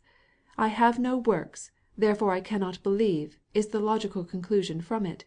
It means exactly the opposite." "It is our monks who claim to be saved by works, by their fastings, their abstinences," said the countess with an air of fastidious scorn. "Our way is far better and easier," she added, looking at Oblonsky with that scorching smile with which, at court, she was wont to wither young maids of honor, disconcerted at the newness of their position. "We are saved by Christ who suffered for us. We are saved by faith," resumed Alexey Alexandrovitch. "Vous comprenez l'anglais?" asked Lydia Ivanovna, and receiving an affirmative answer, she rose and took a small book from a side table. "Here I'm going to read to you, 'Safe and Happy,' or 'Under the Wing,'" said she, with a look of interrogation at Karenin. "It is very short," added she, resuming her seat and opening the book. "Here the way is described by which faith is attained, and the joy which is higher than any that earth can give, which fills the soul of the believer. A man who believes cannot be unhappy, because he is no longer alone. Yes, and here, you see," she was about to go on reading, when again the lackey appeared. "From Borozdin? Say to-morrow at 2:00. "Yes," she said with a sigh, marking the place in the book with her finger, and looking up with her pensive, loving eyes. "This is the way true faith is acquired. Are you acquainted with Marie Sanina? You have heard of her great affliction. She lost her only son. She was in despair. Well, how is it now? She found this friend. She thanks God for the death of her child. Such is the happiness faith can give." "Ah, yes. This is very," murmured Stepan Arkadyevitch, glad to be able to keep silent during this reading, and to think over his affairs a little. "I shall do better not to ask anything to-day," thought he. "Only how can I get out of this without compromising myself?" "This will be dull for you," said the Countess to Landau. "You don't understand English, but this is short." "Oh, I shall understand," said he with a smile, and he shut his eyes. Alexey Alexandrovitch and the countess significantly looked at one another, and the reading began. Chapter 22.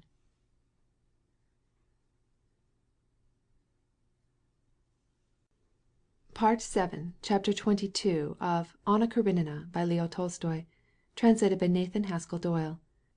Stepan Arkadyevitch felt perfectly bewildered by these strange, and to him unwonted discourses to which he had been listening. After the stagnation of Moscow, the complication of life in Petersburg as a general thing had an enlivening effect on him, but he liked it and was at home in it when he was among those whom he knew well. In this unfamiliar environment he was bewildered and stupefied, and could not make anything out of it.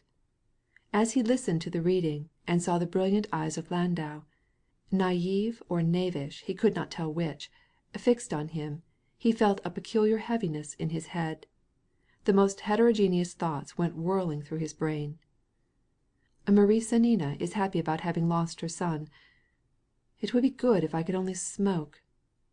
To be saved one needs only to believe. The monks do not understand about this, but the Countess Lydia Ivanovna does. What makes my head feel so heavy? Is it the brandy or the strangeness of all this? I have done nothing out of the way as yet, but I shan't venture to ask anything to-day. It is said they make you say your prayers. Suppose they should make me say mine. That would be too nonsensical. What stuff that is she is reading! But she reads well. Landau Bezzubov. Why is he Bezzubov? Suddenly Stepan Arkadyevitch felt that his lower jaw was irresistibly beginning to accomplish a yawn. He smoothed his whiskers to conceal the yawn, and shook himself. But the next moment he felt sure that he was asleep, and even beginning to snore. The voice of the Countess Lidia Ivanovna waked him, saying, "He's asleep." Stepan Arkadyevitch waked with a start, feeling a consciousness of guilt. But instantly he was relieved to find that the words "he's asleep" had reference, not to himself, but to Landau. The Frenchman was as sound asleep as Stepan Arkadyevitch had been, but Stepan Arkadyevitch's nap would have offended them. He did not think of this at the time, so strange did everything seem. But Landau's rejoiced them exceedingly, and especially the Countess Lidia Ivanovna.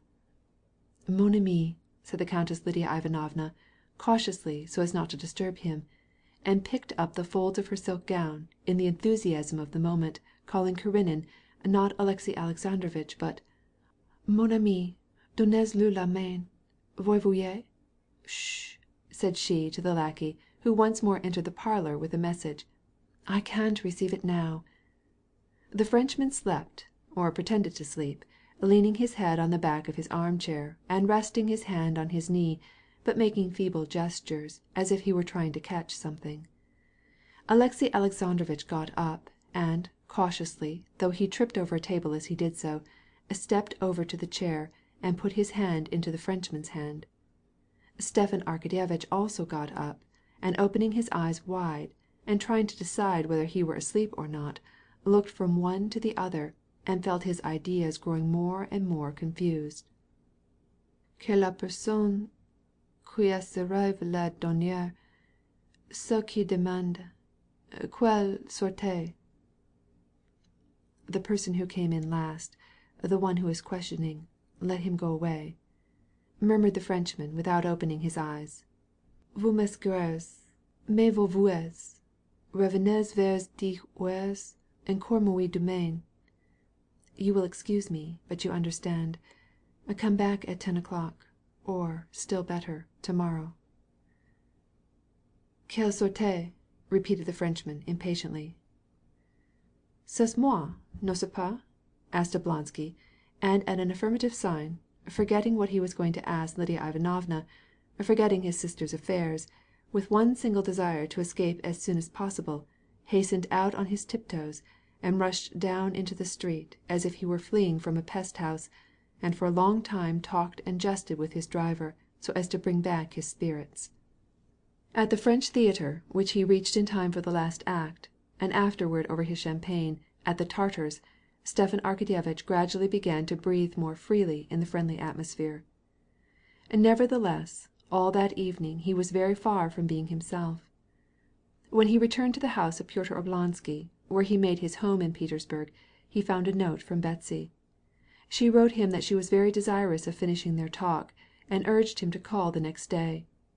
He had hardly finished reading this note and making up a face at it, when heavy shuffling steps were heard downstairs, as of men lifting some heavy object.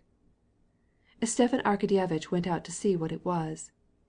It was the rejuvenated Pyotr Oblonsky, who was so tipsy that he could not walk upstairs, but when he caught sight of Stepan Arkadyevitch, he ordered his attendants to put him on his feet, and, clinging to Stepan Arkadyevitch's arm, he managed to reach his room, where he began to relate how he had spent the evening, till he fell asleep. Stepan Arkadyevitch himself was in such a weak state of mind that, contrary to his custom, he did not fall asleep quickly.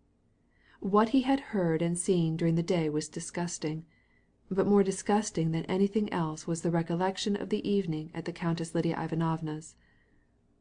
The next day he received from Alexey Alexandrovitch a flat refusal in the matter of the divorce, and knew that this decision was based on the words which the Frenchman had uttered during his slumber, real or feigned. Chapter 23.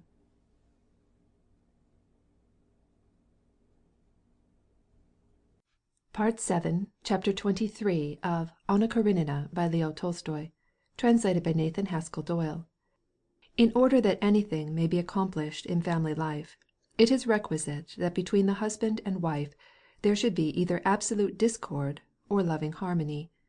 But when the relations between the two are uncertain, and there is neither the one nor the other, nothing can be accomplished. Many families remain for years in places of which the husband and wife both are tired and disgusted, simply because there is neither full discord nor full concord. Unendurable to Vronsky and Anna was their life in Moscow, in the heat and dust, when the sun shone, not now with its springtime beauty, but with its summer fervor, and all the trees along the boulevards had been long in leaf, and the leaves were already thick with dust. Though they had long before decided to remove to Vozdvizhenskoye, still they continued to live in Moscow, which was detestable to them both, and the reason for this was that of late there had been no harmony between them. The exasperation which tended to keep them apart had no tangible cause, and all attempts at an explanation, instead of closing the chasm, only widened it. It was an internal irritation which, as far as she was concerned, had for its source the diminution of his love for her, and on his part his annoyance because, thanks to her, he found himself placed in an embarrassing position, which she, instead of trying to relieve, made still more difficult. Neither he nor she formulated any definite complaints, but each considered the other in the wrong, and at every opportunity tried to make this evident. She considered that he, with all his habits, ideas, desires, with all his spiritual and physical tendencies, had one distinguishing quality, the power of loving women, and this love, she felt, ought by rights to be wholly concentrated on her. This love had diminished. Consequently, in her opinion, a part of this love must necessarily be transferred to others or to some other woman, and she was jealous. She was jealous, not of any definite woman, but of his diminished love for her. Having as yet no definite object for her jealousy to rest on, she was on the watch for one. On the slightest pretext, she would transfer her jealousy from one person to another. Sometimes she suspected him of low amours, which he might enter into as an unmarried man about town. Sometimes she distrusted ladies whom he might meet in society. Then again, with the imaginary young lady whom he would be likely to marry in case he broke with her. This form of jealousy especially tormented her, for the reason that he himself had carelessly, in a moment of confidence one day, spoken of his mother's lack of tact in having ventured to propose to him to marry the young Princess Sorokin. And being thus jealous, Anna felt indignant with him and kept finding reasons for her indignation. For all the painfulness of her position, she blamed him. She considered him responsible for her painful state of expectancy which she was enduring in Moscow, as it were suspended between heaven and earth, for the uncertainty in which she lived, for Alexey Alexandrovitch's delay and indecision, and for her loneliness. If he loved her, he would understand the difficulty of her position and save her from it. He was to blame because she was living in Moscow and not in the country. He could not live in the country, as she wanted to do. He wanted society, and so condemned her to this horrible position, the trials of which he could not comprehend. And again, he was responsible for depriving her forever of her son. Even those rare moments of tenderness which they occasionally enjoyed did not appease her. She now detected in his tenderness a shade of calmness, of assurance, which he had never before shown, and which exasperated her. It was getting dark. Vronsky was at a gentleman's dinner, and Anna, while waiting for him, had taken refuge in his library, where the noise of the street was less oppressive than in the rest of the house. She walked up and down, going over in memory their last altercation. As she recalled in memory the insulting words that had been spoken, and tried to think what had led to it, she at last remembered how the quarrel had begun. For some time she found it impossible to believe that any dissension could have arisen from such an inoffensive conversation, from a subject which was so unimportant to anyone. But such was the fact. It all began from his having made sport of women's gymnasia, declaring them unnecessary, and she had taken up the cudgels in their defense. He had disrespectfully attacked the education of women in general, and had said that Anna's English protégée, had not the slightest need of knowing anything about physics. That had irritated Anna. She saw in it a derogatory reference to her own occupations, and she conjured up and uttered a phrase which was meant to repay him for the pain he inflicted on her. "I did not expect that you would comprehend me and my feelings as a man who really loved would, but I expected at least some delicacy," said she. And in reality he had reddened with vexation and made some unpleasant remark. She did not remember what retort she then made, but, whatever it was, he had said with a manifest intention of hurting her feelings, "I confess your devotion to that girl does not interest me, because I can see nothing in it but affectation." This cruelty of his, with which he demolished the fabric which she had with such labour erected so as to endure the trials of her life, this injustice of his in accusing her of pretence and affectation, drove her frantic. "It is very unfortunate that only what is low and material is comprehensible to you," she had retorted, and she left the room. When, in the evening, he came to see her, the discussion was not resumed, but they both felt that it was not forgotten. All this day he had not been at home, and she was so lonely and wretched, as she thought of their quarrels, that she resolved to forget everything, to ask his forgiveness, and to take the blame on herself, so as to bring about a reconciliation at any cost. "I am to blame. I am irritable. I am absurdly jealous. I will make it up with him, and we will leave for the country, and there I shall be calmer," she thought. Affectation. De naturalno. She suddenly remembered the word which had so affronted her, above all in his intention of causing her pain by it. "I know what he meant.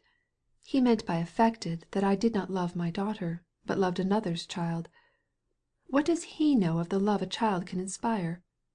Has he the least idea what I sacrificed for him in giving up Serosa? But this desire to wound me! No, he loves another woman. It must be so." And seeing that, even while she wanted to calm herself, she was once more going over the circle she had so many times traversed, and was once more returning to the same state of irritation, she was horror-struck. "Is it wholly out of the question? Can I not attach him to myself?" she queried, and then she began at the beginning again. "He is true. He is honourable. He loves me. I love him. In a day or two dissension will be ended. What is necessary? Calmness, gentleness, and I shall bring him back to me. Yes, now, when he comes, I will tell him that I was to blame, although I was not to blame, and we will go off." And, in order not to think any more, and not to give way to her irritation, she gave orders to bring down her trunks, to begin preparations for departure. At 10 o'clock, Vronsky came in. End of chapter 23.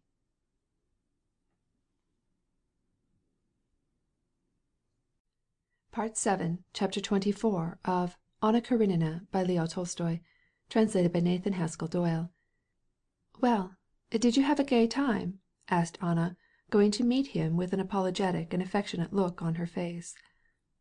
"As such things usually are," answered he, noticing at once by her face that she was in one of her best moods. He was already accustomed to such metamorphoses, and this time he was particularly glad, because he himself was in his happiest frame of mind. "What do I see? This is good," he added, pointing to the trunks in the entry. "Yes, we must go. I went out to walk to-day, and it was so good that I longed to get back to the country. There's nothing to keep you here, is there?" "I should like nothing better. I will be back immediately, and we will talk it over. All I want is to change my coat. Have the tea brought."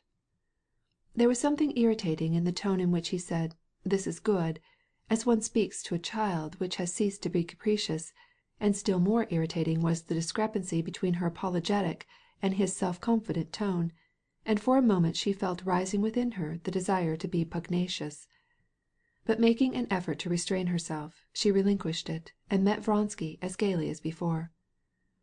When he came in, she told him calmly the incidents of the day and her plans for departure, using in part the very words she had thought over. "Do you know, it came over me like an inspiration," said she. Why wait here for the divorce? Will it not be all the same when we are in the country? I cannot wait longer. I want to stop hoping about the divorce. I don't want to hear anything more about it. I think it won't have any more effect on my life. Don't you agree with me?" "Oh, yes," said he, looking with disquietude at Anna's excited face. "Come, tell me what you did. Who were there?" said she, after a moment's silence. Vronsky named over the guests.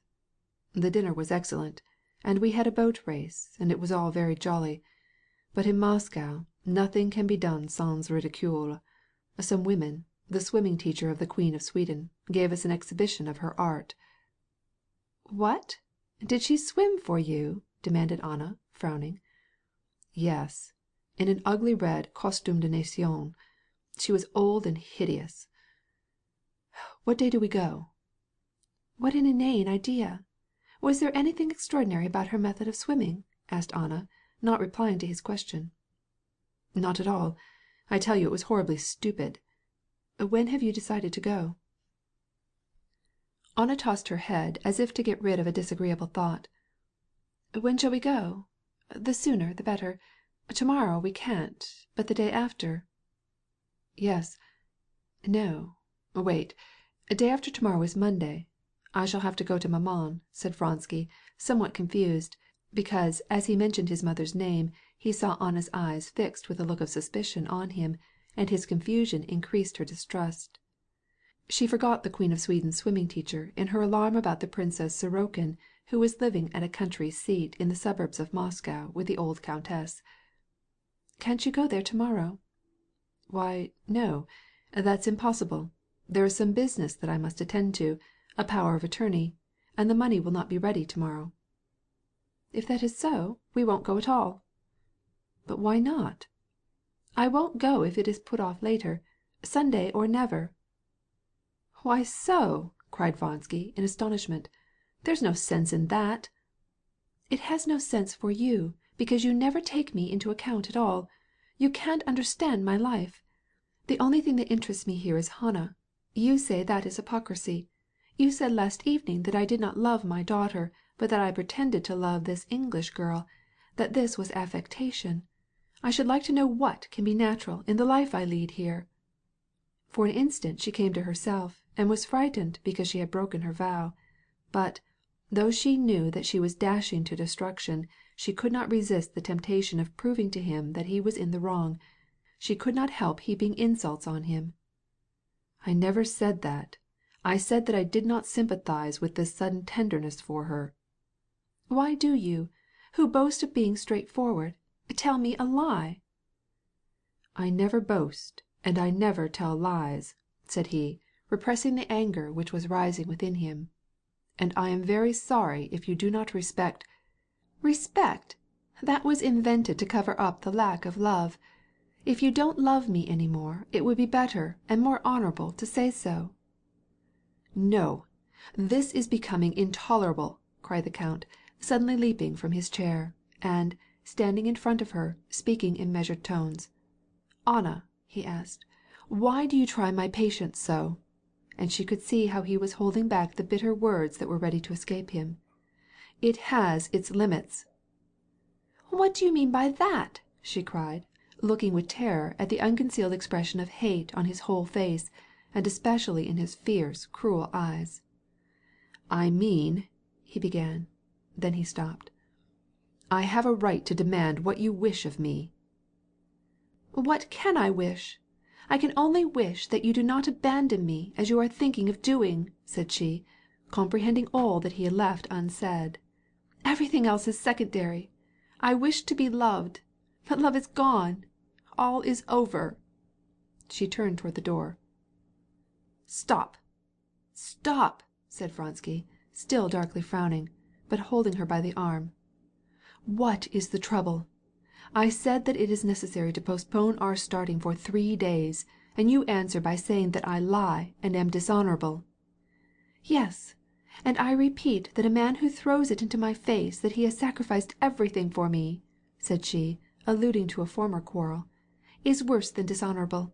He is heartless." "That settles it. My patience is at an end," cried Vronsky, quickly dropping her hand. "He hates me, that is certain," she thought, as she went from the room in silence with tottering steps. "He loves some other woman, that is more certain still," she said to herself as she reached her room. "I wish to be loved, but love is gone. All is over." She repeated the words that she had said. "I must put an end to it." But how? She asked herself, sinking into a chair before her mirror. The most heterogeneous thoughts crowded upon her. Where should she go? To her aunt who had brought her up? To Dolly? Or simply go abroad by herself? What was he doing alone in his study? Would the rupture be final, or was there a possibility of reconciliation? How would Alexey Alexandrovitch look upon it? And what would her former acquaintances in Petersburg say? Many other ideas of what would happen came into her mind, but she could not take any satisfactory account of them. A vague idea came into her mind and awakened some interest, but she could not express it. Thinking once more of Alexey Alexandrovitch, she recalled a phrase that she had used after her illness, and the feeling that clung to her. "Why didn't I die?" And immediately the words awoke the feeling which they had at that time expressed. Yes, that was the idea which alone settled everything. Death, yes, is the only way of escape. My terrible shame, and the dishonor which I have brought on Alexey Alexandrovitch and Serosa, all will be wiped away by my death. If I die, he will repent for me then. He will be sorry. He will love me. He will suffer for me. A smile of pity for herself came over her face as she kept mechanically taking off and putting on the rings of her left hand, and with vivid imagination she pictured how he would feel after she was dead. Approaching steps, his steps, caught her ears. She affected to be busily engaged in taking off her rings, and did not turn her head. He came to her, and, taking her hand, said tenderly, "Anna, we will go day after tomorrow if you wish. I am ready for anything." "Well?" said he, waiting. She did not speak. "What do you say?" he asked. "You yourself know," said she, and then, unable to control herself longer, she burst into tears. Leave me, she murmured through her sobs. "I'm going away tomorrow. I will do more. What am I? A lost woman, a millstone around your neck. I don't want to torment you. I will set you free. You do not love me. You love another." Vronsky begged her to be calm. He swore that there was not the slightest ground for her jealousy, and that he had never ceased and never should cease to love her, and that he loved her more than ever. "Anna, why torture yourself and me so?" he asked as he kissed her hand. His face expressed the deepest tenderness, and it seemed to her that her ears caught the sound of tears in his voice, and that she felt their moisture on her hand. Passing suddenly from jealousy to the most passionate tenderness, she covered his head, his neck, his hands with kisses. End of chapter 24.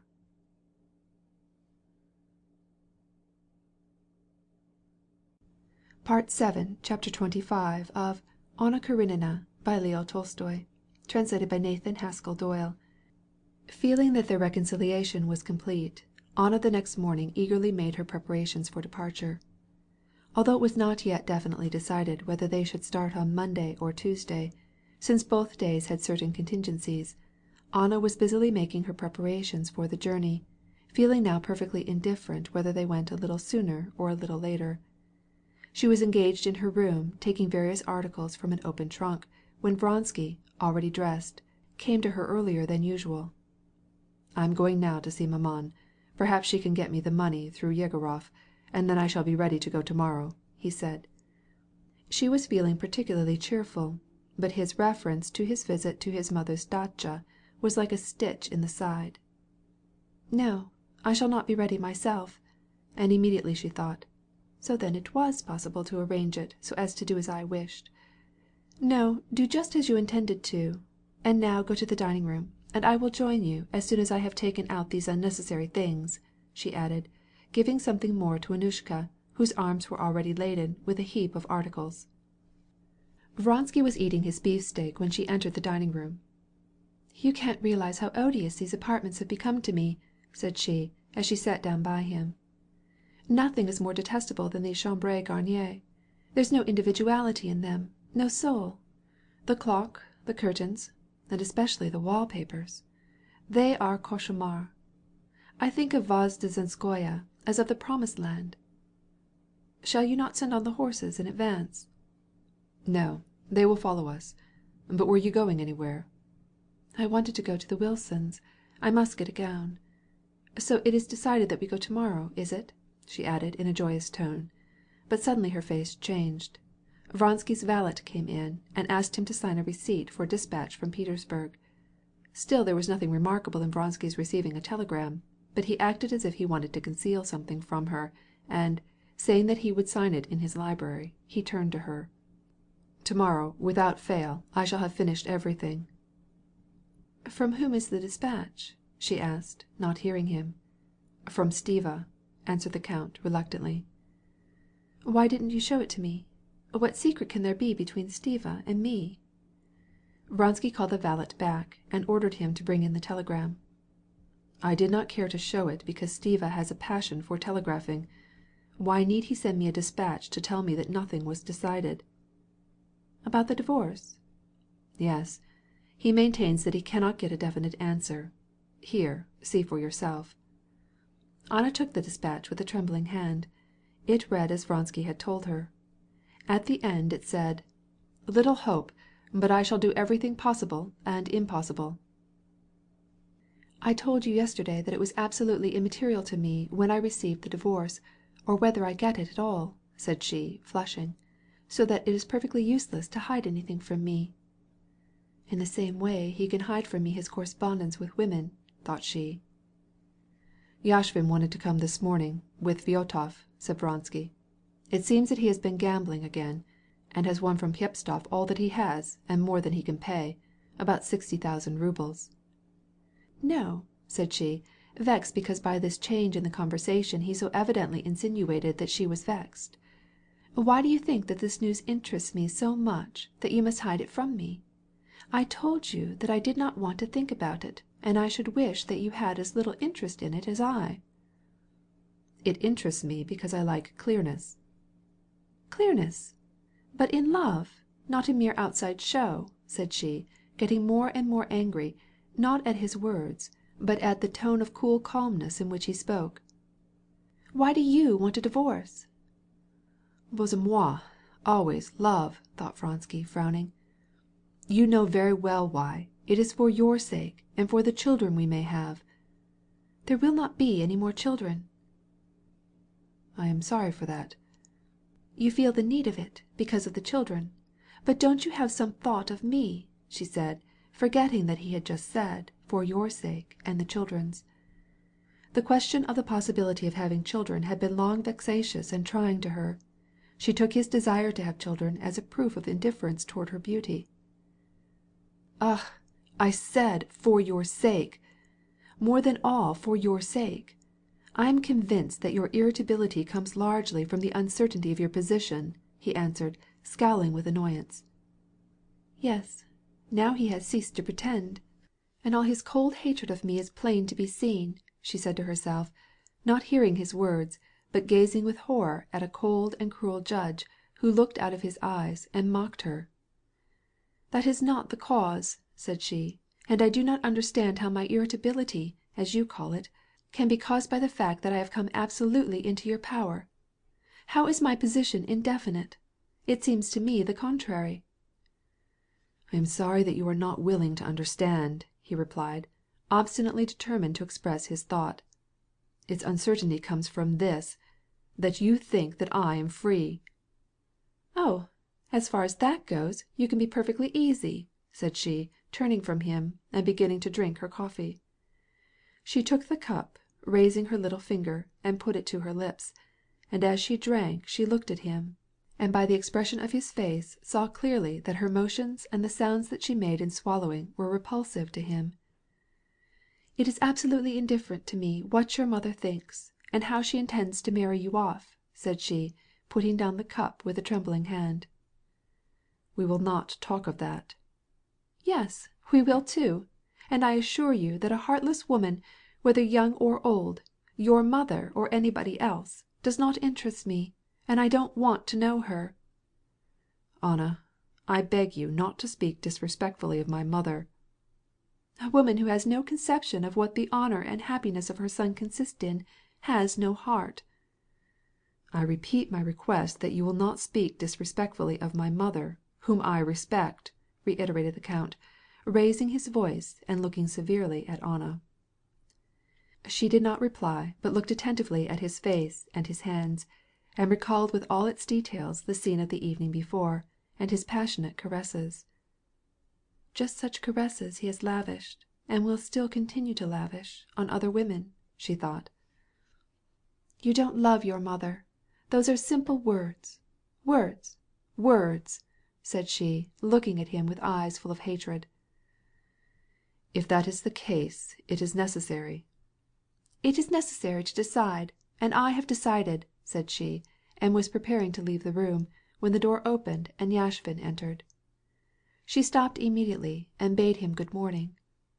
Why, when her soul was full of bitterness, when she felt that she was at the turning point of her life, which might take a terrible direction, why, at this moment, she had to dissimulate before a stranger, who sooner or later would know all, she could not tell, but, calming the inner tumult of her feelings, she sat down again, and began to talk with the guest.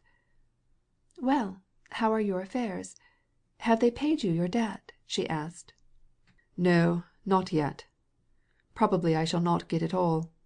And I've got to leave Wednesday," said Yashvin awkwardly, glancing at Vronsky, and evidently suspecting that a quarrel was in progress. "When do you leave?" "Day after tomorrow, I think," said Vronsky. "You have taken long to make up your minds." "But now it is all decided," said Anna, looking straight into Vronsky's eyes with a look that told him how impossible it was to think of reconciliation. "Didn't you feel sorry for that unlucky Pyepstov?" asked Anna, addressing Yashvin. "I have never asked myself whether I pitied a man or not, Anna Arkadyevna. My whole fortune is here," said he, pointing to his pocket. "Now I am a rich man, but I may come out of the club this evening a beggar. Whoever plays with me would gladly leave me without a shirt, and I him. Well, we engage in war, and that makes the fun." "Well, but if you were married, how would it be for your wife?" Yashvin laughed. "But I am not married, and I don't expect to marry." "But how about Helsingfors?" suggested Vronsky, joining in the conversation and looking at Anna's smiling face. But as she met his glance her face suddenly amassed a set and cold expression, as much as to say to him, "I have not forgotten. It's still the same." "And haven't you ever been in love?" she asked of Yashvin. "Oh, Lord, plenty of times. Only remember, one may sit down to cards, but must be able to get up when the time comes for a rendezvous. But I interest myself in love affairs in such a way that I need not be late to play my hand in the evening. And so I always arrange matters." "You misunderstand. I did not ask about that, but about actual—" she wanted to say Helsingfors, but she did not like to use a word which Vronsky had just spoken. Viatov came at this moment to see about a horse which he had bought, and Anna got up and left the room. Before he left the house, Vronsky went to her room. She pretended to look for something on the table, but then, being ashamed of this dissimulation, she looked him straight in the face.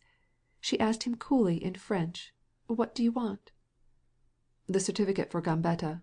I've sold him," answered Vronsky, in a tone which said louder than words, "I have not time for explanations, nor would they lead to anything." "I'm not to blame," thought he, "if she wants to punish herself. Tant pis pour elle."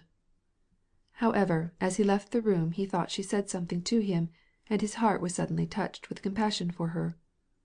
"What is it, Anna?" "I said nothing," she answered coldly and calmly. "Nothing. Tant pis," said he to himself. On his way out, as he passed a mirror, he caught sight in it of her pale face and trembling lips. He was tempted to go back and say some comforting words to her, but he was already too far on his way. He passed the entire day outside the house, and when he came home the maid informed him that Anna Arkadyevna had a headache, and begged him not to disturb her. Chapter 26.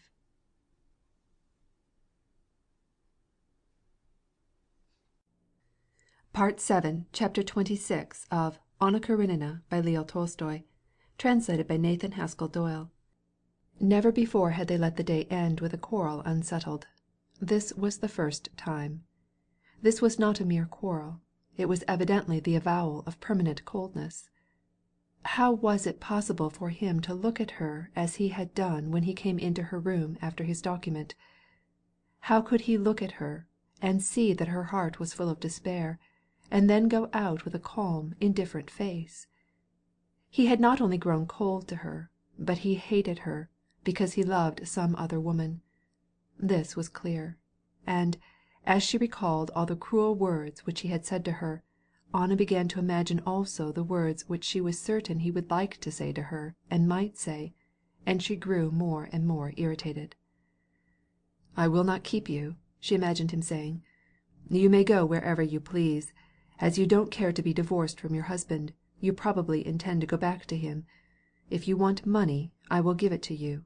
How many rubles do you want?" All these insulting words which the cruel man might say were said merely in her imagination, but she could not forgive him any more than if he had really said them. "But did he not swear to me only yesterday that he loved me? Is he not a sincere and honest man?" she said to herself a moment afterward. "Have I not been in despair several times before, all for nothing?" She passed the entire day, except 2 hours during which she made a visit to her protégés, the Wilsons, in alternate doubt and hope. Was all at an end? Was there any chance of a reconciliation? Should she leave him then and there, or should she wait and see him once again? She waited for him all day. And in the evening she went to her room, telling Annushka to say that she had a headache. "If he comes in spite of that, it will show that he loves me still. If not, it is over, and I shall make up my mind what there is for me to do." Late in the evening she heard his carriage wheels on the pavement, his ring and his steps, and his colloquy with the maid. He believed what he was told. He did not care to make further inquiries, and went to his room. Evidently all was at an end, and death as the only means of establishing a love for her in his heart, of punishing him, and of winning the victory in the struggle which the evil spirit that had possession of her soul was waging with him, clearly, vividly presented itself before her. Now everything was a matter of indifference. Whether they went to the country or not, whether she procured the divorce or not, it was unnecessary. The one essential thing was to punish him. When she poured out her usual dose of opium, and it came over her that if she swallowed all that was in the vial she would die, it seemed so easy and simple that she felt a real joy in imagining how he would mourn, repent, and love her when it was too late. She lay on her bed with open eyes, and watched the dying candlelight on the moulded cornice of the ceiling mingle with the shadows of the screen which divided the room. She vividly pictured to herself how he would think when she was no more, when she was only a memory. "How could I speak to her such cruel words?" he would say to himself. "How could I leave her without saying anything at all? And now she is no more. She has left us for ever. She is there." Suddenly the shadow of the screen seemed to waver and cover the whole cornice, the whole ceiling. Other shadows from the other sides joined in with it. For an instant they seemed to be running, then with new rapidity they trembled, melted together, and all became dark. "Death," thought she, and such a great terror seized upon her that for a long time she did not know where she was, and it was long before her trembling hands could find the matches in order to light another candle in place of the one that had burned down and gone out. "No, no, anything, only to live. I love him, and he loves me. These dreadful days will go by," she said to herself, feeling the tears of joy poured down her cheeks at her return to life, and to escape her terror she fled to Vronsky's library. He was in his library, soundly sleeping. She went to him and, holding the candle above his face, looked at him a long time. Now, as he slept, she felt such love for him that at the sight of him she could not refrain from tears of tenderness. But she knew that, if he woke he would look at her with a cold, self-justifying look, and that before she spoke a word of her love she would not be able to resist the temptation of proving to him how wrong he was. Without waking him she went back to her room, and after a second dose of opium she fell into a heavy sleep which lasted till morning, and all the time she was conscious of herself. Toward morning she had the frightful nightmare which she had experienced several times even before her liaison with Vronsky. She saw a little old man, with unkempt beard, doing something, bending over a gourd, and muttering unintelligible French words, and, as always when she had this nightmare, and therein lay the horror of the dream, she felt that the little old man paid no heed to her, but did this horrible something in the gourd over her head. She awoke in a cold perspiration. When she got up, the events of the day before seemed enveloped in mist. There was a quarrel. It has happened several times before. I said I had a headache, and he didn't come to see me. That is all. Tomorrow we shall go away. I must see him, and get ready for our departure, she said to herself, and knowing that he was in his library, she started to go to him. But, in crossing the drawing-room, her attention was arrested by the sound of a carriage stopping, and she looked out of the window and saw a carriage, from the window of which a young girl in a light hat was putting out her hand and giving orders to the footman, who was at the doorbell. After a colloquy in the vestibule, some one came upstairs, and Anna heard Vronsky's steps in the room next to the drawing-room. Then he ran swiftly downstairs. Anna looked out again and saw him go to the doorsteps, bareheaded, and approach the carriage. The young girl in the lilac-colored hat handed him a package. Vronsky smiled as he spoke to her. The carriage drove away, and Vronsky came quickly upstairs again. The mist which enwrapped everything in Anna's soul suddenly cleared away. The feelings of the day before tore her anguished heart more cruelly than ever. She now could not understand how she could have so far debased herself as to stay a single day under his roof. She went to his library to acquaint him with the resolution that she had taken. "The Princess Sorokin and her daughter have brought me the money and the papers from Maman. I could not get them yesterday. How is your headache? Better?" he said quietly, seeming not to notice the gloomy and solemn expression of Anna's face. She did not reply, but, standing in the middle of the room, she looked fixedly at him. He glanced at her for an instant. His brows contracted, and he continued to read his letter. Without speaking, Anna turned slowly about and left the room. He might yet detain her, but she had reached the door. He said not a word. The only sound heard was the rustling of the sheet of paper. "Oh, by the way," he exclaimed, just as she was on the threshold, "do we really go tomorrow?" "You, but not I," answered she, turning round on him. "Anna, it is impossible to live this way." "You, not I," she repeated. "It's becoming intolerable." You will be sorry for this," said she, and she went out. Frightened at the despairing tone with which she spoke these last words, he sprang up and started to follow her. But, on reflection, he seated himself again, and, firmly clenching his teeth, he frowned. That unbecoming threat, as he termed it, irritated him. "I have tried every means," he said to himself. "The only thing left is to pay no attention." And he made up his mind to go to the city and to his mother's again, to have her sign a deed. Anna heard the sound of his steps in his library and the dining-room. He stopped at the drawing-room. But he did not come to her. He only gave some directions about sending the stallion to Vyatov. Then she heard the calash drive to the entrance, a door opened, and Vronsky went out. Then he came back into the vestibule again, and someone ran upstairs. It was his valet, who was sent to get a pair of forgotten gloves. She went to the window and saw Vronsky take his gloves, then touch the coachman's back and say some words to him. And then, without glancing at the window, he sat down as usual, in the carriage, crossing one leg over the other. and, putting on the gloves, he turned the corner and disappeared from Anna's sight. Chapter 27. Chapter 27 of Anna Karenina by Leo Tolstoy, translated by Nathan Haskell Doyle. "He is gone. It's all over," said Anna to herself as she stood at the window, and the impression of blackness which she had felt in the night at the dying of the candle, and that of the nightmare blending in one, filled her heart with chill horror. "No, I cannot endure this," she cried, and crossing the room, she rang the bell violently. She was so afraid to stay alone that, without waiting, she went to meet the servant. "Find out where the count has gone." The man replied that he had gone to the stables. He left word that the carriage would return immediately if you wished to go out. "Very well. Wait, I'm going to write a note. Send Mikhail with it to the stables. Have him hurry." She sat down and wrote, "I am to blame. Come back. We must explain things. For heaven's sake, come. I am frightened." She sealed the note and gave it to the servant, and, in her fear of being alone, she went to the nursery. "Why, he is not the same as he was.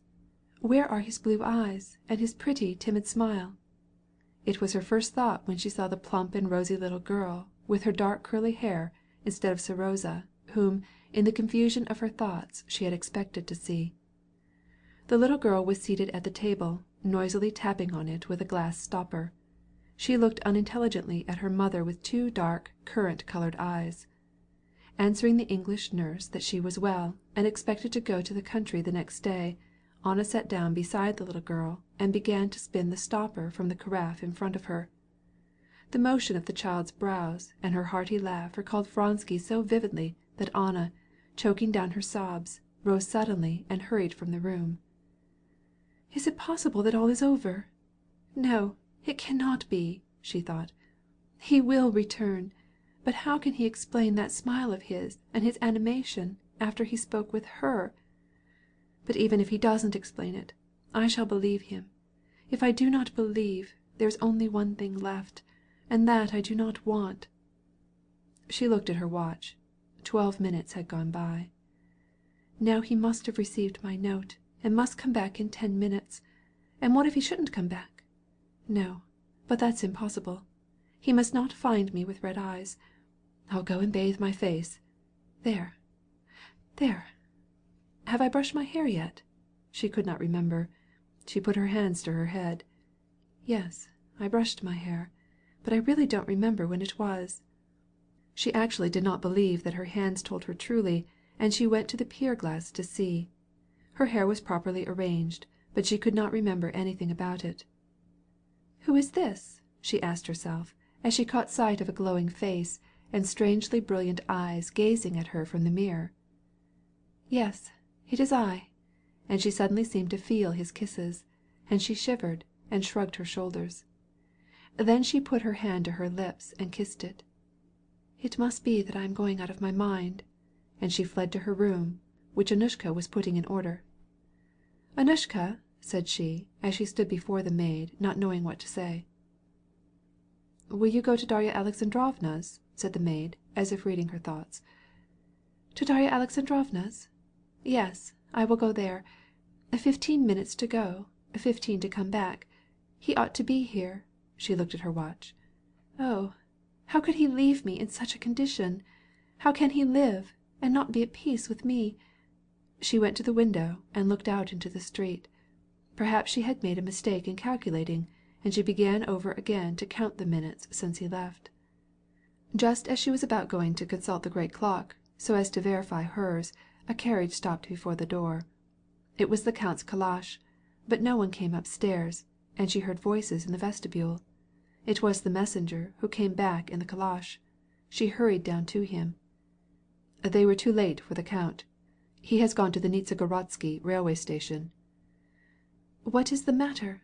What is it?" she asked, addressing the ruddy, jolly Mikhail, who handed her back the note. Oh, yes, he did not receive it, she remembered. "Go with this note to the Countess Vronsky's in the country, you understand, and bring an answer back to me immediately." "But what shall I do?" she thought. Yes, I will go to see Dolly, to be sure, or else I shall go out of my mind. I might telegraph."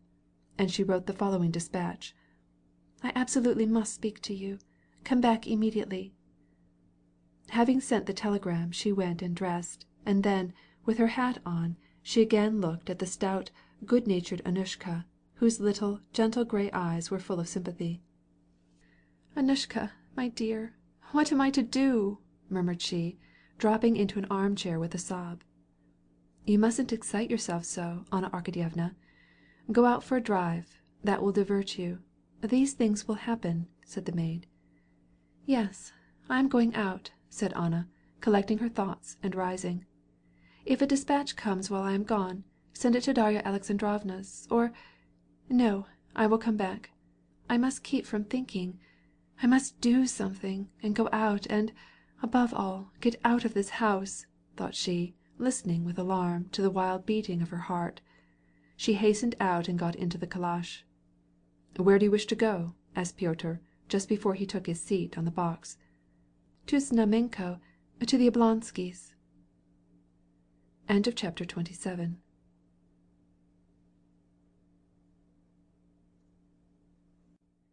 Part 7, Chapter 28 of Anna Karenina by Leo Tolstoy, translated by Nathan Haskell Doyle. The weather was clear. A fine thick rain had fallen all the morning, but now it had just cleared off. The roofs and the flagstones and harnesses and the metal work of the carriages glittered in the May sunshine. It was 3 o'clock, the liveliest time in the streets. Sitting in the corner of the comfortable calash, which swung easily on its elastic springs as it rolled swiftly along, drawn by a pair of greys, Anna, soothed by the monotonous rumble of the wheels, and the hurrying impressions that she received in the fresh, pure air, reviewed the events of the past few days, and her situation seemed entirely different from what it had been at home. Now, the idea of death did not frighten her so much, and death itself did not seem to her so inevitable. Now she blamed herself for the humiliation to which she had stooped. I begged him to forgive me. I bent before him. I accused myself. Why did I? Can't I live without him? And, leaving this question unanswered, she began to read the signboards mechanically. Konter I sklad. Zubnoy vrach. Yes, I will tell Dolly all about it. She does not love Vronsky. It will be hard, shameful, but I will confess everything. She loves me. I will follow her advice.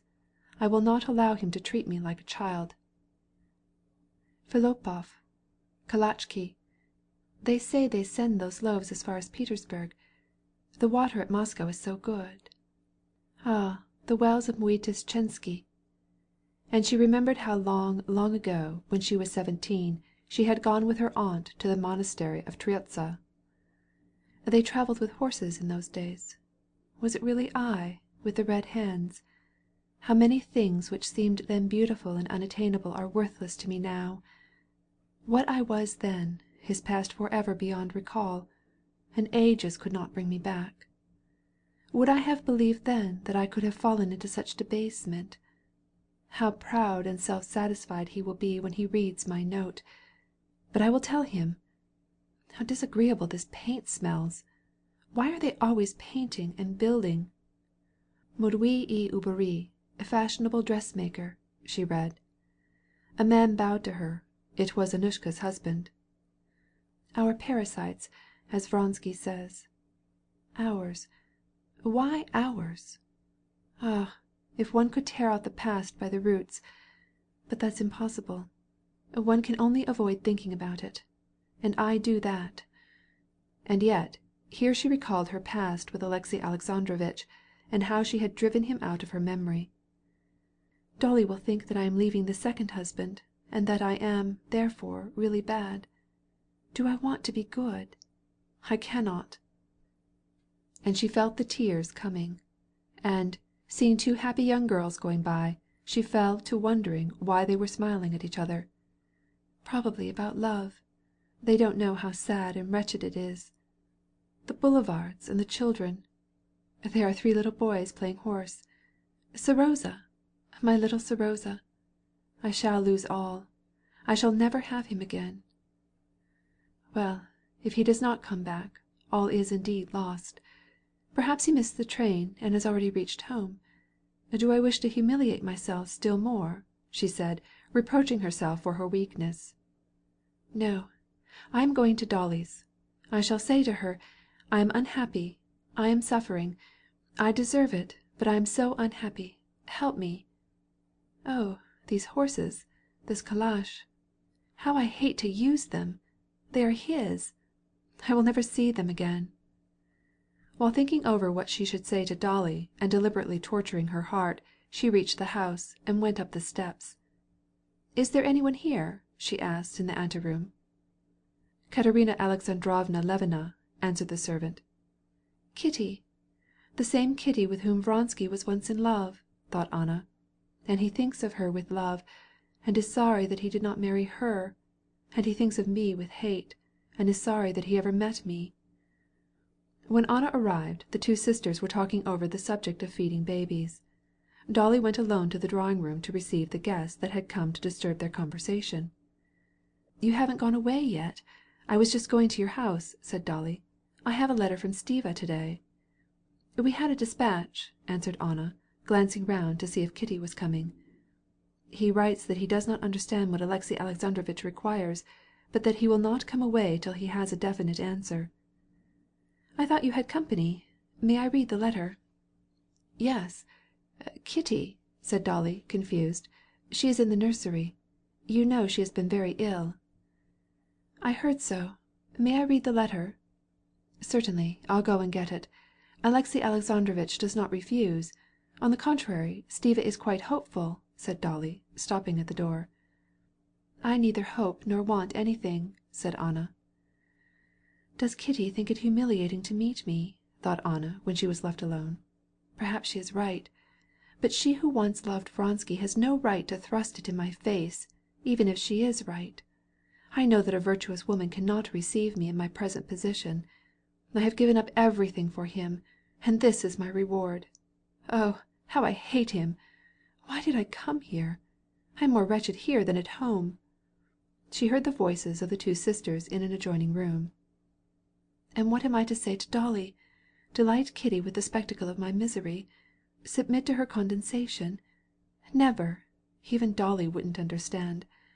I will not say anything to her. All I should want to see Kitty for would be to show her that I am indifferent, that I scorn every one and everything." Dolly came in with the letter. Anna silently looked it through and returned it. "I knew all that," said she, "but it doesn't interest me at all." "Now, why not? I have good hopes," said Dolly, looking critically at Anna. She had never seen her in such a strange state of irritation. "When do you go away?" Anna half closed her eyes, and looked before her without answering. "Is Kitty afraid of me?" she asked after a moment, glancing toward the door with heightened color. "Oh, what nonsense! She is nursing the baby. It does not go very well yet. I have been giving her some advice. She will be delighted, and is coming directly," answered Dolly, awkwardly, not knowing how to tell a fib. "Oh, there she is now." When Kitty heard that Anna was there, she had not wished to appear, but Dolly had persuaded her. Controlling her repugnance, she went to the parlor, and, blushing as she approached Anna, she held out her hand. "I am very glad," she said in a trembling voice. Kitty was confused by the struggle between her dislike of this wicked woman and her desire to be polite to her, but, as soon as she saw Anna's beautiful, attractive face, all her unfriendliness vanished. "I should not have been surprised if you had refused to see me. I am used to everything," said Anna. "You have been very ill. Yes, you have changed." Kitty felt that Anna looked at her with dislike, and she attributed her unfriendliness to the awkward position in which she stood in regard to herself, having once been her special favorite. Her heart was filled with compassion. They talked of Kitty's illness, about her baby, and of Stiva, but evidently nothing interested Anna. "I came to bid you good-bye," she said to Dolly, as she rose. "When do you go?" But without answering her, Anna turned to Kitty. "Well, I am very glad to have seen you again," said she with a smile. I have heard so much about you from every one, and especially from your husband. He came to see me, and I liked him very much," she added, with a wicked emphasis. "Where is he?" "He has gone to the country," answered Kitty, blushing. "Give my love to him. Now don't forget." "I will do it, certainly," said Kitty, simply, with a compassionate look. "So, Pryashi, Dolly, good bye," said Anna, kissing her, and shaking hands with Kitty, she hastened away. "She is as fascinating as ever," remarked Kitty to her sister, when Dolly rejoined Kitty. "And how beautiful she is! But there is something very painful about her, terribly painful." "She doesn't seem to be in her usual state to day. I thought she came near to bursting into tears when I accompanied her into the anteroom." Chapter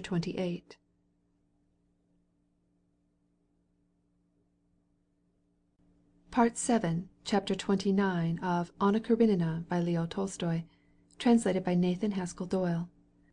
Anna took her seat in her carriage in an even unhappier state of mind than she had been when she left her house. In addition to her former sufferings, she now felt the humiliation and sense of moral degeneracy which her meeting with Kitty had clearly made evident. "Where do you wish to go now? Home?" asked Pyotr.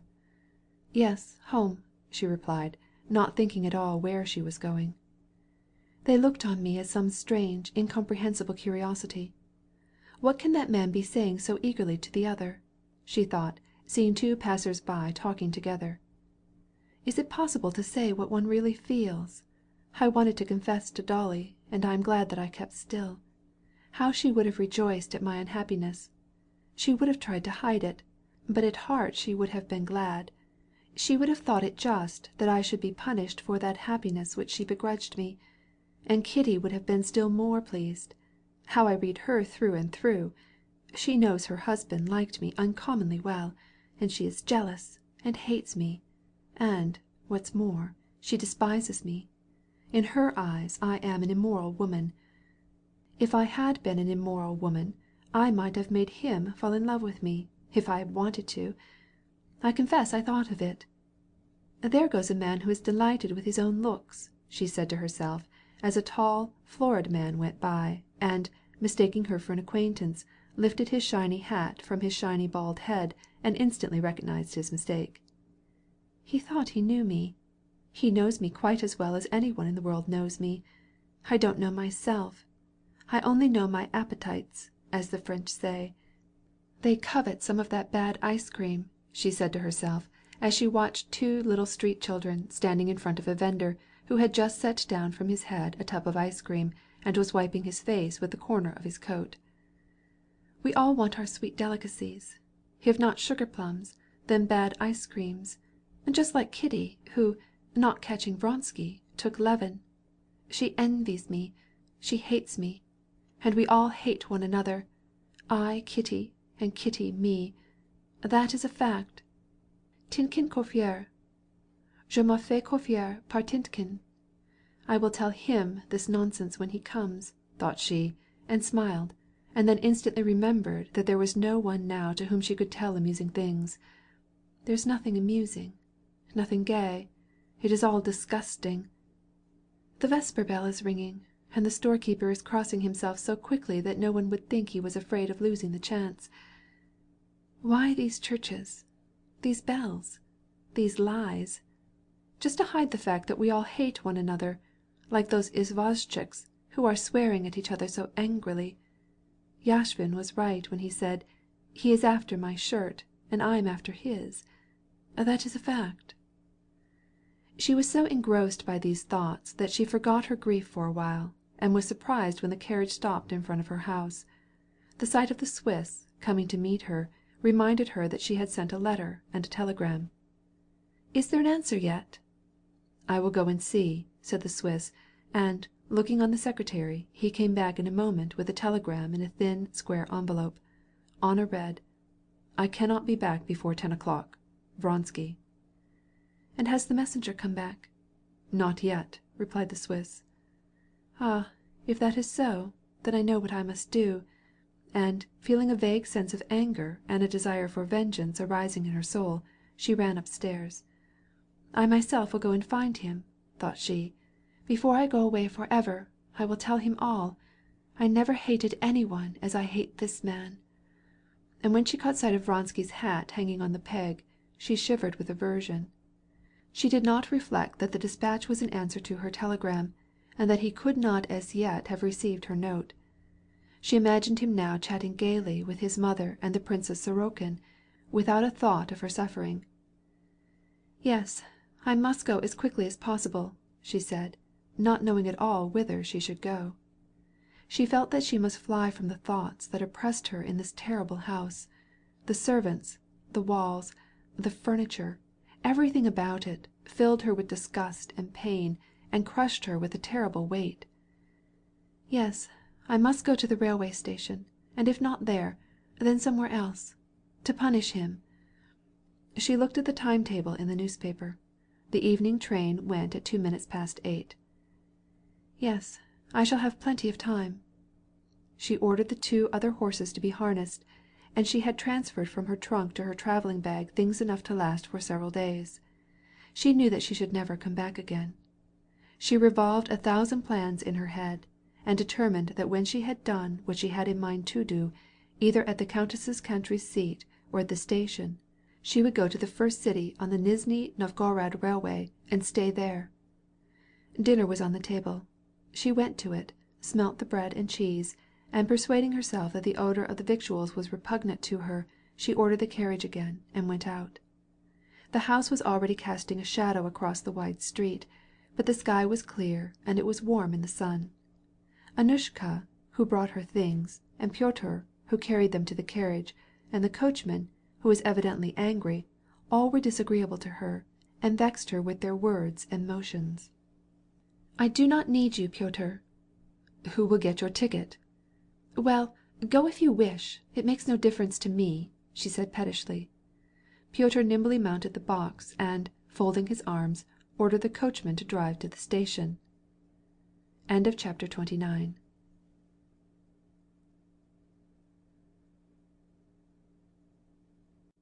Part 7, Chapter 30 of Anna Karenina by Leo Tolstoy. Translated by Nathan Haskell Doyle.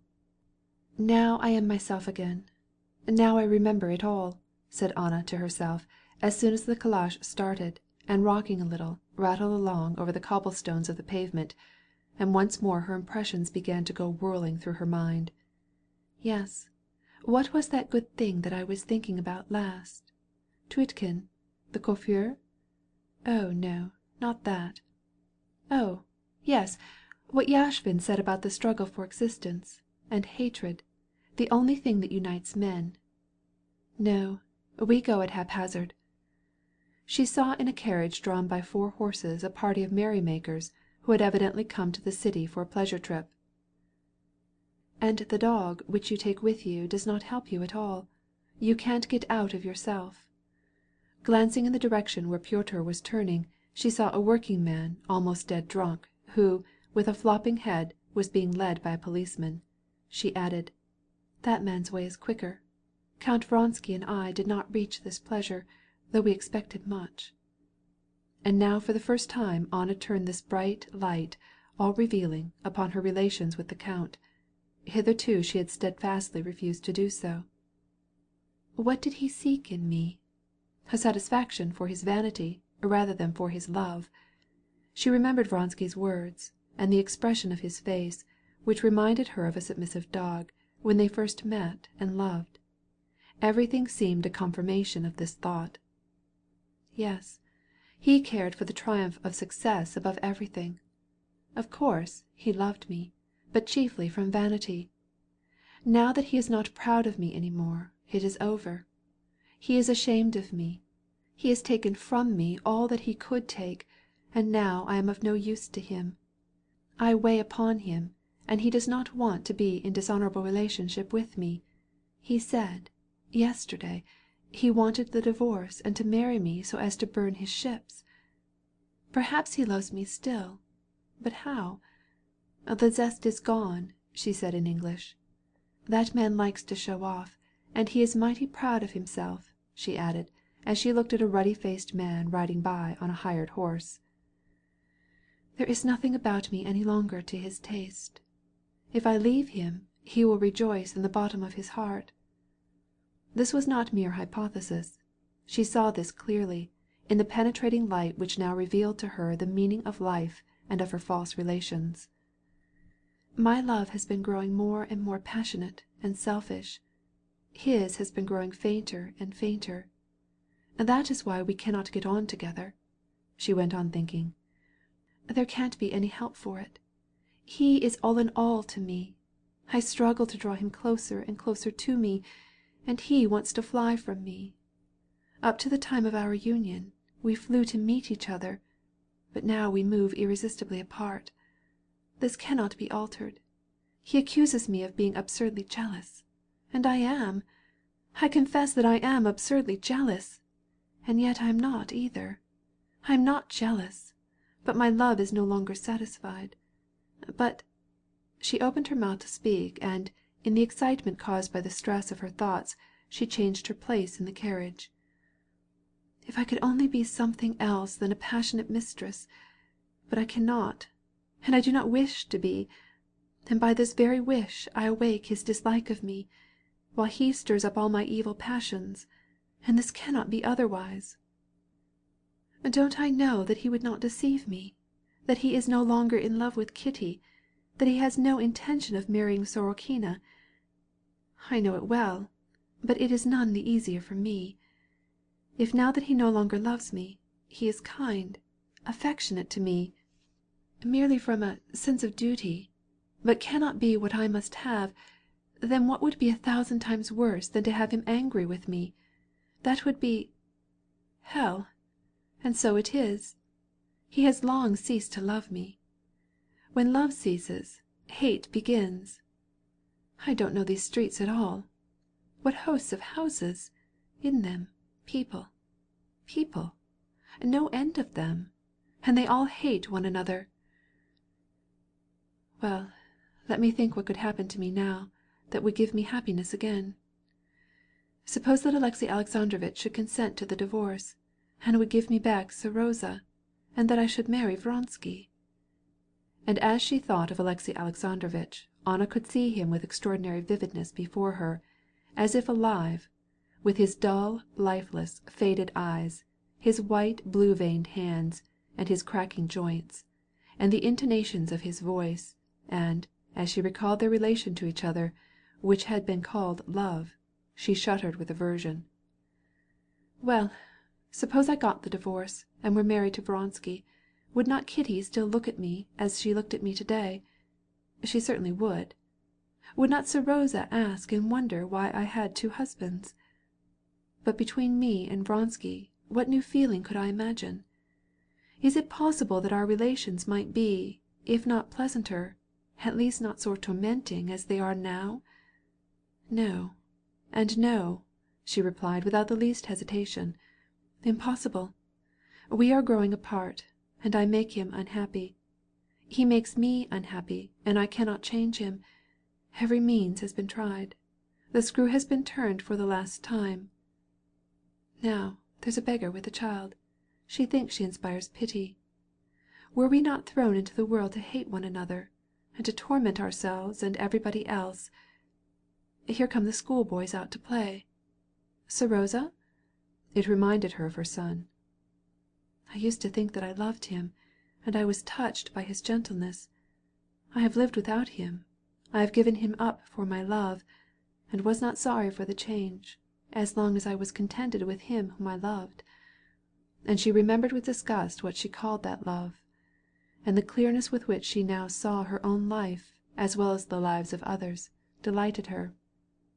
"Thus am I, and Pyotr, and the coachman, Fyodor, and that merchant, and all people from here to the Volga, wherever these remarks are applicable. And everywhere and always," she thought, as the carriage stopped in front of the low-roofed station of the Nizhny Novgorod railway, and the porters came hurrying out to meet her. "Shall I book you for Oberyarlovka?" asked Pyotr. She had entirely forgotten why she had come, and only by a great effort could she understand what he meant. "Yes," said she, handing him her purse, and, Taking her little red bag, she got out of the carriage.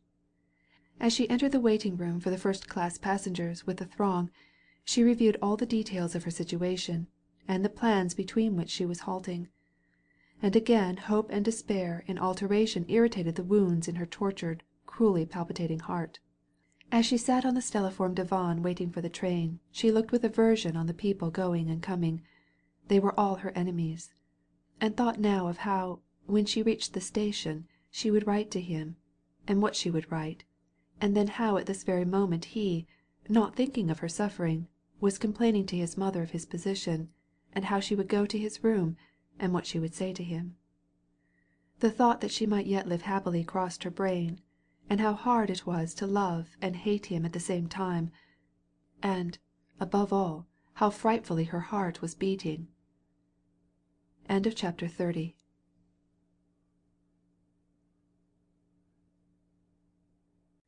Part 7, Chapter 31 of Anna Karenina by Leo Tolstoy, translated by Nathan Haskell Doyle. A bell sounded, and some impudent young men, ugly and vulgar, and yet mindful of the impression that they produced, hurried before her. Then Pyotr, in his livery and top-boots, with his dull, good-natured face, crossed the waiting-room, and came up to escort her to the carriage. The noisy men about the door stopped talking while she passed out on the platform. Then one of them whispered to his neighbor some remark which was apparently impudent. Anna mounted the high steps and sat down alone in the compartment on the dirty sofa, which had once been white, and laid her bag beside her on the springy seat. Pyotr, at the window, raised his gold-laced hat, with an inane smile, for a farewell, and departed. The saucy conductor shut the door.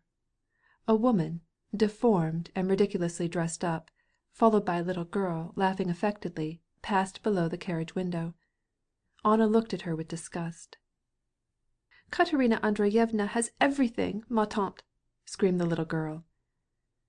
"That child, even she is grotesque, and makes grimaces," thought Anna, and she seated herself at the opposite window of the empty apartment, to avoid seeing the people.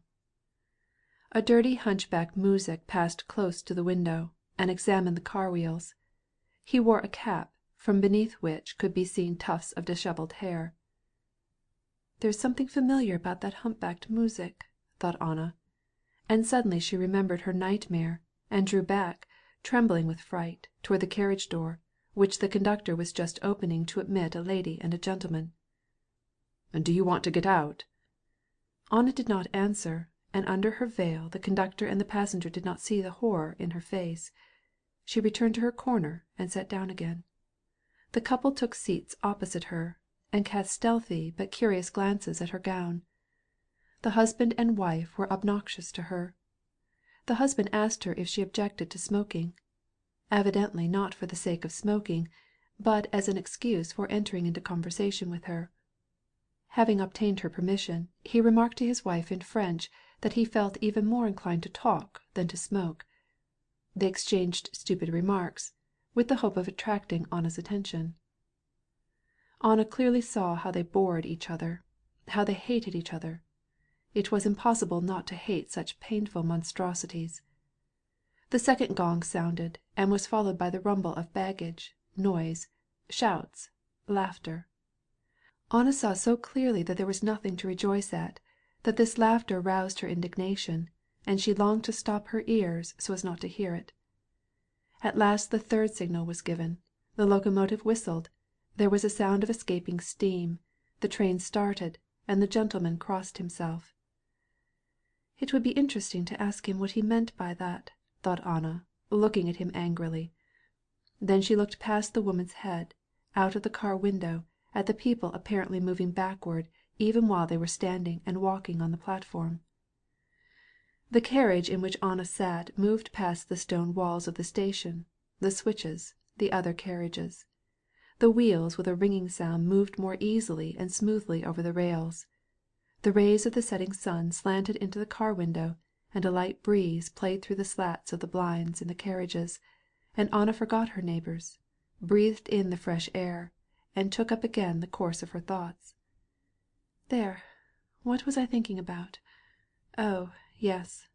I was just deciding that I could not imagine any situation in which my life could be anything but one long misery. We are all dedicated to unhappiness. We all know it, and only seek for ways to deceive ourselves. But when we see truth, what is to be done?" "Reason was given to man that he might avoid what annoys him," remarked the woman, in French, apparently delighted with her sentence, and putting out her tongue. The words fitted in with Anna's thought. "To avoid what annoys him," she repeated, and a glance at the red-faced man and his thin companion showed her that the woman looked on herself as a misunderstood creature, and that her stout husband did not contradict this opinion, and took advantage of it to deceive her. Anna, as it were, read their history, and looked into the most secret depths of their hearts, but it was not interesting, and she went on with her reflections. "Yes, it annoys me very much, and reason was given to avoid it. Therefore it must be done. Why not extinguish the light when it shines on things disgusting to see? But how? Why does the conductor keep hurrying through the car? Why do the young people in this carriage scream so loud? Why do they speak? What are they laughing at? It is all false, all a lie, all deception, all vanity and vexation."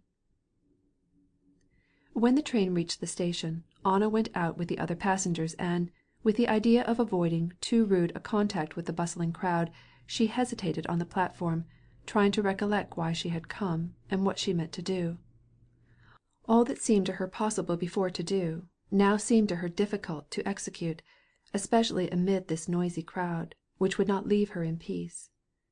Now the porters came to her to offer her their services. Now some young men, clattering with their heels up and down the platform, and talking loud, observed her curiously, and now hurrying passengers pushed her aside. Finally, remembering that she was proposing to go farther if there was no answer from Vronsky, she stopped an official, and asked him if a coachman had been there with a letter for Count Vronsky. "Count Vronsky? Just now some one was here. Princess Sorokin and her daughter met him. What kind of a looking man is this coachman?" Even while she was talking with the official, the coachman, Mikhail, rosy and gay in his elegant blue livery and watch chain, immensely proud that he had fulfilled his commission so well, came to her and handed her a note. Anna broke the seal, and her heart stood still, even before she had read the carelessly written lines. "I am very sorry that your note did not find me in Moscow. I shall return at 10 o'clock." "Yes, that is what I expected," she said to herself, with an angry grimace. "Very good. You may go home," she said to Mikhail. She spoke the words slowly and gently, because the tumultuous beating of her heart almost prevented her from breathing. "No, I will not let you make me suffer so," thought she, addressing, with a threat, neither Vronsky nor her own self, so much as the thought that was torturing her. And she moved along the platform, past the station. 2 chambermaids walking on the platform turned to look at her, and made audible remarks about her toilet. "She has genuine lace," they said. The young men would not leave her in peace. They stared at her, and passed her again and again, joking and talking with loud voices. The station master came to her and asked if she was going to take the train. A lad selling kvass did not take his eyes from her. "Bozhe moi, where shall I go?" she said to herself, as she walked farther and farther along the platform. When she reached the end of it she stopped. Some women and children, who had come to the station to meet a man in spectacles, were talking and laughing. They too stopped talking, and turned to see Anna pass by. She hastened her steps, and reached the very limit of the platform. A freight train was coming. The platform shook, and made her feel as if she were on a moving train. Suddenly she remembered the man who was run over on the day when she met Vronsky for the first time, and she knew what was left for her to do. With light and swift steps she descended the stairway which led from the water tank at the end of the platform down to the rails, and stood very near the train, which was slowly passing by. She looked under the cars, at the chains and the brake, and at the high iron wheels of the first car, and she tried to estimate with her eye the distance between the fore and the back wheels, and the moment when the middle would be in front of her. "There!" she said, looking at the shadow of the car thrown up on the black coal dust which covered the sleepers. "There, in the centre. He will be punished, and I shall be delivered from it all, and from myself."